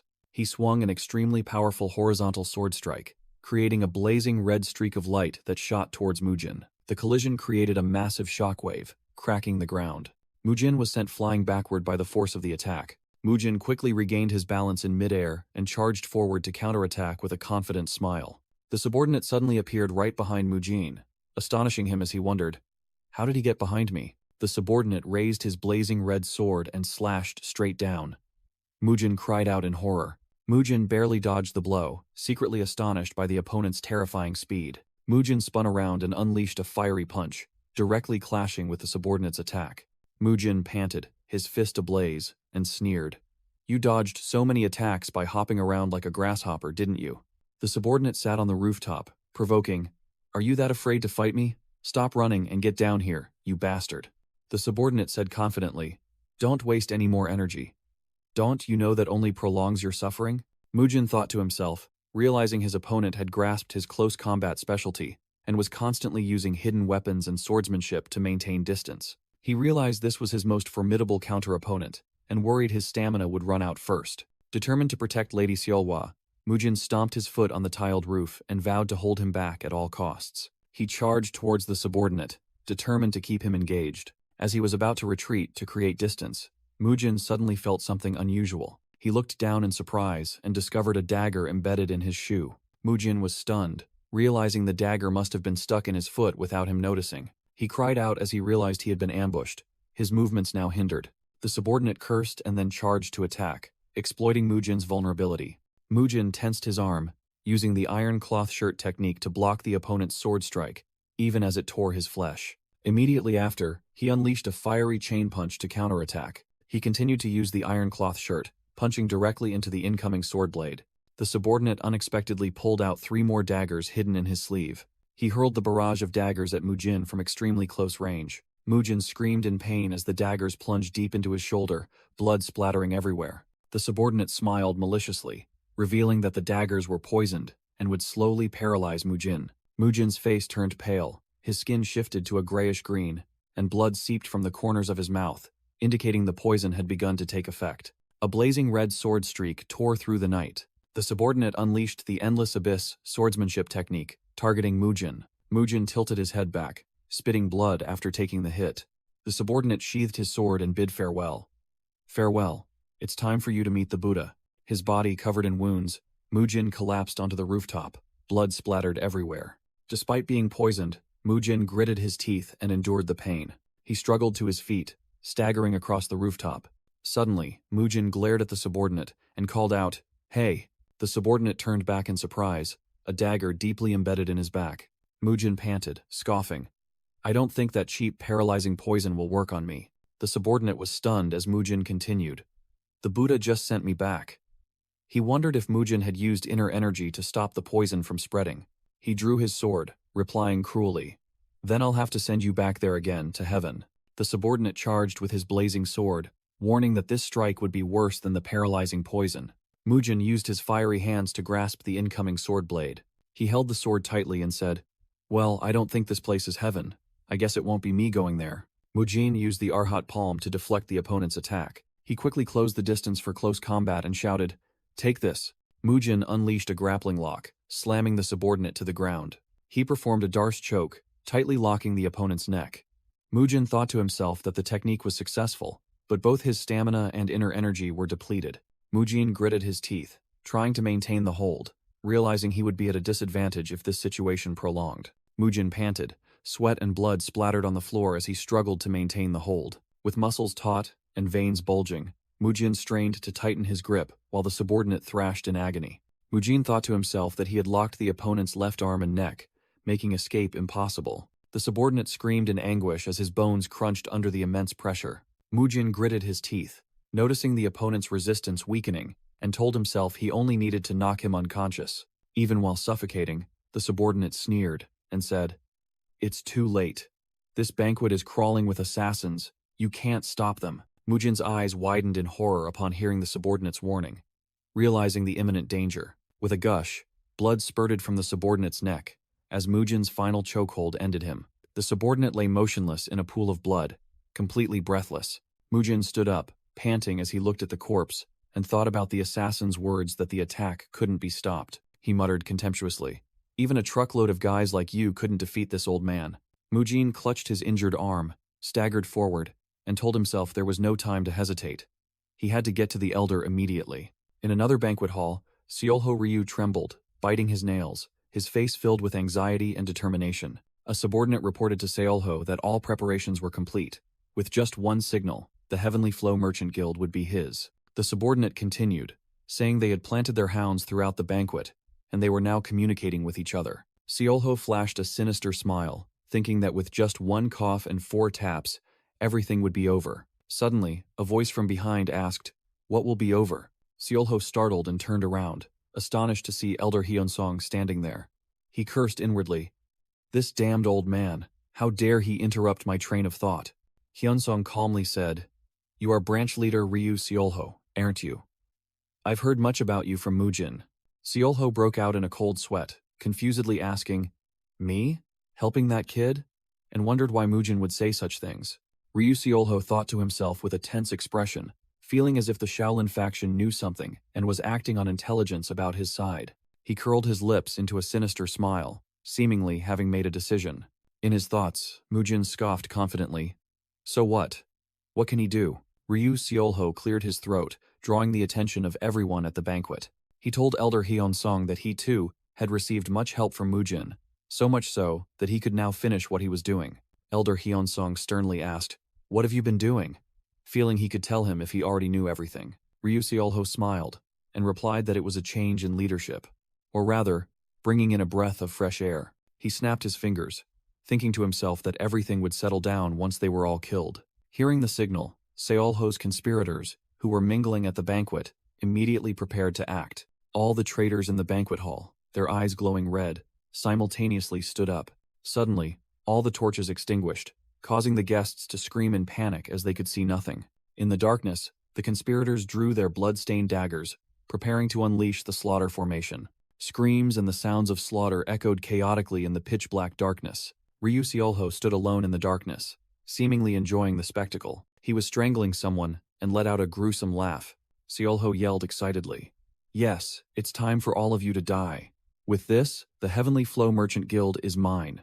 A demonic image with glowing eyes and a mad smile appeared, symbolizing his wickedness. Elder Hyunsong stood in the darkness, his cold voice echoing, "Finally, you have committed a truly despicable act. You are no longer worthy of salvation or any further chances." With resolute eyes, Elder Hyunsong thought to himself that without Mujin, this tragedy could have truly unfolded. Elder Hyunsong's hand glowed with brilliant golden internal energy, and he declared, "There is no better way than this." The string of a red lantern was cut, signaling the start of the plan. Seolho Ryu smirked smugly, thinking his plan had succeeded. Suddenly, he turned around in terror as a gigantic golden energy dragon appeared right behind him. The golden dragon coiled through the banquet hall, stunning all the guests and conspirators. With glowing eyes, the dragon spoke with majestic authority. "You should not use the phrase, 'bringing in a breath of fresh air,' so carelessly." Elder Hyunsong stood amidst the golden energy, questioning Seolho. "Did you truly think I lacked the power to stop your filthy schemes?" "Amitabha." The elder commanded the astonished Seolho to look around. The reflection in Seolho's eyes showed the elder's brilliant golden hands crushing the assassins to the ground. Elder Hyunsong unleashed the true Tathagata Divine Palm, using 2 colossal energy hands to suppress the entire area. Countless golden pillars of light descended from the sky, pinning all the conspirators, and the elder declared, "I have suppressed all of them. You should give up now." A conspirator, pinned to the ground by the light, cried out in despair that he couldn't move. Guildmaster Jiguang Ryu and the other guests stared in shock at Mujin and Byupjan, standing near Seolho, unable to comprehend what was happening. Seolho thought angrily to himself, refusing to give up when his grand goal was right before his eyes. Despite everything, he decided to reach up and pull out his hairpin to give the signal. With a frantic expression, Seolho threw the hairpin to the ground and roared. "Damn it!" Elder Hyunsong roared in furious anger, unleashing an even more powerful aura. Seolho was utterly terrified by the elder's dreadful power. He was flung far away by the energy, collapsing unconscious to the ground, his signal hairpin shattered beside him. Guildmaster Jiguang recounted the events, saying that as soon as the lights went out, Elder Hyunsong had yelled at Seolho, who then laughed maniacally and declared the guild was his. The narration continued, emphasizing that Elder Hyunsong, who was always gentle, had for the first time displayed his utmost fury in front of Seolho. The narration recounted that those suppressed by Elder Hyunsong's aura began to draw their weapons, exuding killing intent. Everyone's minds were haunted by the image of Seolho losing control and attempting to kill them all. Amidst the pervasive silence, no one dared to speak first.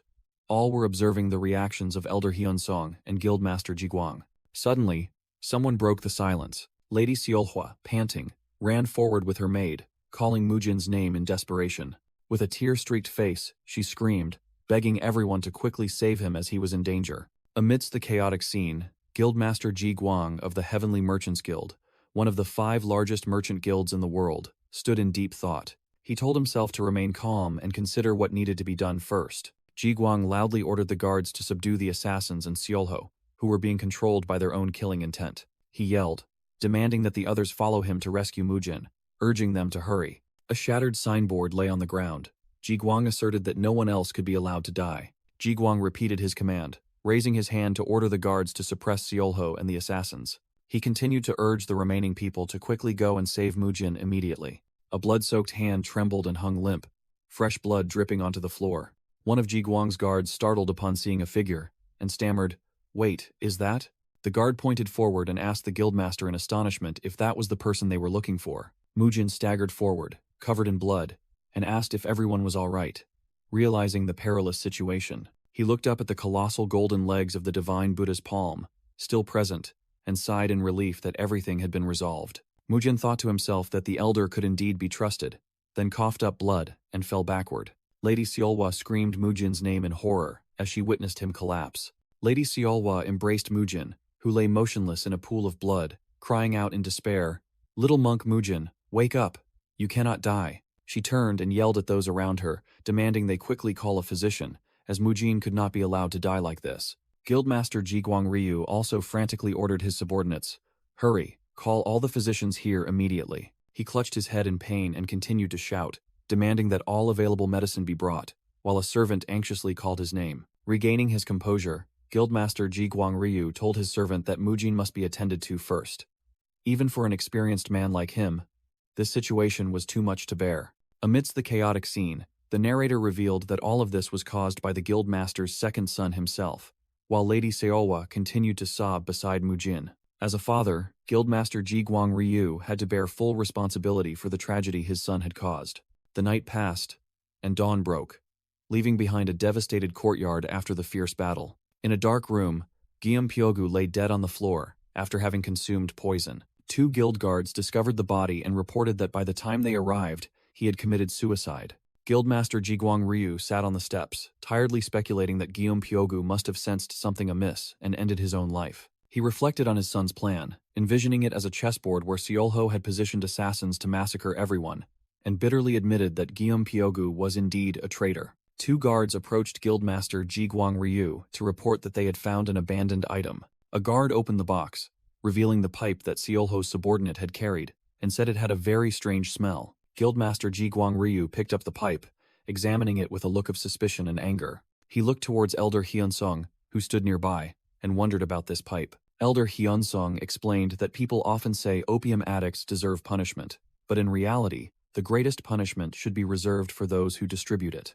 Guildmaster Ji Guang Ryu horrifyingly realized it was opium, recalling the scene of his son, Seolho, smoking that very substance. He bowed his head and told Elder Hyunsung that he had no more excuses for the elder and Mujin, but the elder replied that it was he who had lost his composure and ruined the banquet. With a resolute gaze, Guildmaster Ji Guang Ryu stated that the elder had not ruined the banquet, implying that the fault lay with someone else. Amidst the chaotic scene of the banquet, Guildmaster Ji Guang Ryu confessed to Elder Hyunsung, "I am the one who ruined it. It is karma for not taking proper care of my family." He thought of his son, Seolho Ryu, imprisoned in the dungeon, saying that while he could not save the child ruined by opium, he would never forgive those who had lured him. With a pained and furious expression, Ji Guang Ryu clenched the pipe, vowing not to spare those who dared to give his son opium. He told Elder Hyunsung that since Mujin and the elder had been dragged into his family's mess, he would definitely hunt them down. But the elder gently advised him not to blame himself. Elder Hyunsung looked towards the rising sun and said to Ji Guang Ryu, who was bowing his head in sorrow, "Compared to the pain of losing a child, what is the injury of a grandnephew?" Elder Hyunsung pondered the battle, noting that each assassin was on par with a second-rank Shaolin disciple. He thought of Mujin, who, despite his exceptional talent, had only trained for just over 3 years. The recent opponents were not ones he could contend with. The elder gazed into the distance, thinking to himself that he only wanted to watch over Mujin until he could stand on his own 2 feet. In his mind, an image appeared of Mujin lying unconscious on the bed, with Seolhwa Ryu slumped beside him. He admitted his regret was growing. Seeing the injured Mujin, Elder Hyunsung resolved, "For Mujin, I will act a little faster." A faint golden aura dissipated from Elder Hyunseong's hand as he realized, I don't have much time left in this world. A narrator recounted that all branch masters in Nanchang who had abetted the incident were arrested, as they conspired to seize positions if Seolho Ryu became the guild master. The person continued to explain that the assassins who directly carried out the attack had all bitten their tongues and committed suicide at some point, while the image showed 3 bodies covered in white cloth. Even the assassin whom the narrator had fought also took his own life, making it impossible to find the true mastermind behind this plan. Elder Hyunsong was said to have received something from Jiguang Ryu and then returned alone to Shaolin Temple, promising to bring something back and asking everyone to take care of Mujin. 5 days had passed since Elder Hyunsong departed. Biop Jian and another senior monk anxiously looked towards Mujin's room. Inside, Mujin was ravenously devouring a table full of meat, causing Seolhwa Ryu to worriedly suggest he eat less and drink some water. Mujin, picking up food, retorted, I'm still a patient, you know? Didn't the abbot modify Shaolin's precepts for people like me? He gave a thumbs up and grinned, loudly declaring that the abbot had permitted severely injured patients to eat meat. Seolhwa Ryu suddenly chimed in, asserting that Mujin was still a patient, then turned and loudly scolded the other monks, demanding they stop bothering him and return to their duties. Seolhwa Ryu pushed the 2 monks out of the room and urged them to hurry, as other patients were waiting. The room door closed decisively. Inside, Seolhwa Ryu smiled gently, gave a thumbs up, and told Mujin to eat and rest well, while he happily thanked her. Just as Seolhwa Ryu stepped outside, she suddenly stopped. She turned around and shouted that junior monk Mujin needed a lot of rest, but then was startled to realize someone was there and hastily apologized to Elder Hyunsong. Elder Hyunsong let out a gentle laugh and said it was all right, while Seolhwa Ryu remained bewildered and confused. Mujin exclaimed in surprise, Grand Elder? And Elder Hyunsong happily greeted him, asking about his recovery. Mujin replied that everything was fine, except that the poison in his body had not been completely expelled. He complained that Lady Seolhwa was too strict, not letting him lift even a single weight, which made her immediately retort that he needed to rest, while Elder Hyunsong merely smiled. Elder Hyunsong told Mujin that once he was fully recovered, they would try to break through the barrier again, and that he had brought something very significant for him.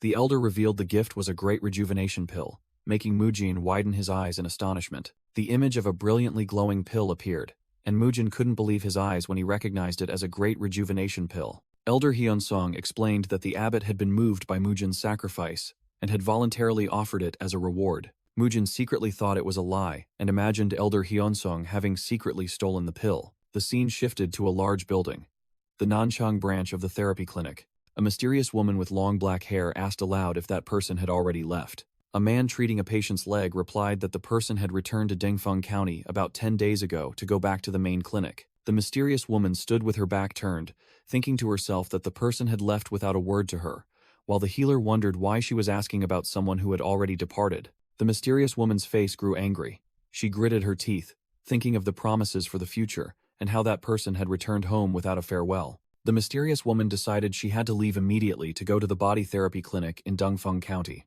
In the Merchant Guild's training room, Elder Hyunsong sat facing Mujin, with a glowing pill between them. Mujin looked at the pill and hesitantly asked, Am I really allowed to eat this?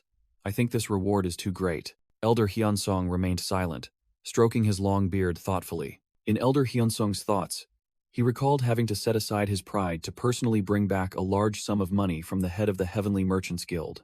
The head of the administration hall had strongly objected, arguing that money was one thing, but a great rejuvenation pill was another, and there was no precedent for giving it to a third-rank disciple. Elder Hyunsong retorted sharply that if he simply took it, everything would be resolved, and since Mujin was the recipient, the matter would be different. Back in the present, Elder Hyunsong was still pondering, and finally spoke. Anyway, Elder Hyunsong happily gave a thumbs up, telling Mujin to just remember to thank the abbot later, then secretly thought he would have to lay low for a while. Mujin was still skeptical, telling the elder that the previous minor rejuvenation pill could be crafted with just a little money and resources. The great rejuvenation pill lay in its box, emitting a brilliant light, showing it was in an entirely different league. An explanation appeared, stating that only 2 to 3 great rejuvenation pills could be created per generation, as its core spiritual herb took decades to grow in the place with the most abundant spiritual energy. Images of elite Shaolin monks appeared, emphasizing that only the most outstanding talents, the future pillars of Shaolin, could receive a great rejuvenation pill, and Mujin knew this well. Mujin held the pill, feeling uncomfortable, and said that giving it to someone else to save lives would be more useful. Elder Hyunsong pointed at Mujin and asserted, "That is precisely why we are giving it to you, Mujin."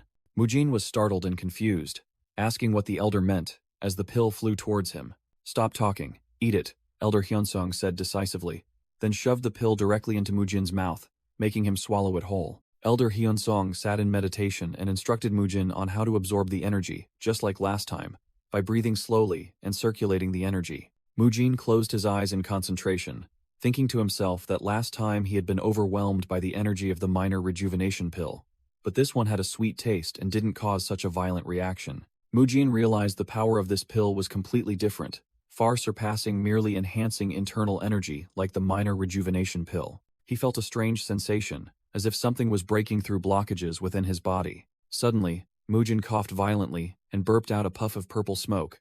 Astonished, he wondered what had just happened. Elder Hyunsong calmly explained that it was the process of neutralizing and expelling the residual toxins in his body. Mujin thought to himself about the pill's detoxifying and self-healing abilities, but quickly realized its power far exceeded even the cultivation techniques he knew. He felt the great rejuvenation pill's components flowing through his meridians, causing his acupoints to swell to the point of bursting, and feared he was suffering from qi deviation. With glowing eyes, Mujin shouted in his mind that this was not qi deviation. He realized this was the process of breaking through limits and unblocking his obstructed acupoints. A burst of brilliant golden energy erupted from Mujin's body, signaling a breakthrough, while Elder Hyunsong silently observed. Elder Hyunsong, with his long white beard and dignified expression, congratulated Mujin on his full recovery and asked if he would start training tomorrow. Mujin clenched his trembling fists, brimming with new power, and answered decisively, "No." Filled with energy, Mujin declared he wanted to start right now, asserting that not even Lady Seolwa could stop him because there was something he really wanted to try. However, after his grand declaration, Mujin stood alone in the training ground and admitted he was actually confused. He looked around the empty training ground and wondered where to begin. For though he had the power, he didn't know how to use it. Mujin recalled the skilled martial artists he had seen and identified his current goal. His goal was mastering internal energy release, one of the realms of martial arts, illustrated by images of masters performing martial arts. This skill was explained as the ability to focus energy into one's body or weapon, and then project it to attack, allowing control over opponents at both close and long range. It was likened to ultimate moves in fantasy stories, and was the skill Mujin, who specialized in close-quarters grappling, needed most. Mujin looked at his hand, which was emitting a faint golden light, and recalled his grandfather's words. In his memory, Mujin's grandfather advised him to simply continue practicing martial arts as usual. Mujin recalled the instruction to visualize the energy flowing and being released, and that image would become reality. He focused intensely, trying to visualize concentrating energy into his arm and then releasing it outwards. Mujin's fist glowed with a brilliant golden light as he concentrated his internal energy. Mujin unleashed the first move of the consecutive fist technique, his fist erupting with a powerful flame of energy. He panted, exhausted, admitting that shouting did nothing and the internal energy release skill was too difficult. Mujin recalled Jaegul Jinhwaya effortlessly demonstrating this skill, further admiring her astonishing feat. Lying flat on the ground, he felt embarrassed to ask his grandfather again, and wished someone would give him advice. Mujin suddenly had the idea to ask Jaegul Jinhwaya for help. Then he paused and thought. He remembered Jaegul Jinhwaya's promise to spar with him any time and thought this was the perfect moment, even though he didn't know where she was. Mujin suddenly panicked, wondering if he had told her he was going home. The scene shifted to the main branch therapy clinic in Dongfeng County. In the women's section, Jaegul Jinhwaya sat with her arms crossed, wondering if this was where the young monk Mujin worked. As she walked through the courtyard, she complained about her aching calves after running non-stop from Nanchang to here, but was determined not to leave without meeting Mujin. A surge of blue anger enveloped Jaegul Jinhwaya as she questioned why a monk would treat women, assuming physical contact was unavoidable. A woman entered the room, wondering about the rather special guest and saying she would go check. Ryu Seolwa entered and politely asked, "What brings you here today?" which surprised Jaegul Jinhwaya. With a radiant smile, Ryu Seolwa introduced herself. "I am Ryu Seolwa, the head of therapy at this clinic." Jaegul Jinhwaya's eyes narrowed, clearly showing surprise and suspicion at the introduction. Jaegul Jinhwaya sat with her legs crossed, disdainfully asking, "Head of therapy?" and declared that Mujin alone was sufficient for her treatment. Ryu Seolwa was stunned by Jaegul Jinhwaya's reply. Jaegul Jinhwaya stated directly that she was here to meet the young monk Mujin, causing Ryu Seolhwa to repeat his name in shock. Both women looked at each other warily, Jaegal Jinhwa silently asking, "Who is this woman?" While Ryu Seolhwa wondered why she seemed so close to Mujin. Meanwhile, Mujin was resting outside, scratching his nose, and thinking that Ryu Seolhwa was probably still fine. Jaegal Jinhwa questioned why she couldn't see Mujin, and Ryu Seolhwa explained that he was recovering from a serious injury. Jaegal Jinhwa sneered, asking who Ryu Seolhwa was to know Mujin so well, if she was his top disciple, and Ryu Seolhwa confidently admitted that she was indeed a disciple personally taught by Mujin. Ryu Seolhwa retorted, asking who Jaegal Jinhwa was to be so eager to meet Mujin, and offered to relay a message. With a smug smile, Jaegal Jinhwa declared, "I am the one who has a future engagement with the young monk Mujin," though a note clarified it was only an agreement for sparring matches. The two women continued their tense confrontation, and Ryu Seolhwa refused the request for a meeting, stating she couldn't allow an unknown stranger to approach Mujin. Jaegal Jinhwa stood up in annoyance, complaining that the Merchant Guild's people had directed her here and she had traveled a very long distance. Just then, Mujin arrived at the clinic's entrance, wondering why he was at a women-only clinic, and called out Jaegal Jinhee's name. A maid rushed out to report to Mujin that a woman who looked nothing like a patient was shouting his name, and Lady Seolhwa was having a very difficult time dealing with her. A series of images showed Mujin's immense popularity at the clinic, with female patients and staff warmly greeting him as he passed by. Mujin entered the room, informing the two women that Jaegal Jinhee had arrived. Mujin cheerfully waved to Jaegal Jinhwa and said that she had arrived at just the right time. Ryu Seolhwa's face lit up with joy upon seeing Mujin, and she delightedly asked, "Young monk Mujin, have you recovered?" Mujin walked past Ryu Seolhwa, grabbing her wrist to pull her aside, and told Jaegal Jinhwa that she had arrived at the right time because he had something to ask of her. Mujin excitedly explained to Jaegal Jinhwa that her timing was perfect and it was surely destiny, while Ryu Seolhwa stood behind him with a stunned expression, ignored. Jaegal Jinhwa chided Mujin for leaving Nanchang without notice, while Mujin explained that he had an epiphany and had to return to his hometown to train. Mujin asked in surprise if Jaegal Jinhwa had come all the way to Nanchang just to find him, causing her to flusteredly deny it, while he invited her to follow him. While Jaegal Jinhwa and Mujin chatted intimately about training, Ryu Seolhwa stood behind them, her face darkening as she thought to herself that they looked very close. Ryu Seolhwa quietly followed behind, feeling annoyed inside to see Mujin so well liked by many. Jaegal Jinhwa confirmed Mujin's problem. He had abundant internal energy but didn't know the method to reach the realm of energy release.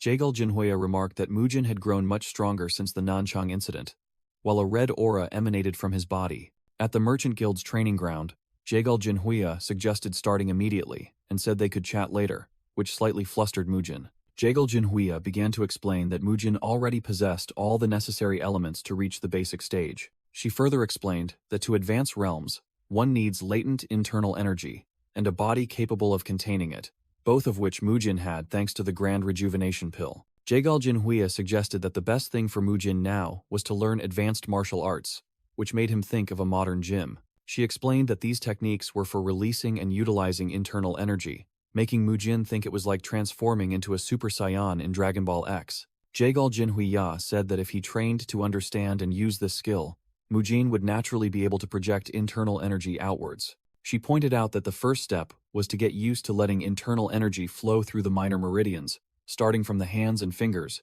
and to abandon the habit of only using the main meridians. Jaegal Jinhwa demonstrated by channeling energy into her iron fan, causing it to emit a blue light. She swung the fan, creating a long-range energy attack that destroyed the training wooden stakes. With the fan still glowing, Jaegal Jinhwa smiled and said that she would teach Mujin.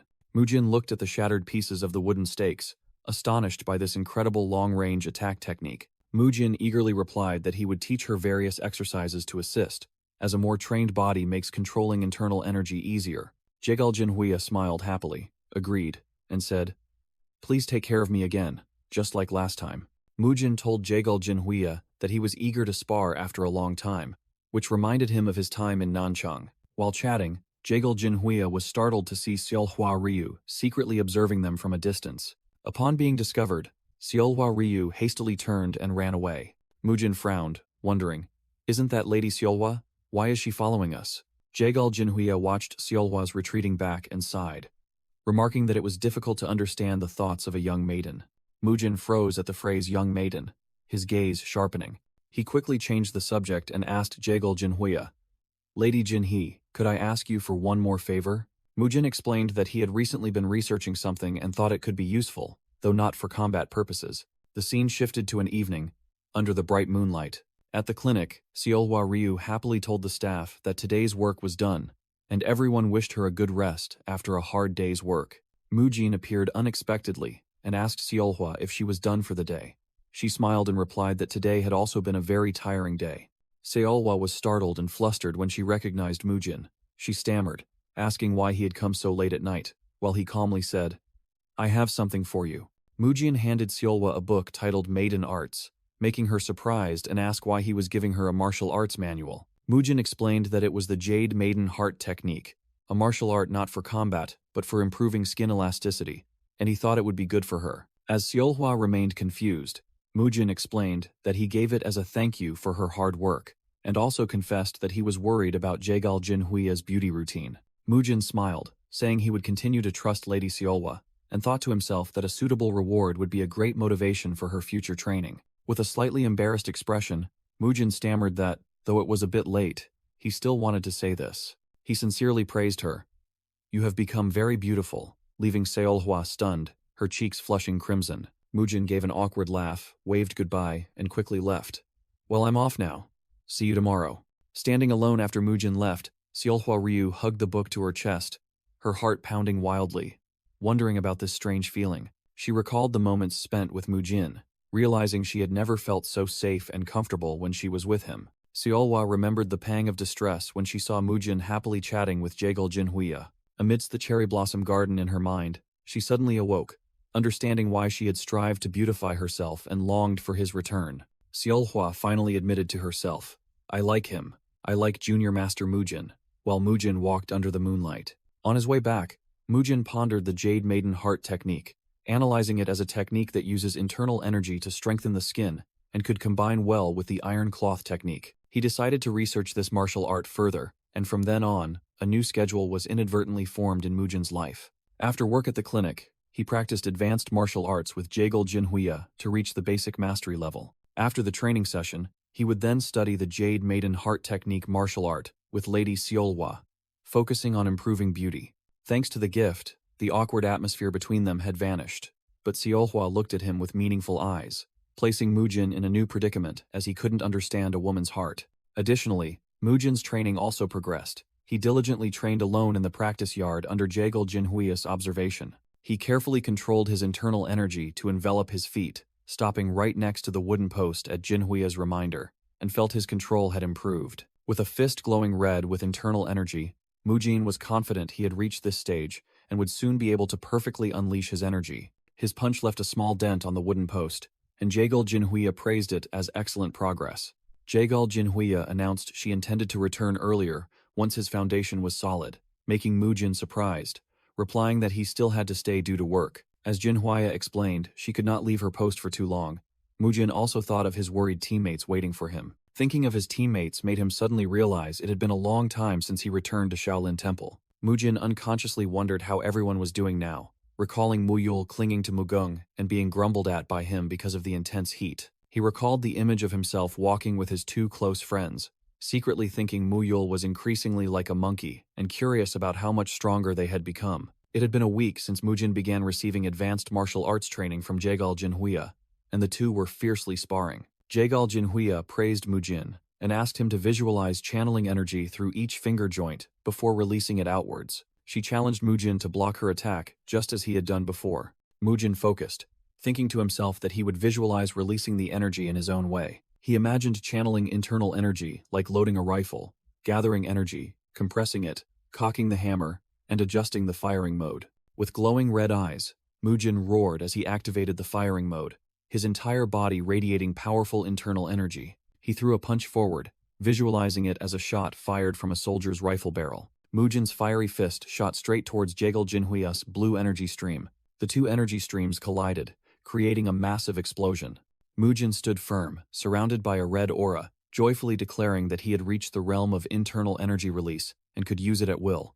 "I did it, Jinhuya." Jaegul Jinhuya looked astonished when Mujin asked if he could fire continuously once he got the hang of it. Mujin confidently crossed his arms, thinking to himself that he wanted to fire like an automatic machine gun, while Jinhuya was astonished that he had succeeded in just 7 days and nights, a feat that usually takes at least 2 to 3 years. Mujin explained that instead of learning all 72 Shaolin ultimate techniques, he had combined a few martial arts to create his own style. Jagal Jinhuya listened, wondering if it was because he believed a strong body would bring peace of mind, and questioned if that was the path of a grand master. With a satisfied smile, Jagal Jinhuya put away her fan and said that the training ended there, as she had nothing left to teach him. She added that she was glad she had come to find young monk Mujin, while he could only give a forced laugh when she asked what a machine gun was. Jagal Jinhuya said that she now understood the reason behind his explosive growth in such a short period. She explained that he had pushed physical training, the most fundamental foundation, to its absolute limit.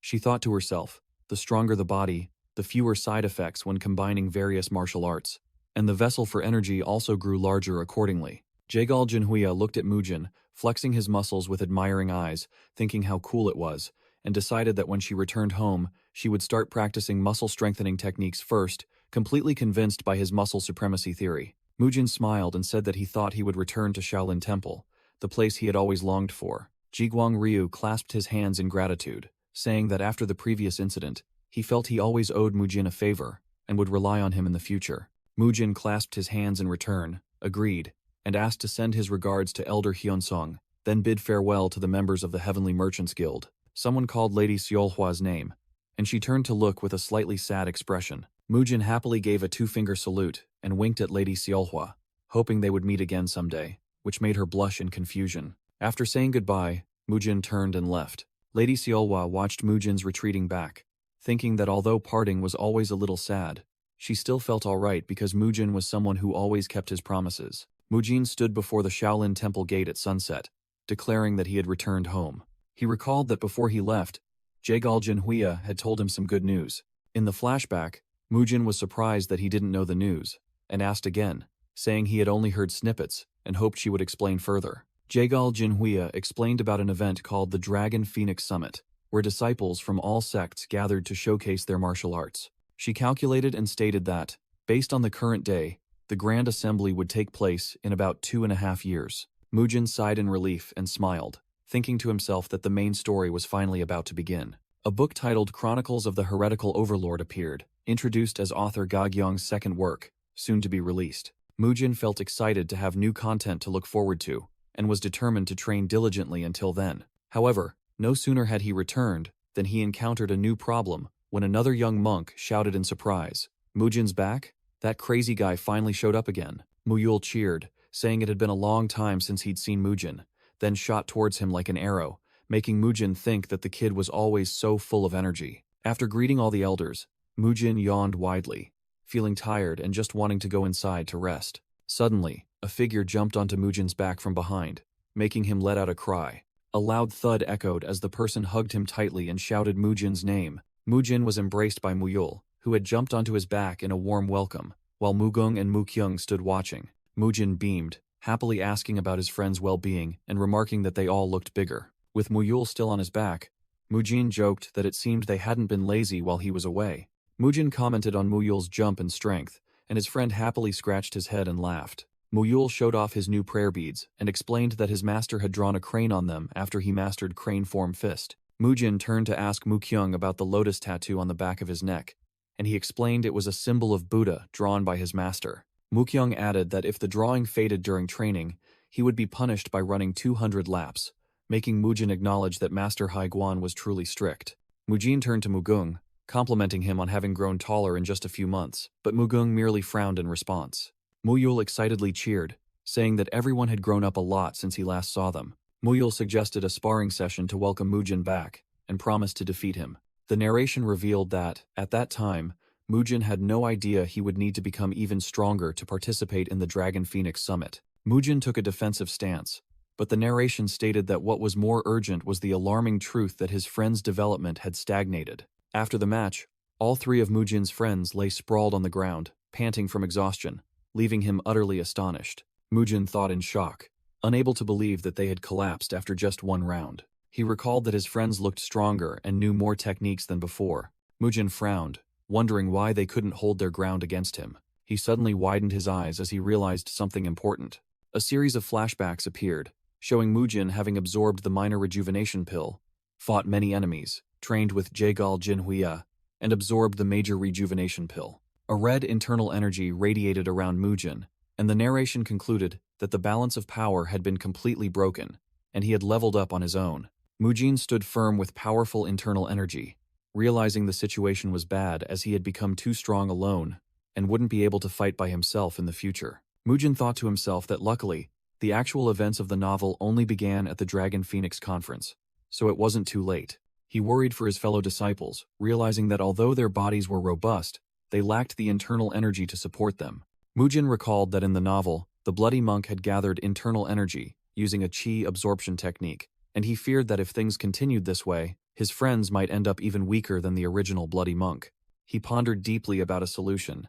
Then an idea struck him: to have them use minor rejuvenation pills to solve the problem. Mujin excitedly presented his plan to open a third clinic branch in Luoyang to earn more money. Elder Hyunsong listened in silence, his expression showing little approval. Hyunsong flatly refused, saying, "I cannot allow it," which stunned Mujin, who asked why. The elder explained that Mujin had only just returned to Shaolin, and leaving for a long period again would cause rumors, adding that this was a crucial time for training. A map appeared, showing Luoyang was about 40 kilometers from Dengfeng County, and the elder doubted if Mujin could train properly while traveling such a long distance. Mujin bowed his head in disappointment, wondering if this trip was truly hopeless. Elder Hyunsong unexpectedly set a condition: "If you can travel to and from Luoyang within an hour, I will permit it." Hyunsong affirmed that it was entirely possible, provided Mujin mastered the light body technique, which greatly surprised him.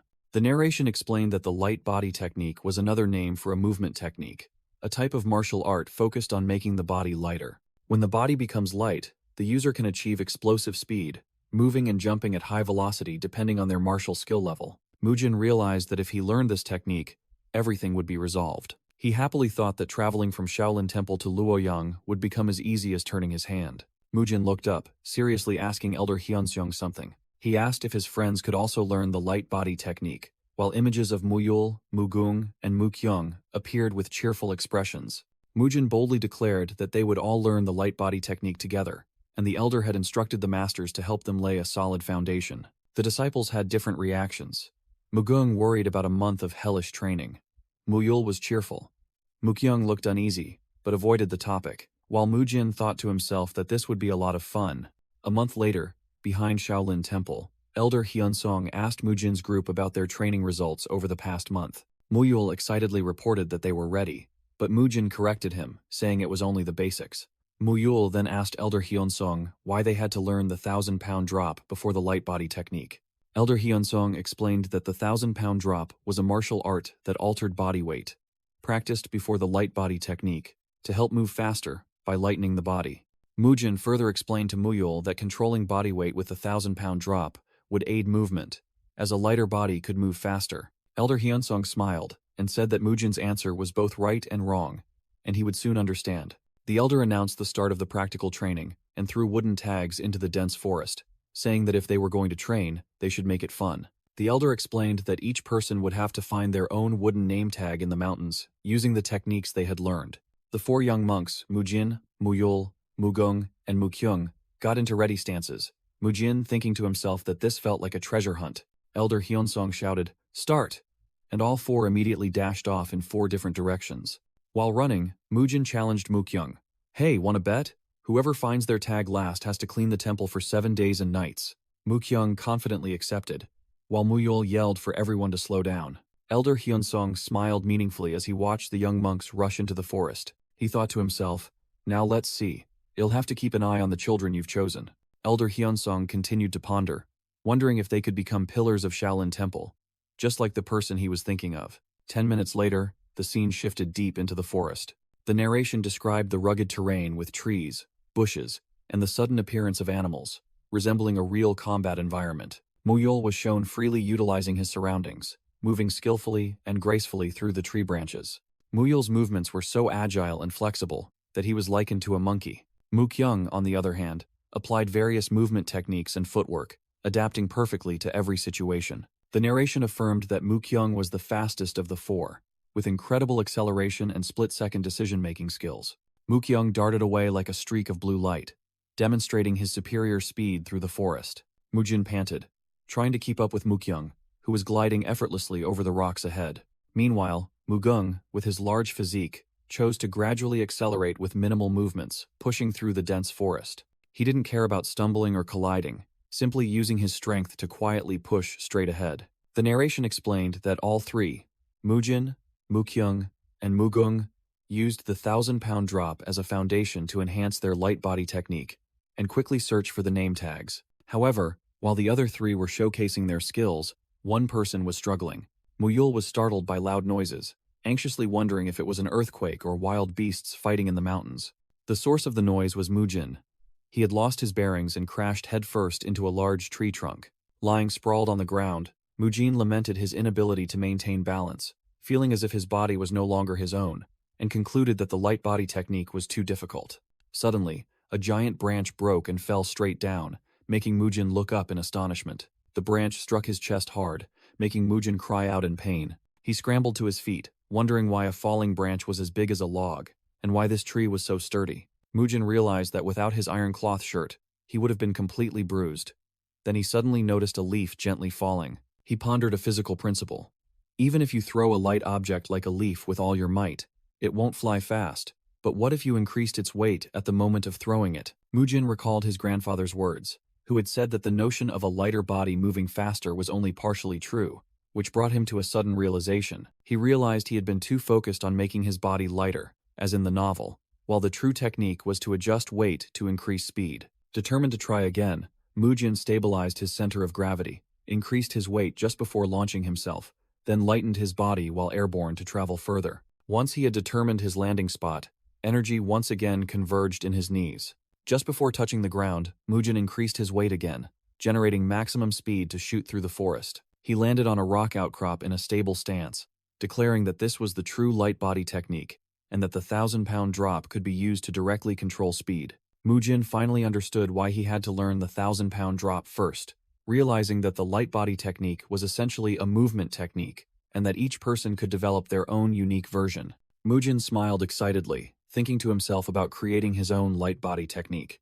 He looked back at the devastated path caused by his failed attempts, and realized he had made a mess.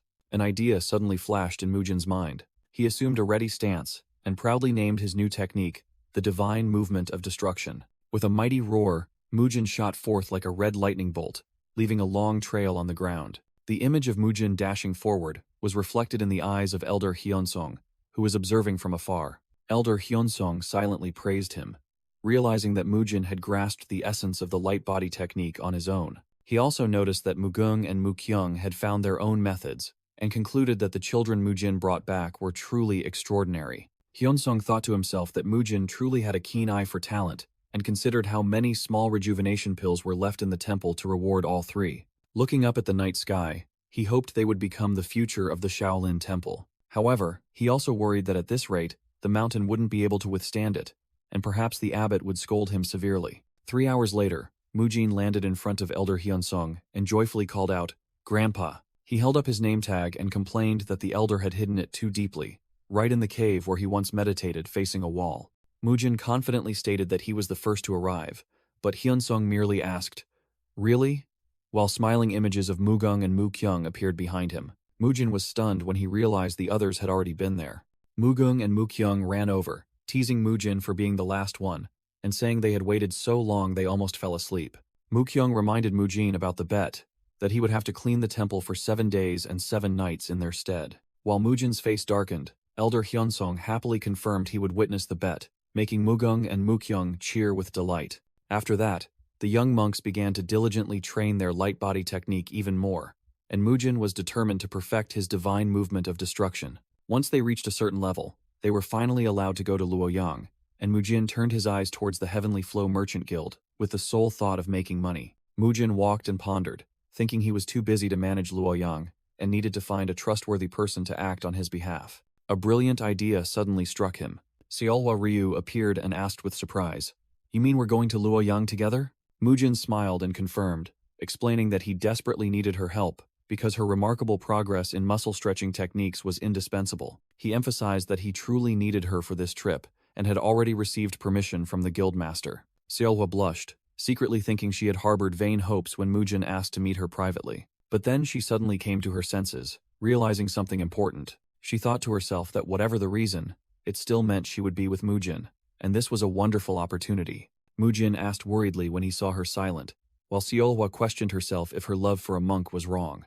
In her mind, a more resolute version of Seolhwa appeared, asserting that Mujin was the one with whom she had promised a future. Seolhwa showed a determined expression, her eyes gleaming with confidence. She agreed to go, but set a condition that her relocation to Luoyang would make it difficult to treat the female patients here. She hinted at asking if Mujin could do something for her. At another location, in the presence of Jiguang Ryu, Mujin asked Seolhwa if she was sure about her request and expressed his gratitude. Seolhwa boldly declared to the staff that she wanted to be responsible for overseeing all the clinic's physicians, and Mujin happily agreed to cooperate. A narration stated that Ryu Seolhwa had become the person in charge of not only the Luoyang branch, but also all future clinic branches. Seolhwa smiled contentedly, secretly thinking that, with this new position, she would be able to meet Mujin more often. Mujin observed Seolhwa being trusted by the staff, and noticed that she had become much more confident and radiant. He felt deeply moved by her growth, and turned to ask Guildmaster Ryu, who was tearing up, overwhelmed with pride for his daughter. After that, Mujin began his training journey by running 80 kilometers every day, using his divine movement of destruction skill. Thanks to the experience gained from the Nanchang branch, opening a clinic in Luoyang was not difficult for Mujin. He no longer encountered difficulties from the local residents as before. On the contrary, he received much help after they heard about the clinic. Mujin traveled back and forth countless times between Dengfeng County and Luoyang, with support from the Heavenly Flow Merchant Guild and the Shaolin Elders, all within 2.5 months. The Luoyang branch was finally opened, and everyone's reaction was astonishing.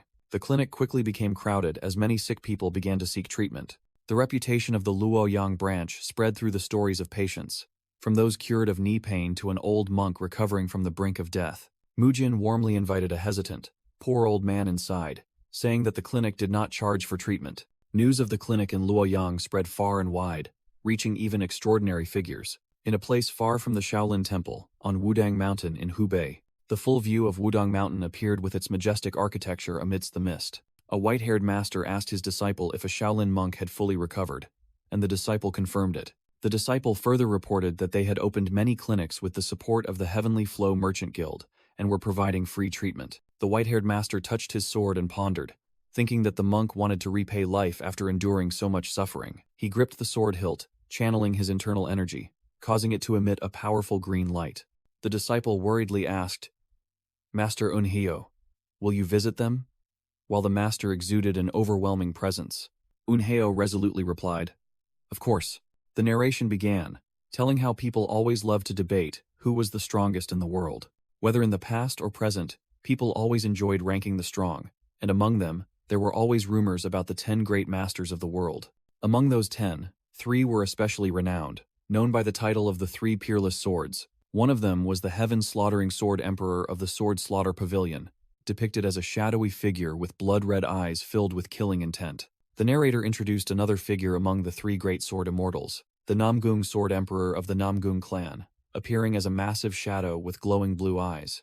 Elsewhere, Grandmaster Unhyo of the Wudang sect exclaimed in surprise, "That damned old monk, has he returned?" Unhyo, the Taiji sword immortal of the Wudang sect, was introduced as one of the 3 great sword immortals, and thought that they could finally see the outcome of their never-ending battle. At Shaolin Temple, a panicked voice rang out from outside as someone rushed in.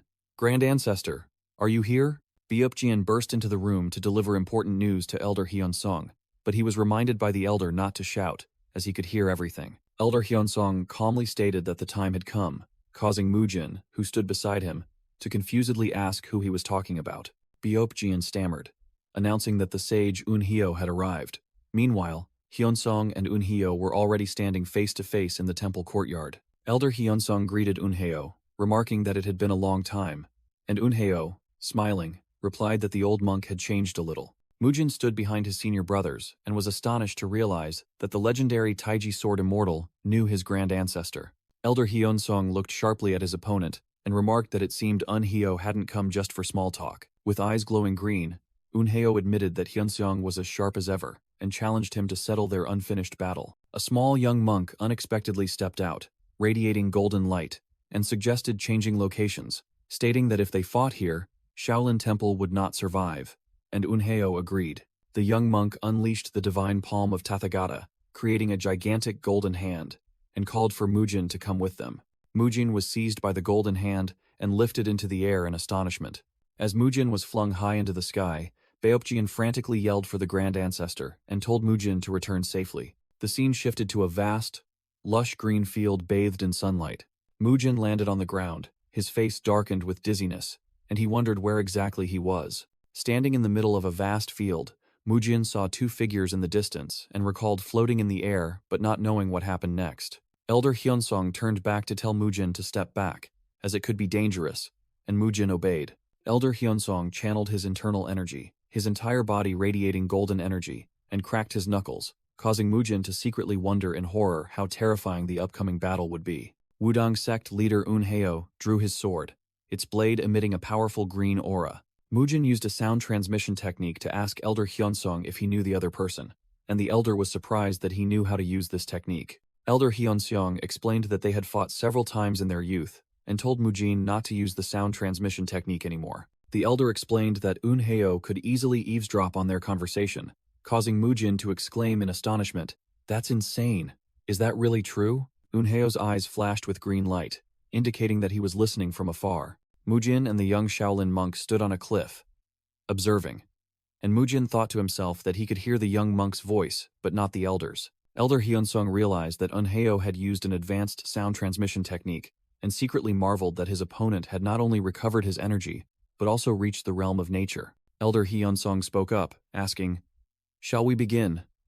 And Unheo replied from afar, "Of course."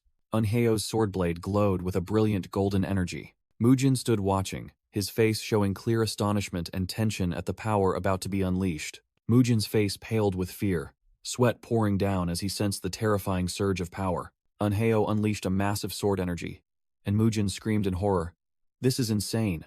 The powerful green sword energy surged forth, tearing up the ground in its path. Elder Hyunsong calmly stepped forward, his feet glowing with golden light as they touched the ground. A gigantic golden energy hand rose from the ground, blocking the sword energy, while Mujin shouted, "Grand Ancestor!" Elder Hyunsong stated that Unheo had matured greatly, asking if his past defeat had hurt his pride. And Unheo replied that today, they would decide who was truly stronger. In a flashback, young Hyunsong, under the alias Hyunguang, believed that a strong body could only be built with a righteous spirit, but then suggested that one should train the body first for the spirit to follow. Young Unheo retorted, arguing that one could not cultivate great power with a flawed spirit, so the spirit must come first, but then also admitted that without power, everything was an illusion. Young Unheo angrily asked Hyunguang if he intended to continue disrespecting Wudang sect's teachings, while Hyunguang was warming up and casually invited his opponent to a physical training session. Young Unheo roared, "You damned monk!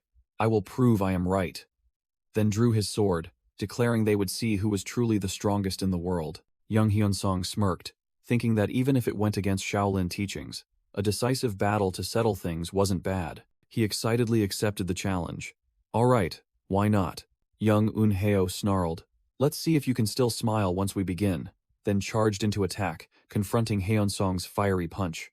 Back in the present, the aged Unheo recalled his opponent, Hyunguang. He reminisced about Hyunguang, whose body was covered in injuries after the battle, and thought to himself that he was the only martial artist he had ever acknowledged. Unheo couldn't believe that someone like Hyunguang had been crippled by the demonic cult. He sat alone in the darkness, muttering that the legend of the Shaolin divine monk could not end like this. Unheo asserted that Hyunguang was the one worthy of contending with him for the title of the strongest in the world. A Wudang disciple reported that there were rumors of Shaolin's divine monk Hyunguang having recovered. Unheo raised his head, his heart swelling with fierce conviction. "That's right.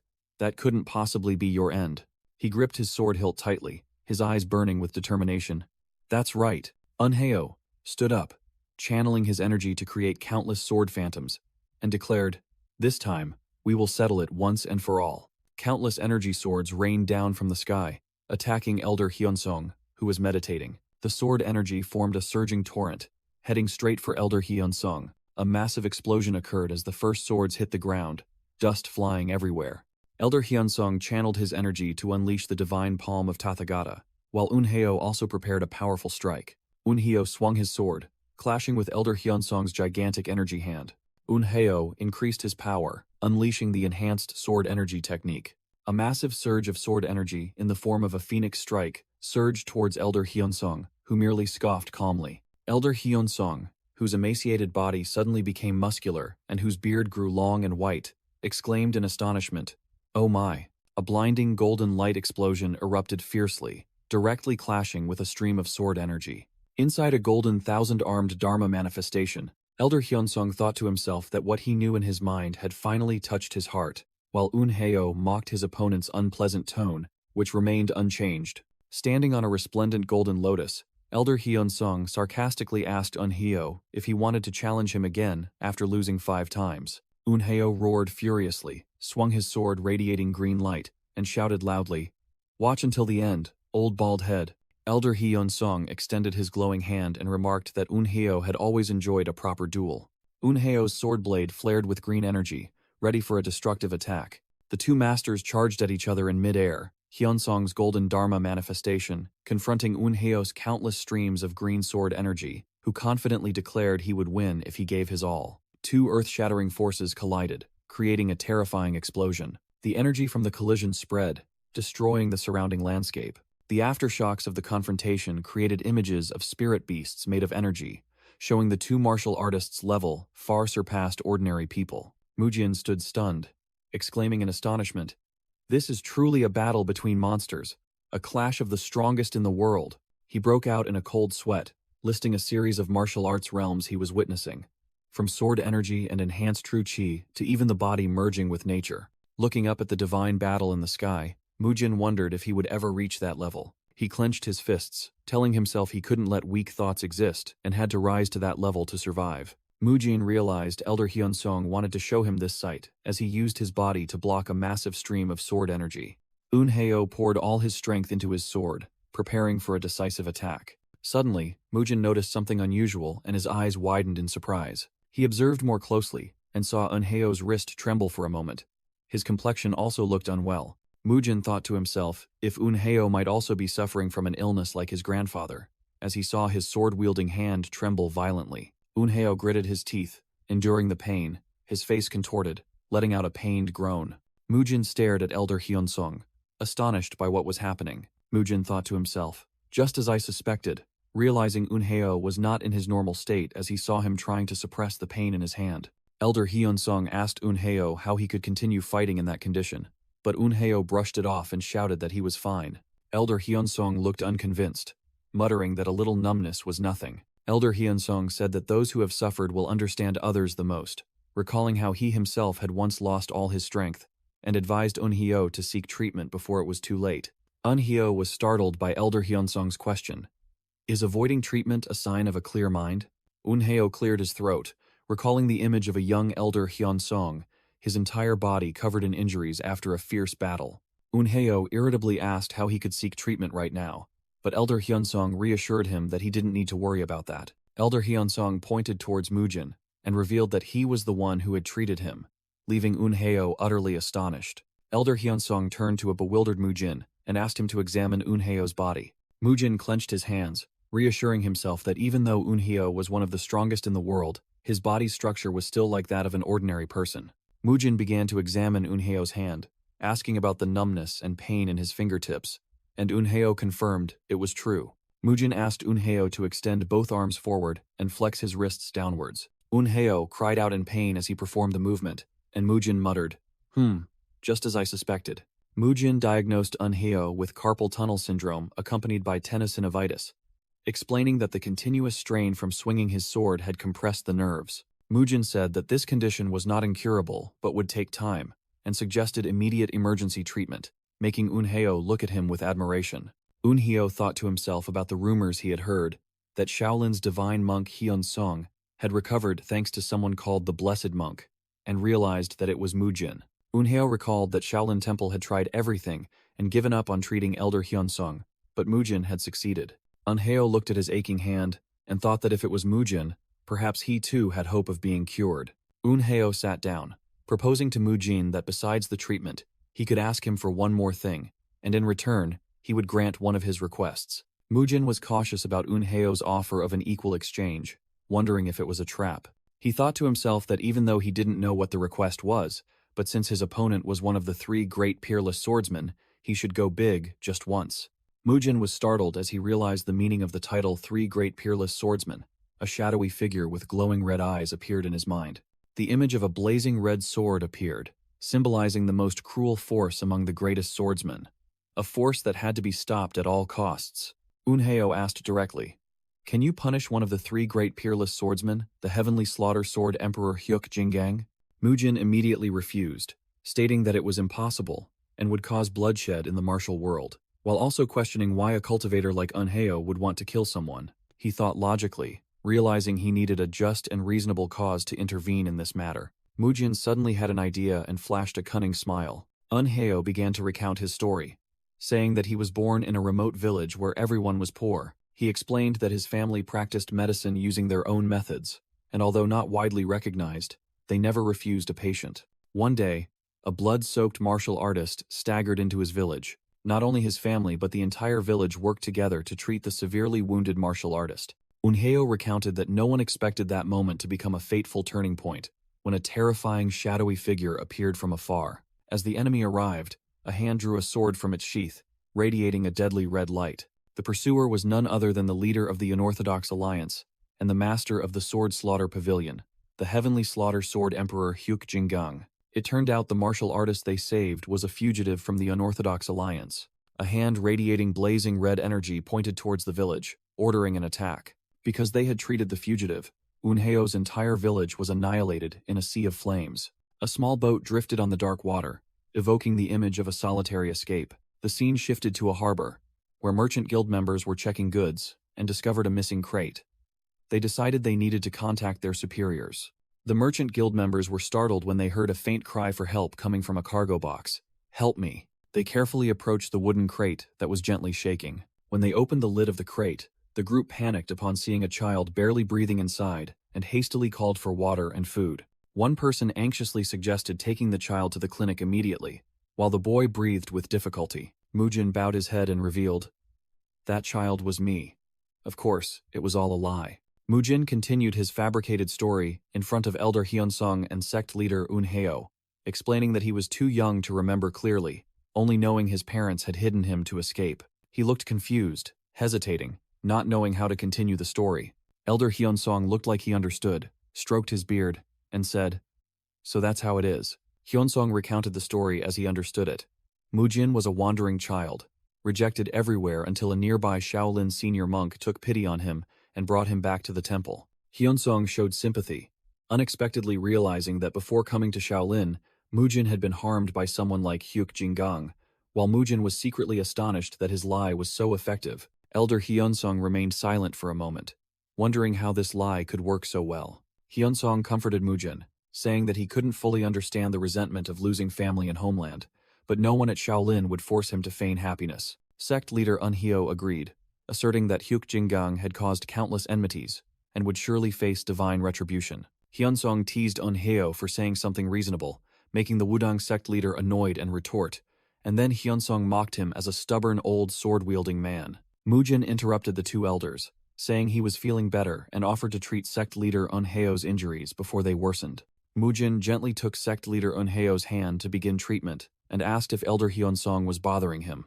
The two elders started arguing about their age again, making Mujin angrily shout for them to stop so he could treat them, and told sect leader Eunheo to put his sword down. Sect leader Eunheo looked at his bandaged hand and burst out laughing, because he came here for a final duel but was now being treated. Sect leader Eunheo invited Elder Hyunsung to drink alcohol, boasting that he had pilfered a bottle from Haiguan, making Hyunsung scold him as a shameless monk. In a mystical cosmic space, a giant hand cradled a tiny figure. A mysterious voice asked why the blessed monk was allowed to return, and another voice replied that the boy was still growing and needed rest. Hyunsung warned Eunheo, "You can't keep overworking them like that, or they'll hate you." Eunheo replied that the child would find his own path, and today's events would be a great lesson for Mujin. Eunheo asked if it wouldn't be better if Hyunsung also brought the child he mentioned earlier, then confidently asserted about someone named Chung Su. "Just wait and see. No one can compare to him." Hyunsong scoffed. Oh ho ho, are you entrusting what you couldn't achieve to your grandson? That's the most shameful thing old people do, isn't it? Eunhyo angrily growled.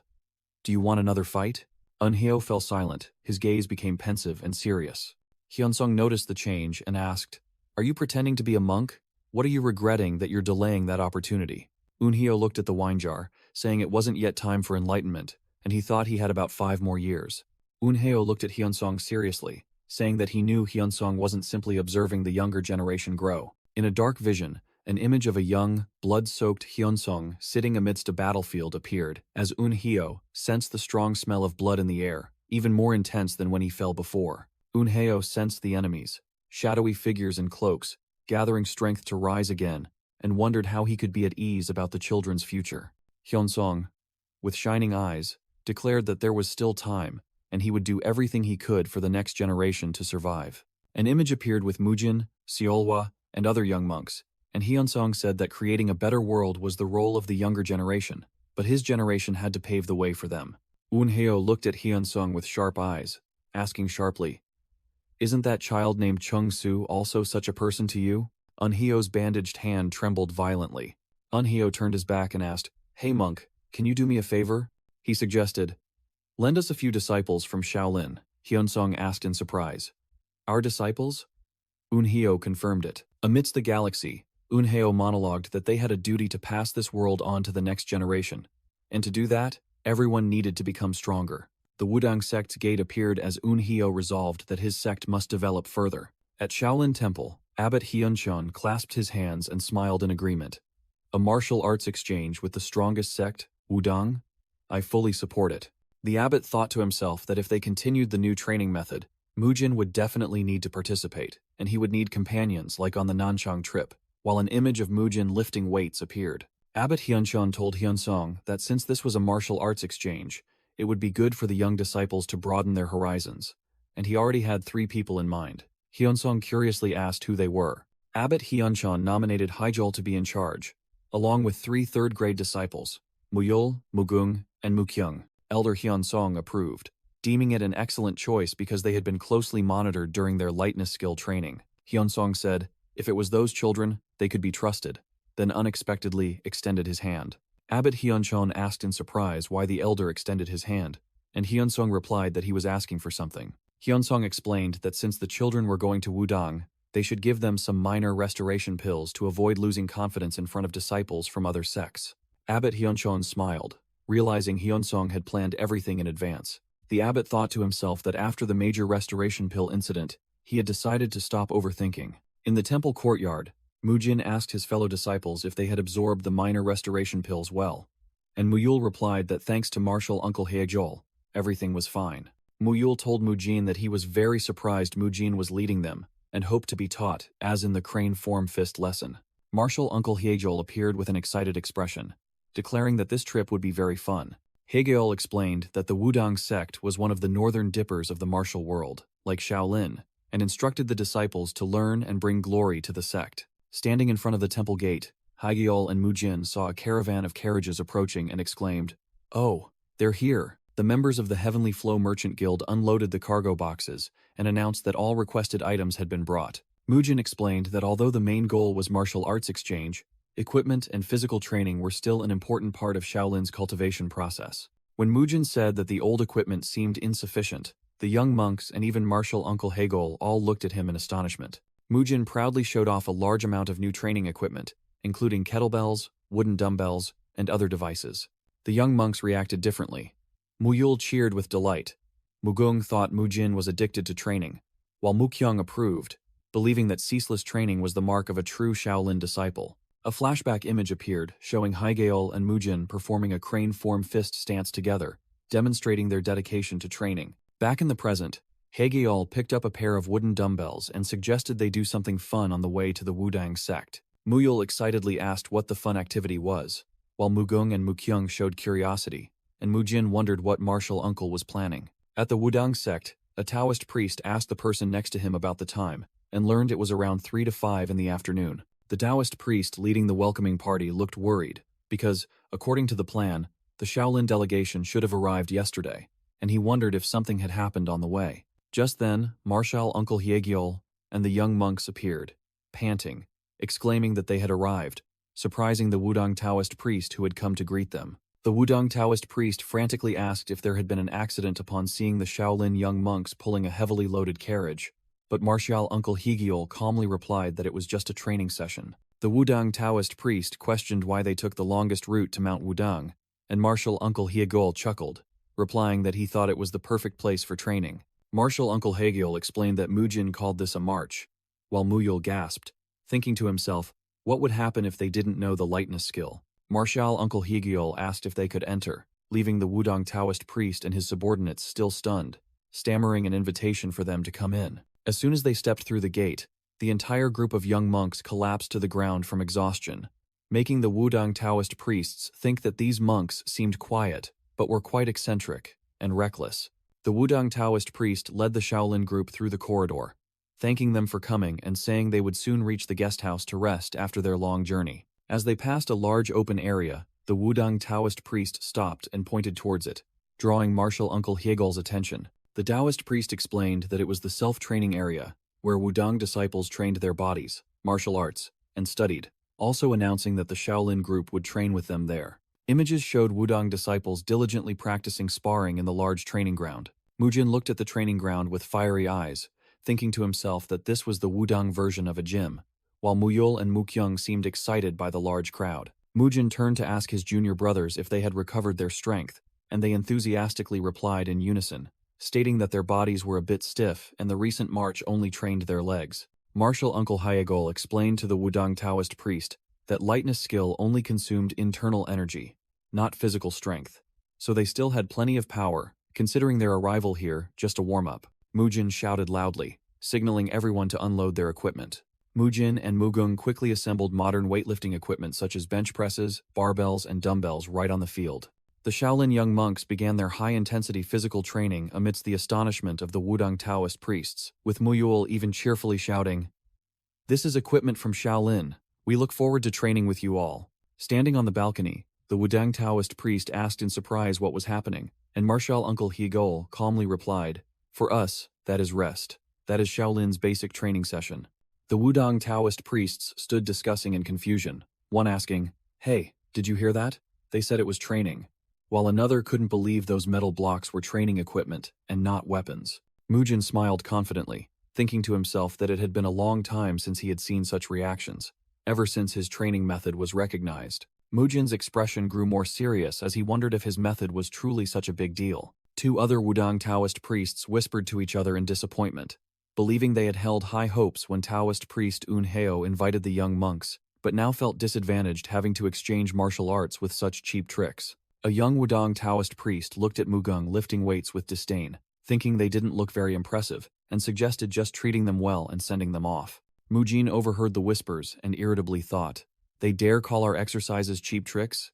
They don't even understand how effective muscle-lengthening techniques are." Mujin sternly reminded his junior brothers, "Focus on your workout." Even our elders reacted this way at first. A Wudang Taoist priest was startled to see Mugung stand up, revealing his muscular physique, and stammered in acknowledgement. "That's true, but still." Mujin continued to advise his junior brothers while lifting weights, telling them not to mind any comments, because just like them, the Wudang sect would eventually realize the value of this method. Mujin called Mugung over for help with the bench press, but Mugung looked bewildered, not understanding the term, and complained that Mujin shouldn't use such confusing words anymore. Two other Wudang Taoist priests observed from a distance, one remarking that the Shaolin group's equipment looked very strange, and the other agreeing. A Taoist priest explained to his long-haired companion that they were monks from the Shaolin temple who had come for martial arts exchange. The long-haired Taoist priest replied, "I see," while gripping his sword hilt, his eyes gleaming with interest. The young Taoist priest, introduced as Chung Su, the Wudang sword dragon, smiled confidently, and said he was very curious to see what the Shaolin monks were like. The other junior brothers like Mugung, Muyul, and Mukyung cheerfully said goodbye, leaving the cleanup to Mujin before going to rest. Mujin stayed behind alone to clean up the pile of weights, irritably muttering to himself, "Am I going to be stuck with cleanup forever?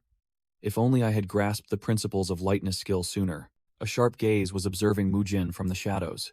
Chung Su suddenly appeared behind Mujin and asked, "Excuse me, am I disturbing you?" startling Mujin, who turned around and asked who he was. Chung Su politely clasped his hands in greeting, introducing himself. I am Chung Su, one of Wudong's third-ranked disciples. I hope we can get along well. Mujin replied to Chung Su's introduction. Oh, I see. Nice to meet you. While Chung Su suggested they speak comfortably since they were both third-ranked disciples, Mujin thought to himself that he knew the name Chung Su well, as he was a character from the Garyong novel universe. An information page appeared, explaining that Chung Su appeared in Return of the Demon Supreme as a genius of the righteous faction, fighting alongside the protagonist Namgung Jinchun as a supporting character. Mujin recalled that Chung Su didn't have much screen time in that series, but wondered if he had a larger role in Shaolin Chronicles. Mujin cheerfully extended his hand for a handshake, saying that even though this was an official exchange, he still hoped they could become friends. The two shook hands in a friendly manner. Chung Su's blue eyes gleamed sharply as he sensed something from Mujin. Mujin smiled, his entire body radiating vibrant red internal energy, while Chung Su also channeled his energy, causing his hand to emit a green light. Chung Su held Mujin's hand, his internal energy surging powerfully. Chung Su narrowed his eyes, secretly assessing that Mujin seemed to possess strength comparable to his own. With a mysterious smile, Chung Su thought, is there something more to this? Let's see. And then began to probe with questions. Chung Su said he had watched Mujin's training session earlier, which surprised Mujin a little. Chung Su smiled provocatively, and bluntly remarked that the training method looked completely useless. Mujin was stunned, stammering to ask what Chung Su meant, and Chung Su replied with a question of whether lifting those iron and stone blocks was truly necessary. Chung Su continued to disparage, stating that compared to Wudong's methods, Shaolin's training looked quite primitive and crude. Chung Su picked up a small dumbbell, then deliberately dropped it to the ground and asked sarcastically, you say this thing is actually useful in training? Oh, my mistake. It's lighter than I thought. Mujin was furious, gritting his teeth and thinking, this bastard. How dare he treat our sacred tools like that? Chung Su crossed his arms, adopting a lecturing tone, and asked Mujin if he knew Wudong's first doctrine. A strong spirit creates a strong body. He concluded with a disdainful look, saying he truly didn't understand why they would trade their meditative cultivation practices for this primitive type of training. Mujin calmly explained that Shaolin also pursued the development of both body and mind under the banner of cultivating body and mind. He affirmed his belief. We believe that a healthy body forms the foundation for a healthy mind. No matter how sharp the mind, without a strong body to support it, it is useless. Chung Su scoffed, believing Mujin understood nothing, and that a person with a strong spirit could do anything. But Mujin retorted that if the body couldn't keep up with the mind, it would lead to laziness and giving up. Chung Su continued to argue that such laziness stemmed from poor mental discipline, but Mujin retorted decisively. Belief? Belief without power is nothing but an illusion. Their debate spiraled into a philosophical loop, with opposing arguments on whether the mind builds the body or the body builds the mind. Mujin sweated, his face darkening with confusion and annoyance at the pointless argument, muttering, what is this? The scene abruptly changed, with Mujin and Chung Su standing face to face in a vast arena, leaving Mujin utterly bewildered. What the hell just happened? Shaolin and Wudong, disciples gathered to watch, one asking why they were suddenly fighting, while another young monk enthusiastically shouted, Go! Mujin! A high-ranking Wudong priest explained to his fellow disciples that Chung Su seemed to have requested the duel first, and he thought a martial arts exchange wasn't a bad idea. From the rooftop, Wudong sect leader Yahello quietly observed, the wind rustling his silver hair. Yahello recognized Mujin and thought to himself, Mujin, the blessed monk, the new pillar chosen by Shaolin's Hyunsong. Elsewhere, Elder Hyunsong was also watching, smiling confidently and thinking that no matter how strong Chung Su was, he was no match for Mujin.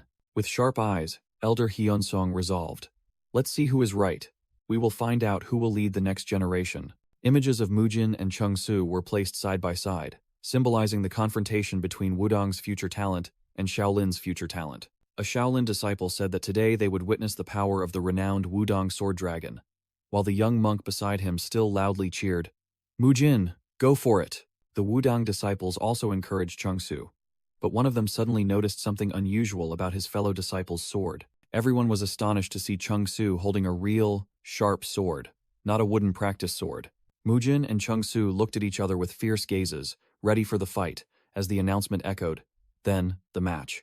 A loud boom resounded as both charged at each other, beginning the battle. The match began, with Mujin and Chung Su rushing at each other with astonishing speed. The narration explained that in a confrontation between an unarmed person and a real sword, typically the sword wielder would attack, or the unarmed person would evade. But this match was different, as Mujin channeled his inner energy into his fist, emitting a blazing red aura. Mujin's fist collided directly with Chungsu's sword blade, creating a deafening metallic clang and sparks. Both were pushed back by the extremely powerful impact of the first clash. The Wudang disciples were stunned, unable to comprehend how a collision between flesh and a real sword could produce such a sound. A Wudang disciple recognized it as iron cloth technique, and was astonished that Mujin could use inner energy at that level to directly confront a real sword, concluding that he was no ordinary disciple. From the rooftop, sect leader Unheo observed the match, realizing that Chungsu had used a real sword to gauge Mujin's skills, and admitting that the Shaolin elder had not exaggerated. Sect leader Unheo began to feel truly curious about the outcome of the match, as the two continued to fight fiercely.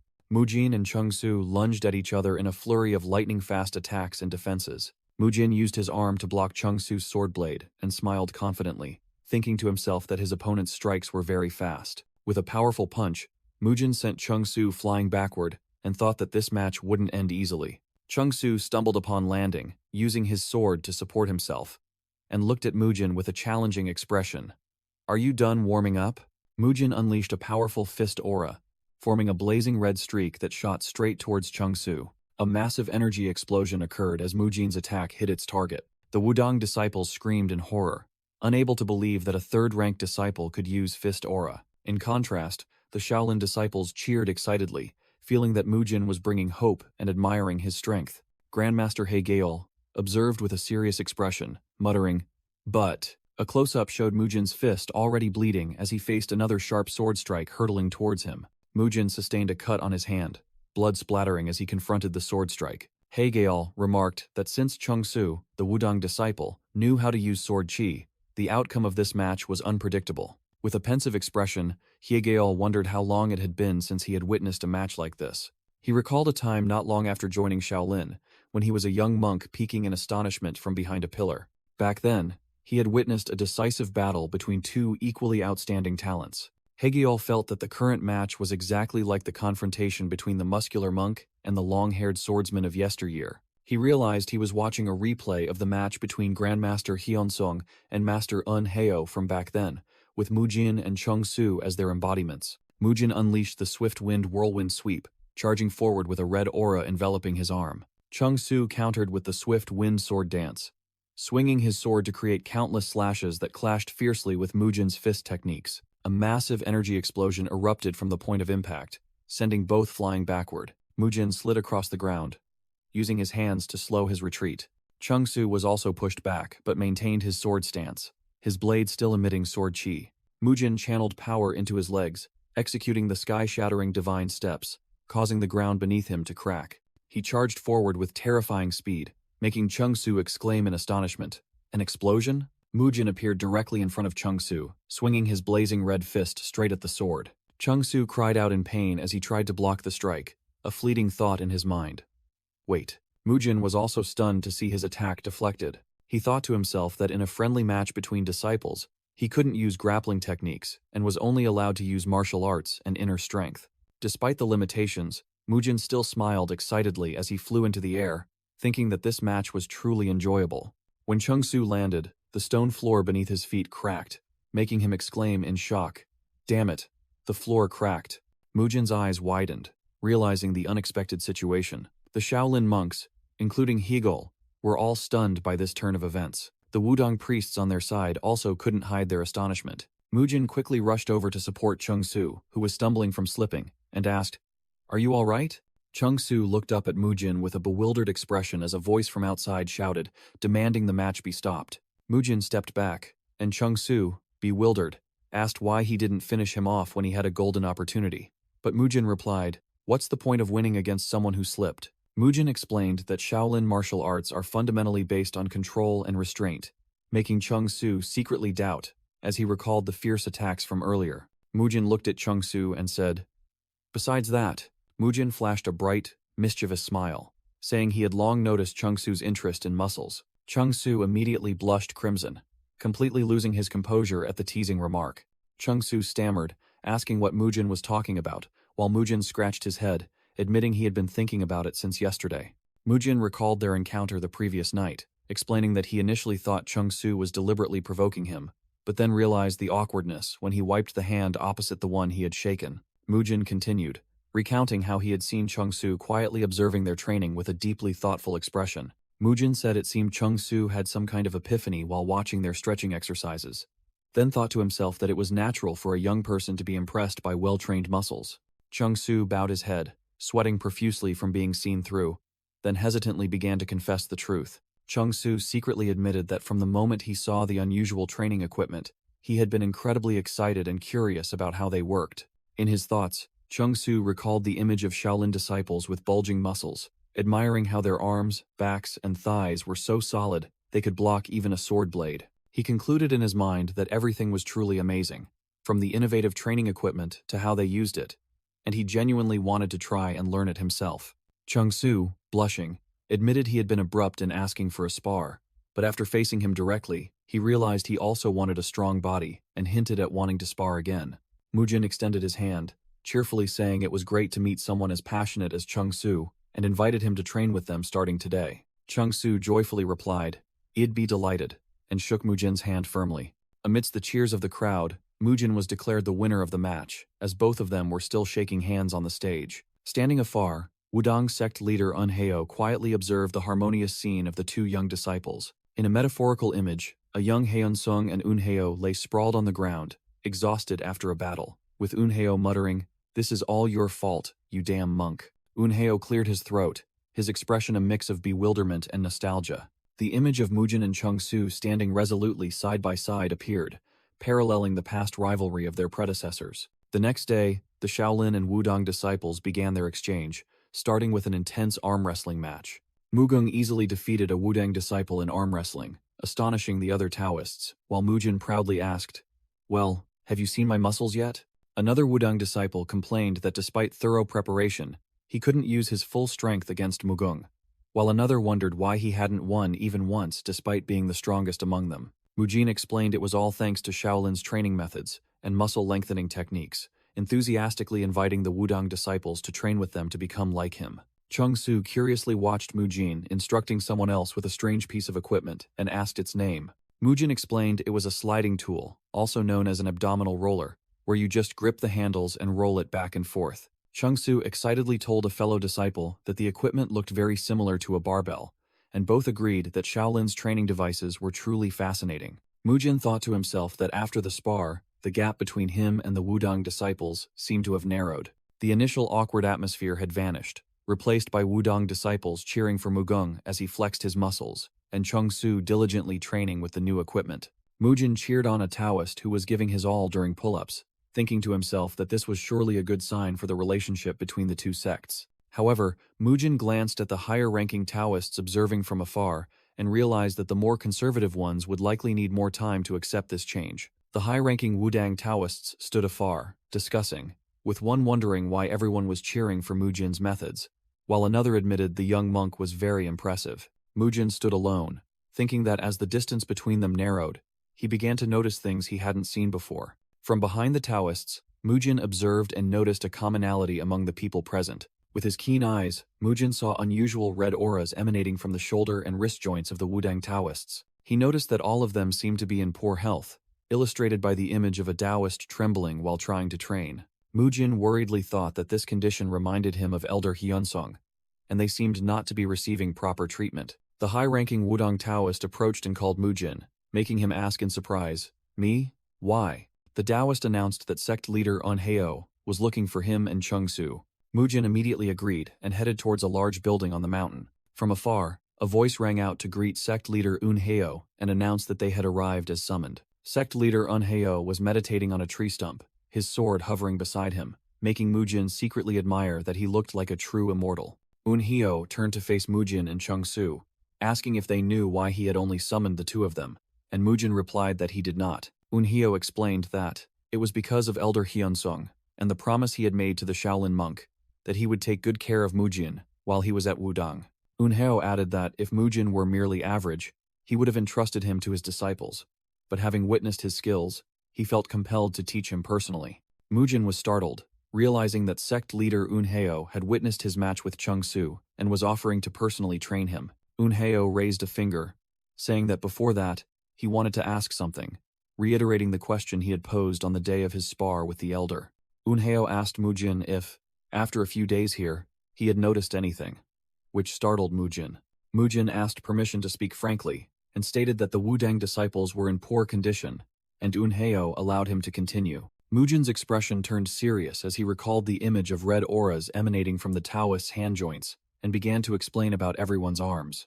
Mujin concluded that the condition of the Taoist's wrists was the greatest crisis and weakness of the Wudang sect.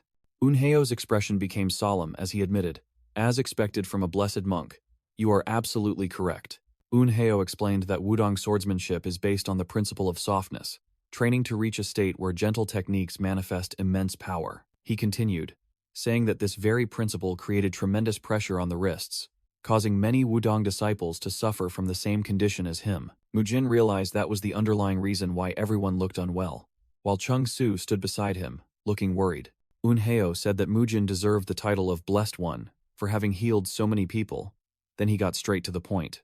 Eunheo stepped forward and asked if Mujin would be willing to teach them the mysterious healing technique he had used on him. He solemnly offered, "If you do so, I will grant you one request." Eunheo looked at Mujin with an expectant gaze. Mujin also looked back, his face clearly showing a thoughtful expression. Eunheo sighed, about to say something but stopped, seemingly having anticipated the answer. Mujin recalled Elder Hyunsong's instruction that the technique belonged to the Heavenly Merchants Guild, and he could not teach it due to an existing agreement. Eunheo accepted, saying it was unfortunate but unavoidable, then turned to begin the training session. Mujin suddenly spoke up, asking, "Is that truly necessary?" Which made Eunheo startle and turn back. Mujin awkwardly explained that his words might sound misleading, leaving Eunheo speechless with confusion. Mujin clarified that he could fulfill his request without breaking the agreement, making Eunheo ask in astonishment, "What? How?" Mujin pointed to an area near the Wudang sect and proposed, "I can open a therapy clinic in a place less than 80 kilometers from Sun County." Eunheo realized it was a feasible solution because the distance wasn't too far, making travel easy.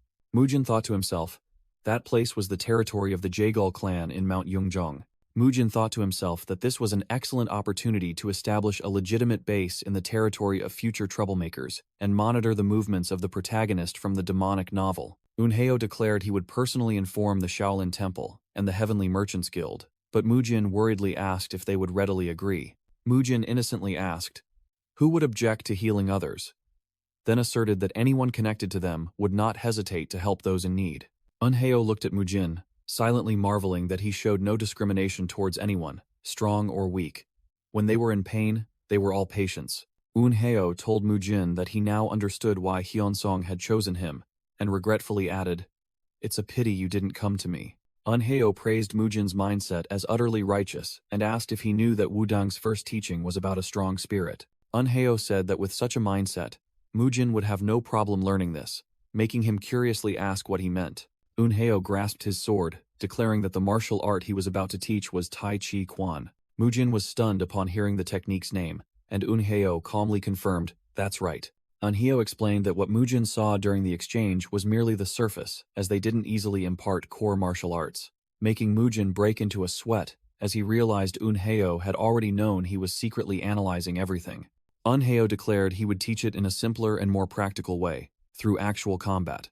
Mujin was overjoyed, thinking that learning from the world's strongest would only be beneficial, and he promised to do his utmost to master it. Eunheo turned to Chung Su, explaining that he was called to gain combat experience, and teasingly added that he wanted a rematch with the sleepy young monk anyway, then asserted that Wudang didn't only use swords. Eunheo warned Mujin that he wasn't as gentle as that bald monk, implying the training would be very rigorous. Eunheo ordered both of them to attack with full force, and Chung Su channeled green sword energy, while Mujin channeled red internal force into his legs. Mujin and Chung Su charged forward to attack Eunheo, shouting in unison that they would give their all to learn. Mujin's and Chung Su's attacks fiercely collided with an invisible defensive wall. Mujin was sent flying backward, exclaiming in his thoughts, "This is insane." Mujin lay motionless on the ground while Eunheo stood looking down from above. Lying on the ground, Mujin thought to himself in astonishment, comparing that he could at least graze He Guan when they fought, but this time he couldn't even touch this old man. In his thoughts, Mujin realized that Eunheo had deflected, neutralized, and seen through all of his and Chungsu's attacks. Eunheo stood on the grass, telling Mujin, who was lying on the ground, that it felt like calmly fighting against a flowing stream.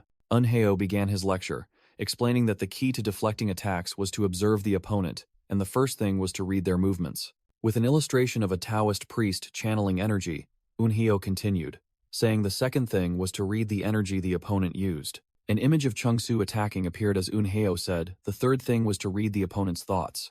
Eunheo easily placed his sword on Chungsu's kneeling shoulder and declared, "And that is why I have already read all of your techniques, Chungsu." A surge of blue energy erupted as Eunheo explained that the final stage was to read the world itself. Eunheo swung his sword, telling Mujin that even he hadn't fully mastered that realm. An image of Earth in the cosmos appeared as Eunheo explained that the world was vaster and deeper than one could imagine, and one needed to be adaptable because anything could happen. Mujin listened, thinking that knowing everything beforehand was ideal, but not everyone could achieve enlightenment like that old monk. Eunheo, radiating green energy, declared that while Mujin was at Wudang, he would wholeheartedly teach him Tai Chi Quan, along with the doctrine of using softness to overcome hardness.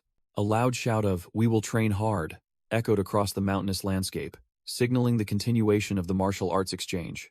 A montage showed Mujin and Chungsu learning Tai Chi Quan and Tai Chi Sword from Master Eunheo. Meanwhile, the other three Shaolin monks were teaching the Wudang Taoist priests other martial arts, based on their principle of using softness to overcome hardness. The Wudang Taoist priests looked in surprise at Mugung, who was carrying weights, wondering what kind of training this was, and asking if they could learn it. Mugung turned to look at them with a confident grin.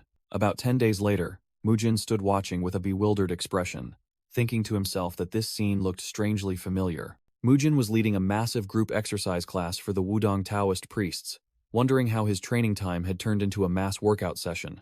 Mujin thought to himself that the results were impressive, but also annoying, as it all stemmed from Mugung wanting to attract attention. He observed the Wudang Taoist priests and noticed that even high-ranking martial artists were starting to acknowledge them. The Wudang Taoist priests discussed how the Shaolin sect had proven its strength through sparring and had also helped them treat wrist injuries with Mujin's muscle-warming technique. Mujin smiled, believing that if the Taoist priests also came to the therapy clinic, the good relationship between the two sects would be further strengthened. Based on the newly established trust, Shaolin and Wudang continued their martial arts exchange. The exchange lasted for another 10 days, becoming a meaningful period for both sides to deepen their understanding of each other. Finally, the day for the Shaolin delegation to leave Wudang arrived, and a high-ranking Taoist priest expressed sadness at their departure. Master Hegiel said that every meeting eventually leads to parting, and every parting leads to reunion, believing they would meet again someday. Mujin told a Taoist priest that the clinic he had mentioned would open next week in Kun County, and they could go there for further treatment.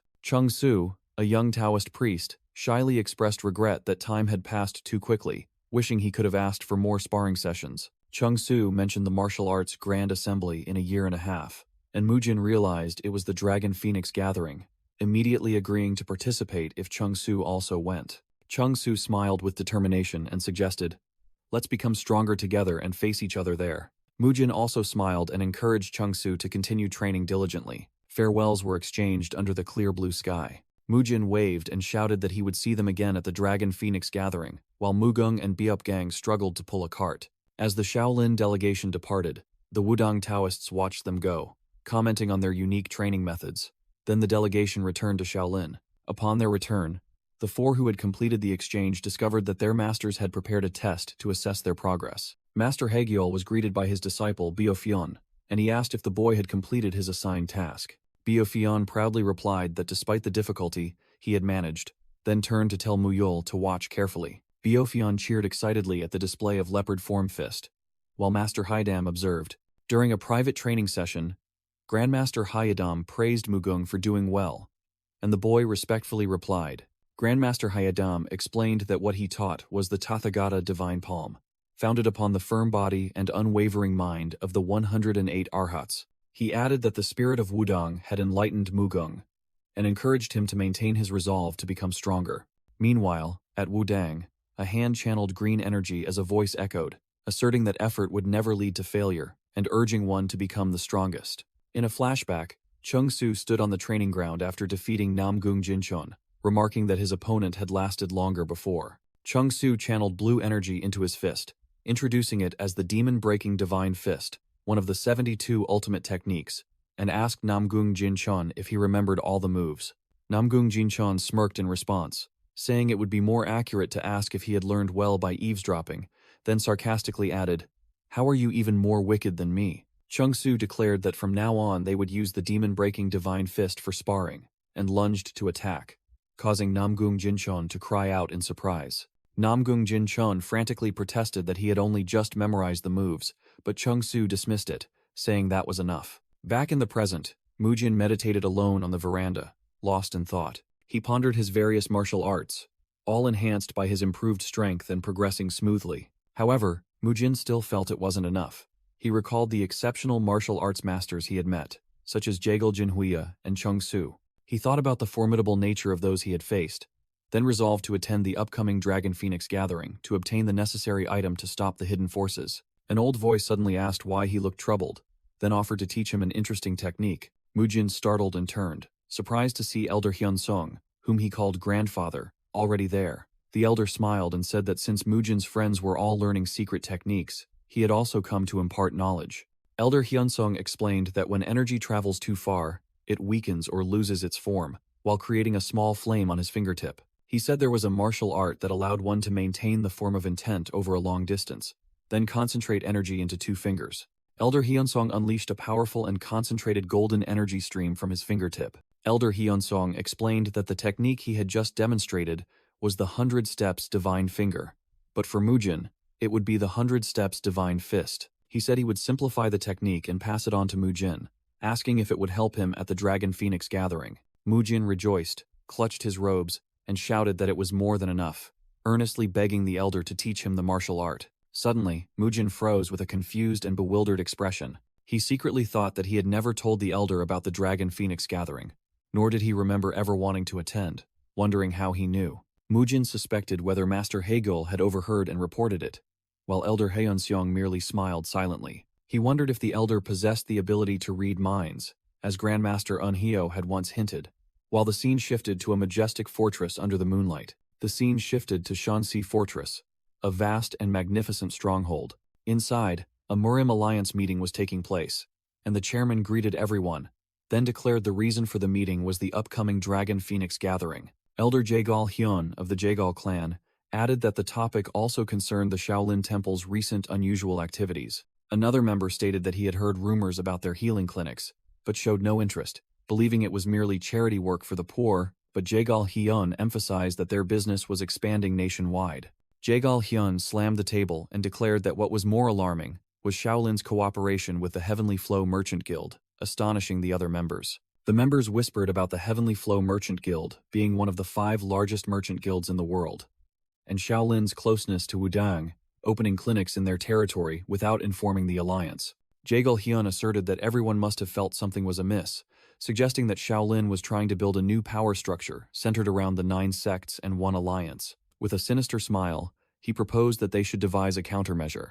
Jaegal Hyun suggested that the 9 sects could unite, forming their own alliance with the 5 great clans at its core. At the gathering of young talents of the Murim Alliance, a young girl with long black hair stood alone on the balcony. A sweet voice called out Jinhee, causing the young girl to turn around in surprise.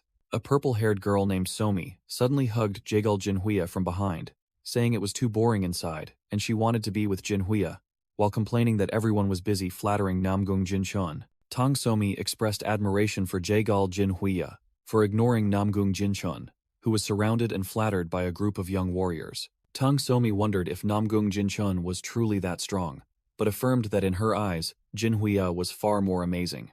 Jaegal Jinhuya placed her hand on Somi's head and asserted that for the upcoming Dragon Phoenix gathering, Namgung Jinchon was merely a stepping stone. With a smile and a slightly flushed face, Jaegal Jinhuya revealed that she already had someone else in her heart. Somi curiously guessed if the person who could rival Namgung Jinchon was the Wudang sword dragon, Taoist Chung Su, but Jinhuya denied it. Jaegal Jinhuya said she was going to train, leaving Somi alone to ponder that her friend's crush was neither Namgung Jinchon nor Chung Su. Standing alone on the balcony, Somi recalled Jinhuya's gaze and realized it was the look of a woman admiring someone. With an annoyed expression and radiating killing intent, Somi wondered what fool had turned her strong friend into a lovesick girl.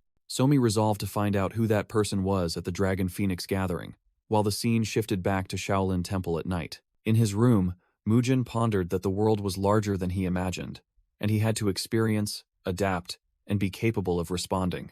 Mujin held a brush, thinking that thanks to Master Unheo, he realized this was the time to make his decision. He reminisced about the journey since coming to this world, from helping Lady Seolhwa to training with Chung Su and fighting alongside Biop Gang. Realizing he had matured rapidly thanks to many people, Mujin sat amidst piles of notes containing information from novels, determined to be careful with the butterfly effect and create a better story than the original. He closed the door, telling himself that his memory had faded so he couldn't remember everything. But these notes would be his guide. Standing under the night sky, Mujin used fire to burn all his notes, asserting that he must remember and use all the organized information to save as many people as possible. With a determined gaze, Mujin thought to himself about his plan after the Dragon Phoenix gathering concluded. He was startled when Elder Hyunseong suddenly appeared and asked when he had arrived, but the elder just smiled and replied that he was taking a stroll due to insomnia. Elder Hyunseong looked at Mujin with understanding and said that he had finally made his decision, and as long as he had no regrets, it would be fine. Elder Hyunseong vanished into thin air, leaving Mujin stunned and wondering if the elder had known everything all along. Elder Hyunseong instructed Mujin, "When you are done with your task, return to Shaolin. I still have many things to teach you," and Mujin respectfully promised to do so. Mujin clasped his hands, secretly promising the elder, whom he regarded as his grandfather, that he would return as soon as his task was complete. Under the moonlight, a voice echoed, expressing anticipation for Mujin's promise. The narration stated that the various sects had completed their preparations, and together proceeded to the Dragon Phoenix gathering. Muyul cheered excitedly at the bustling crowd, while Mujin remarked that the atmosphere here was completely different from the entrance examination. Mugung crossed his arms, questioning Mujin why he was registered as a young talent, and Mujin irritably replied that perhaps it was because everyone thought he was the strongest. As the young monks began to argue about muscles, Grandmaster Hyun appeared and told them to stop. Grandmaster Hyun, the head of Shaolin's outer hall, explained that this place was already usually crowded, but today everyone flocked here for the martial arts tournament and the Dragon Phoenix gathering. Mujin observed another group of martial artists excitedly discussing that this was an opportunity for them to showcase their skills. As Grandmaster Hyun urged the group to go to the manor to put away their luggage, Mujin suddenly stopped, recognizing someone. Mujin was surprised to see Wudang Taoist Chung Su standing nearby. Chung Su also recognized Mujin and joyfully called out his name, saying it had been a long time. Mujin asked Grandmaster Hyun for permission to separate for a moment, and he happily agreed, instructing that the group would wait at the manor. Mujin and Chung Su greeted each other. Chung Su sensed that Mujin had become much stronger, while Mujin also complimented Chung Su, saying he looked healthier than ever. Chung Su said that he almost didn't recognize Muyul, Mukyung, and Mugung, curiously asking what kind of training the group had undergone.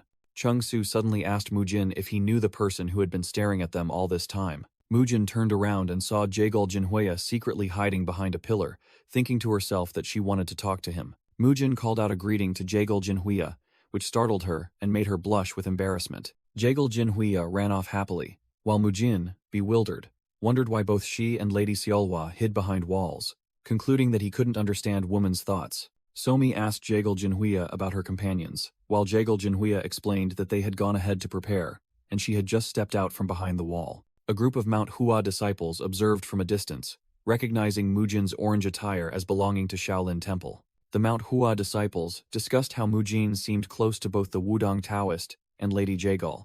A disciple worriedly said that Lady Jaegul seemed to prefer that monk and Taoist over them, leaving senior brother Hong So-il, who was devoted to her, unnoticed. Hong So-il, a Manhwa disciple known as the New Dragon of Manhwa, showed an annoyed expression. Somi ran over and called Hong So-il, saying she had something to tell him. Hong So-il angrily asked who dared to charm the aloof Lady Jaegul, but Somi cleverly replied that she didn't know either. Somi suggested that they would soon find out who that person was at the Dragon Phoenix gathering, because she heard that person was also participating. With a sly expression, Somi turned back and asked Hong So-il if he was curious about the man who had made Jaegul Jinhuya's eyes light up. Hong So-il gritted his teeth in anger, thinking about the person who had caught Lady Jaegul's eye. In a fit of jealousy, Hong So-il imagined Jaegul Jinhuya laughing and talking happily with Mujin, and angrily thought, "A mere monk dares to flirt with the woman of the New Dragon of Manhwa?" Mujin walked closer to Jaegul Jinhuya and Chung Su's group. Mujin smiled and asked if he could join the conversation, as everyone seemed to be having fun. Jagal Jinhuya turned back with a cold expression, asking what Mujin was doing here. Hong So-il angrily thought to himself, "Why does she smile at him but treat me so coldly?" Hong So-il stepped forward, interrupting, and introduced himself as Hong So-il, the new dragon of Manhwa, to which Mujin politely replied that he had heard of him. Mujin clasped his hands in greeting and introduced himself. "I am Mujin, a third-rank disciple of Shaolin. My nickname, people usually call me the Fortunate Monk." Hong So-il smirked, saying he had never heard of that monastic name or nickname, and sarcastically added, "I suppose the great Shaolin temple has declined quite a bit, hasn't it?" Mujin was stunned by the insult. His eyes turned cold, and he growled back. "Excuse me?" Hong So-il and the Mount Hua disciples mocked Mujin, asking why a wandering physician was present at the Dragon Phoenix Summit, and assuming he wasn't there to compete. Mujin clenched his fists, thinking that once the leader spoke, the entire group of subordinates followed suit. Mujin recognized Hong So-il's attire as belonging to the Mount Hua sect, but he couldn't recall ever reading about this character in the novel. Mujin secretly wondered why this fellow suddenly picked a fight with him in front of so many people, while those around them began to whisper and gossip. Mujin unexpectedly glanced to the side with a vigilant expression. He was astonished to see Jagal Jinhuya emitting a chilling killing intent and struggling to restrain herself. Mujin was even more surprised to see Chung Su also channeling his internal energy, ready to intervene. Mujin realized that Hong So-il was also holding back due to the many witnesses, and if he resorted to force, it would negatively affect both of them. Mujin smirked to himself, thinking that at least he had good friends. Hong So-il and the Mount Hua disciples were stunned when they saw Mujin suddenly burst out laughing. Mujin covered his mouth, chuckling, and apologized, saying he suddenly remembered something amusing, then changed the subject by mentioning this was the area near the Mount Hua sect disciples' quarters. He smiled confidently, apologized for the noise, and boldly declared, "And yes, I am here to compete." Mujin explained that reputation is earned through combat, just as Hong So-il was known by the title of Mount Hua's new dragon. Mujin extended his hand and said that an unknown person like him, the Fortunate Monk, would also do his best. Hong So-il secretly thought Mujin was strange, wondering if he didn't know that skin-to-skin contact would reveal one's internal energy. He sneered, assuming Mujin was just a newcomer to the martial world and thus ignorant of the basics. Hong So-il decided to seize this opportunity to assert his dominance before Mujin could grow arrogant, and he grabbed the boy's hand. Immediately, Hong So-il's eyes widened in horror, and sweat poured down. In an abstract scene, Mujin's shadowy figure completely overwhelmed Hong So-il in their internal energy clash. Mujin's face was shrouded in darkness, with only his glowing red eyes and a sinister smile visible. In the world of internal energy, the image of a colossal, glowing red evil deity crushed Hong So-il, demonstrating Mujin's absolute dominance. The clash ended. Hong So-il's hand recoiled while Mujin's remained steady.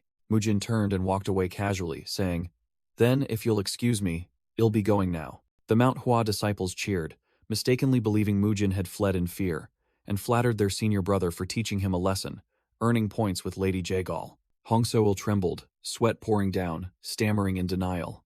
"No, that's not it." He thought in horror that Mujin was certainly no ordinary monk, but a true monster. Chung Su was also shocked, secretly thinking that the weight and density of Mujin's internal energy could rival Namgung Jinchun, the top master of their generation. Chung Su and Jagal Jinhuya watched Mujin's retreating back. Chung Su, realizing that such a person would never simply offer a handshake. Chung Su explained to Jagal Jinhuya that he couldn't use grappling to subdue Mujin in front of everyone, but he was also just showing loyalty, which confused her with the strange terminology.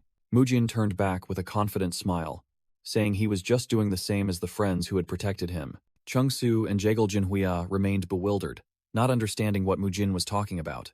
Mujin arrived in front of the Shaolin sect's quarters and was stunned by its dilapidated, gloomy, and cobweb-filled appearance. Chung Su and Jagal Jinhuya also shivered at the terrifying silence. Chung Su tried to praise it as humble, but Jagal Jinhuya thought it only made it look more pathetic. Both quickly made excuses to leave, saying they would return to their own quarters. Mujin stood alone, thinking that this place must have been built generations ago and probably never renovated. He looked at the splendid Mount Hua sect quarters in the distance, and resolved to rally everyone for a thorough cleaning of this place after the summit concluded. Just as he finished his thoughts, Mugung, Muyul, and Elder Hyun appeared, with Mugung saying that Mujin had even packed all their belongings. Elder Hyun announced that the group would proceed to the preliminary round. The group arrived at a vast and extremely crowded competition square, causing Muyul to shout in excitement at its grand scale. Mujin raised his fiery hand and suggested, "Hey guys, I just had a great idea. Want to make a bet?" Mujin explained the betting rules to his fellow disciples, to see who can score the most points in the preliminary round without using internal energy. He pointed at other martial artists struggling to lift iron weights while channeling internal energy, and wondered why this test could be difficult for them. Mujin continued to criticize another contestant who was using internal energy to leave marks on a rock, deeming it too easy and beneath them. He encouraged his fellow disciples, asking if they truly wanted to waste their newfound power on a childish game, which spurred Mugung and Muyul to determination. With a confident expression, Mujin asked again, "Do you really think you can't pass without internal energy?" Which ignited the fighting spirit of the other two young monks. The Shaolin young monks eagerly rushed into the competition, while Mujin smiled as he watched them, sighing, "Ah, youth," the narration echoed, introducing the Dragon Phoenix Summit as a gathering place for promising young martial arts talents from various sects. These talents came here to showcase the fruits of their arduous training, and they could become benevolent figures or even villains in the future. The narration continued, questioning what the outcome of this Dragon Phoenix Summit would be, and further still, how the flow of the grand narrative would continue, while the scene shifted to Mujin preparing for his test. Mujin stood before the rock, thinking that all he needed to do was leave a clear mark, and it had been a long time since he had to rely on pure strength. He resolved that this would be a test of Choi Gangyok's peak strength, and unleashed a flurry of punches, with the illusion of his old body appearing behind him. A powerful straight punch was thrown, aimed directly at the rock. Mujin's punch landed, causing the surrounding air to vibrate. He breathed a sigh of relief as his fist left a crack on the rock, and the examiner declared, "You passed." A group of martial artists from another sect saw the result and began to scoff. "Just a small crack? Looks like we don't need to worry about Shaolin then." Chung Su, wearing sunglasses and observing from afar, broke into a sweat and wondered in astonishment. Did he really crack it without using internal energy? Mujin casually dusted off his hands, thinking why one would use internal energy for such a basic task, as true power shines brightest when reserved for truly necessary moments. He turned back to the scoffing crowd, smiling defiantly. "If any of you can do it, try leaving a mark with bare hands." As Mujin turned away, the examiner called the next contestant's name, causing him to pause with a serious expression. Mujin was stunned when he heard the name called out. "Wait, what? Duolchan?" He couldn't believe his ears, thinking to himself, "No. No way." Mujin watched a silver-haired young man carrying a great saber step forward, sensing a chilling aura emanating from him. He recognized the man's identity with an astonished expression. Mujin recalled a conversation where another young monk said that perhaps one day, when he became the world's greatest swordsman, what he said would come true. He recalled the novel's plot, where the protagonist had quickly broken through the traps of the Jaegal clan and another shadowy organization. That character was dubbed the greatest master of the unorthodox faction and the greatest swordsman under heaven, with swordsmanship described as unpredictable and unstoppable. Duolchan asked the Wudong priest if merely leaving a visible mark on the stone was sufficient, and received confirmation. Mujin secretly affirmed to himself that this was indeed the greatest master of the unorthodox faction, the protagonist of the Unorthodox Tyrant Chronicles. The cover image of the novel Unorthodox Tyrant Chronicles appeared in his mind. Duolchan declared he would only do just enough to leave a mark, and his sword began to emit a blue sword aura. Mujin pondered the term enlightened one, which originally derived from Buddhism to refer to someone who has achieved enlightenment. Over time, this term came to refer to the central character of a work throughout the ages. He wondered how often one truly had the chance to meet the enlightened one of another story. Duolchan easily slashed a line onto the stone, and the Wudong priest declared, "Pass." The Wudong priest called the next contestant, while Duolchan sheathed his sword. Duolchan walked past Mujin, and the two exchanged a meaningful glance.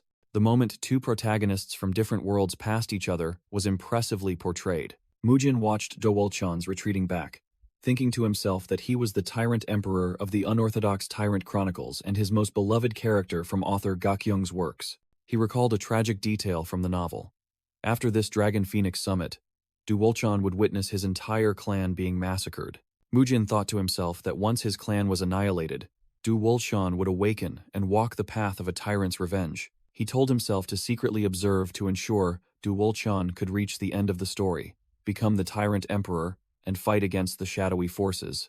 Mujin clenched his fists, realizing that Duolchan was no longer a character in a book, but was alive and real before his eyes, and he couldn't just stand by and watch the tragedy unfold for his hero. Mujin and Do Wolchan stood back to back in a symbolic image, representing Mujin's internal conflict. After 3 days of qualifiers concluded, the Dragon Phoenix Summit officially began amidst the anticipation of the entire martial arts world. A muscular martial artist named Huangbo Wung of the Huangbo clan confidently shouted, "I am the mighty hammer." Immediately after, Huangbo Wung was struck by a devastating blow to the chest, his head snapping back in pain.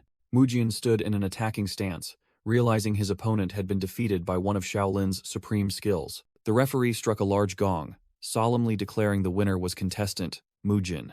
The crowd of spectators in the stands erupted in astonishment and excitement. Huangbo Wung lay unconscious on the ground, ridiculed for daring to challenge such a strong opponent even though he himself was a martial artist. Mujin scratched his head in puzzlement, unsure if he had accidentally used too much strength or if his opponent was simply too weak. Returning to the Shaolin team's resting area, Beopjian happily congratulated Mujin, while Beopgang commented that he hadn't held back at all. Mujin checked the match schedule and asked who was next. He read the names of the next pair to fight, Namgung Jinchon and Do Wolchion. While his mind buzzed about Namgung Jinchon's formidable strength, with a tense expression, Mujin muttered, "It's here." Mujin stood up and told his fellow disciples that he would go to the Heavenly Merchants Guild for a while and wouldn't watch the next match. He left, thinking to himself that he didn't need to watch because he already knew the outcome, while in the distance, Du Wolshan and Namgung Jinchon were facing each other. Amidst the chattering crowd, a man asked the girl in blue if the event was rigged, while others lamented having bet on Huangbo Wung. The girl in blue calmly explained that the Dragon Phoenix Summit was where orthodox factions showcased the future of their sects, so there was no cheating. Ryu Seolhwa, the representative of the Heavenly Merchants Guild and head of the therapy clinic, smiled and asked, "Unless you're saying you don't trust the Heavenly Merchants Guild?" causing the person opposite her to quickly apologize for his slip of the tongue. An explanation stated that the Dragon Phoenix Summit was a martial arts competition where young talents from orthodox sects, including the Murim Alliance, gathered. Such tournaments were beloved festive occasions, and to profit, merchant guilds organized all sorts of side activities at the competition venue. Some merchant guilds set up inns or street stalls, while others, with official permission, operated betting booths predicting match outcomes. This time, the Heavenly Merchants Guild focused entirely on support and trade, and in return, they gained exclusive legal management of all outcome prediction activities during the event. A maid whispered to Lady Ryu Seolhwa that the person she was waiting for had arrived, and she replied that she would be right there. Lady Seolhwa told Mujin that the Heavenly Merchants Guild had anonymously placed a large bet on him, believing he would create a major upset at the summit, and Mujin thanked her for her trust. Mujin asked about the things he had requested earlier, and Lady Seolhwa confirmed they were preparing to deliver them right after the tournament concluded.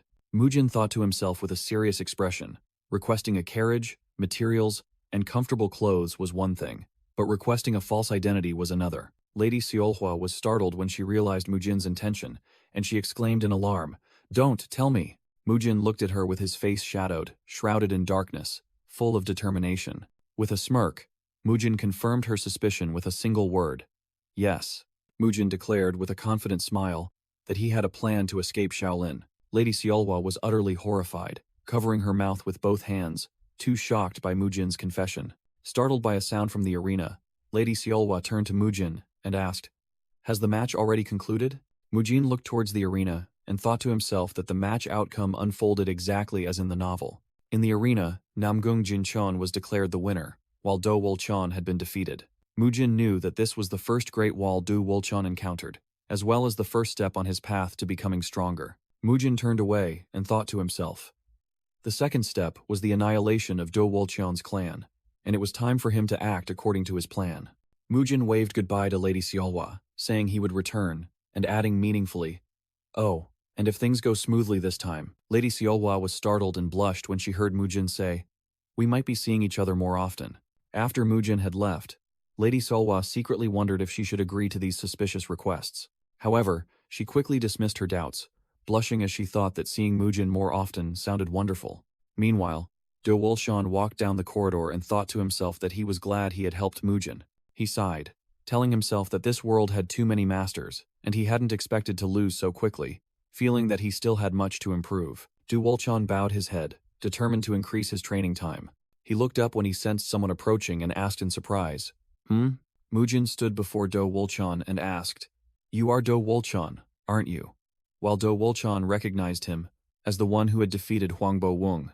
Du Wolqian praised Mujin's first match as excellent, while Mujin humbly replied that he couldn't even win once. Mujin comforted Du Wolqian, saying that he was just unlucky to have met Namgung Jinchun, and that holding out proved he was very strong. Du Wolqian awkwardly thanked Mujin for the compliment, feeling better and secretly thinking that Shaolin monks were truly kind.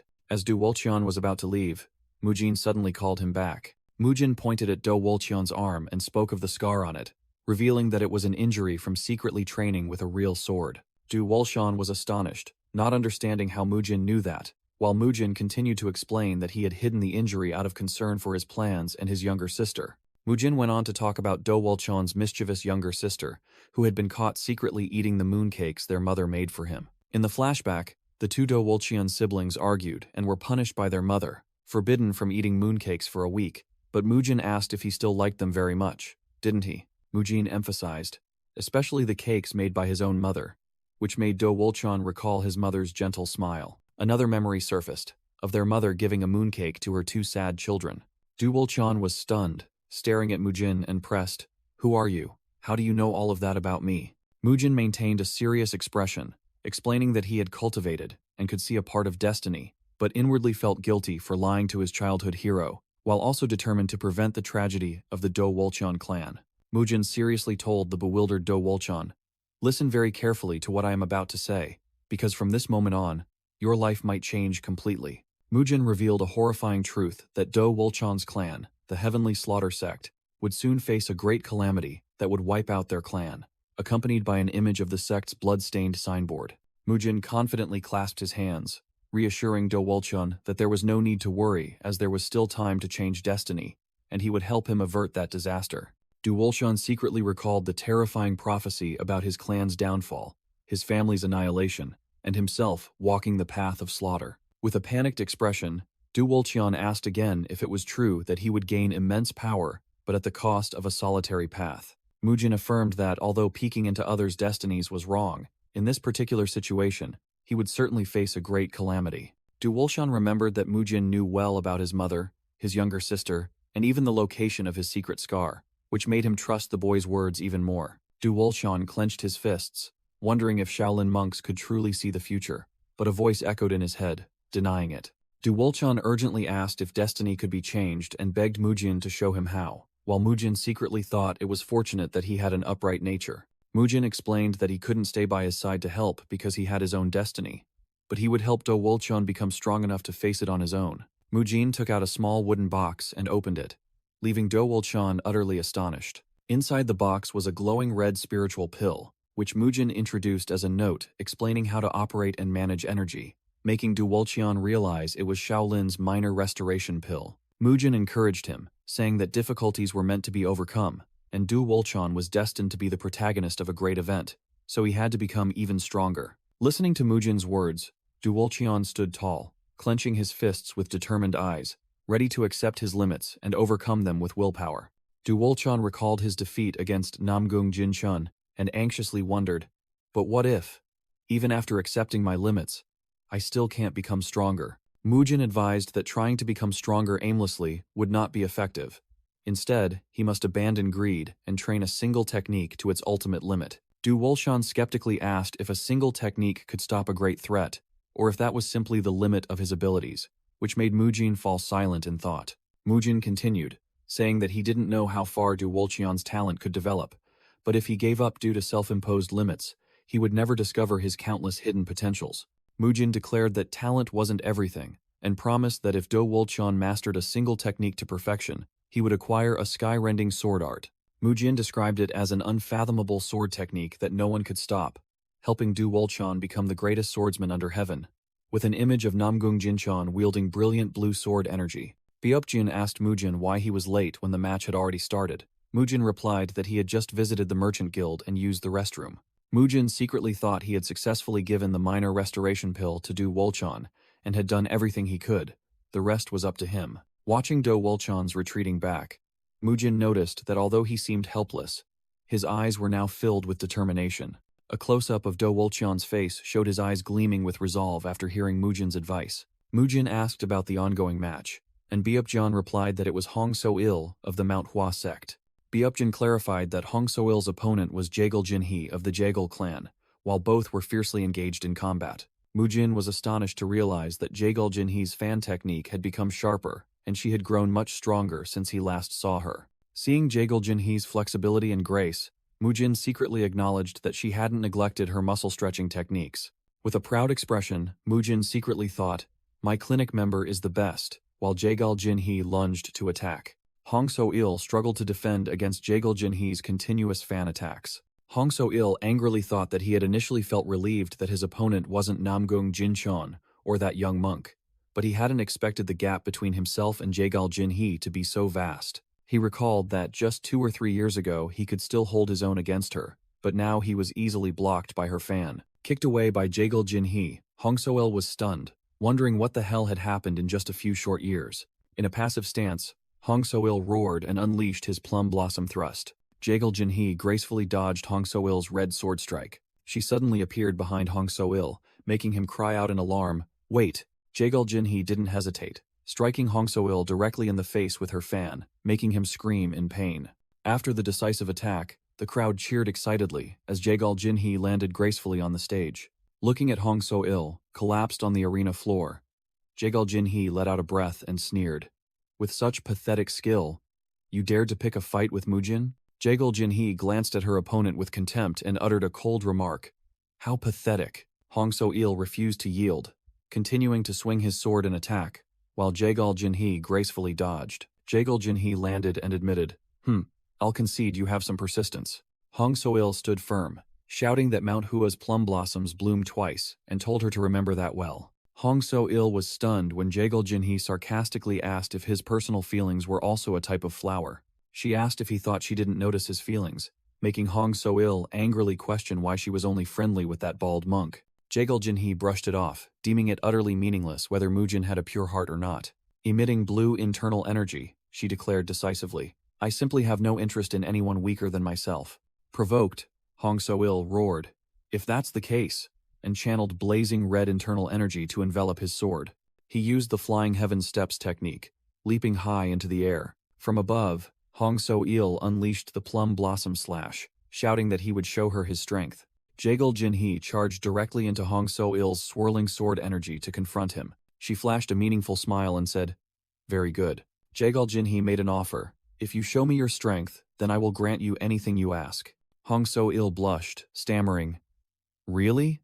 With a hopeful expression, seizing the moment of her opponent's distraction, Jaegal Jinhee kicked his supporting leg. She leaped into the air, scolding him for having ridiculous thoughts in the middle of a fight. Jaegal Jinhee yelled, "Get down there!"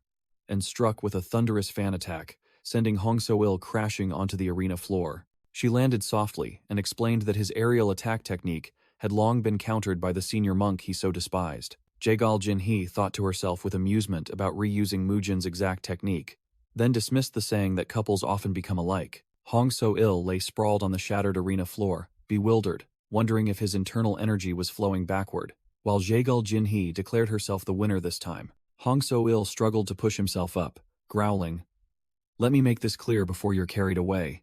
Jaegal Jinhee looked down with disdain, saying that Mujin regarded her as a true martial artist, unlike Hong So-il with his filthy gaze, and that was why she treated him like a dog. Jaegal Jinhee smiled maliciously, suggesting that next time they meet, Hong So-il should squeal like a pig instead of speaking human words, as it suited him better. Hong So-il's eyes widened, his entire body trembling with extreme anger and humiliation. The crowd cheered wildly, shouting Jaegal Jinhee's name as the victor. From the stands, Byupgang looked down at the arena and thought to himself that Jaegal Jinhee's victory was the result of the muscle-lengthening technique. The scene shifted to another match, where Mugung claimed victory, demonstrating the excellent results their group achieved thanks to Mujin's training method. Next, Muyul also easily defeated his opponent, once again confirming the success of the new training method. The spectators in the stands began to murmur, acknowledging that Shaolin Temple could not be underestimated, and realizing the next match also featured a Shaolin disciple. In the arena, a purple-haired girl named Tang Somi of the Tang sect was warming up, preparing for her match against Mujin of Shaolin. A Tang sect elder warned Tang Somi not to be careless, as her opponent was the one who had made Jaegal Jinhee unusually intimate,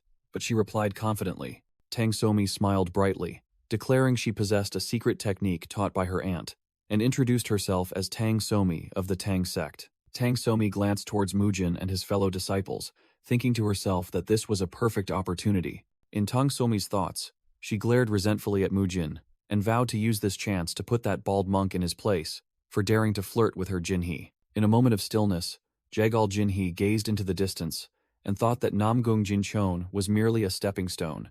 The true opponent she sought was elsewhere. A fleeting image showed Mujin and Jagal Jinhee laughing happily together. Tang Somi recalled that scene and was shocked to realize Mujin was the man who had captured Jagal Jinhee's affection.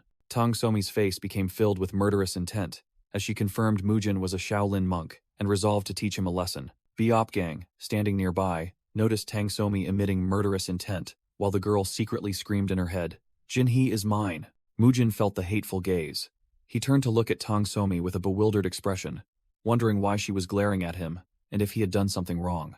The match between Mujin and Tang Somi officially began in the arena. Mujin thought to himself, unable to understand Tang Somi, who had just glared at him as if to kill, but now had an emotionless expression. Suddenly, Tang Somi smiled and struck a graceful, adorable pose. Mujin was completely stunned and confused by this sudden change in attitude. Tang Somi cheerfully approached Mujin, saying she was happy to meet him and had heard much about him from Jinhee, making Mujin think to himself, does she mean Jagal Jinhee? How troublesome. She turned her back, asking Mujin if he knew what Jinhee and Hong So-il had said to each other. But Mujin coldly replied that he didn't care and just wanted to start the match. Tang Somi recounted Jagal Jinhee's words that she was only interested in those stronger than herself, then praised Mujin for being a good listener. She turned back to face Mujin, emitting an alluring aura, and whispered that she was exactly like Jinhee. Tang Somi moved closer, touched Mujin's muscular body, and exclaimed in admiration, asking how he trained to achieve such a powerful physique. Mujin showed discomfort when she used her hand to lift his chin and asked her not to act like that. She pressed her body close to Mujin, whispering that she wanted to understand his strength intimately. Tang Somi continued to seduce, suggesting Mujin show her his strength, saying it didn't necessarily have to be martial arts. The crowd of male spectators below the arena became extremely excited by this scene. Jagal Jinhee and the mysterious girl standing nearby were astonished, realizing Tang Somi was using a beauty trap.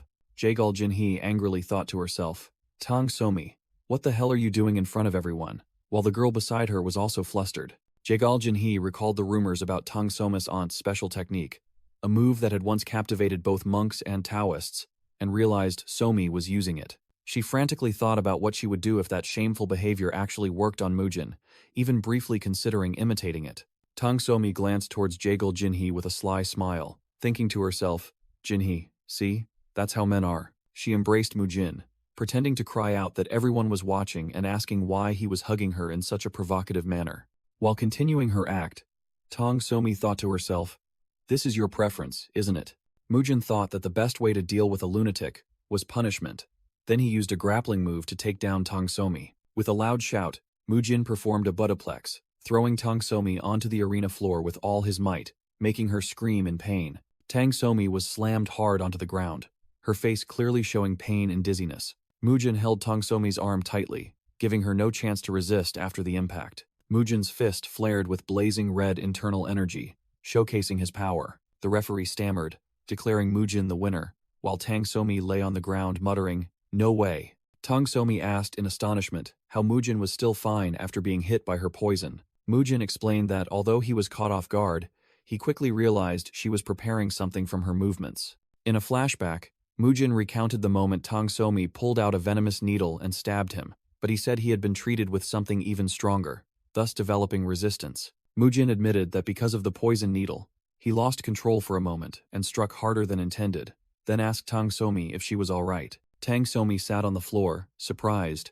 asking why he was worried about her and didn't consider her actions despicable. Mujin grinned, saying that being poisoned due to his own carelessness couldn't be considered despicable.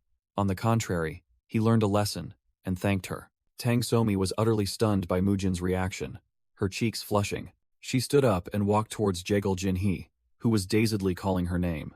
Jagal Jinhee confusedly asked Tang Somi what she meant, and Tang Somi replied, that's still not enough. Tang Somi mischievously raised a finger, saying she didn't fully acknowledge Mujin yet and questioned the match outcome. With a smug expression, Tang Somi declared she would temporarily withdraw, but that next time it wouldn't be so easy. as she couldn't simply give up her beloved Jinhee. Back in the resting area, Chef Hyunmun was massaging Mujin's shoulders and anxiously asking if he was all right. Beopjin and Muyul rushed over, having heard that Mujin's condition wasn't good, but he reassured them it was just accumulated fatigue. Beopjin worriedly said that all the senior brothers had been eliminated, and if Mujin also fell, they would be short-handed. But Mujin affirmed he was perfectly fine and asked about Mugung's preparations. Mugung stepped onto the martial arts stage, his heart heavy with thought. As his opponent was the Taoist Chung Su, he felt the pressure of having to fight someone who was Mujin's equal. Mugung admitted that even though he had become much stronger, he still couldn't fully gauge Chung Su's current power. He bolstered his spirit with the mantra that effort never leads to failure, determined to keep his mind steady and fear nothing. Mugung asserted that the past was over. He had trained arduously to catch up to the two of them. From the stands, Mujin watched with a resolute expression, silently cheering. "Show them, Mugung." Chung Su appeared on the martial arts stage, cheerfully waving and shouting, "Why are you so late, brother? I missed you terribly." Mugung was surprised by Chung Su's relaxed attitude, wondering if his opponent needed to be so casual when fighting him. Chung Su's nonchalance only made Mugung more determined and somewhat annoyed. When the referee asked if both were ready, Mugung secretly decided to go all out, feeling disappointed by his opponent's attitude. As soon as the call rang out, Mugung immediately activated his extreme Yang divine art. He unleashed the powerful Tathagata divine palm technique towards Chung Su. A stream of blazing golden energy shot straight towards Chung Su, who stood at the other end of the martial arts stage. The crowd cheered excitedly, recognizing it as the legendary Tathagata divine palm. Mujin and the other junior brothers were astonished, wondering why Mugung used his ultimate technique right from the start. Chung Su nimbly dodged, easily evading the attack. He used a light footwork technique to glide out of the palm strike's range. As Chung Su dodged, he exclaimed in surprise, "Is that the Tathagata divine palm? Its power is truly astonishing." Suddenly, just as Chung Su landed, Mugung grabbed his ankle. Chung Su was startled to be caught, while Mugung used his physical strength to lift and spin him in the air. Caught by Mugung and spun around by his leg, Chung Su burst into delighted laughter. Chung Su used his sword energy to push Mugung back, excitedly thinking, "This is it. This is what I've been waiting for." With an excited smile, Chung Su yelled, "Show me more of your power, Mugung." Mugung roared, unleashing a blazing Tathagata divine palm strike. Chung Su quickly adopted the left bow stance intercept to block the attack. The palm technique and sword technique clashed fiercely, creating a powerful shockwave. The battle continued with a flurry of Chung Su's sword slashes and Mugung's parries, leaving the young monk with several bleeding cuts. Chung Su was startled when Mugung's palm strike suddenly closed in on his face.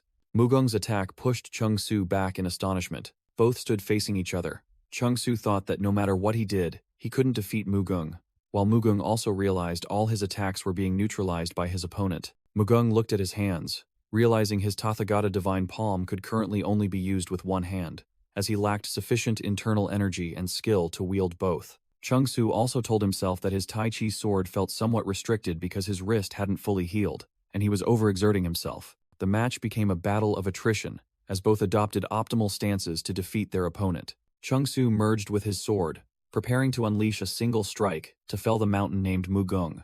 Mugung also steadied his mental cultivation, preparing to block the torrent named Chung Su. Two streams of energy, one blue and one yellow, surged towards each other with terrifying speed. Chung Su unleashed human sword unity, while Mugung poured all his strength and focus into his palm technique. A point of light flashed in midair at the exact moment the two techniques collided. A dazzling explosion of light engulfed the martial arts stage, causing the Wudang Taoists to cry out in panic, "Chung Su!" From the stands, Mujin, Muyul, and Beopjun also held their breath in worry, Mujin silently calling Mugung's name.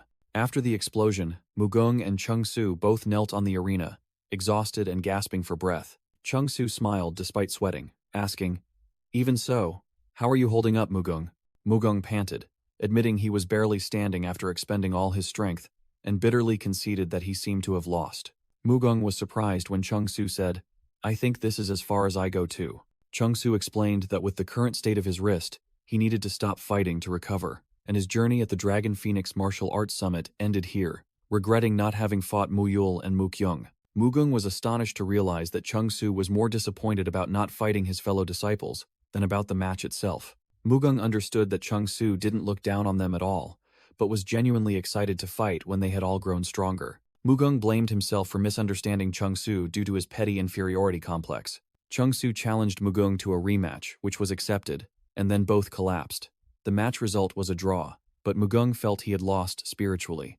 The audience in the stands buzzed with discussion, unable to believe that a championship contender like Chengsu would withdraw, and the Shaolin Temple attracted even more attention.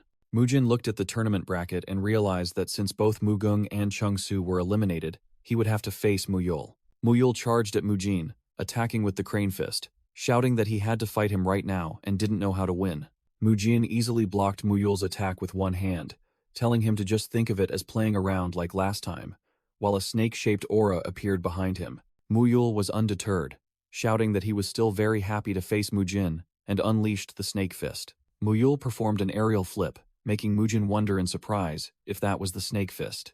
Mujin dodged the attack, and was astonished by Muyul's speed in transitioning techniques from crane fist to snake fist. Muyul suddenly lowered his center of gravity, placing both hands on the ground in a four-legged stance, and smiled. Mujin was startled by Muyul's strange stance. Mujin exclaimed in surprise, "A four-legged stance? He's too fast." From above, Muyul moved incredibly fast around Mujin, leaving countless yellow afterimages. Muyul unleashed the leopard form fist, attacking Mujin relentlessly and shouting excitedly, "This is so fun!" Mujin gritted his teeth, thinking to himself, realizing Muyul was flexibly transitioning between crane fist, snake fist, and leopard form fist seamlessly, without any openings. Mujin felt like he was fighting three beasts at once and wondered what would happen if Muyul mastered all the techniques. In a flashback, Mujin was rubbing Muyul's back and told him that if he encountered an unbeatable opponent at the Dragon Phoenix Martial Arts Summit, he should try using a certain technique. Mujin in the flashback explained that although it was a bit early, it was a tiger mimicking technique, and everyone should have at least one trump card. Mujin told Muyul he only needed to learn a basic move from the Shaolin 5 Animal Fist, the fourth form, Tiger Form Fist. And Muyul's eyes in the flashback gleamed. Muyul formed a hand seal, and a yellow aura formed into the head of a snarling tiger behind him. Back in the present, Mujin exclaimed in astonishment, "That is," with the gigantic tiger-shaped aura behind him. Muyul charged forward with the fierce tiger charge, making Mujin cry out in alarm, "A tiger!" Mujin realized he couldn't dodge this attack, and decided to channel his red internal energy to directly counter with brute force. Mujin's red internal energy fiercely clashed with Muyul's yellow fierce tiger aura. The collision created a massive energy explosion, sending Mujin flying backward. Mujin was blown into the air, tumbling due to the force of the attack. Mujin landed steadily, clenching his still-smoking hand and thinking that this was the first time he had to use internal energy, acknowledging Muyul's great strength and wondering when he learned the tiger form fist. Mujin sweated, secretly admitting that this match was harder than he expected. Mujin turned back, excitedly inviting Muyul to continue fighting, but was surprised to see him lying flat on the ground, panting and saying, "No, I'm done." Muyul lay sprawled on the arena floor, gasping for breath and saying that he had exhausted his internal energy and couldn't stand up. Muyul said proudly that it proved Mujin had become too strong, while Mujin secretly wondered why he won but felt no sense of victory. Mujin walked over to Muyul and asked how he learned the tiger form fist, wondering if Master Hegel had actually caught a tiger. Muyul leaned on Mujin's shoulder to stand up and explained that his master said he would catch one after the tournament, but for now, he only taught him a basic move, making Mujin secretly think that Master Hegel truly intended to do so. Mujin admitted the recent match made him sweat, while Muyul excitedly asked back, "Really? I'm strong, right?" And Mujin confirmed while rubbing his back. Amidst the vast arena, an announcement echoed, declaring Mujin the winner and concluding the first round of the Dragon Phoenix Martial Arts Summit. Two spectators discussed that Shaolin had proven the strength of its next generation, and one suggested they should side with Shaolin soon. The two continued to comment that Shaolin previously cared little for worldly affairs, but now their medicinal business was thriving, suggesting that with both martial arts and wealth, they could dominate the Central Plains. A young martial artist in the crowd excitedly cheered that the four Shaolin disciples were truly very strong. After the first round, the four prominent Shaolin disciples, Mujin, Mugung, Muyul, and Mukyung, began to gain fame throughout the Central Plains with a new moniker, the Four Shaolin Monks. Under the cover of night, a mysterious thought echoed, suggesting that the plan was falling apart because a Shaolin member had defeated a strong contender, and their strength far exceeded expectations. The train of thought continued, reassuring itself that Wudong or the Namgung clan still had championship contenders anyway, so there was no need to worry no matter how strong Shaolin became. Finally, that thought asserted with certainty that no one could defeat Namgung Jinchun. A close-up of Namgung Jinchun's cold face showed the mysterious thought, remarking that even from their perspective, he was a monster. A scene unfolded, showing Namgung Jinchun, enveloped in a blue aura, standing over the defeated Jaegal Jinhee. Back in the present, the referee offered to ask Namgung Jinchun if he wanted to rest for a bit, but he coldly replied, "No, I'm fine." Namgung Jinchun stood on the arena next to the fallen Jaegal Jinhee and demanded that the next opponent be brought out immediately. Jaegal Jinhee thought to herself in astonishment, wondering why he hadn't expended any stamina and didn't even need to rest. She bowed her head in disappointment, secretly apologizing to Mujin for hoping to face him but failing. From the stands, two martial arts masters discussed in amazement that Jinhee had been defeated in just 3 moves. They continued to comment on the terrifying strength of Namgung Jinchun, the strongest among the younger generation, as he stood on the arena without needing a break. Biopgang gritted his teeth in anger, secretly cursing that arrogant bastard and worrying when he learned that Mukyung was the next one to face him. Mujin looked around, searching, and wondered if Mukyung would be overwhelmed by that monster's aura. Suddenly, Mukyung roared his own name, then, staff in hand, charged straight towards the arena with surging momentum, astonishing his fellow Shaolin disciples. Mukyung landed on the arena with a loud thud, ready to face his opponent. Namgung Jinchun looked at Mukyung with interest and remarked, "You look quite interesting." Facing Mukyung, Namgung Jinchun asked if he could entertain him.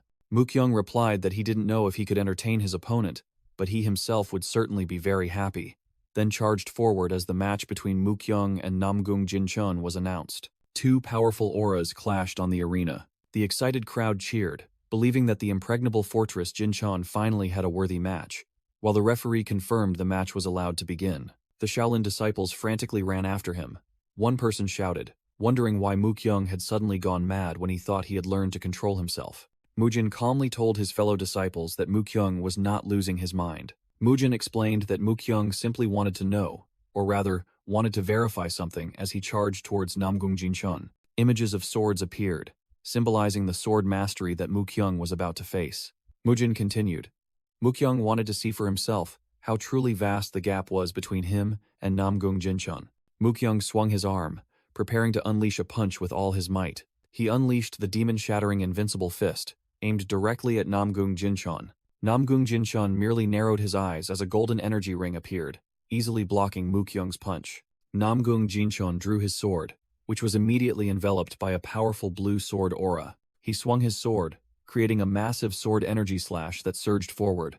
Mukyung widened his eyes in horror, sweat pouring down, and thought to himself that he had to dodge this attack. A colossal blue pillar of light from Namgung Jinchun's slash shot directly towards Mukyung. The slash was so powerful that it tore through the arena, creating a long trail of destruction.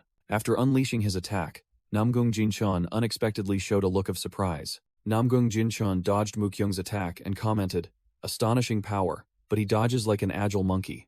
Mukyung thought to himself that monkey-like agility was usually Muyol's specialty. Despite that, Mukyung shouted that it didn't matter and continued to charge forward. Both charged at each other. Mukyung's staff and Namgung Jinchun's sword clashed fiercely. Namgung Jinchun calmly used his sword to block all of Mukyung's attacks. Namgung Jinchun pulled his sword back, the blade emitting a blue sword aura. He unleashed the 10-iron sword art, creating countless sword energy blades surrounding Mukyung. The sword energy blades attacked simultaneously, creating a series of dazzling light explosions upon impact. Mukyung was thrown backward by the force of the attack, while Namgung Jinchun calmly observed. Mukyung retaliated by channeling his internal energy, his eyes glowing red and his hands creating countless afterimages. Mukyung's hands emitted a brilliant golden light, filled with internal energy. Mukyung unleashed the 10-iron fist strike, creating energy fists that attacked Namgung Jinchun, completely copying his opponent's technique. Namgung Jinchun frowned in anger, growling, "You brat, how dare you imitate my technique?" Mukyung's energy fists created a massive explosion upon reaching Namgung Jinchun's position. Mukyung gritted his teeth, thinking to himself that even though he had copied and countered the attack, the disparity in internal energy between him and Namgung Jinchun was too vast. With a devilish smile, Mukyung wondered if he could win. Namgung Jinchun suddenly appeared right in front of the astonished Mukyung, his hand reaching out to attack. Namgung Jinchun used his sword to press down, causing Mukyung's staff to crack, his hands bleeding profusely. Then he coldly said, "So this is all Shaolin has? Truly disappointing." Namgung Jinchon declared he had lost interest and wanted to end the match here, his sword blade still embedded in Mukyung's nearly shattered staff. Mukyung gritted his teeth, used his bare hands to crush the rest of the staff, blood flowing profusely. Mukyung roared in anger, unleashed his final technique, the invincible demon-subduing fist, and shouted loudly, "Who said this is the end?" Namgung Jinchon calmly replied that Mukyung was quite interesting, then unleashed the Emperor's sword art, first form, with countless blue sword auras surrounding him. Mukyung's blazing fist shot directly towards Namgung Jinchon, who stood firm with surging sword aura. Two streams of red and blue energy collided fiercely, creating an earth-shattering explosion on the arena. Mukyung was engulfed by the blue light from Namgung Jinchon's sword technique, his face clearly showing astonishment. Submerged in the blinding white light, Mukyung closed his eyes and smiled serenely, accepting defeat. The explosion spread, shaking the entire competition area. The crowd of spectators gasped in astonishment at the destructive power of the attack. Mugung and another young monk were stunned. Mugung exclaimed about that monstrous power, while his friend realized Mujin had disappeared. Amidst the thick smoke and dust, everyone frantically wondered where Mujin had gone. Suddenly, a hand reached out from behind, grabbing Mukyung's shoulder just before he was blown away. Mujin had appeared behind Namgung Jinchon at some point, one hand holding Mukyung, the other firmly gripping his opponent's sword hilt. Namgung Jinchon angrily demanded to know what Mujin was doing, and Mujin explained that Mukyung was controlled by inner demons, so he had no other choice. Namgung Jinchon growled, asking Mujin if he knew what Mukyung had done, and shouted that he had dared to unleash a killing blow aimed at him. An image of Mukyung with bloodshot eyes and dark killing intent appeared, showing his punch aimed directly at Namgung Jinchon's heart. Namgung Jinchon clutched his chest, emphasizing that it was a precise strike to the heart, and questioned why Mujin dared to disarm such a dangerous weapon. Mujin, supporting the unconscious Mukyung, replied that the killing blow was due to inner demons, and he had stopped it before it could cause harm, then challenged, "If you have a problem with me, we'll settle it in the finals." After a moment of silence, Namgung Jinchon lowered his sword and agreed, "Very well, make sure you make it to the finals." Namgung Jinchon looked at Mujin threateningly, declared he would shatter the false confidence of both him and Mukyung, asserting that both would meet their end by his hand. From above, Elder Hyun greeted the Murim Alliance leader, who replied that as the organizer of the Dragon Phoenix Summit, he could not be absent. The Murim Alliance leader remarked that Shaolin had surprisingly endured, but he scoffed and asked Elder Hyun if he truly thought they could overthrow the Namgung clan. Elder Hyun looked at the Murim Alliance leader and said that it seemed he had bet everything on the Namgung clan, then offered some advice.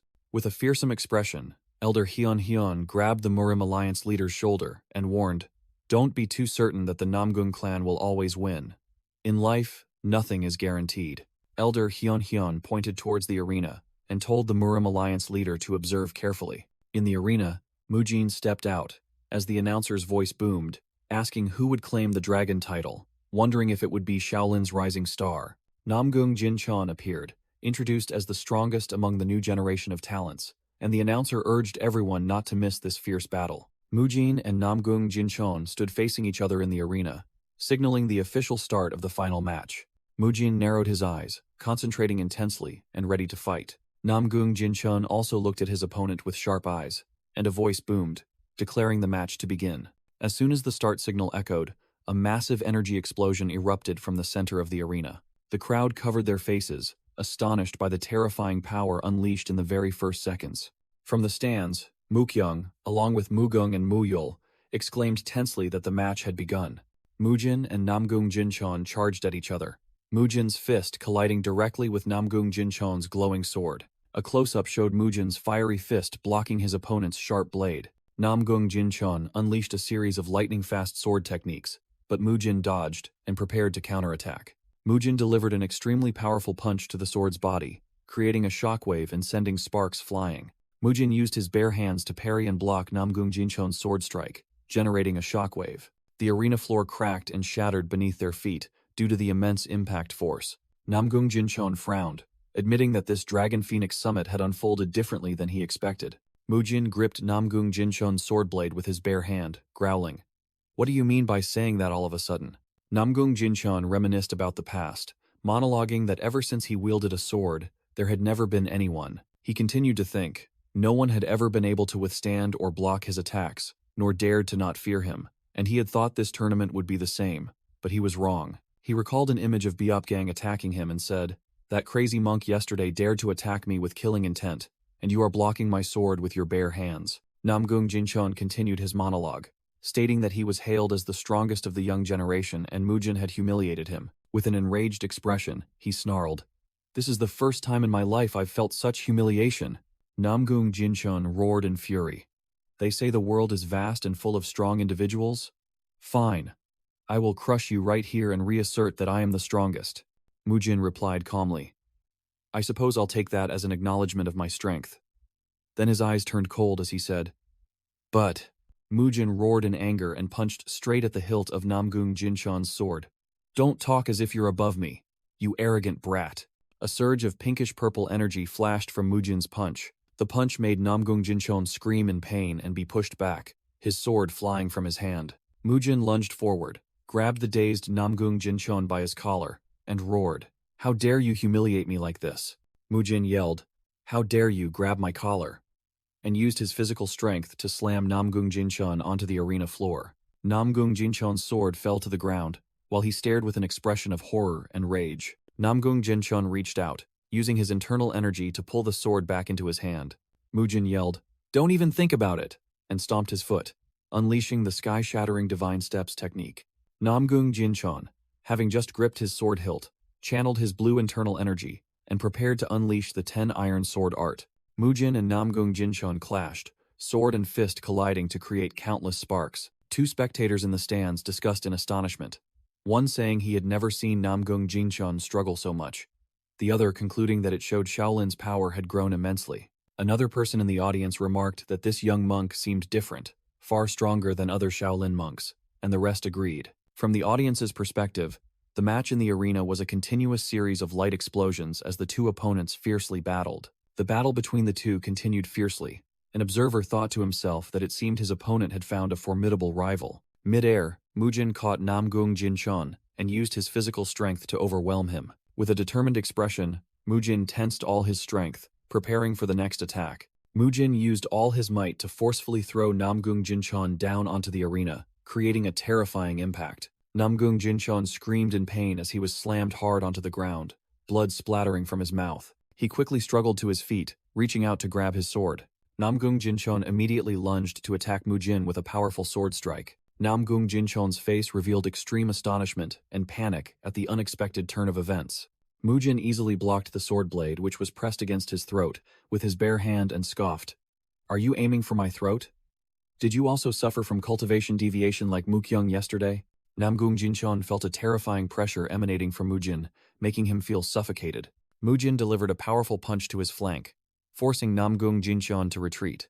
Enraged at being underestimated, Namgung Jinchon roared, "Don't you dare look down on me," and unleashed the Heavenly Emperor's divine art.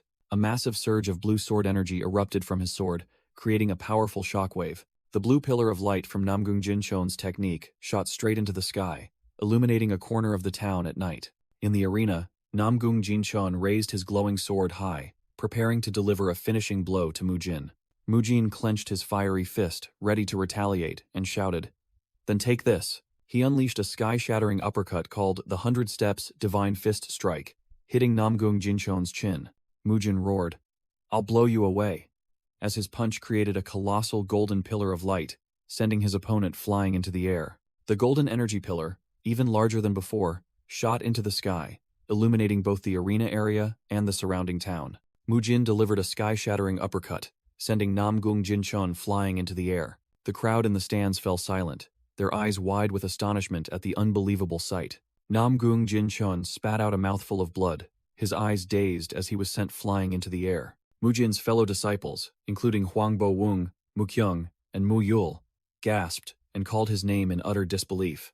Namgung Jinchon's hand lay motionless on the arena floor, as a trembling voice began to announce the victor. The announcer loudly proclaimed the winner to be Mujin of Shaolin amidst the cheers of the audience. Elder Hyun Hyun laughed heartily and mocked the martial alliance leader, who was weeping over his lost bet. "Ha ha, I told you so. Don't be too confident." An audience member remarked with admiration that it was time to welcome a new rising dragon. Mujin looked at his fist and thought that he couldn't just stop at this level. He had to reach even further. He looked up with determined eyes, wondering what the path ahead would hold. Mujin gazed up at the sky, where a powerful figure appeared in his mind. Duolchun landed in the arena and offered his congratulations on Mujin's victory. Mujin thought to himself that his goal was to reach the level of the Fist King Weiji Hawk, one of the 10 great masters of the martial world.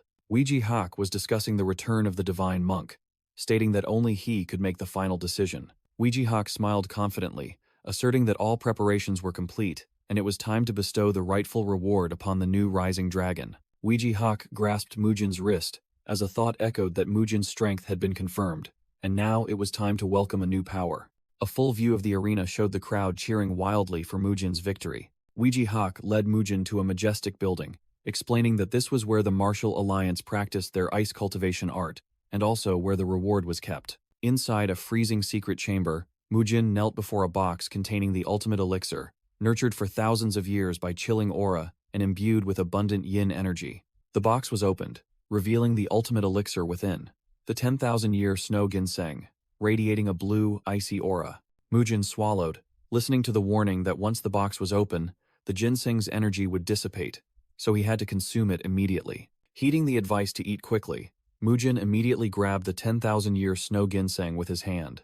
Mujin gritted his teeth, enduring the extreme cold energy emanating from the elixir, and exclaimed, "This cold is truly astonishing." He knelt on the floor, his entire body trembling as the powerful icy energy caused the entire secret chamber to shake and crack. As Mujin was about to eat, he suddenly discovered something black crawling out from a small cut on the ginseng root. Mujin quickly snatched the strange object and exclaimed in surprise, "Got it." He recalled that in the novel, Namgung Jinchun wasn't inherently evil, but merely unlucky, until he consumed this very thing.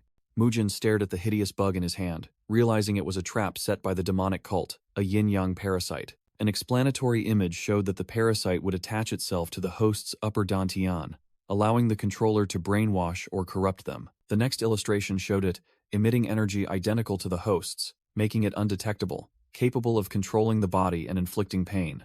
Mujin thought about the demonic cult's scheme. They intended to turn the tournament winner into a puppet for them to control at will. He looked at the ginseng in his hand and resolutely thought, "But since I am the winner, that plan has failed." Without hesitation, Mujin immediately put the entire 10,000-year snow ginseng into his mouth. Mujin felt the pure energy, like cold water from a snowy mountain peak, from the 10,000-year snow ginseng, in contrast to the Great Restoration pill, which carried the energy of lush nature. Even though some of the energy had been corrupted by the bug, he was still astonished to absorb a massive amount of internal energy, making his vision rush towards the temple gate. After the energy surge subsided, the Fist King stepped back into the secret chamber, the floor already cracked open. The External Affairs Hall leader asked worriedly, "Are you all right?" And Mujin calmly replied, "Yes, External Affairs Hall leader." Mujin stood up, his entire body radiating a fiery red internal force, thanked everyone for their protection, and realized he had successfully absorbed 15 years of internal energy. From the rooftop, the Fist King Weiji Hawk observed Mujin and thought to himself, "He absorbed it all? Then, it's time to begin preparations." The Fist King Weiji Hawk appeared as a demonic silhouette, laughing wildly and silently congratulating Mujin, while the External Affairs Hall leader and other monks stood nearby. Mujin stood silently, with a calm yet thoughtful expression, after fully absorbing the elixir. Mujin thought to himself that he should keep the remaining part of the parasite, because if it disappeared completely, everyone would think he had been possessed and wouldn't leave him alone. Mujin recalled his achievements at the Dragon Phoenix Summit, from meeting Do Wolxian to gaining strength from the elixir, then clenched his fist with determination. Night fell upon the inn, signaling that this was the last night before the delegation returned to Shaolin. In the room, Muyul and Mugung were stunned by Mujin's proposal, Muyul stammering, "Mujin, are you serious?" Mujin confirmed, with a sly smile, declaring that they would remain in the secular world for a while longer, initiating a grand escape while his fellow disciples reacted with panic and excitement. Mujin thought about the Shaolin Future Chronicles he was writing, realizing he couldn't shoulder it alone, and that his fellow disciples were also main characters in this story. Looking at his friends, Mujin asserted that he needed all of them, and argued that even great grandmasters achieved enlightenment through countless experiences.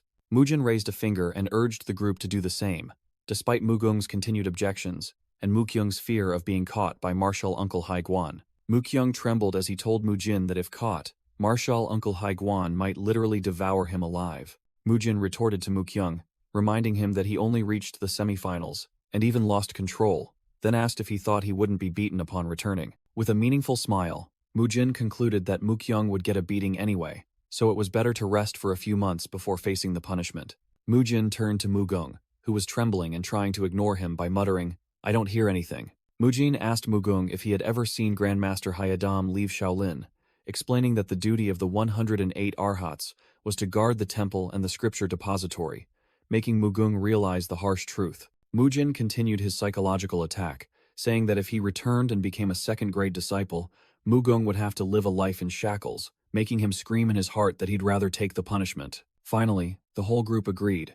Muyul cheered with joy, Mugung accepted his fate, and Mukyung calculated the punishment but still felt fine, making Mujin secretly sigh in relief. Mujin declared that he was ready, and once their resolve was firm, they would use their body technique to escape at dawn. Mujin, Muyul, Mugung, and Mukyung placed their hands together, resolutely declaring in unison, "We want to go too."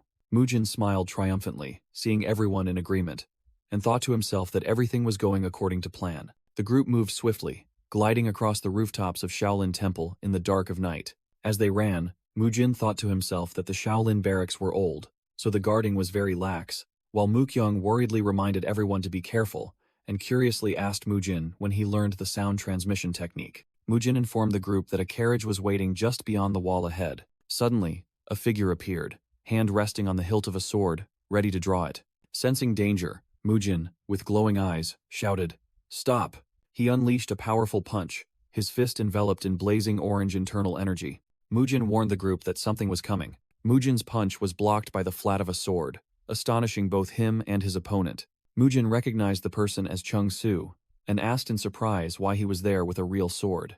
Chung Su replied that he couldn't sleep, so he came out for some fresh air, and sensed suspicious activity. Mujin forced a smile and apologized, hastily explaining that they had very important business and needed to leave urgently. The group of four stood opposite Chung Su, and the atmosphere grew tense. Chung Su smiled brightly, exclaimed, "Amazing," and then asked if he could join them.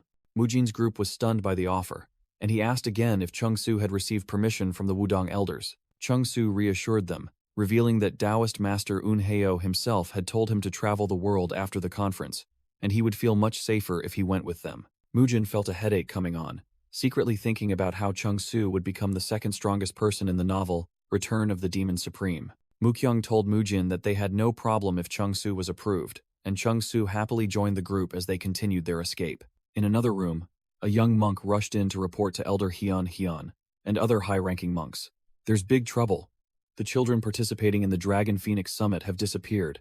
Elder Hyun cried out in astonishment upon being informed that the children had left, leaving only a note, and even the Wudong boy Chung Su had vanished with them. Another high-ranking monk asked again to confirm if all four had indeed gone missing, and received an affirmative answer. Elder Hyun stood in contemplation, unaware that this peaceful moment was the beginning of a series of events that would shake the martial arts world. On a bumpy carriage, the group complained about Mugung's terrible driving, but both he and Chung Su admitted they had never driven a carriage before. Mujin irritably grabbed the reins and declared that he would do it himself. As Mujin took the reins, Chung Su asked if he had a plan, and Mujin confidently affirmed that he did. Mujin cheerfully announced the start of Chapter 1 of the Super Shaolin Chronicles, while the other group members all showed determination. After their escape, the group arrived at Fanjing Mountain in Guizhou Province, and one member wondered if they really had to change clothes. The group agreed that changing clothes to conceal their identities was not a bad idea, and another was excited because it had been a long time since they wore civilian attire. Mujin stood on the carriage, calling everyone out after they had finished changing. The group members emerged one by one in their new outfits, no longer wearing their sex martial arts uniforms. The entire group gathered with completely new appearances, and Mujin declared, "The treasure hunt begins." Mujin led the way, dashing at dizzying speed through the dense forest. Mujin shouted instructions for Muyul to go straight while he would go left, and Muyul nimbly leaped onto a tree branch. Mukyung clung to a tree branch and shouted that he would go ahead to scout the path for Mujin. The group moved swiftly through the forest, making Muyul exclaim in surprise, "Is this real?" In a flashback, Mujin explained that he heard an incredible spiritual medicine was hidden somewhere around there. In another flashback scene, the group sat around a campfire, and Mujin outlined the plan. Upon reaching Fanjing Mountain, they would decide the order and then split up to search. Back in the present, Mugung lay panting from exhaustion, while Chung Su sat beside him, smiling and casually wiping his sword. Mugung lay flat on the ground, panting, complaining that he had searched everywhere but found nothing, while Chung Su sat beside him, wondering if it was all in vain. Mukyung tiredly sat on a rock, believing Mujin wasn't the type to lie, but also wondering if he had been deceived. Meanwhile, Mujin was moving swiftly through the forest, and in their thoughts, his friends believed Mujin felt responsible and was searching very diligently. Everyone also thought that Muyul was probably just enjoying himself, leaping among the tree branches. Muyul mumbled as he moved that he still hadn't found anything, but admitted it had been a long time since he had so much fun. He happily swung from branch to branch, thinking to himself how refreshing it was to freely climb trees after such a long time. Suddenly, Muyul froze in midair, as he sensed something rapidly approaching. The image of a small, monkey-like creature reflected in Muyul's astonished eyes. Muyul cried out in surprise as the small monkey darted past right in front of him. With sparkling eyes full of excitement, Muyul realized the creature was a monkey. While the animal seemed startled, the monkey unexpectedly headbutted Muyul's face with great force. The monkey shrieked piercingly, as the impact sent Muyul flying. Muyul plunged headfirst into the ground, only his legs flailing in the air, while the monkey stood nearby, trembling. The monkey stood upright, regaining its confident and aggressive demeanor. It shrieked and kicked Muyul, who was still stuck in the ground. The monkey growled angrily as a hand slowly reached out from beneath the ground. Muyul emerged from the ground, looking at the monkey with admiration and praising, "Wow, you're amazing," which left the animal bewildered. Muyul recalled that whenever he climbed trees before, other animals like snakes or birds would panic and flee. With sparkling eyes, Muyul pressed his face close to the monkey and joyfully said that it was the first creature not to run away from him. Muyul excitedly told the monkey that it was the first creature capable of knocking him out of a tree, praising it for being both strong and fast. The little monkey looked shy and delighted by Muyul's praise. Muyul smiled brightly, seemingly having found a kindred spirit. Muyul's finger and the monkey's slowly drew closer in a mystical, cosmic setting. They touched fingertips, creating a special moment of connection. Muyul's laughter and the monkey's cries echoed throughout the forest. Searching elsewhere, Mujin was startled by the sudden shouts. He turned to look towards the source of the sound with a vigilant expression. Muyul suddenly dashed past with the monkey perched on his head, cheerfully pointing the way, causing Mujin to ask in astonishment, "Muyul, what's going on with the monkey?" The monkey continued to chirp instructions, and Mujin wondered in amazement how Muyul could communicate with it. Muyul joyfully called out to Mujin and shouted loudly, "Follow me. I think we've found the spiritual medicine." The group quickly moved through the forest thickets. Chung Su ran behind, secretly amazed that this place was exactly as Mujin had described. Muyul and the monkey led the way, cheerfully declaring, "We're here." Muyul turned back to ask Mujin if this was the place he was looking for. Mujin's eyes were wide open, completely stunned by the sight before him. The scene shifted to the cover of the martial arts novel, Unorthodox Tyrant Chronicles, introducing the story within. The narration stated that the clan had fallen, and Dowol Chun was left with nothing but a blood-soaked cloak and a chipped sword. He wandered to the mountains of Zhen'an County, Guizhou Province, reflecting on the destruction of his clan caused by his own weakness. The narration stated that Dowol Chun stopped before a field of crimson flowers in full bloom. Standing beneath a cliff face, Dowol Chun, in his hooded cloak, decided to rest. The sight of the flower field reminded him of the smiles of his sister and mother. Mujin and his group had arrived. He joyfully exclaimed, "Found it. It looks exactly like the illustration in the novel." Mujin thought to himself about the original plot point, where Dowol Chun had received the spiritual medicine here, but figured it was no longer necessary since he had already given him a minor rejuvenation pill. He told himself that the group had made the effort to come here for the spiritual medicine anyway. Muyul excitedly pointed at the monkey on his head and said to a sweating Mujin, "It turns out this is its home," causing Mujin to wonder if there was any detail in the story about a monkey's territory. Muyul explained that this place used to be the monkey's home, where it lived happily with its family. A fleeting image showed a troop of monkeys being fiercely attacked. Muyul, horrified, continued to recount, until that beast came and took everything away, as a gigantic, ferocious wild boar with glowing eyes appeared before them. Mujin gritted his teeth, his expression full of determination and anger. The gigantic wild boar roared and charged straight towards Mujin and Muyul. The sound of a fierce battle echoed through the mountains and forest. A loud thud rang out as something slammed hard onto the ground. Elsewhere, Dowol Chun, Chung Su, Jaegal Jinhuya, and Mukyung were running at full speed, with Dowol Chun saying, "That's right, I can hear sounds from ahead. Hurry." The group rushed through the forest towards the source of the light. A dazzling light appeared before their eyes as they drew closer. Upon arrival, Chungsu and the others were stunned, realizing this was the exact location Mujin had mentioned earlier. The group looked in astonishment at the scene before them. The gigantic wild boar lay dead on the ground. Beside it lay an unconscious Muyul, and Chungsu stammered, asking, "What kind of situation is this?" Mujin stood atop the wild boar's carcass, turned to look at his friends, and said with a confident expression, "You've arrived just in time." Mujin sat atop the gigantic wild boar's carcass and declared, "I'll explain later, but first, I've caught the spiritual medicine, so feel free to eat it." The entire group, including Chungsu, Do Wolchian, Jagal Jinhuya, and Mukyung, were all bewildered, not understanding what the spiritual medicine was or why it had been caught. In a flashback, Muyul frantically explained that, according to the monkey, this gigantic wild boar had killed its family, occupied its home, and it had to seek help. Mujin recalled the scene of himself and Muyul being chased by the wild boar, while also wondering about the name Lingling that Muyul had given the monkey. Mujin realized the monkey could communicate with humans, and the wild boar was grotesquely large. He wondered if they were spiritual beasts. He deduced that if that were true, then this wild boar must surely possess an inner core within. Mujin decided to try subduing the monster with a special technique, channeling his internal energy, causing his arm to glow brightly. He recalled that this was a secret art he had researched and discussed with his grandfather. This secret art was a combination of the iron cloth shirt, which absorbed energy to strengthen the body, and the jade maiden heart scripture, which enhanced skin texture and elasticity. Combined with other martial arts for muscle and bone protection, it created a technique that could build limitless strength. Back in battle, Mujin used the compressed muscle release technique for the first time in actual combat, facing off against the gigantic wild boar. With an expression full of determination, his body emitting a purple aura, Mujin charged towards the monster. He used extraordinary strength to block the gigantic wild boar's charge. Mujin's glowing hand firmly gripped the wild boar's snout. He roared, "Take this!" and used the Jade Maiden Indomitable Body Enhancement, Suplex, to lift the gigantic monster into the air. Mujin shouted powerfully as he used all his strength to execute the move. The wild boar was slammed hard onto the ground, creating a terrifying impact. The flashback ended, and Mujin's reflection appeared on the still water's surface.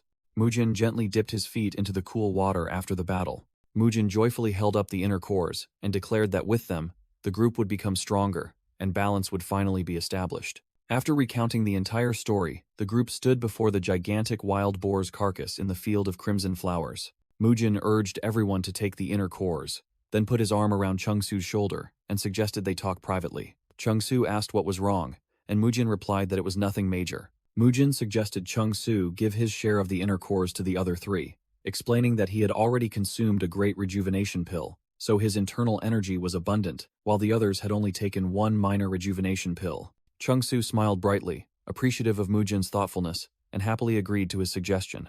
Mukyung hesitantly asked if they could eat the inner cores without worry, since it was taken from a slain beast, essentially meat. Mujin explained that he called them inner cores instead of spiritual medicine so that no one would refuse, and shouted that the wild boar had attacked first, so they had no other choice. Mujin argued strangely that the monkey was the true survivor, and if they had left the boar alone, it might have been reunited with its family in the afterlife, making the others secretly think his personality was quite unusual. Mujin gently patted the monkey's head, saying that they had reclaimed its home for it, and had also obtained what they needed, so their work here was considered done.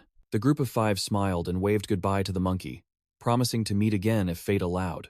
Mukyung looked back, wondering why he was tired despite not doing much, while Mujin suggested the group use the inner pills as soon as they reached the carriage. The little monkey sat amidst the flower field, silently watching the receding figures of the group in the sunset. After 30 minutes of persuasion, Mujin finally got the group to sit down and absorb the energy from the inner pills. Then he startled and called Muyul when he saw him return. Muyul said he had just finished packing everyone's luggage into a large bag, and Mujin thanked him, then gave him an inner pill. Having completed their work on Mount Fanjing, Mujin's group boarded a carriage and headed to the nearest city to rest. The group arrived at Ziyang City in Sichuan Province, home to famous sects of the Martial Alliance such as the Tong Sect, Ma Sect, and Qingcheng Sect. The narration revealed that recently, due to a certain rumor, the city had become unstable and public security had deteriorated. In an eatery, a man whispered to his friend, "Have you heard anything?" The other man, bewildered, asked back, "Heard what?" A man with a ponytail told his friend the story of the divine thief, making the other ask in astonishment, "You mean that legendary thief?" The narrative recalled the divine thief, a mysterious hooded figure who shook the world 100 years ago with his martial arts and ghost-like stealth techniques, able to steal everything from priceless treasures to martial arts manuals. The man with the ponytail asserted that now people rumored it was not just a legend, making his friend exclaim in shock. "You mean he was real?" The storyteller revealed that someone had discovered the divine thief's tomb, while suspicious-looking individuals nearby were also listening intently. He asserted that all the treasures the divine thief had accumulated throughout his life were buried in that tomb, as an image of an ancient cave entrance appeared. The problem was, the person who discovered the tomb had drawn a treasure map, and then that person suddenly disappeared, leaving only the map on a blood-stained ground, so no one knew the exact location of the tomb. The man revealed the last dying words were that the tomb was near Ziyang, making another friend excitedly ask if they should join this life-changing treasure hunt. The storyteller quickly signaled for silence and warned his friend it was best not to get involved, making him bewilderedly ask why. The reason was that a group of very intimidating martial artists, led by a one-eyed man, had just entered the eatery, clearly having heard the rumors as well. The man explained that this was no longer a treasure hunt but had become a battle for spoils, advising his friend to give up if he didn't want to die, while Mujin silently observed from the back. Mujin, in his face-concealing attire, remained still at his table. He mused about the consequences of this event. Martial artists flocked to Ziyang, and a treasure war erupted between the Qingcheng sect, Sichuantong sect, and Imei sect. His memory showed the scene of the three factions vying for a treasure, leading to an irreparable rift, and he told himself that he could accept everything up to this point. But the future had changed. He saw the novels he knew and a mysterious book, wondering why the Divine Thief's Tomb event, which was supposed to happen 10 years later, was occurring now. Mujin clenched his fists, worried about the butterfly effect that caused this change, but remained determined that it was not too late to act, as he had come here precisely to prevent conflict among the three factions. A cheerful server boy approached the table and asked Mujin what he needed. Mujin placed a string of coins on the table and said he wanted to ask a few things. The server boy's eyes lit up at the sight of money, happily drooling and eagerly replying, "Please ask anything, sir." In Ziyang town at night, martial artists gathered, discussing. One asked, "Do you think those rumors are true?" The other replied, based on the crowd that had gathered there.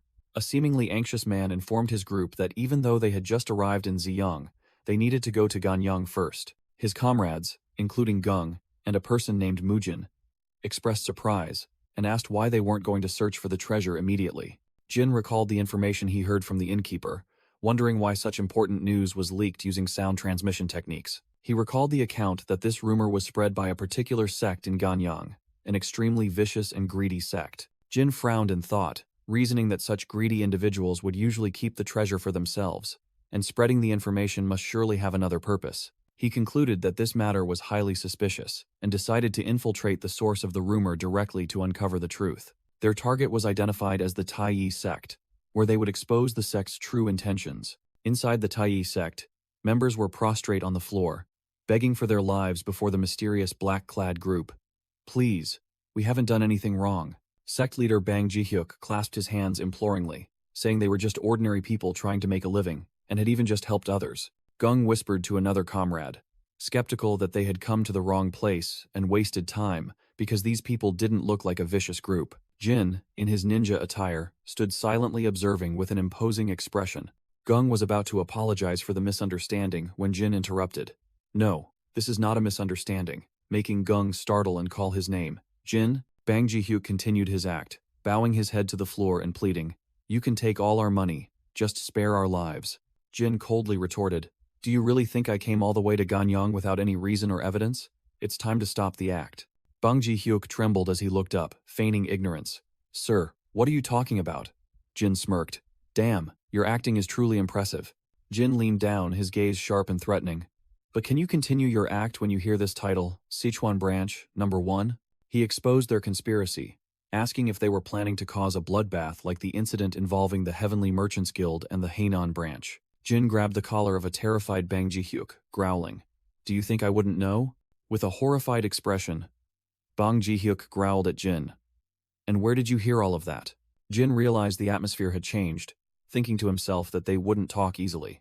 A hooded figure with glowing red eyes decided it was time to silence everyone. He glared viciously, determined to eliminate all witnesses. The hooded assailant suddenly lunged forward, unleashing a technique that radiated crimson energy, and roared, "All of you, Fall. The attack swept through the room in a blinding flash of light. Fresh blood dripped onto the floor, forming a large puddle. Several Tai sect members collapsed with fatal cuts on their necks, exclaiming in horror, "Branch leader, why us too?" The true branch leader stood amidst his red-eyed subordinates, ordering, "Those I haven't killed yet, draw your swords. We have guests. We should entertain them properly. Deal with them." Jin ordered his companions, "I'll leave the small fry to you," which surprised them. Jin reassured his companions, "Don't worry." He channeled his internal energy to his feet, unleashed the sky-shattering divine steps, and shouted, "You will win." Gung and the other companions gripped their weapons tightly, roaring, "All right, perhaps it's time to show them our true strength. Live or die." Meanwhile, Bang Ji-hyuk was fleeing desperately, thinking to himself, "Who exactly are they?" He recalled the branch leader's cruel actions, noting that he possessed beast-like instincts and sharp situational judgment. Bang Ji-hyuk continued his analysis, thinking that although the name sounded seasoned, the voice was quite young, perhaps belonging to a young master. He speculated that the intruders might be elites from the Namgung clan, the Wudang sect, or even a Shaolin disciple who had won the Dragon Phoenix Summit.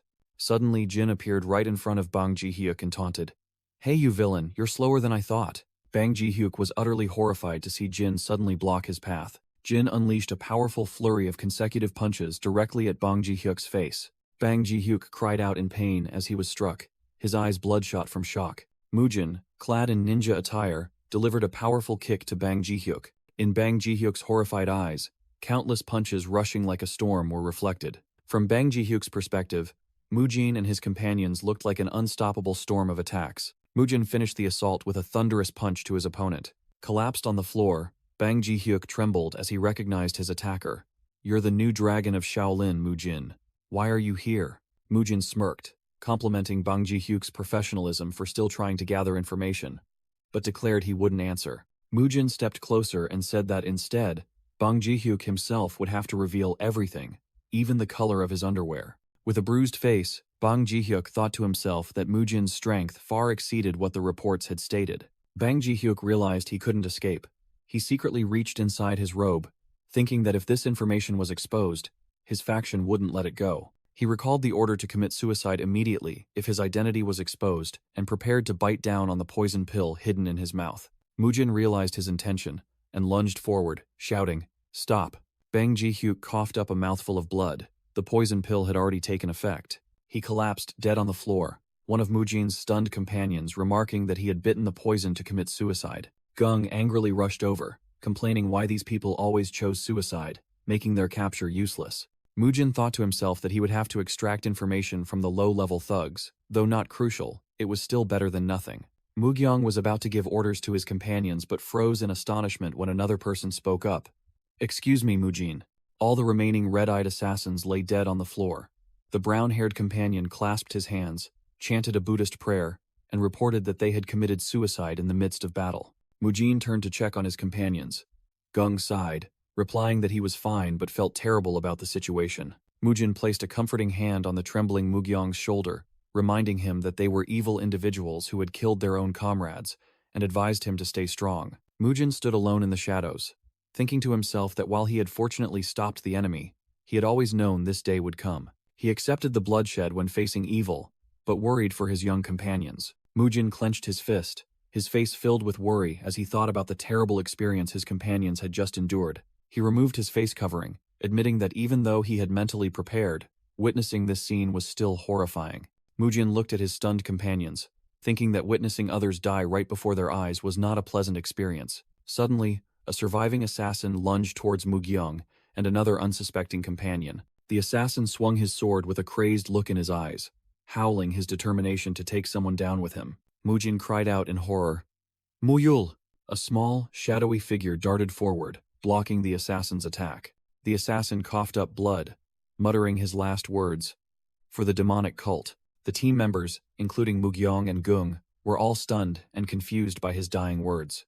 Muyul looked bewildered as he saw the spirit monkey from the mountain sitting on his head, while Gung exclaimed in surprise, "You're the monkey from before?" The entire team discussed the monkey's appearance, while Mujin's face grew serious, thinking this was not the issue to focus on right now.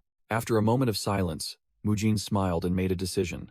Mujin declared he would take the monkey with them, astonishing Gung and Mugyong. He explained that since it had followed them all the way here, there was no longer any reason to argue. Mujin picked up the monkey and said that if it hadn't intervened in time, Muyul would have been injured. He squinted at the growling monkey and asserted, "This is a spirit beast," believing there was no harm in accepting it as a companion. Muyul happily accepted responsibility for caring for the spirit beast, while the monkey protested at having its self-sufficiency underestimated. Mujin smiled contentedly, silently thanking the monkey because its appearance had changed the heavy atmosphere of the entire team. Mujin stood amidst the bloody scene and identified the enemy's objective. They wanted to use the divine thief's treasure to attract the attention of martial arts masters nationwide, thereby causing chaos. Mujin walked among the scattered papers, asserting that the divine thief's treasure was right here in immense quantities. He used his hand to lift a wooden plank, his eyes filled with determination as he gazed into the darkness below. Mujin exclaimed, "Bingo!" upon discovering a treasure chest filled with scrolls and asked if everyone knew that saying. The entire team, including Muyul, Gung, and Mukyung, looked at Mujin in astonishment as he proposed. "Before unnecessary chaos erupts across Sichuan, we will eliminate the problem ourselves." With a confident smile, Mujin held a scroll and declared his plan. "If we seize the treasure first, everything will be over." Elsewhere, a subordinate with a ponytail knelt, reporting to a mysterious man standing in the shadows. What happened? The subordinate explained that they received an urgent signal from the number 1 branch in Sichuan and had dispatched a special unit to a dilapidated building. The scene showed that everything inside the building, from storage to supplies, had been completely destroyed. The subordinate continued reporting, stating that based on the signs of mass suicide by the entire Sichuan branch, it seemed there had been an attack from a very powerful enemy. The mysterious man standing in the shadows pondered, thinking that things were not going favorably for the Heavenly Merchants Guild and the Dragon Phoenix Conference. But the conflict among the 3 sects had reached its peak. 3 symbols appeared, representing the Ime sect, the Qingcheng sect, and the Tang clan, while the mysterious man thought to himself that just a slight push from behind would be enough. He ordered his subordinate, "Scatter the prepared secret maps throughout the city and tell those we've planted within the minor sects in Sichuan to begin the grand plan." The mysterious man clenched his fist, thinking that even if someone had discovered their traces, it was merely a meaningless struggle. The scene shifted to a lush green forest under a clear blue sky, signaling a new location. Mujin's group had arrived before the entrance to a secret tomb built into the cliff face. The entire team, with the spirit monkey Lingling perched on Muyul's shoulder, looked at the dungeon entrance and excitedly cheered. "We finally found it." Mujin led the group, carefully taking the first step onto a stone slab at the tomb's entrance. The stone slab sank beneath his feet, activating a hidden mechanism. Instantly, a trap was triggered, and countless sharp spears shot out from the walls at terrifying speed. Mujin used the Iron Guard technique, channeling his internal energy to block the incoming rain of spears. As the spears shattered, Mujin announced that the trap had been neutralized, while the team admitted they wouldn't have found their way without the secret map. The team realized the tomb entrance was so well hidden that it couldn't be seen even from above. The path inside the tomb was riddled with traps. Mujin told Muyul to continue leading the way, and he happily agreed. Gung praised Muyul and the spirit monkey, saying that thanks to their keen, beast-like senses, the group had advanced so far without injury. Mukyung asked how long they had been inside, and Muyul replied that they had been going since after lunch, quite a long time. Muyul suddenly stopped with a wary expression, predicting they might not get out until dusk, and the spirit monkey on his shoulder also flinched. Gung and Mukyung asked in surprise what was wrong, and Muyul replied that he sensed something. Muyul pointed to the right and said there was something unusual there, leading Gung to speculate it might be the treasure. The spirit monkey also excitedly chattered and pointed in that direction, making Muyul wonder if they had arrived. Mujin led the group into a dark corridor, where a large door stood at the end of the path, and he said, "Let's go see the reward." Mujin unleashed a powerful kick, enveloped in red internal energy, blasting open the wooden door. Instantly, a giant crescent-shaped axe, suspended by iron chains from the ceiling, swung down like a deadly trap. Mujin's eyes widened in surprise at the sudden and dangerous trap. Mujin combined the Iron Guard and Swift Wind whirlwind sweep techniques, unleashing a powerful spinning kick to block the giant axe blade. After destroying the trap, Mujin grumbled about there being too many traps, while Gung and Mukyung sighed in relief. Then someone shouted, "Hey, look!" The entire group, including Mujin, Gung, Muyul, Mukyung, and the spirit monkey, simultaneously looked forward with expressions of extreme astonishment. Before their eyes was a room filled with piles of gold, treasure chests, and precious weapons. The entire team stood stunned before the glittering divine thief's treasure, unable to believe their eyes that it was real. The team members joyfully ran towards the treasure, marveling at the sparkling items and even discovering martial arts manuals. Mujin smiled, watching his teammates cheering amidst the piles of gold, thinking to himself that everyone was very excited, and this treasure wasn't the kind that would cause civil war. He confidently believed the mission was complete because they had burned all the maps along the way. No one else would be able to reach this place, so all that was left was to take the treasure. Mujin excitedly ordered everyone to take out their bags and prepare to return. However, contrary to his prediction, chaos had erupted in Sichuan as people scrambled for papers falling from the sky. The secret maps, prepared by a mysterious organization, had been scattered throughout the city. Major sects like Ma and Qingcheng had obtained the maps and were ready to act. Some groups had set off, while others unfortunately fell into deadly traps along the way. Meanwhile, a mysterious group of 3 cloaked figures was also advancing into a corridor within the tomb. A member of the cloaked group expressed disappointment, thinking that the legendary divine thief's tomb was nothing special. Another member spoke up in disagreement. Not necessarily. Look ahead. The group was astonished to see a long corridor with countless sophisticated traps completely destroyed. They realized these traps were on a completely different level from the crude ones outside, and their destruction meant someone had arrived here first. The 2 male members of the group panicked, unable to believe that someone so skilled had gotten ahead of them. The third member of the group, a young woman, pulled down her hood and asked playfully, "Aren't you all curious?" The girl was revealed to be Tang Somi, the youngest mistress of the Sichuan Tang clan, causing one companion to frantically remind her to cover her face. The other companion wondered about the map they had obtained, while Tang Somi noticed a fresh red bloodstain on the floor.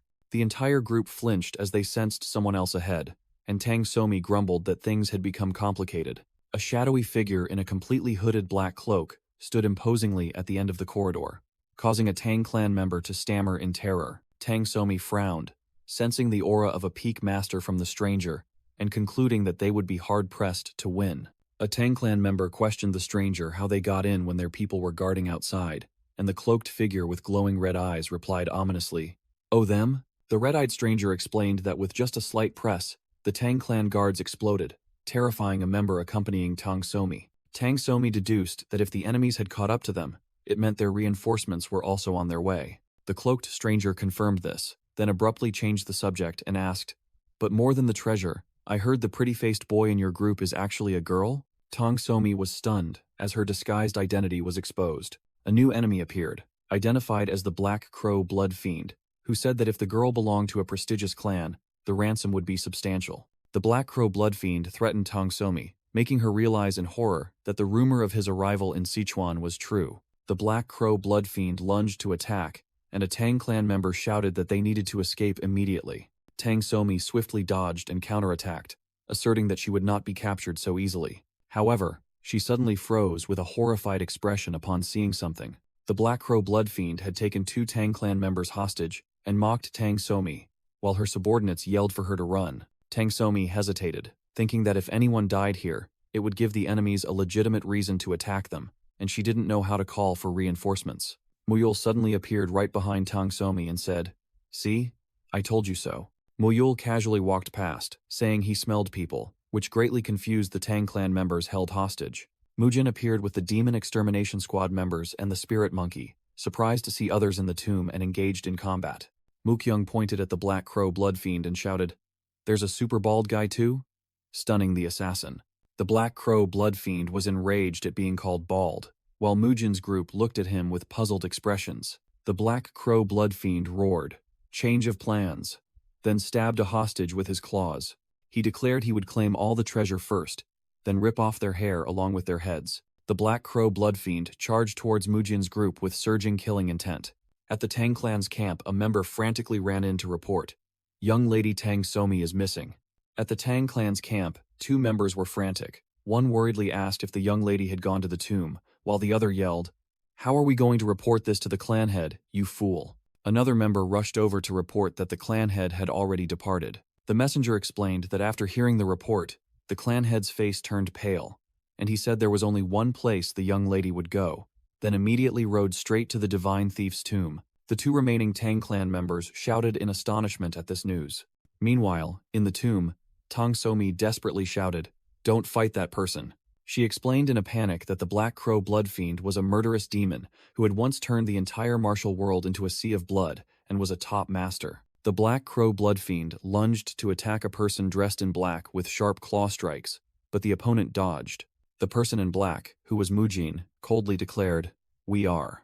Gung stood in front of the Black Crow Bloodfiend, both hands raised, preparing to unleash a devastating attack. Gung unleashed a heaven-shattering punch, smashing the Black Crow Bloodfiend onto the stone floor and roaring, "Too busy." Gung stood over the motionless body of the Black Crow Bloodfiend, while Mujin praised him. The Tang clan members and Tang Somi were speechless. She realized the defeated foe was a character from the novel. Mujin realized Tang Somi was disguised as a man, and thought to himself that if Tang clan members were here, things would get complicated. Mujin approached and asked Tang Somi how she got here, as entering without a map was not easy at all. Tang Somi bewilderedly asked back, "No map?" Then explained that maps had been distributed throughout the city. Gung and Muyul were astonished by this information, while Tang Somi continued that she had merely obtained her map earlier than others by chance. His teammates turned to look at Mujin with questions, and he realized there were more maps than he thought, which also confused the Tang clan members. Outside the tomb, a huge crowd of martial artists had gathered, believing that with the Tang clan's arrival, the Qingcheng and Ma sects would soon follow. Mujin analyzed the situation. His group held the treasure, becoming perfect prey, while the Tang clan was a fuse for political conflict, concluding that this would not end well. Mujin informed the entire team that a horde of martial arts masters was about to pour in, and they had to find a way to escape despite their depleted internal energy. As the team prepared to act, Mujin suddenly raised his hand to signal and said, "Wait a minute." Chung Su unexpectedly spoke up, saying there might be another exit, causing a team member to ask in surprise what he meant. He explained that just before turning into the treasure chamber, he had felt a faint breeze from outside. Chung Su pointed towards a dark corridor and said that if they followed that path, they could escape without engaging in combat. Mujin praised Chung Su, then shouted loudly, ordering everyone to escape immediately, and the entire team responded in unison. Mujin glanced towards Tang Somi's group with a determined look. Mujin told Tang Somi's group to come with them if they didn't want to become a source of further chaos, surprising her and the two Tang clan members. The entire team quickly followed Chung Su, who was leading the way and shouting that they were almost there. Mujin ran behind, carrying the bag of items, while Tang Somi's group also followed closely behind them. Tang Somi ran, thinking to herself that she hadn't expected them to keep following her even after passing the treasure chamber, and it seemed they didn't care about the jewels at all. Mujin realized the Tang clan's objective wasn't the treasure, and was wondering what they were pursuing when he suddenly realized something with a shock. He realized he had been too focused on the outside airflow, and forgotten a crucial detail. The ventilation hole was too small. The entire group stood before a stone wall blocking the path, and Chung Su desperately apologized for leading them to a dead end, saying the wall was too thick to break. Gung told Chung Su to step aside and declared, "Let me break it," while his hand emitted green internal energy. Gung explained that he still had a bit of internal power left, and confidently asserted that when it came to destructive power, he was the best here. Mujin heard voices from the other side of the wall, expressing disappointment over the meager treasure and intending to go deeper, so he frantically urged Gung to hurry. Gung concentrated all his remaining internal energy into a single point, focusing on his glowing hand. His green internal energy spread out, penetrating the dense stone wall until it connected with the outside air. Gung shouted, "Activate," and released all the compressed energy in his palm. He unleashed a powerful technique called the Tathagata Divine Palm, creating a giant green hand-shaped energy blast. Gung stood before a newly created tunnel and announced that he had opened the way, causing his teammates to exclaim in astonishment, "Gung, you're incredible." Mujin urgently pressed the group. "The explosion must have attracted attention. We have to get out before more masters arrive." The spirit monkey was suddenly startled and terrified. As Mukyung ran, the spirit monkey on his shoulder suddenly shrieked, making him ask, "What's wrong, Ling Ling?" Mujin immediately stopped with a tense expression, sensing someone's presence ahead. Two unfamiliar figures suddenly appeared, blocking the group's path. A group of fierce martial artists, led by the one-eyed man, blocked them, boasting, "See? I told you I'm good at sniffing out treasure." The red-eyed intruder stood in the shadows, thinking irritably, "How troublesome." Another group of martial artists appeared from behind, yelling, "Kill them and seize the treasure." Surrounded from both front and back, Mujin's group found themselves in the most perilous situation possible. Gung gritted his teeth, deciding to sacrifice himself. "I'll use my last bit of strength to clear a path. Then, run."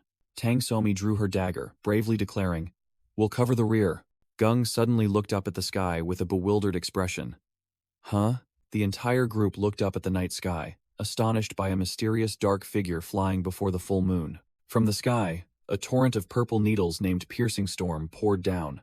The one-eyed man's group of martial artists were riddled with needles and collapsed on the spot. The red-eyed intruder landed, coldly telling the fallen, "Don't worry, you'll be able to move again tomorrow." He turned to look at the remaining martial artists with glowing red eyes, threatening in a low voice.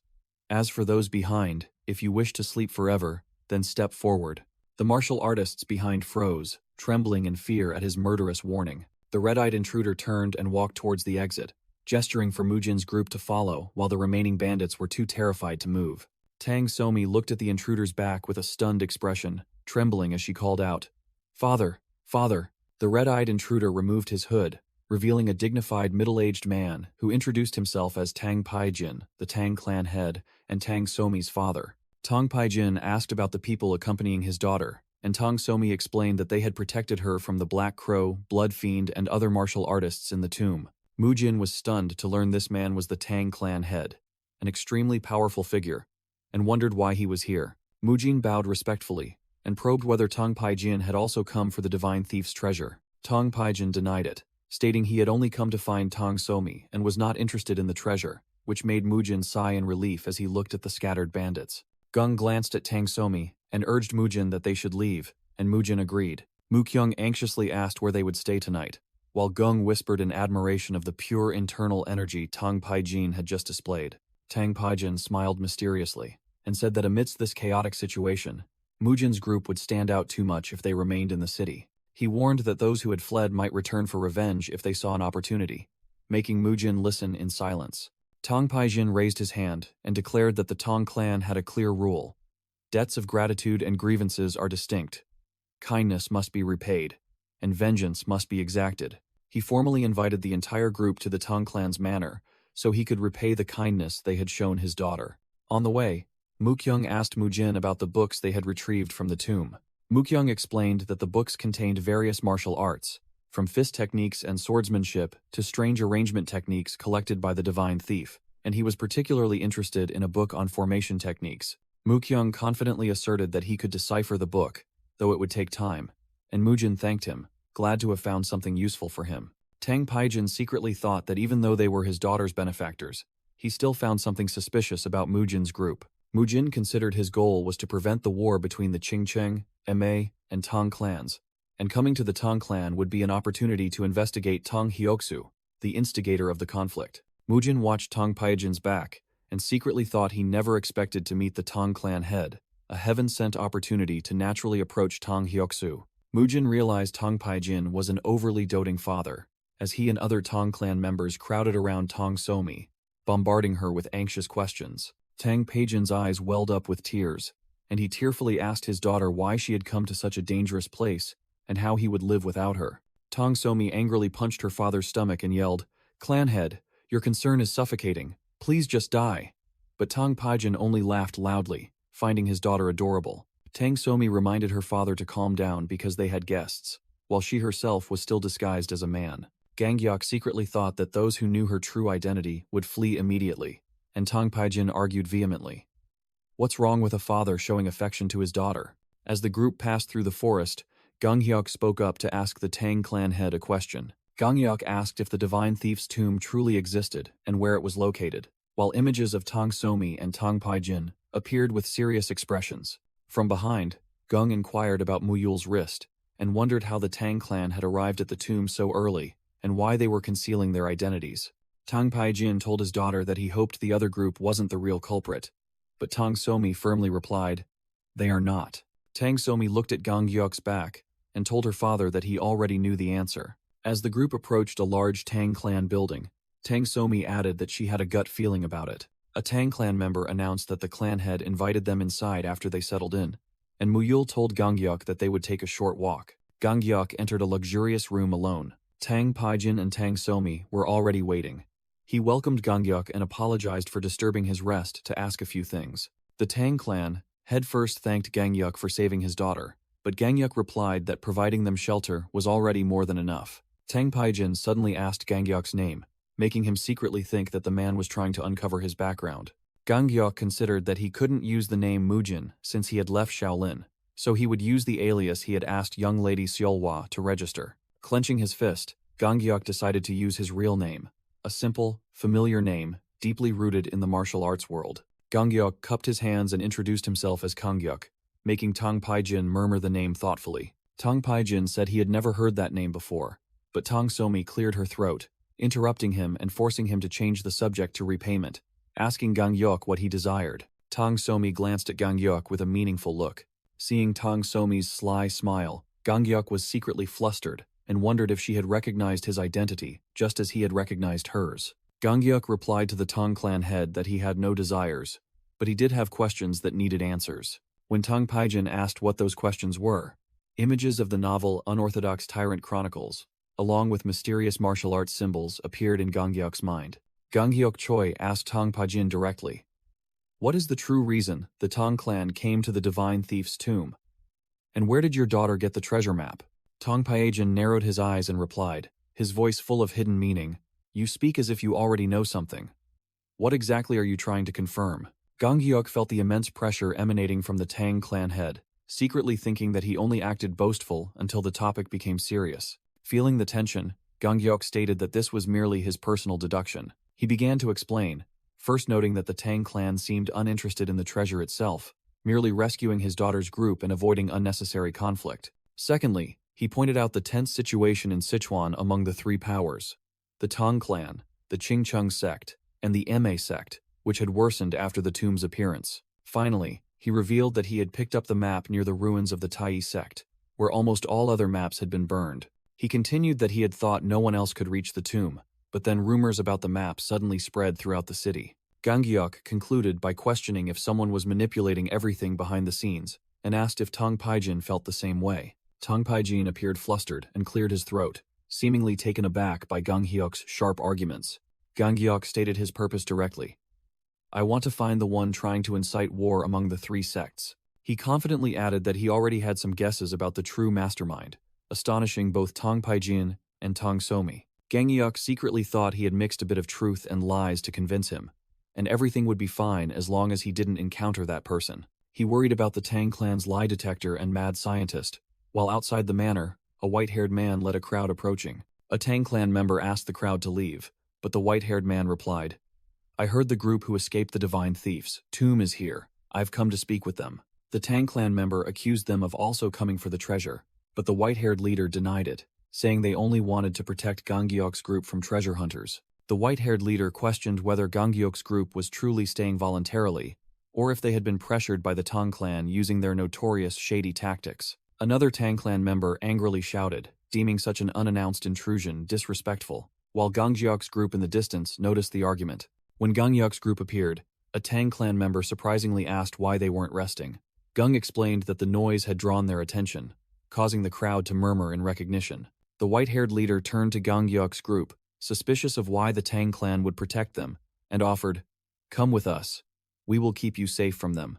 A Tang clan member angrily declared they were only bringing the other group back out of gratitude, while accusing the other sects of spreading false rumors and causing chaos. An Ime sect female disciple retorted, claiming that it was the Tang clan who came here out of greed for the treasure. A young Qingcheng sect member realized the argument was going nowhere, and looked worried. A Qingcheng sect elder proposed resolving the dispute with a duel. The stronger side would have the right to protect the other group. Chung Su secretly thought the relationship among the three factions seemed even worse than he had imagined. Ganghyuk Choi wondered if Mujin had anticipated this situation, and decided he had to secure the treasure before they started fighting. The Qingcheng sect elder stepped forward, channeling his internal energy into his weapon, and said, "Please give me a moment. Everything will be over soon."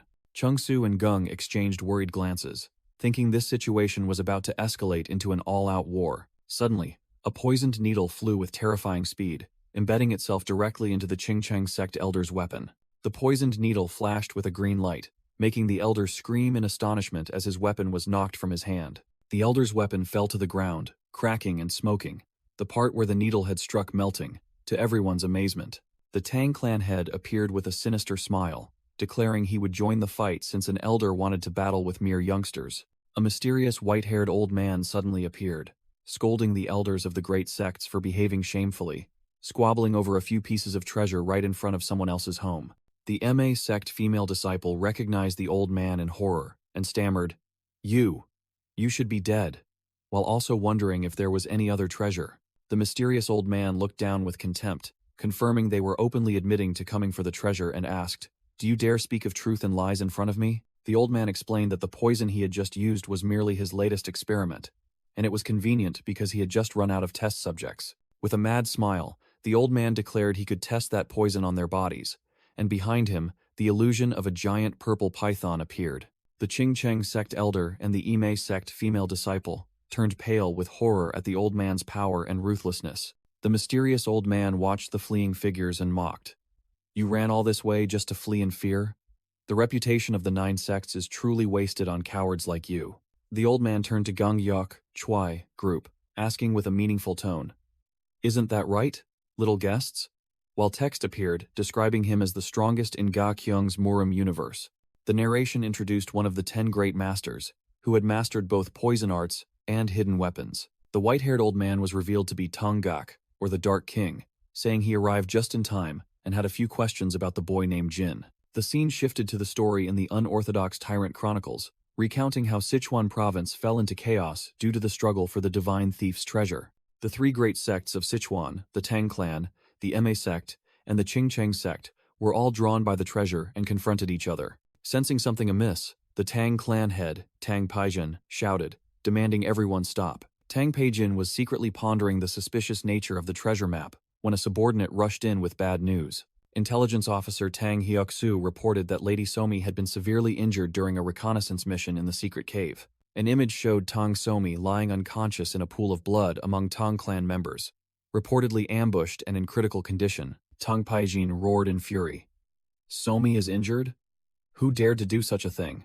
Tang Hyuk-soo trembled as he replied that she had been attacked by the Ching Cheng sect and the Ma sect. Tang Paijin gripped his sword hilt, asking for confirmation, and Tang Hyuk-soo affirmed he had heard it directly from the young lady herself. Tang Paijin ordered the entire unit into position, roaring in anger at the fools who dared to touch the Tang clan and his daughter. Tang Paijin's intervention shattered the fragile balance, igniting the Sichuan Civil War, illustrated by an image of a broken mirror bearing the symbols of the 3 sects. Afterward, intelligence officer Tang Hyuk-soo mysteriously disappeared, his whereabouts unknown.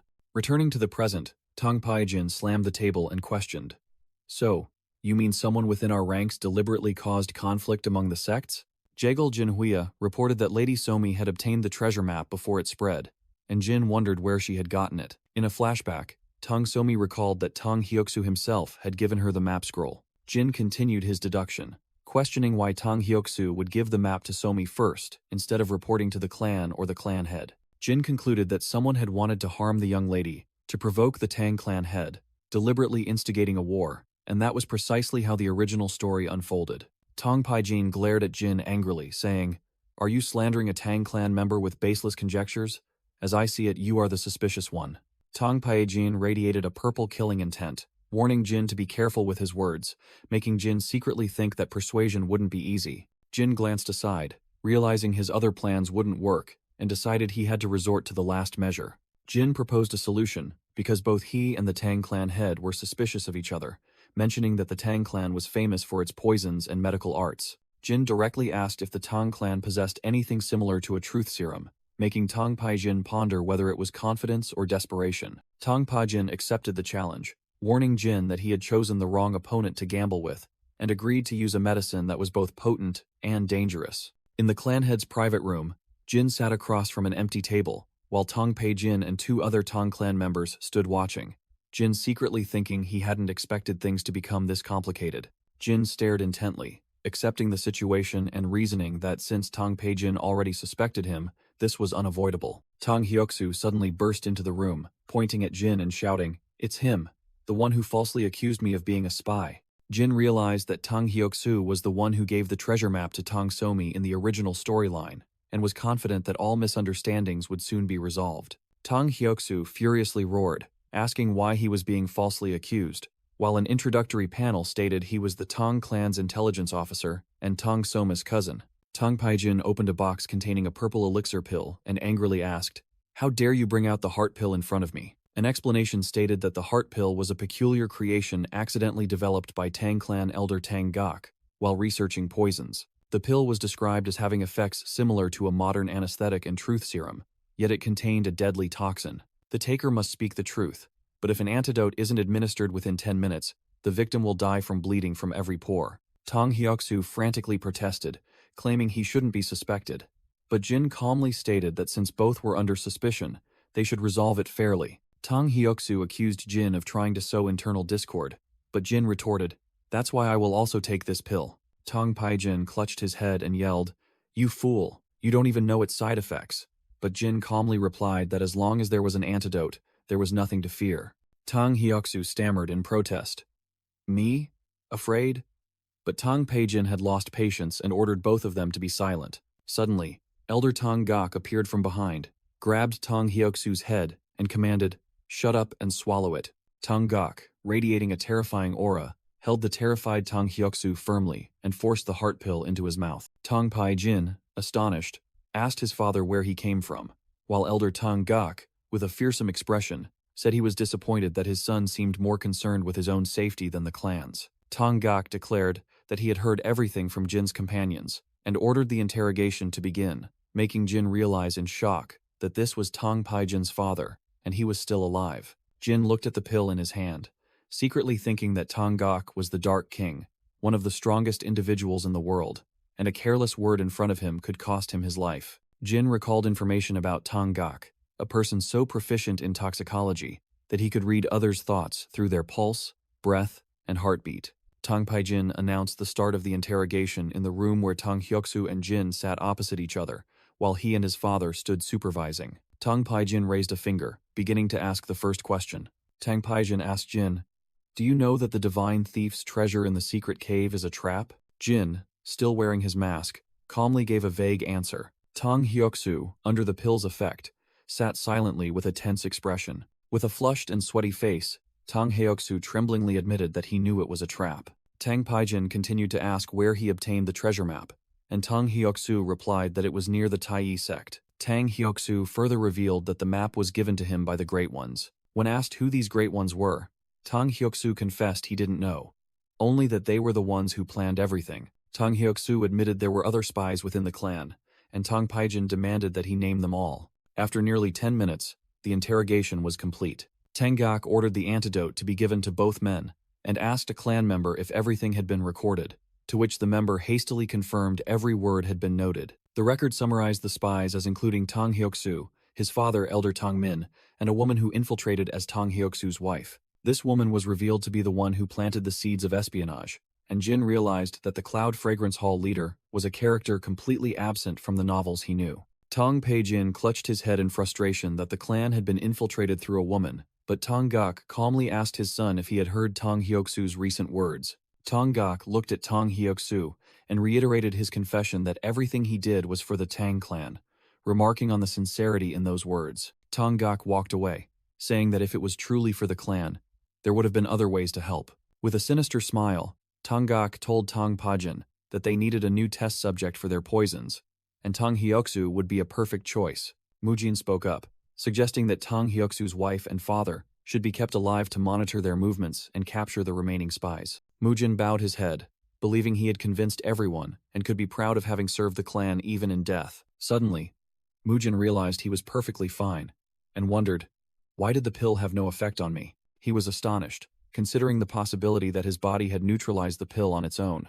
Mujin recalled his body having been tempered by countless poisons and spiritual elixirs in the past. He remembered the precious pill his grandfather had given him, and secretly thanked him, as it might have created antibodies. Tang Gok held the antidote in his hand, and wondered if Mujin had anticipated even this. While Mujin intended to feign grogginess after taking the antidote, suddenly, Mujin flinched upon hearing a voice echo in his mind through voice transmission. "Little one, your body is quite interesting." Tang Gok revealed that he himself had created that pill, and could read the state of anyone who ingested it. He crushed the antidote, questioning Mujin as to why his answers bore traces of deceit. Mujin broke out in a cold sweat, realizing in shock that he had been seen through from the start.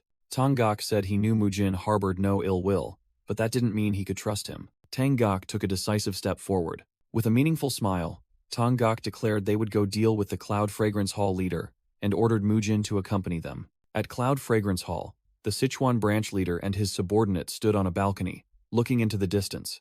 Both simultaneously sensed someone approaching. On the outskirts of Hubei province, a subordinate reported to the Sichuan branch leader that there had been no contact from the Tong clan, and even the messenger crows hadn't returned. The Sichuan branch leader pondered, worried that his spies might have been discovered. The Sichuan branch leader tapped his hand on the table, thinking about the Tyrant Blade faction, the Heavenly Merchant Guild, and Sichuan, feeling something was amiss but remaining calm. Standing on the balcony overlooking the banquet hall, he declared that the farce of these rats would end here, causing his subordinate beside him to wonder. The main doors of the banquet hall were suddenly blown open, signaling an assault. A shadowy figure dashed into the center of the banquet hall, dodging hidden weapons and attacks from the crowd. Mujin, clad in black, confronted the Cloud Fragrance Hall leader and asked directly, "Hey, are you the Cloud Fragrance Hall leader?" Mujin channeled internal energy into his fist, declaring, "Just by looking, I know you're a villain. I've come to protect the unorthodox Tyrant Chronicles, you scoundrel." The Sichuan branch leader's subordinate recognized the familiar red-gold energy he had seen at the Dragon Phoenix Summit. The subordinate identified his opponent as the Shaolin Divine Dragon, and threatened to grant him the honor of dying for their master. Mujin challenged back, "Oh, why don't you try then? Do you think I came here alone?" The Cloud Fragrance Hall leader calmly replied, "I already know." Gung appeared with a sinister smile behind the Cloud Fragrance Hall leader, while another red-eyed figure also emerged. Gung lunged forward with terrifying speed, leaving a red streak, and striking down the Sichuan branch leader's subordinate. The Cloud Fragrance Hall leader was astonished to realize it was merely an afterimage. Tangok appeared in midair, unleashing a wide-area technique called Arrow Rain. Standing amidst countless fallen enemies, Tangok called them trash, and declared only 2 remained. Mujin and Tangok divided their targets. Mujin would handle the Cloud Fragrance Hall leader, while Tangok would take care of the bodyguard. The Sichuan branch leader's subordinate sneered at having to fight a woman, but Jegal Jinhuia coldly retorted that, in terms of strength, there are only the strong and the weak. The subordinate mocked Jegal Jinhuia's power as pathetic, and said he would leave her to Tangok. Tangok threw Jegal Jinhuia towards the subordinate, and warned him not to dare touch his target. Mujin watched a blinding white light explosion erupt at the location of Jegal Jinhuia and the subordinate. Mujin observed the interrupted battle and thought to himself that, with that level of skill, both would surely perish.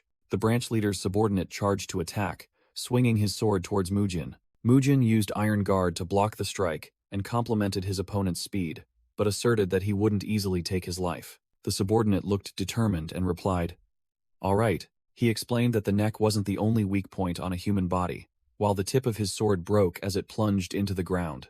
The subordinate declared he would bypass the neck and aim for another part to finish off Mujin. The subordinate spun in midair, unleashing a vicious attack towards Mujin. Mujin raised his hand to block the strike, creating a spark as their weapons collided. Struck by his opponent's kick, Mujin let out a small cry of pain.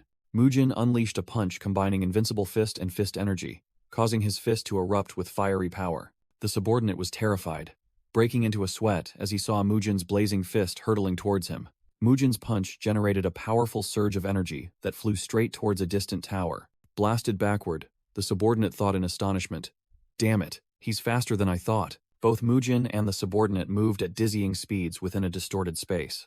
Mujin grabbed his opponent and commented on his martial arts skill. With a confident expression, Mujin said that if he possessed such skill, he must surely know more than mere small fry. Mujin delivered a devastating punch to the subordinate's face, making him scream in pain. The subordinate realized his opponent's identity and questioned, "Small fry? So you're behind the deaths of the Heavenly Merchant Guild's leader and the Sichuan branch leader?"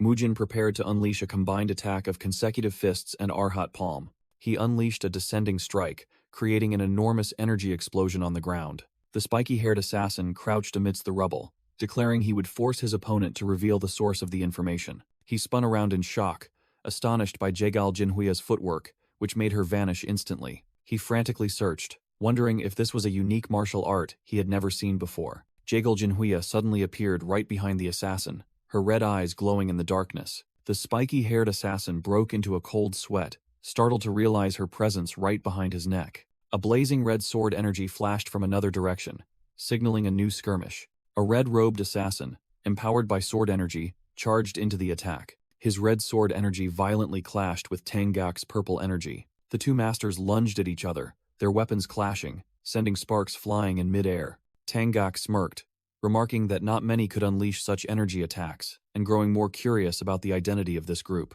The red-robed assassin coldly retorted, "A dying old man talks too much. Tangak sighed, blaming himself for revealing an opening and musing that time was truly cruel. The red-robed assassin drew his sword, making Tangak realize he had switched from hidden weapons to swordsmanship.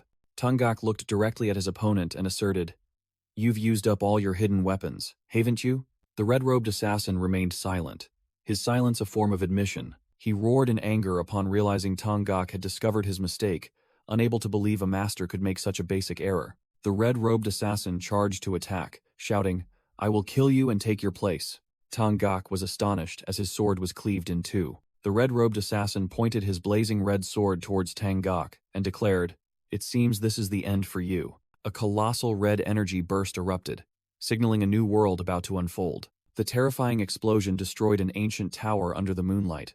Standing on the rooftop, Tangak mocked the red-robed assassin. "You should have stayed cooped up in your dark room researching poisons as always. You think you're lucky to have found us, but that won't change anything." Tangak bared his teeth in a savage grin and declared, "There is no place for you in this new era." The red-robed assassin stood in the courtyard and replied, "Firstly, it's true I was silent, because I was a bit shocked to discover I'm no longer as strong as I once was." As he swept away the poison needles with his sword, he continued that the reason he reached into his sleeve wasn't because he ran out of hidden weapons, but because he realized Tangak was weaker than he thought. Suddenly, the red-robed assassin stared in horror at his arm as a surge of purple paralyzing poison spread, frantically wondering, "Is this paralyzing poison? When did he use it?" Elsewhere, Tangak thought to himself that he would turn the brown-haired assassin into a true war dog, while the assassin was fighting Jagal Jinhuya. Tangak, in his masked form, looked at the kneeling brown-haired assassin with a challenging gaze and said, "In that case, take this." Tangak dropped a glowing pink pill into the brown-haired assassin's agape mouth. He leaned down, reassuring him sinisterly, "Don't worry. It won't kill you." The brown-haired assassin, with the pill in his mouth, struggled to ask, "What kind of medicine is this?" Tangak explained that it was a medicine he developed himself, and since the assassin had absorbed a heart elixir, he wouldn't die despite the side effects. Tangak said he would only feel a surge of energy, and immediately, the assassin's body erupted in a golden aura, astonishing Jagal Jinhuya. The narration introduced Tangak, the Dark King, as a master of poisons and medicine, who had dedicated his life to researching and creating countless remedies such as timed paralyzing poisons and interrogation serums. The narration continued to explain what the assassin had just swallowed. It was Tangak's original stimulant, capable of temporarily focusing all senses and explosively amplifying internal energy. Elsewhere, the Sichuan branch leader's subordinate drew his twin short swords, preparing for battle. He gritted his teeth, his eyes red with fury, and thought to himself, "That bastard. I've been thinking about how to block a sword strike that could pierce even the iron guard." The brown-haired assassin channeled his internal energy, thinking that with his current internal force, he could somewhat replicate his grandfather's golden sphere technique. He explained in his mind that concentrating energy into a perfect sphere increased its density and power, easily shattering the opponent's blade. The branch leader's subordinate realized in horror that he was facing the Shaolin Divine Dragon and the Dark King, desperately thinking there was no way to win. Seeing no escape, he intended to bite down on his teeth to commit suicide, but was stopped and stunned by Gung's firm arm. Gung yelled furiously, saying he had anticipated the Tai Yi sect's actions and wouldn't let the subordinate commit suicide. Amidst the chaotic scene, the Poison King approached the subordinate being restrained by Gung and Mujin, intending to retrieve the poison pill from his mouth. Suddenly, Tangak appeared and launched a vicious attack towards the Poison King. Tangak's attack created a fierce red energy explosion, right where the Poison King had been. Tangak was stunned to see that the Poison King had vanished and unexpectedly reappeared right behind him without him noticing. The Poison King, quick as lightning, used a poison-laced needle to stab Tangak's neck, causing him to cough violently and wonder about the reaction of this combination. The Poison King observed Tangak writhing on the floor, blood gushing from his mouth and eyes, then remarked that a superior poison was about to be perfected. Tangak completely lost the ability to speak as the poison ravaged his body, and the Poison King declared this another successful experiment. The brown-haired assassin anxiously asked Mujin about the side effects of the pill he had just taken, and was reassured that it would only cause a temporary burst of internal energy and fatigue for a few days. The assassin felt the rising power, astonished that it blended with his internal force and momentarily made him feel like someone on steroids. He began to panic, wondering if other spiritual elixirs were technically also drugs, but then dismissed the thought, asserting they were cultivation items. He clenched his fist, acknowledging the undeniable effectiveness of the pill, which had improved his reaction speed and stability, realizing a technique he had only envisioned in his mind. The Poison King showed amusement, remarking that the Dark King Tang Gok was not only skilled in poisons but also in medicine, something he hadn't expected. Mujin observed, his hand channeling golden light, and thought that if Tang Gok could concoct medicine, perhaps he could create other types as well. Mujin suddenly widened his eyes in horror as a terrifying possibility flashed through his mind. Mujin suddenly had an idea when thinking about a compound without toxins or side effects that boosts bodily energy. "Hey, dietary supplements."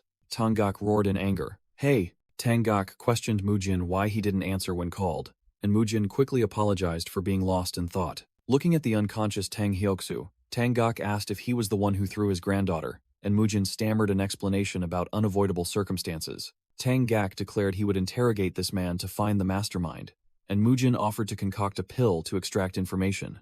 Mujin flashed a sly smile and asked if Tang Gok could do something else. Tang Gok asked in surprise, "Are you asking me?" Mujin asked if it was possible, and after a moment of thought, Tang Gok agreed to fulfill one of his requests before the scene shifted to the Tang clan headquarters. In another room, Gung asked his comrades when Mujin would return, and Chung Su replied that he would be there soon. Mukyung anxiously asked Gung if they were really okay, which surprised Gung. Gung said, with a serious expression, that it seemed Mukyung and Chung Su shared his thoughts, making Chung Su curious. Mukyung expressed doubt, wondering if they could handle what was coming after struggling to escape dangerous enemies. He continued to recall the man from the Tai sect who had yelled, "May the demons prosper," while he was punching a dummy. The image of the subordinate coughing up blood while shouting the demonic cult's slogan came to mind, and Mukyung confirmed it was their saying. Gung clenched his fists, admitting they couldn't complain for choosing to flee, but feared they had become entangled in something extremely dangerous. Chung Su remained silent, his hands steadily grinding medicinal herbs in a stone mortar.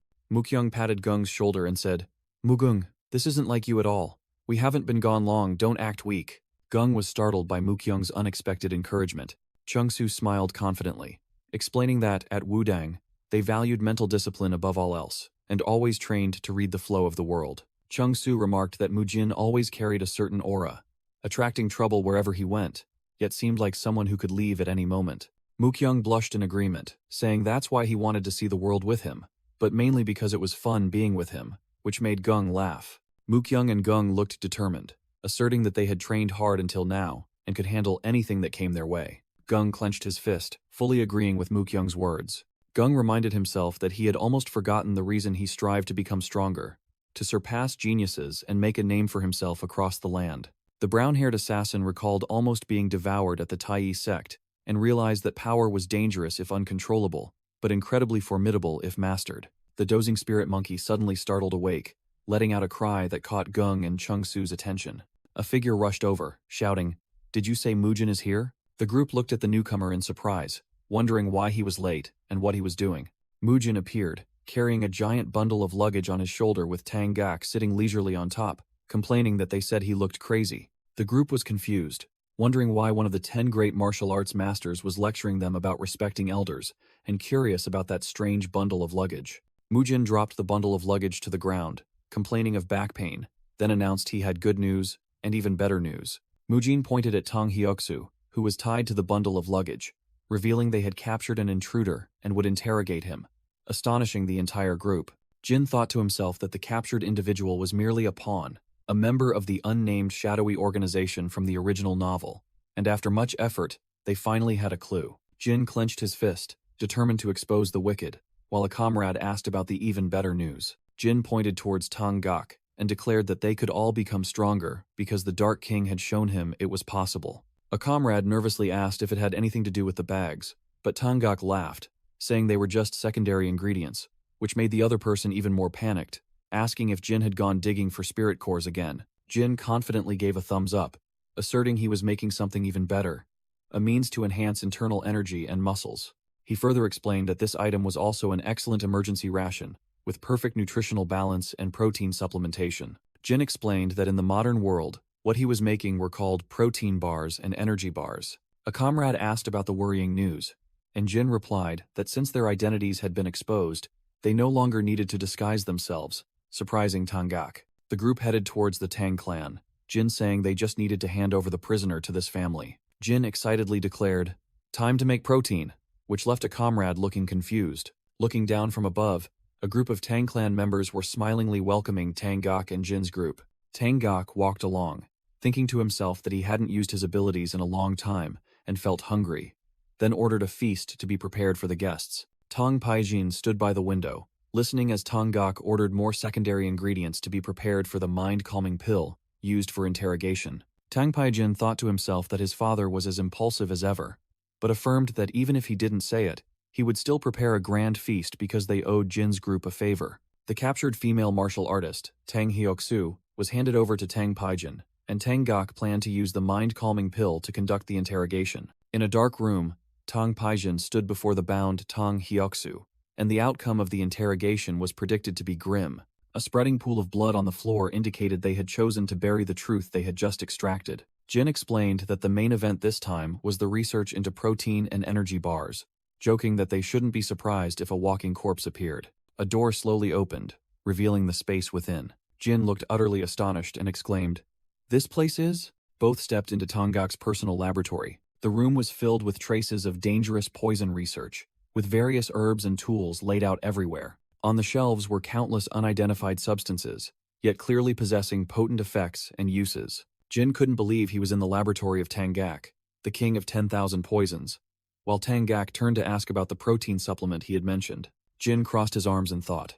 Ever since becoming Mujin, opportunities to eat real protein were rare, and secretly eating meat also had its limits. Jin smirked confidently and said, "But," Jin explained to Tang Gok that first, they had to create the foundation of protein, making the old man curiously ask what that was. Jin explained, it was a nutrient that builds muscle, and Tang Gok quickly understood it to be things like meat or egg whites. Jin thought about how Shaolin monks were forbidden from eating meat and animal milk. Then he suddenly had an idea for a food with nutritional value equivalent to meat, without requiring any killing. He explained that one of the most famous protein supplements was whey protein, whose main ingredient is milk, and fermented milk becomes cheese. Jin proposed using fermented milk or kumis from the northern nomads as the core ingredient, and Tang Gok found this idea very interesting. When Tang Gok worried that fermentation would take too long and delay the feast, Jin, while tying a red bandana, reassured him not to worry. Jin confidently declared that even if it wasn't a traditional method, he knew how to make milk curdle in the shortest time and hoped Tang Gok would help. The process of creating cheese-based protein supplements and Tang Gok's special energy bars from herbs, nuts, and honey had begun. Making energy bars was quite simple, but crafting protein was much harder because the martial arts world lacked modern processing equipment. While Jin was struggling because the mixture wouldn't blend, Tang Gok suggested trying another herb. Jin happily agreed immediately, but when Tang Gok asked how he knew these things, Jin merely stammered in reply that he had learned them while researching various things. Tang Gok laughed heartily, remarking that this was more like cooking than compounding medicine, while both felt the pressure of the difficult task. 2 days later, after working tirelessly without rest, Tang Gok carried a tray of food out of the room. Tang Paijin brought breakfast, called his father, and asked if he was going to skip a meal again. Tang Gok suddenly shoved a ration bar into his son's mouth, startling Tang Paijin. Tang Paijin chewed blankly, wondering why the food his father gave him was so delicious, while seeing Jin and Tang Gok standing behind them. Tang Gok pointed at the ration bar in his son's hand and declared this would be their future nutritional food. He named it the calorie bar, a perfect food for both emergency rations and training. Jin proudly introduced the next dish. He proudly held up a large bowl containing a white substance, declaring it was kumis and suggesting they use it for the feast. A servant placed a beautifully presented dish of meat, tomatoes, and cheese on the table, while Jin vouched for its taste. Many similar dishes were laid out, making everyone wonder if this was the kind of food Jin's people usually enjoyed. The Tang clan head and other members looked at the feast table filled with unfamiliar dishes with skepticism, wondering if they were edible. Jin explained that since time was short, he had used a simplified process, boiling milk, adding vinegar to curdle it, then straining the solids and pressing them into cheese. The Tang clan head remained skeptical about this strange-smelling dish, deeming it not as reliable as the calorie bar. Despite everyone's hesitation, Tang Somi bravely used her chopsticks to pick up a piece of cheese and taste it, astonishing her father and another member who called out her name. Tang Somi was stunned, her eyes wide with surprise at the dish's flavor. She covered her mouth, exclaiming in astonishment, praising the dish as incredibly delicious and asking if Jin had made it. Jin humbly replied that he couldn't have done it without Elder Tang Gok's help, and Tang Somi happily confirmed that the dish perfectly suited her taste. A Tang clan member drooled with desire, stammering that he wanted to try it too. Immediately, all the other Tang clan members rushed forward, demanding to eat, forcing Tang Paijin, the clan head, to yell at them for losing face in front of their guests. Thanks to Tang Somi and the hungry people, the feast could finally begin, with one person even joking that the food was so good he wouldn't care even if Tang Hyoksu died right now. After a long period of tension, everyone could finally rest. Jin ate while trying to keep his piece of cheese away from the mischievous monkey. The exhausted people took this opportunity to relax, and Tang Somi happily fed a piece to Elder Tang Gak. Jin's companions also happily enjoyed the lavish feast. The festivities continued from day until late into the night. Someone curiously asked Jin about the protein dish, and he just smiled, replying that they would understand soon enough. It wasn't until close to dawn that the banquet hall gradually grew quiet. After the satisfying feast, Mukyung and Gung fell asleep right at the table, while the little monkey also let out a long yawn. Two members of Jin's group whispered behind the screen, remarking that the divine thief's martial arts truly lived up to their reputation. Jin sat reading the secret manual, analyzing two martial arts: phantom steps, a lightness skill that leaves no trace, and shadow blending art, a technique to merge with shadows to erase one's presence. The group discussed the new martial art. Gung thought it didn't suit them, but Jin said there was no harm in learning more, especially considering their future journeys. Jin told Mukyung that they would learn it together later, but for now, he had to go meet Elder Tang Gak. As Jin walked, he mused that the joyful moments were good, but what needed to be done still had to be done. Jin arrived at a courtyard where Tang Pajin and Tang Gak stood beside a corpse covered with a white cloth, and announced that this was a serious matter. A hand-emitting purple energy was placed on the corpse, indicating that the enemy had used a type of martial art never seen before. Tang Paijin gravely explained that, within their meridians was a strange energy flow that wasn't pure internal energy, to the point where he didn't know if it should even be called a martial art. Jin was startled by the information about an energy type other than internal energy, while Tang Paijin added more about the rules and codes they used. Tang Paijin declared that they had identified the organization these individuals belonged to, astonishing Jin. Jin hastily asked for their identity. Tang Paijin and Tang Gak exchanged glances with extremely serious expressions. Tang Paijin revealed the organization's name was New Heaven and Earth, explaining that based on Jin's information and the events in Sichuan, they were preparing their plans across the Central Plains. Images of dark hands reaching out to the world appeared as Tang Paijin analyzed that the name New Heaven and Earth indicated their goal was to plunge the world into chaos and become the New Heaven and Earth themselves. Jin exclaimed New Heaven and Earth in shock, wondering if this was some crazy cult. Tang Paijin affirmed that they were causing chaos not only in Sichuan, but also in other regions. He concluded that with their power and national scale of operations, this organization was far larger than they had imagined. Jin sighed, deducing that they planned to incite conflict among the orthodox sects to weaken them, then strike at the perfect moment to dominate the entire martial world, and bitterly recalled their third principle: we are everywhere. Tang Paijin wondered how to inform the Qingcheng and Ma sects, as he was certain that spies were also lurking there. With a tense expression, Tang Paijin realized that those two sects had actually been acting as an alliance. In a flashback, the Qingcheng sect elder proposed forming an alliance of the 5 great clans to counterbalance Shaolin and Wudang, which were currently embroiled in scandal. At the gathering of the Sichuan sect leaders, everyone agreed to the proposal of forming an alliance. The Ma sect leader asked the Qingcheng sect elder about discussing the normalization of Sichuan, and he happily agreed. The two leaders looked at each other and exchanged sinister smiles, revealing a dark conspiracy. Back in the present, Tang Paijin let out a bitter laugh. Having fully understood the situation, Tang Gak suddenly appeared, sternly stating that no one could accomplish great deeds alone, and urged Tang Paijin to make a decision. Jin stepped forward and agreed. He's right, father. Tang Paijin turned to Jin, saying he had a favor to ask of him. He solemnly asked Jin if he could forge a connection between the Shaolin Temple and the Tang clan. In Jin's group's guest room, he recounted the entire situation and proposed a plan to send a message to Shaolin through the Sichuan branch of the Heavenly Merchants Guild. The entire group agreed that the issue of the New Heaven and Earth organization was too vast for them to handle alone, and needed to be reported. Duolqian remarked that contrary to rumors, the Tang clan members were actually very kind, and he believed the Shaolin, Abbot, and Elder Hyonsong would understand their intentions. Duolqian's eyes gleamed with deep contemplation. He recalled the teachings of a past master, that the world was vast and he should go out to broaden his horizons. Gung suddenly spoke up, asking if he could send a message to the Wudang sect. Surprising another companion, Duolqian asked for the reason in surprise.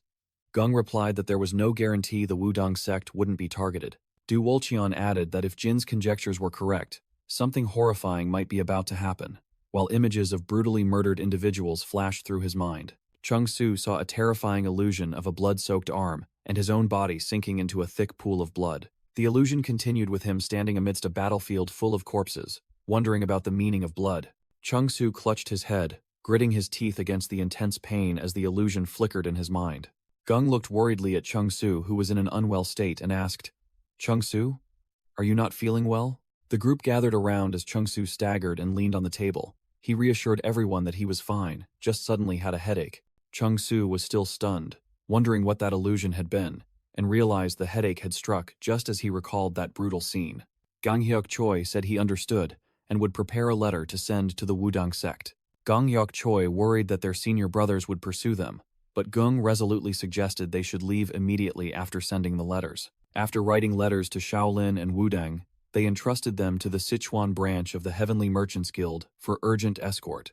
A companion turned to ask Gang Hyuk Choi about sending the remaining letter. Gang Hyuk Choi replied that the letter would be given to Ryu Seolhwa when she arrived, and the scene shifted to a lush, mountainous region. Gang Hyuk Choi led the group through a secret passage, explaining that the Tang clan had built these paths long ago for emergencies. Tang Paijin, along with Tang clan members and his daughter Tang Somi, were already waiting.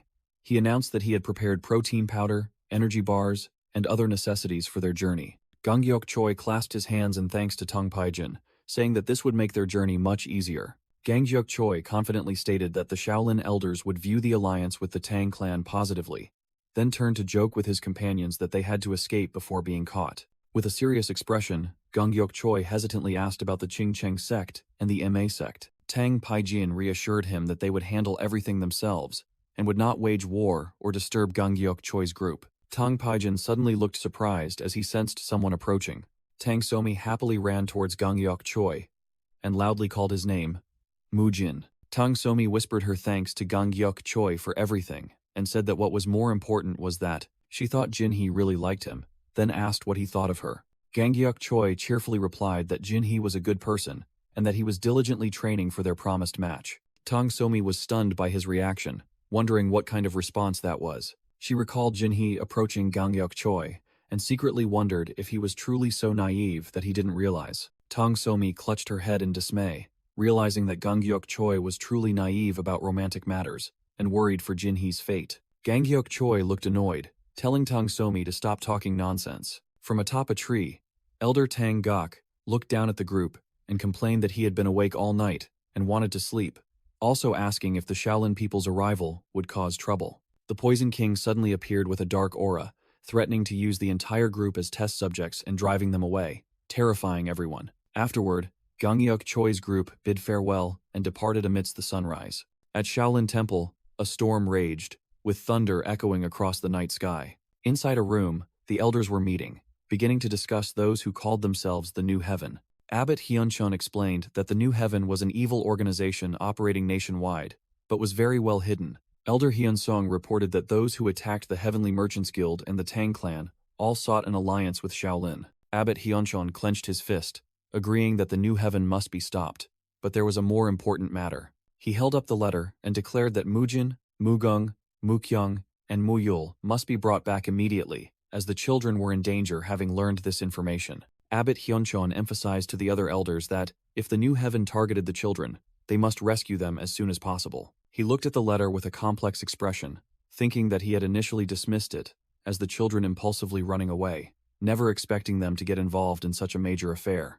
Abbot Hyunchon decided that the top priority was to bring the children back, assigning the task to External Affairs Hall leader Hyun and contacting the Heavenly Merchants Guild regarding the medical practitioners. A Shaolin disciple worriedly wondered how to report the situation to Elder Hyunsong, fearing he would be very anxious. Elder Hyunsong pondered in silence. Standing on a rocky outcrop, Elder Hyunsong sensed the scent of blood growing stronger and thought to himself. From now on, Elder Hyunsong recalled the image of Mujin and his group, silently vowing that things wouldn't be easy, but he trusted that Mujin would overcome it and return safely. Elsewhere, thunder echoed over a gloomy edifice, and a voice resounded, "Do your utmost, then accept fate." A subordinate trembled, prostrating himself on the ground. reporting that the situation at Yunxiang Hall was not good at all. A blood-soaked hand grabbed another man's head, making him groan in pain. A shadowy figure with glowing red eyes mercilessly crushed the victim's head and declared that a minor mistake would not ruin the grand plan. The shadowy figure affirmed that the Sichuan campaign would continue. The shadowy figure ordered his subordinate to summon 6 captains, excluding the captain of Yunxiang Hall. He thought to himself that even the 7th captain's fall proved the Tang clan's Dark King had made a move. The shadowy figure walked through a pool of blood, muttering to himself that they only needed to change so that even heaven itself couldn't stop them. He declared that the moment to complete the plan, passed down for hundreds of years, was fast approaching.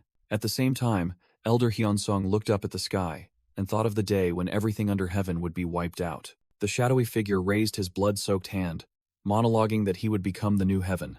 And the time had come. The shadowy figure's glowing red eyes flashed as he decided it was time for him to act. In Sichuan province, before the Tang clan's gates, a voice asserted that by law, all matters in Sichuan. Tang clan head Tang Paijin continued, must be resolved in Sichuan. A group of other Sichuan sect leaders stood with their arms crossed, looking displeased, questioning what Shaolin Temple and the Heavenly Merchants Guild were doing here, and if they were disregarding Sichuan's rules. Lady Ryu Seolhwa smiled gracefully, clasped her hands in apology, and explained, the Heavenly Merchants Guild is only here to provide medical treatment services. She continued that they had heard many people here were suffering from musculoskeletal ailments. The Qingcheng sect elder angrily shouted, asking if they truly intended to interfere in Sichuan's affairs, but Grandmaster Hyun Hyun stepped forward and asserted that Shaolin had no such intention. With a stern face, Grandmaster Hyun Hyun declared that, however, they also could not stand by and watch a meaningless war erupt. The Sichuan sect leaders, including the Qingcheng sect elder, all recoiled in fear before Grandmaster Hyun Hyun's overwhelming aura. The Qingcheng sect elder fearfully took a step back. As he led his people away, the Qingcheng sect elder shouted a warning that next time it wouldn't be so simple, while Grandmaster Hyun Hyun smiled as he saw them off. Tang clan head Tang Paijin admired how Grandmaster Hyun Hyun had repelled the sects with just his aura. Grandmaster Hyun Hyun then immediately asked about Mujin's whereabouts, but the Tang clan head seemed hesitant. One of Mujin's companions approached and whispered to Lady Seolhwa that warrior Kang Hyuk asked him to convey a message to her. Lady Seolhwa looked surprised at the letter in the green envelope she had just received. The letter began with a greeting inquiring about Lady Seolhwa's health, while in the background, Grandmaster Hyun Hyun was complaining to the Tang clan head that he couldn't find Mujin anywhere. Lady Seolhwa continued reading the letter, in which Mujin explained that he was busy with many things and thus couldn't visit yet. She read on. Mujin promised that when the day they met again arrived, he would give advance notice. Lady Seolhwa smiled brightly as she read to the end of the letter, where Mujin signed his name and wished her peace. The scene shifted to a peaceful trail amidst a lush green forest. Mujin was biting into a piece of dried meat while resting. Gung told the group that they had traveled far enough that the senior monks wouldn't catch up immediately, and suggested they stop to let the horses rest a bit. The group stood by the carriage. A companion asked where they were, and assumed Mujin, their guide, must know. Mujin irritably unfolded the map and grumbled that he hadn't had a chance to look at it because everyone kept rushing him. Mujin pointed at the map and identified their location as Guangxi Province. Gung and another companion looked confused, saying they had never heard of that name. Mujin explained that it was because Guangxi was the territory of unorthodox sects. Mujin's entire group recoiled in shock, shouting in horror upon realizing they had entered demonic territory. With an annoyed expression, Mujin reminded them that they were the ones who had rushed him to go fast without letting him look at the map. Gung and his companion hastily explained that they did so because they feared the Shaolin elders would pursue them. Mujin sternly admitted that Shaolin showed no mercy, and that he had intentionally led everyone here. Mujin revealed his plan: to go to Guangxi to recruit an ally and eliminate members of the New Heaven and Earth faction along the way. He tried to reassure everyone with a forced smile, stating that there was nothing to fear in broad daylight. Encouraged, Gung and his companion agreed that Guangxi was still inhabited, and encounters with bandits weren't common. From within the bushes, a mysterious figure was observing Mujin's group resting by the carriage. A ferocious bandit gang appeared, mocking why monks were wandering in their territory, and considering it a gift from Buddha. Mujin and his companions were stunned to see the bandits appear incredibly quickly, right after they had just mentioned them. The bandit leader, a large, bald man with a thick beard, introduced himself as Myang Rang, the crazed bear, the nightmare of Guangxi province. A sudden punch landed squarely on Myang Rang's face. Myang Rang fell backward, shouting curses at Buddha for letting him encounter this group. Mujin's companions stood frozen, astonished by how quickly things had unfolded. Rong, with a bruised face, teary-eyed, admitted his foolishness. When Rong praised them as extraordinary individuals, Mujin casually replied, "It's not that, you're just weak." One of Mujin's companions looked at the defeated bandits and wondered, "Anyway, what should we do with these guys?" Gung spoke up, reminding them of Buddhist compassion. But Mujin cut him off and fell into thought. Mujin thought to himself that with only a few people, it wouldn't be enough to deal with the New Heaven Alliance in Guangxi. He turned to the trembling bandit leader and called out, "Hey, you're Rong, right?" With a meaningful smile, Mujin asked Rong about the largest bandit stronghold in this area. The scene shifted to a heavily fortified village, introduced as the Great Tiger Stronghold, the largest stronghold in Guangxi. Mujin's group, led by a person with a fur cloak over their shoulders, steadily advanced. They confidently strode along the dirt path leading to the bandits' stronghold. Two guards of the Great Tiger Stronghold warily watched the group of strangers approaching the main gate. A guard shouted loudly, threatening, "Who are you people? This is the territory of the Great Tiger Stronghold. If you value your lives, get out now." Gung pointed his thumb at his chest with full confidence. He strained his neck and shouted loudly, declaring, "We are the Black Bear faction." Gung boldly declared their purpose. "Today, we have come to seize the Great Tiger Stronghold." In a flashback, a companion asked in a panic, "What? We're going to pretend to be bandits?"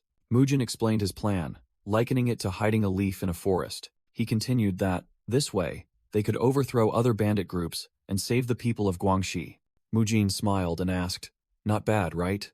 But Gung firmly replied, "I refuse." Gung crossed his arms, sternly declaring, "I am a proud disciple of the great Shaolin temple. I will not pretend to be a bandit." Back in the flashback, Mujin and another companion looked at Gung with helpless expressions, calling his name in exasperation. In the flashback, Mujin looked at Gung and said, "Do this, and you'll be the leader." Gung blushed, awkwardly repeating, "Leader?" Currently Gung, in bandit attire with a fur cloak, roared, "I am the leader of the Black Bear faction, the Bear Fist Destroyer. Come out and face me, Great Tiger Stronghold Master." The bandits at the gate scoffed. What an arrogant bunch of insects. A large hand suddenly grabbed the head of the speaking bandit. A giant with disheveled hair wearing a tiger skin cloak appeared, coldly ordering, "Move aside." The Great Tiger Stronghold leader stepped out to face Gung's group. Gung broke into a sweat, thinking in astonishment, "He's too big." The Great Tiger Stronghold leader narrowed his eyes, thinking, "I've never heard of this Black Bear faction." He mocked Gung, asking why he should participate in a childish game where leaders fight each other for ownership of the stronghold. The bandits behind him smirked, declaring they were Greenwood outlaws, and Greenwood outlaws only knew how to plunder. The Great Tiger Stronghold leader declared that what they were about to take were the lives of these fools, while the crowd of bandits brandished their weapons and charged. A moment later, the Great Tiger Stronghold leader knelt on the ground, his face bruised and battered, trembling as he uttered, "Esteemed heroes, you are truly wise."